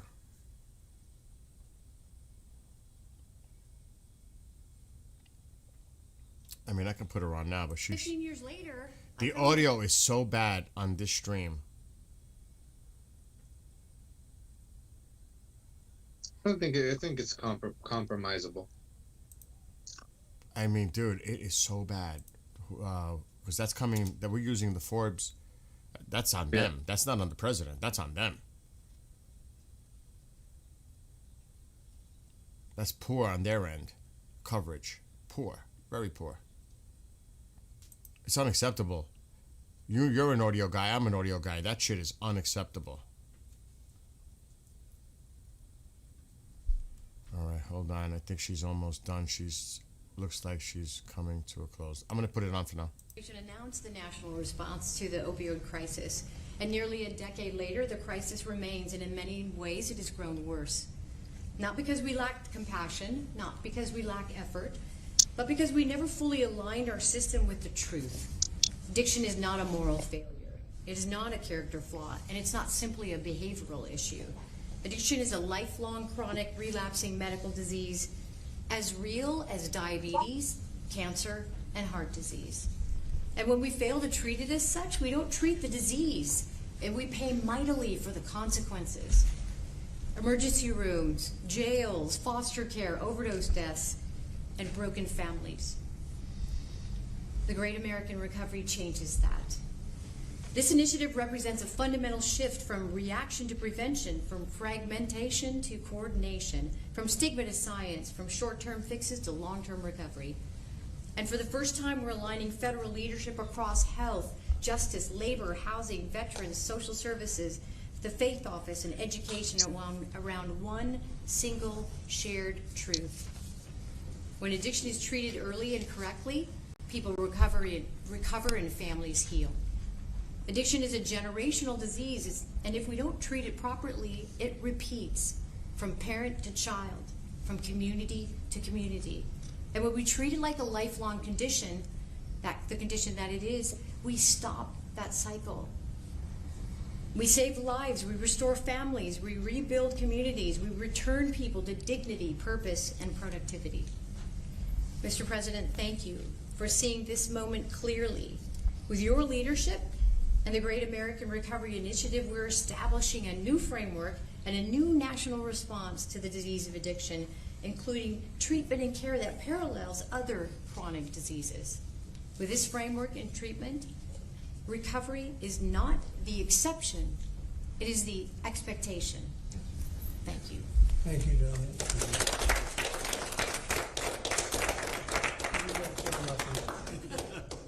You know, I saw them riding horses in a video, and they said, "Who is that?" I was talking about her, not him.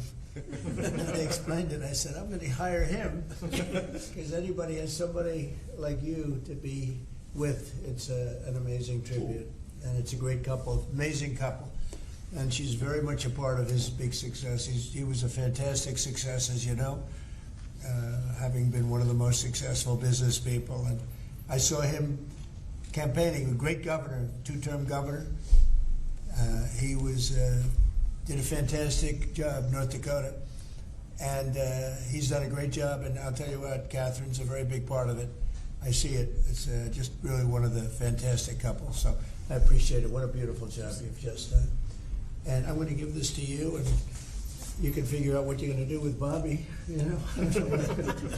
But let's have a good picture of the two of them and everyone else. And I'd like to ask Steve Whitcuff also to say a couple of words before we're finished, because he's a very special person who I knew very well, an incredible person. So if you don't mind, Steve, I'll ask you to do that in just a second, all right? Please, Bob.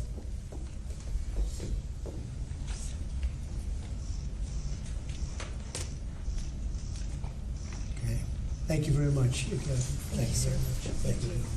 Great job. Thank you so much. Steve, please. The president is doing the same thing to me now that he did to me in 2017. Do you remember, Catherine? Yeah, we were sitting next to each other. Yeah. Yes. So I want to tell the story about this So I came to the opioid conference, and the president did not know I was coming because I was invited by the First Lady. And he leaned over, saw me in the aisle, and he looked at me and he said, "Steve," and then he realized why I was there, because I had lost my son Andrew, and the president was an incredible friend when I lost him. I lived in his building at 502 Park Avenue, and I remember when him and the First Lady came, and I talked about this all the time. And so he took my hand, and he said to me, "Come on up to the stage and tell the world about your boy Andrew." And of course, that was, something that was really meaningful to me, but, and I got through it. And I talk about it all the time. I talked about it on the campaign trail and so forth. He is a very special man. And he's begun and led the fight against opioid addiction and alcoholism. And Catherine, I feel like we sort of bonded from that day. And it's just my blessing to work for you, sir. He's a special guy.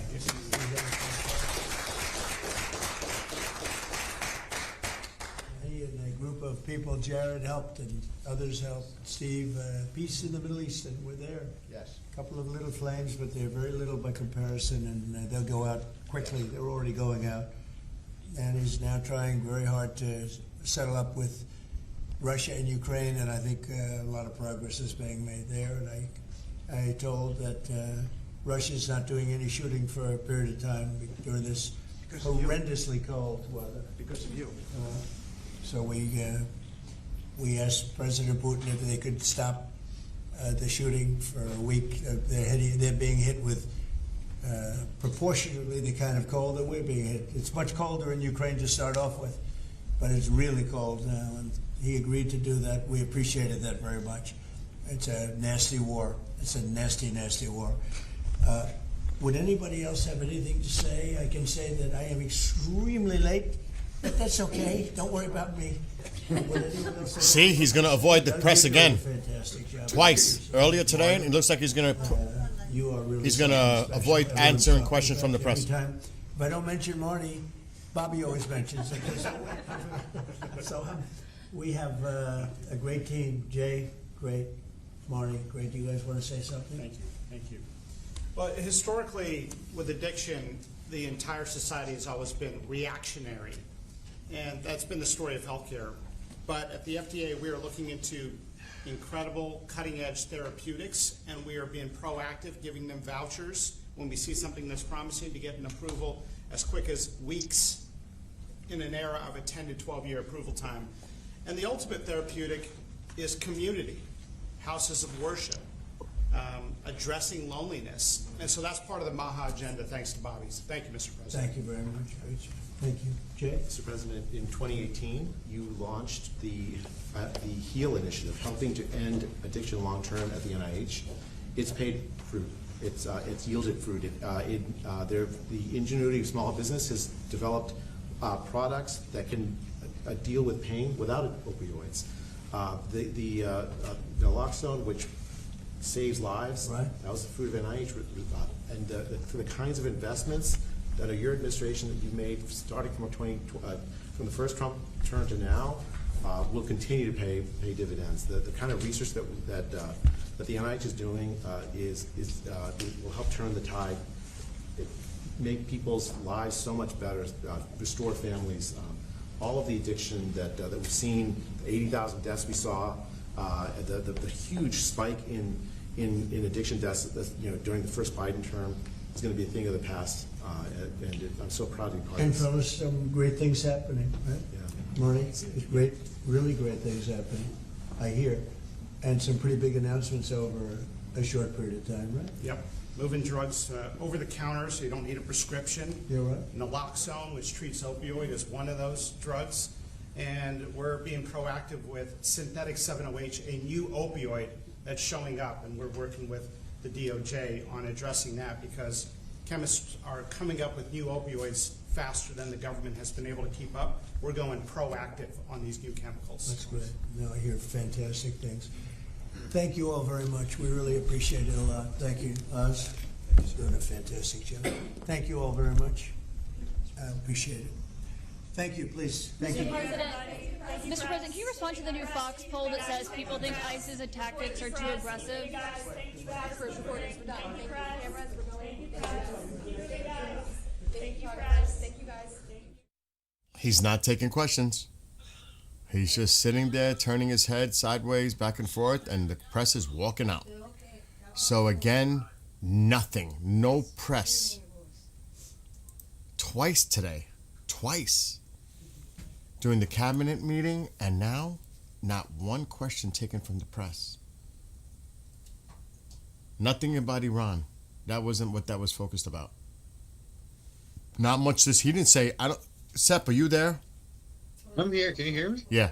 Did he say out of his mouth, he said something about the war thing at the beginning of this morning. He never mentioned the word Iran out of his mouth today, did he? No. Not once. Not once did I remember him saying Iran once. And the good news was, I was like, oh my God, is the good news was Witkoff talking about Iran? But it was all about Russia, Ukraine. That was the good news. Remember he said at the beginning, and we have some good news. Witkoff will discuss it shortly. I was like, oh shit. Remember we were like, uh-oh, what's that about? So he's definitely staying mum, and tonight is the premiere of Melania Trump's, the First Lady, the documentary, Melania. That's what he was saying. So he's late. You know, he's got to dress up. You know, that's Melania. I think he's going to go with a tux and, the whole deal. He's going to look sharp because, she's going to look amazing. So they're going to this premiere, and who knows, I don't know where it is, but all the things that I think about, though, it's making it look like, look, this is the way I look at this from another way. He's doing this, and I don't really know why this was so necessary to make this announcement publicly like that. But it's showing that he's very busy, and he's not talking Iran. Like, he's got his mind on other issues going on, domestic, like going to the premiere. Anything to make it look like life is just like normal. But really what's going on is something might be going down in Iran real soon. And he's putting on this public face that he's busy. He's not even talking about Iran.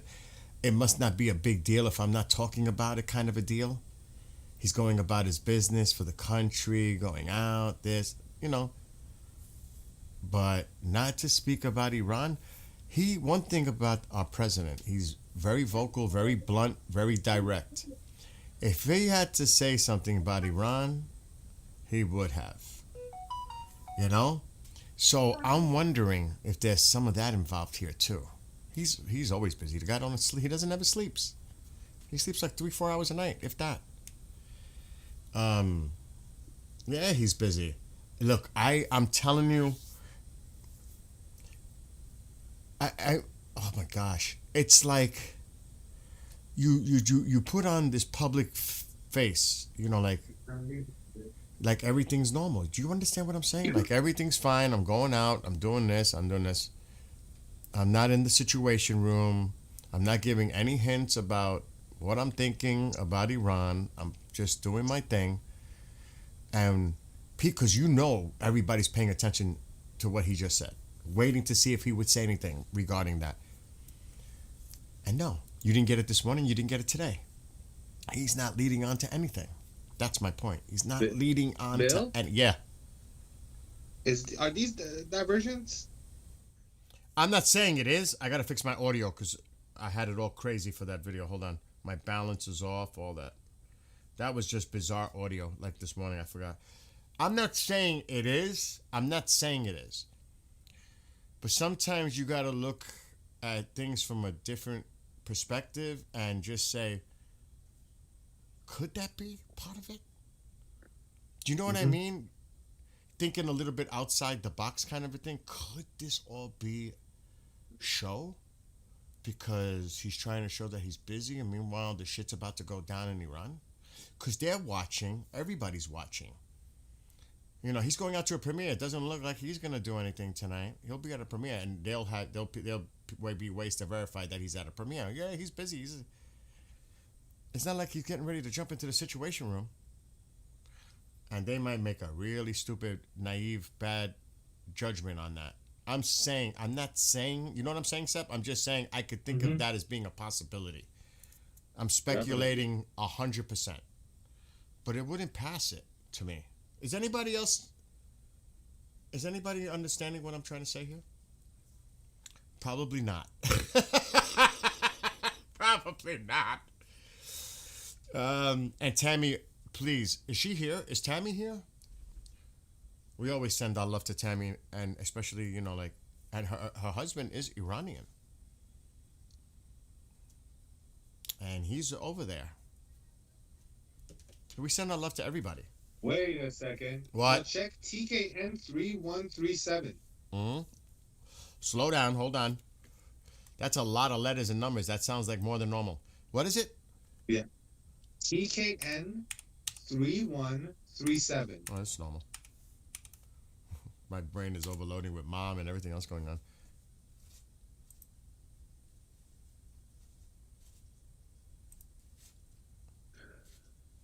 No live flights. TKM? TKN. N. M as in Mary? No. N as in Norman. Oh, that's why. There it is. Tehran. Where's the live flight? Let's click it. What the fuck is going on? Show on map. I hit the wrong thing. Why won't it show on map? There it is. I think it's a PP. Is that weird? Where So was it? It left Tehran. You don't know. See, when these lines disappear, I guarantee that fucker landed at Mashhad and is bringing somebody back. If I had to bet money on it. Because look how the but line... it also went down to Isfahan Airport. Oh, so this one's making its rounds. Is that confirmed? Do you know that for a fact? Oh, it was down there. Yeah. Mm-hmm. The lines are down there too. That's right. Yeah. So why would it fly like that? We can follow the black line because there's still a black line associated with it. You see the black lines? They're very faint. Mm-hmm. But they're there. We can actually follow where this thing went. Hold on. Let's see where this thing went. That is what kind of plane is that? Dude, that is crazy. It landed at numerous airports. Oh, this black line is going to be hard for me to see. I see it. I see it. It's got to be going to Mashhad. There's no doubt. Oh, shit. Where did it go? Where did it go? Well, it's going back to Tehran again. Yeah, because it's making its rounds. It picked up people or dropped off people. I lost it. Shit. It's making its rounds. Oh, there's the black line. Okay. I got to keep my mouse on it. Otherwise, I'll lose it. It's going way up. Ow, it has to be, dude. Fuck, I keep getting the black line disappears in the mountains.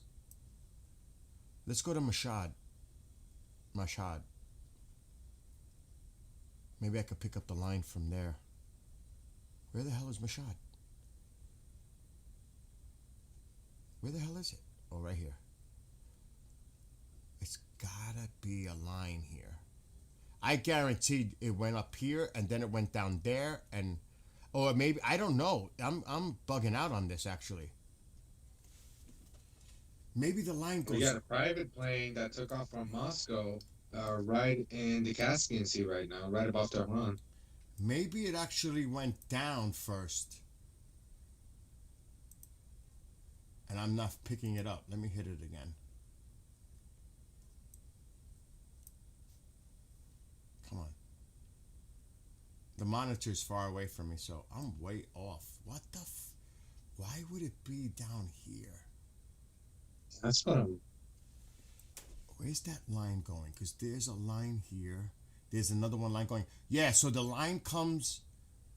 It's going across, but there's one going up. There's one going up here, and there's another one going across.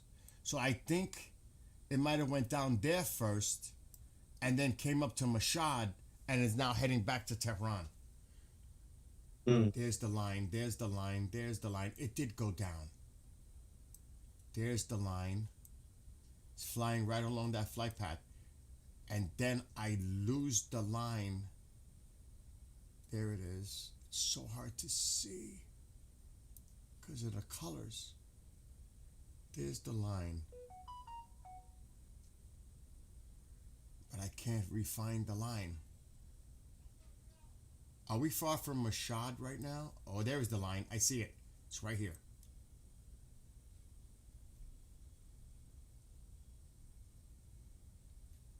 Oh my God. You don't understand how hard it is to follow this line. There it is, there it is, there it is, there it is. It's way up here.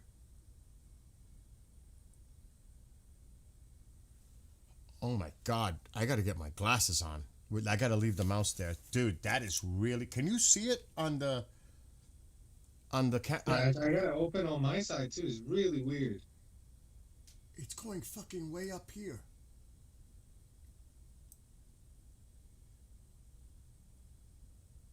And now it goes this way.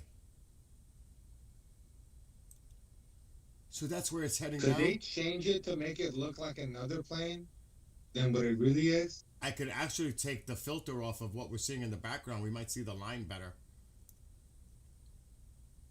You know what I'm saying? It's going Yeah, that might be helpful. It's going this way now. Dude, that is... I gotta try that. Let's try that.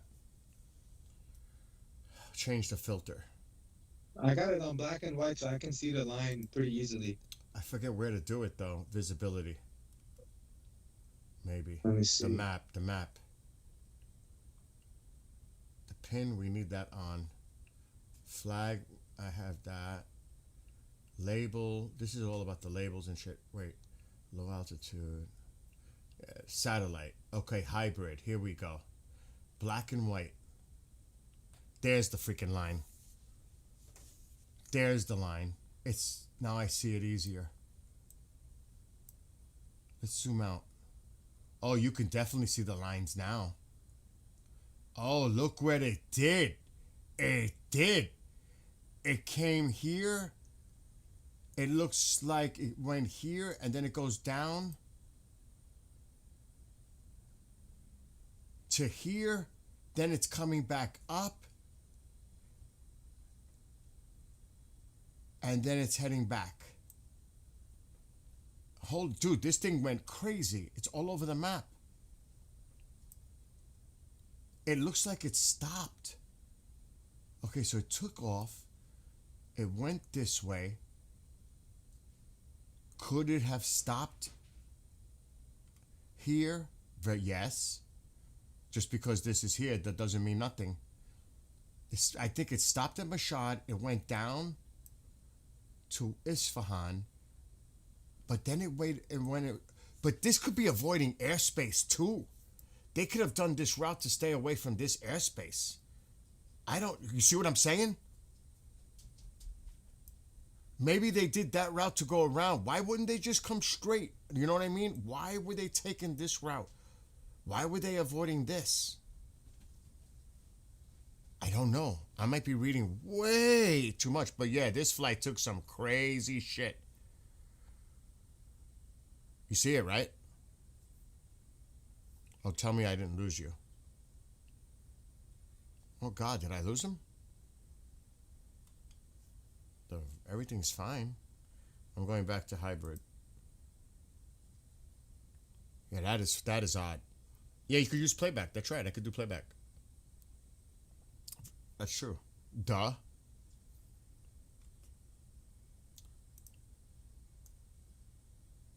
Let's go back to here. So wait, we have to keep an eye on TKN 331, 3137, where it's... Because let me put it back. Do we do the playback like that? I never did it like that. What was it again? Shit. Where is Sep? Where did he go? Does anybody remember there it is, TKN. I don't want to do the live. Oh, dude, I accidentally muted myself. What the hell? Okay. Yeah, I've been talking to you. Yeah, I did. I've been talking to you this whole time. I've been talking to chat. Let me catch up with the chat because someone was saying read Farsi again. I don't know if that shit ain't working like that. IRM. No. دوستان از من الان دوباره برگشتم چت سوالاتون رو بنویسید من الان میخونم تک. Oh, come on. What's going on? Toll-free call. Get lost. I gotta speed this up. I'll be here all night. We have to let it read. ما چیز ترامپ رو نگاه کردیم چیز خاصی نگفت دوست عزیز لایو نگاه کردیم چند دقیقه پیش ما کلشو گوش دادیم گذاشت رفت بخوابیم نمیدونم نمیدونم چی بگم. That's not it. I gotta pay attention to these Iranian planes. کی میخواد بزنه نمیدونم. توییت آخر وزارت امور خارجه. Oh, that's right. It must have had his transponder off. It's not gonna. It might not appear till it gets to here. Why does it turn a transponder off if it's a commercial flight? Depends who's on it. Just because it says commercial doesn't mean. What was it? TKN? What was it again? TKN 303137, something like that. There it is. I gotta go back. I'm way off. I'm way off. I found it. So we gotta go back more in time. Where did it just go? Fuck. Stop. We gotta go way back, way more than that. It's been in the air for quite some time. I'm gonna go back to 18. I may have to slow it down a little bit because it's just going too fast. So it should have gone from here across and then down. Mashhad is there. What is this? There it is. That's what was the number? Tell me the number again. Did you mute yourself again? Yeah, TKN 31. Forgot, man. I forgot TKN 3137. That's the main thing. TKN. These are going in the wrong direction. I'm just seeing because I'm not seeing it coming down. Because Isfahan is here. It's not going to be going up. It should be going across and then come down this way. And I went back a little bit just to be sure. I'm going to speed it up a little because we'll be here all fucking night just messing with this. It's frozen for a second.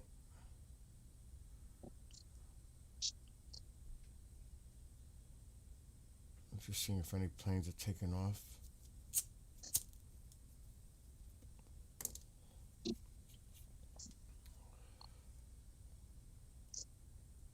Come on, TKN, where are you? Mashhad's way off. Mashhad is way up here.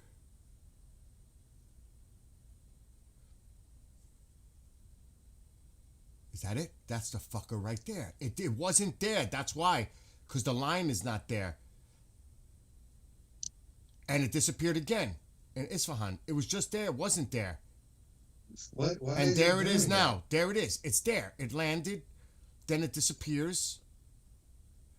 And now we got to see picking it up to go to Mashhad. It definitely landed in Isfahan. I just seen it. So we're going to see it pop up somewhere probably over here. If we're lucky. I lost the flag too, Brian. I can't follow it. The what? He's saying, Sep, if you got the actual flight and go to more, you can play back just that flight. All right. Again, I know it landed at Isfahan. I'm at this point. I'm just going to let it go. Because I'm not seeing it popping up on the screen because it went back up. Is that not it? Is that not it? Between those three that you had your mouse on, the one above it? Yeah. No. Left. Yeah. No. That's not it. It just fully TKN. disappeared. It did. It turns its there it is. Nope, that's not it. That's TBN. Dude, it turned it off. Cause it never went up here. It went to here, but it probably did land there. That's TBN. They turned their shit off. They didn't want to show where they were landing and going to. That's TBN. It's TKN 3134, I think. Dude, I don't see it. Wait, what is this? There it is. There it is. There's it. This is it. It took off again. It took off again. It's right here. We got to keep an eye because it might disappear.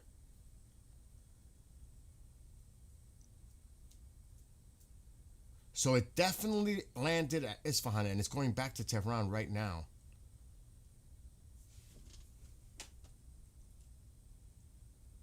It's going to start turning north. There it goes. Now, did it land? I'm betting money it landed, bro. At Mashhad. It's like they're rounding people up. It definitely landed Isfahan. We know that.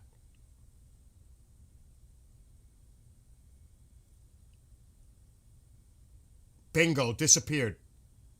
It landed at Mashhad.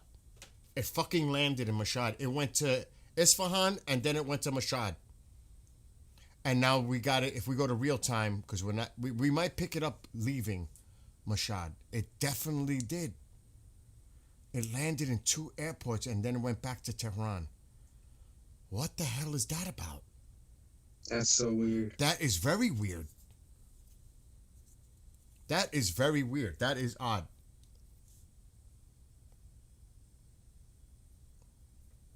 When do you see that hopping like that?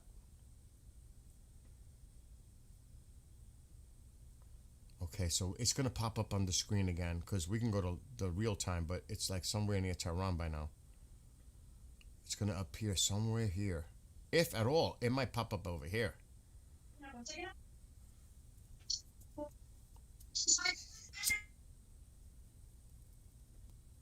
I don't want to speed it up because it might glitch it. I still don't see it, but we know it appears. There it is. There it is. It took off. And now let's go to real time. Let's see where it is. What the fuck? Well, there it is. It's heading back to Tehran. So it did. It went to Isfahan, Mashhad, from Tehran originally, and now it's going round trip back to Tehran. I already did it. The Triton is out.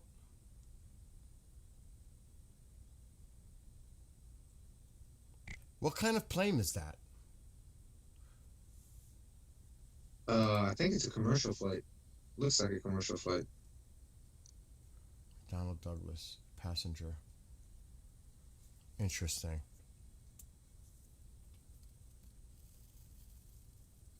Do you think they could be spoofing what it actually is? Absolutely. They're fake transponders. There's no doubt about it. So he's saying, let me go to the military because he's saying the Triton is back out. KJ. It is. Overlord. And Moose is out there too. Come on. Come on, I'm clicking it. Stop it. Okay, C-17. And this just took off from UAE. Literally. Just took off. So they're getting the Triton back up. There's another C-17 in Qatar. This one's about to land in Qatar. This one might be taking off or landed already. Or could be about to take off. Oh yeah, it's about to take off. But there's the drone just literally took off. Just literally.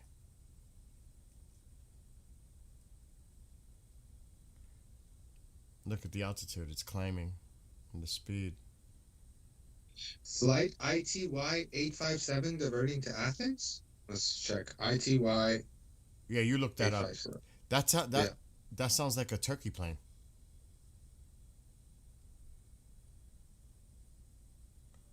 Now that would be interesting if Turkey starts diverting their flights, because they're the ones that use that corridor. If that, I don't know It's where. not Turkey. It's not Turkey? It's Irish. Oh shit! Okay, I'm getting it confused with And Turkey. it looks like it is diverting. Like it looked like it was. Which is Turkey? I can't tell. Oh, THY. I got it confused. It's THY. There are still tons of planes coming in from northern Iraq. They're coming right in. If these start getting fucking diverted, then we got something to talk about. Bill, can you look at ITY 857? See if that ITY looks weird to you? 857. That's it.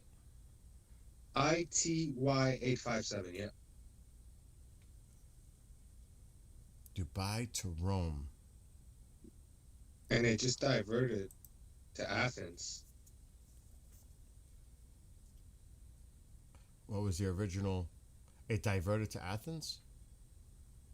Rome. It was supposed to go to Rome. Yeah, it shows here diverting to Athens for me.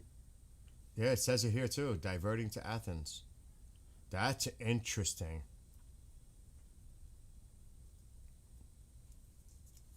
That is interesting. Why are they diverting?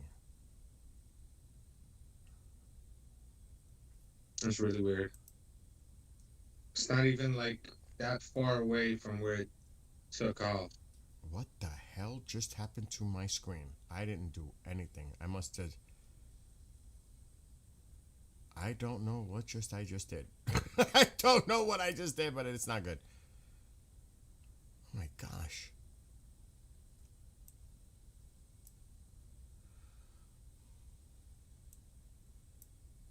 I don't know. I don't know what would be the cause of that.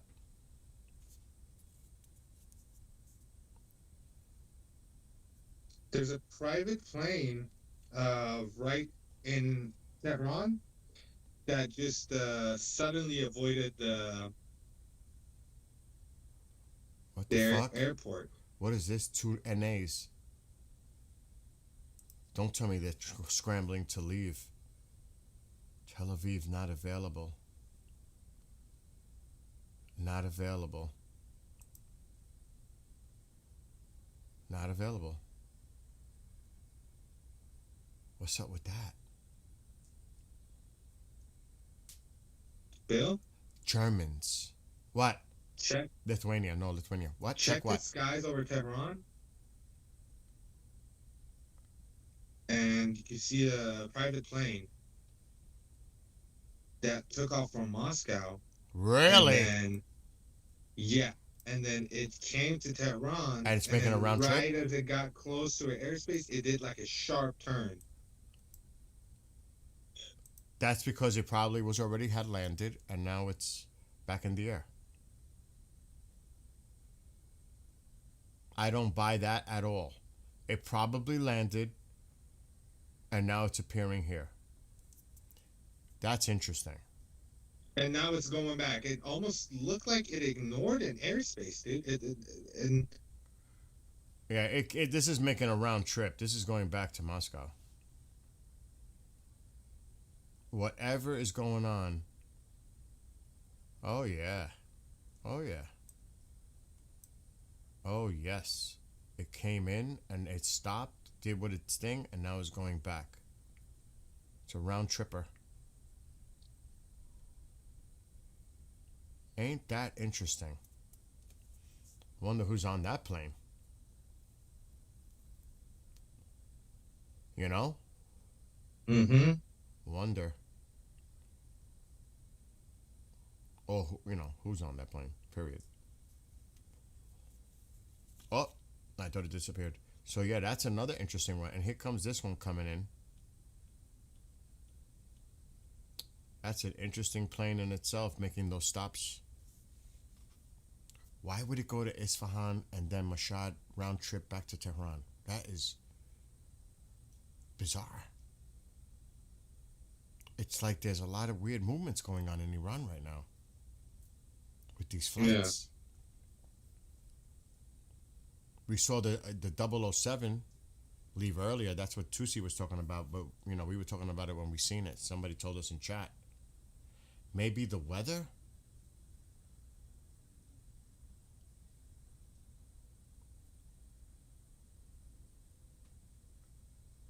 Well, what happened? Just because the closed airport is nearby, why they have to go to Athens?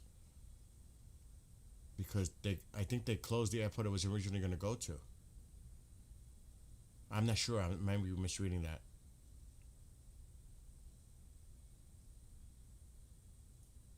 It could be simply personnel that Moscow wants to get out of Tehran, making these special trips. I mean, I'm talking about the Russian planes, not the Iranian plane, but I mean, anybody's guess here, because that's not a big plane.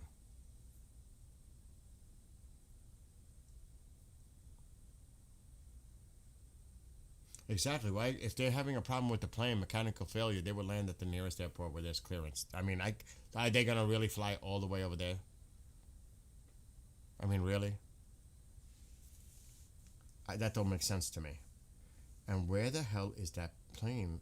Has it moved? It's stuck. That means we're not gonna see it. It's gonna disappear. Holy, see? Look at it. It's acting weird now.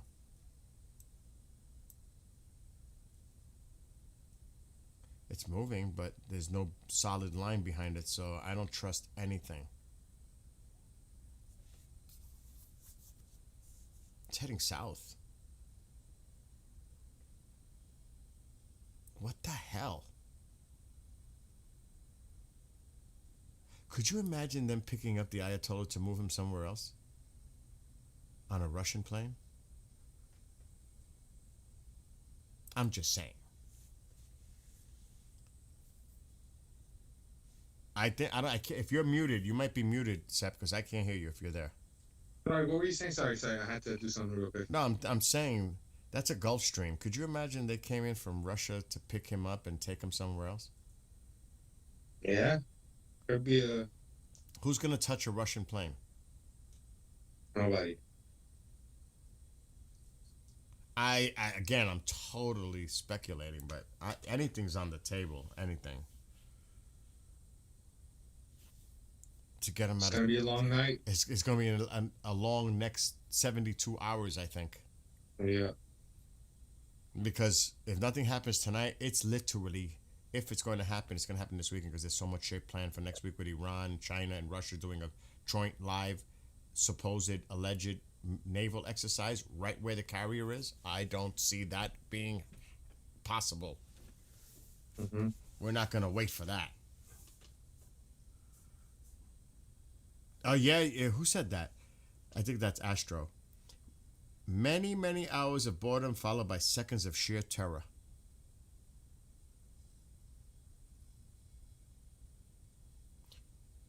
Yeah, the GPS, Brian is correct. Maybe it's the GPS is all messed up in Iran right now. Jamming going on. چیز خاصی نیستش. ما چند تا هواپیما میتونیم ببینیم که پترناشون خیلی عجیب غریبن. یه دونه پرایوت پلین داریم که از مسکو امروز برگشته به تهران. الان داره میره پایین. یه دونه دیگه هم داریم که اصلا ترانسپاندرش رو هی خاموش روشن میکنه. رفتش از تهران به سمت مشهد، بعد از اونجا اومد پایین، معلوم نیستش نشست رو مشهد، اومدش رفت اصفهان، دوباره بلند شد، رفت دوباره مشهد، دوباره برگشت به تهران. اونم خیلی عجیب غریبه. نظامی هم 3 تا بیشتر رو هوا نیستن. الان میتونم بهتون بگم کدومه. سمت خلیج فارس ما الان بهتون میگم قشنگ. یه دونه درون داریم که همین چند ثانیه پیش از ابودابی بلند شد و 2 تا هواپیمای تانکر داریم که نه یکیشون هم درونه، اون داره فقط نگاه میکنه. یه دونه دیگه شون هم که همین الان بلند شده. یعنی 3 تا بیشتر سمت خلیج فارس نیستش. چیز خاصی نیستن ولی اونا. Bill, Brighton's is up, and then there's another one that's up. So 3 military planes in the Gulf.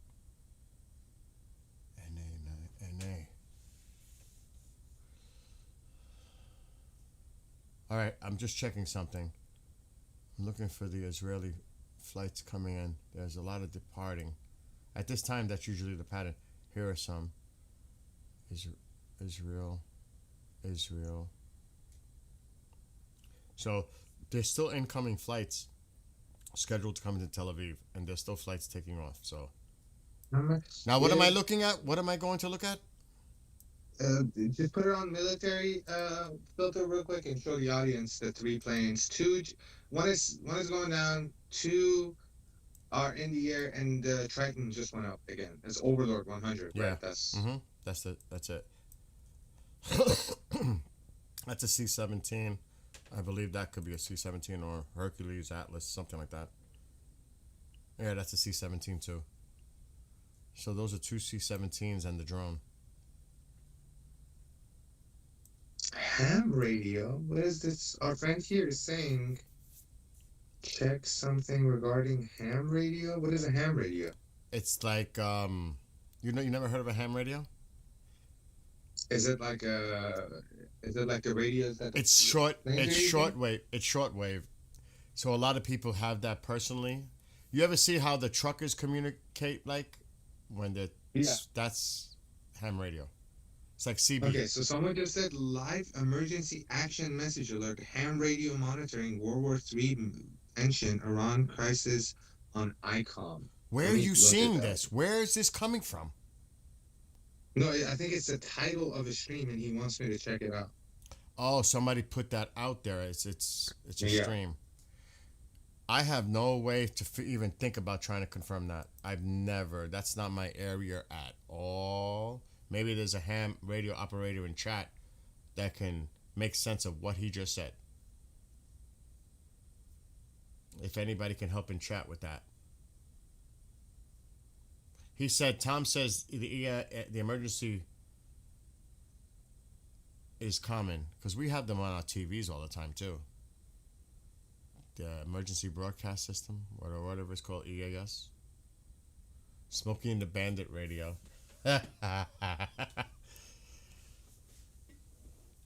Oh man, I liked Hooper with Burt Reynolds. That was one of my favorites. I like Smokey, but the Hooper movie, that was a good movie.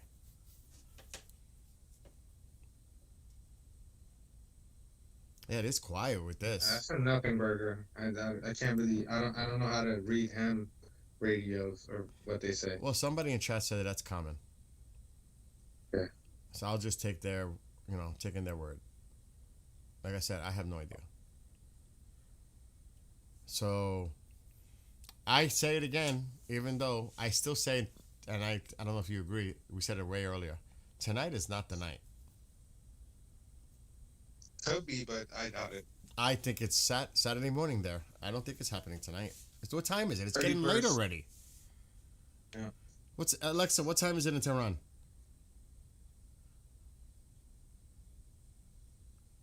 It's 3 a.m. in Tehran right now. It's 3 a.m. Oh, you're talking Walking Tall now. Wow, Tom's got a yearbook with Bert in it. He's a ham. He will check it out. Yeah, it's heading back to Tehran. That thing stopped. That plane stopped in Isfahan, Mashhad, after leaving Tehran originally, and it's about to land back in Tehran. It made the rounds. So it's 3 a.m. in Iran? Yeah, it's late already. Yeah, it's done then. I don't think it's happening. Not tonight. And maybe tomorrow night. Well, tomorrow afternoon for me. It ain't happening tonight. Unless something else triggers. But I am still going to say tomorrow morning. Well, my God. Saturday morning in Iran. Which I need to start paying attention at 9 p.m. Which is, my gosh, 1:30. Bullshit. 12:30 for me. I have to start streaming at 12:30 tomorrow. I want to start from early in their night and go. So 12:30 Eastern. That would be 9 p.m. in Iran. The night hours.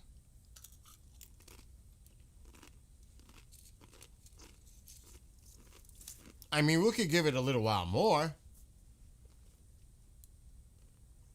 Say 4 a.m. in Iran. Let's see what everybody's saying. Eric Gorn thinks tonight's the night. Or Dexter, tonight's the night. What does everybody else say? What do you guys think? Tonight? Yes or no? Or this morning for them? I say no. Yeah, I don't think so. Seb is also, Seb, I can't do that. Seb says no. I'm going to wait a little longer. So that both of us say no. And everybody's saying yes, wait. How's that? Definitely not tonight, wait. I saw Doris, that's the same person saying wait. No. It's too late, no. Less than 36 hours, I agree with you on that. Yes. Well, Chan, you're the one person. No, I would say the vast majority say no. The vast majority. I would say 9 out of 10, or at least 8 out of 10 say no. Because you got to remember, this is going to be prolonged. This isn't going to be one strike and go home. It's going to be prolonged. And they're going to want to utilize as much night as they can. Even though sunrise technically rises in Tehran by like 7:15 in the morning, but you know how it starts to get light before the actual sun rises? Like an hour or so before? It ain't happening. Sunrise is in 4 hours. Literally, sunrise.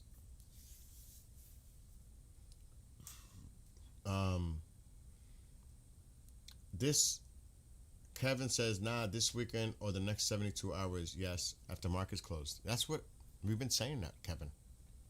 Once the market's closed. Bill, can you check True Social Trump? I think he pinned this. He said about... Yeah, we saw that earlier about the pin. We did. We saw the True Social about the pin.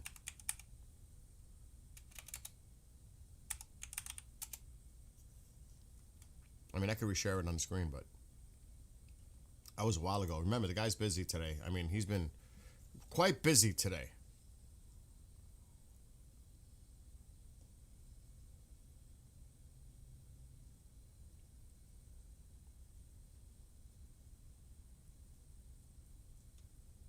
You seen the pin, right? Did you mute again? I think he muted. Or did I mute him? I don't hear Sep. He might be muted. He might be on the phone. Now, which one are you talking about? The pin one. About the Armada. Okay.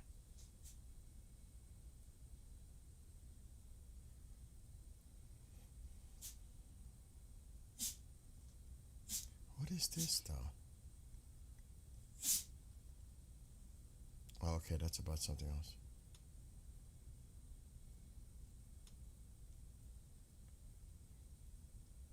Do you know I'm not seeing that pin? I'm going back, though.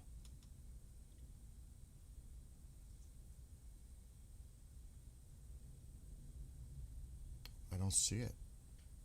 To be honest, I'm not seeing it on True Social. Maybe I missed it. But yeah, he repinned it about the Armada thing. I mean, he's done a lot. 12 hours ago, but that's early in the morning. He was doing a lot of reposting.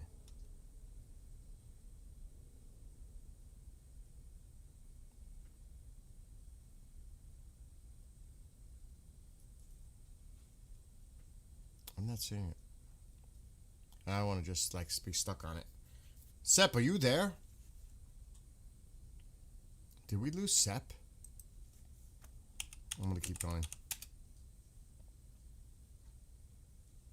Look at all these planes coming in like typical from Turkey.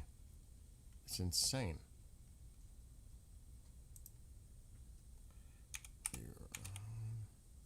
Let's see if there's anything new.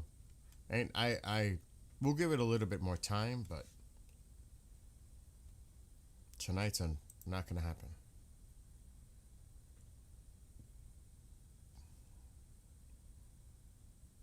Okay, that's old. I'm checking to see if there's anything new. That's old.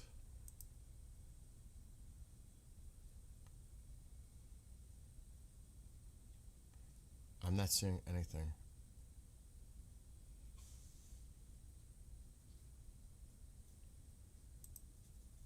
Let me check the phone.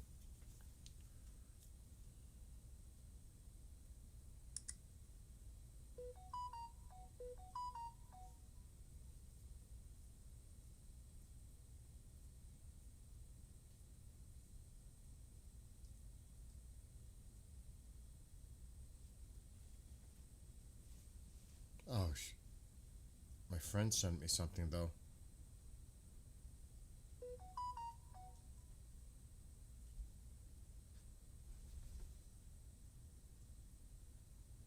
War monitor.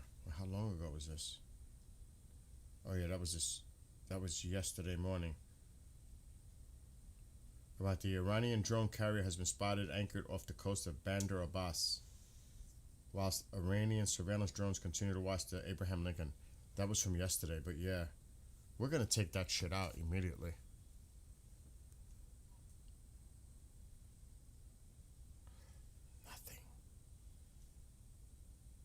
Nothing. Oh, let me check Telegram.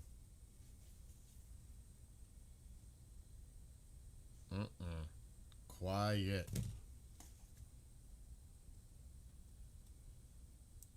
I'm telling you, it's like everybody's so quiet. Because you look for certain individuals, like Lindsey Graham, he likes to talk. He's a little mouthy.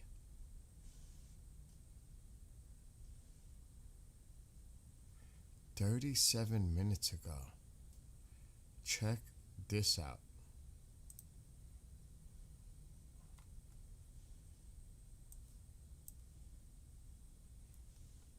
And he looks awfully happy after his meeting. 37 minutes ago. Thumbs up. The thumbs up tour continues. Great meeting with Defense Minister of Saudi Arabia, Prince Khalid bin Salman. Look at this. This was literally 40 minutes ago. You know why they're here.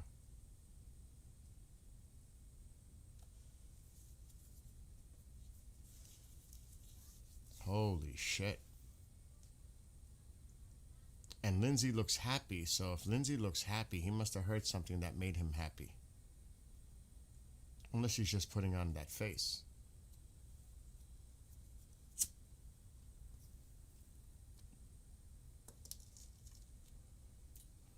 Yeah, he does look really small there, doesn't he? It's his post. You know? Interesting, though. Shared that picture. And that was literally 40 minutes ago.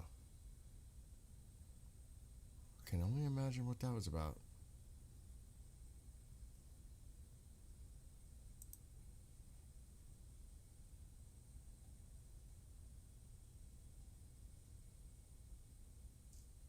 And that's it as far as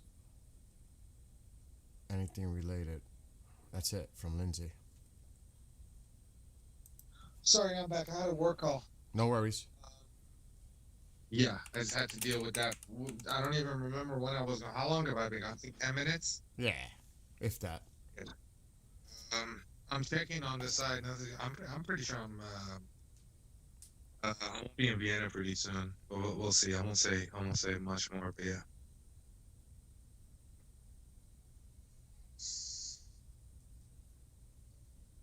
Oh my God, is that even true? What? What Tucker said? What did Tucker say? This is open source intel.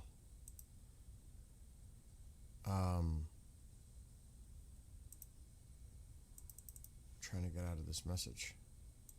Wants me to subscribe. I don't want to subscribe. Oh my God.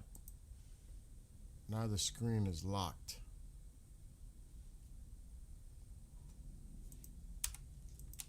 Thank God. I'll just share it like this because look what he said. I don't know if this is true. This is yesterday. Anyone still talking about Gaza or Iran should be called out immediately as someone who doesn't just care about Americans.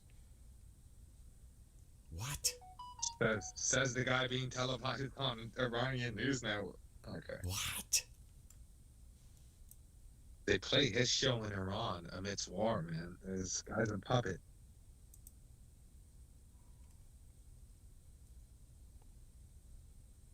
I don't know. And that was Ted Cruz. And when he shared that, it was Ted Cruz who shared that. Shameful.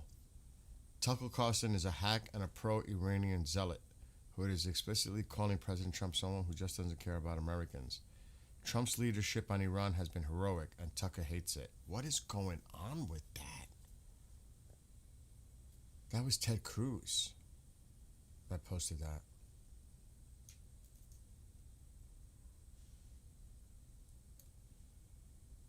You know, he shared that. What's going on with Tucker Carlson? As you can tell, I'm checking like all the different. Yeah, I'm also checking Twitter, trying to see anything. I'm not Tucker seeing. Carlson? I'm not seeing anything. Correct. Not even the propaganda side is doing much right now. I'm checking them too. I was gonna just check somebody else, and I just, oh yeah, let me try this. No, not there.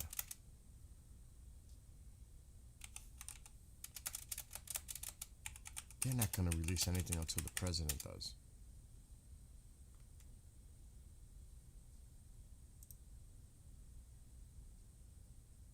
Department of State. That's how it's listed. 3 hours ago.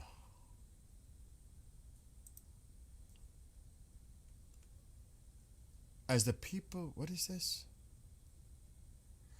This is 3 hours from the State Department.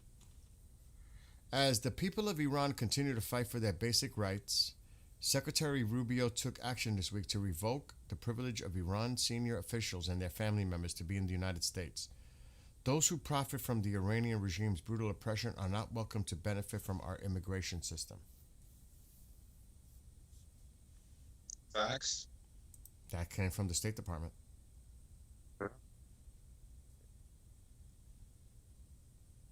با این چیه تو چت می‌نویسین کسخلا بیادب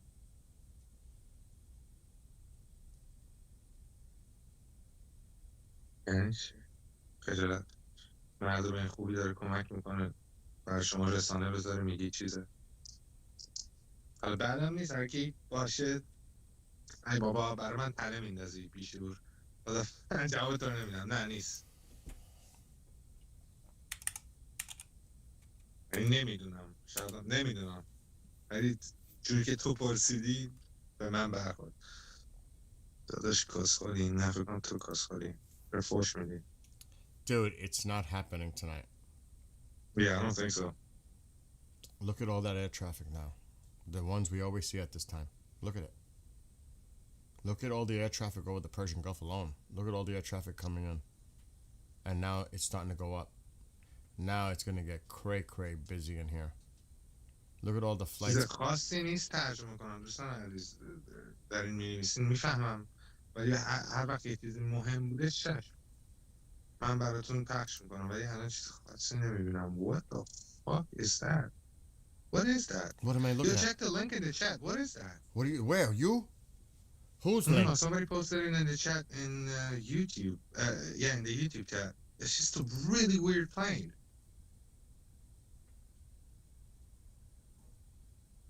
It's loading.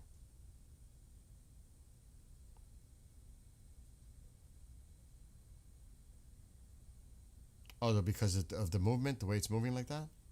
Yeah. Well, look at the path. Like, but that could what just is it doing? That could just be spoofing. Mm-mm. You'll see other planes doing that from time to time too. But what is it? That's the question. What the fuck?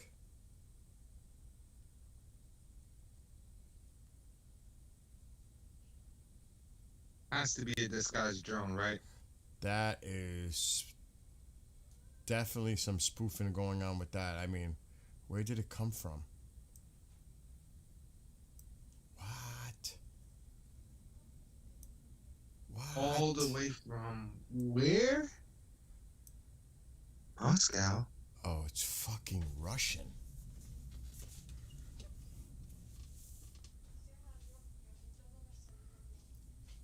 Well, for a Gulfstream, I don't think it has the fuel to travel like that.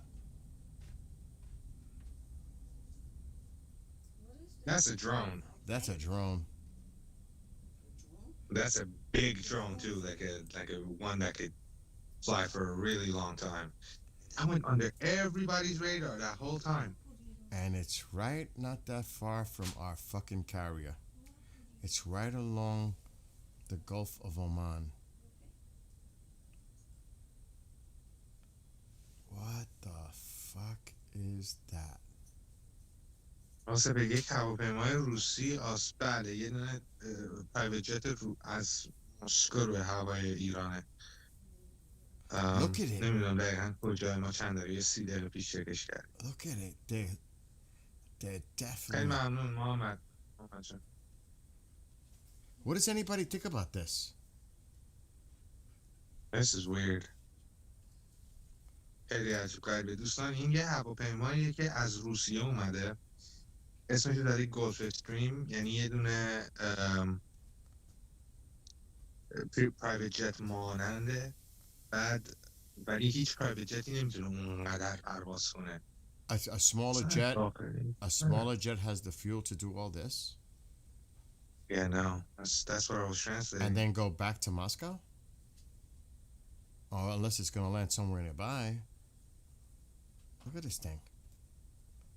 This is some serious bullshit. That's what this is. Look at this. Oh my God, it's bizarro. They are definitely doing this on purpose. The fuck is it going now?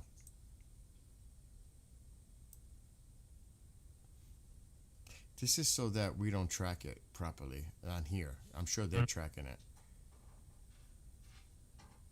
LiDAR. Shout out Brian for catching this on the radar. Thank you, Brian. Dusty put it too. That is really curious. I've not seen something like that. Like, not like this. Not that much. It's just bouncing back and forth. Back and forth. معلوم نیست شکوفتیه. معلوم نیستش شکوفتیه. و خیلی عجیب غریبه. ولی اون چیزی که اینجا نوشته نیستش. I'm gonna refresh. What's the point of, like, if they're using something like this to spoof the name and fake what it is and all that, why not just turn the transponder off? What's the point? To get in the heads? Our carrier's to the south.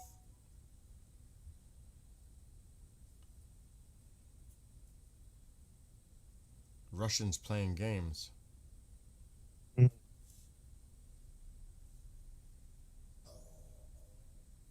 This is why the longer we wait, the worse this gets. In my opinion, we have to act soon. If we're gonna act, we have to act soon.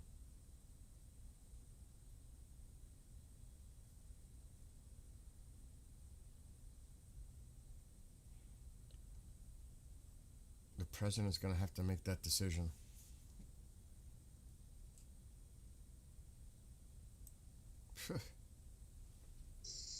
Look at this crazy shit.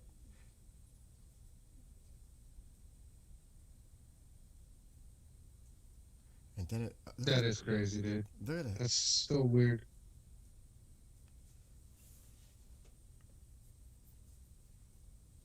And obviously, it's not doing this. This is just to Do you throw. even think it's there? Do you think No, it's just faking it? it's on purpose to throw off everything. But you know, it's one thing on Flight Radar. It's what our technology is able to really do to get past all this nonsense that we're seeing on the screen. But Flight Radar's like bugging out on it. It doesn't know what to do. But that is bizarre activity. Okay, now it's moving at a steadier pace. Maybe it just didn't want to show its activity in this area, and that's why you see all that. But the carrier is not far away. So what the fuck was the point of that?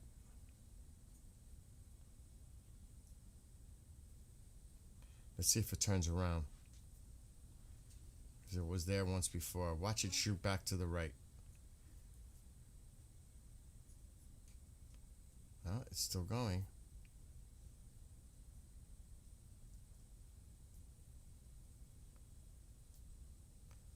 Interesting. Oh, there's still a further point that it went here. Let's see if it bounces back. What does anybody think about this?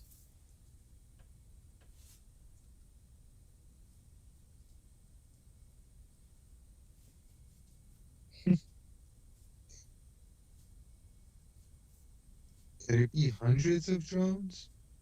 Nah. Nah. Moscow's not going to do that.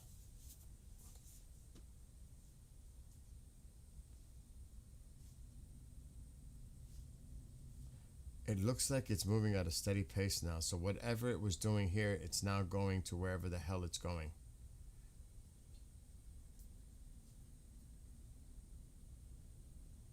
That's a drone?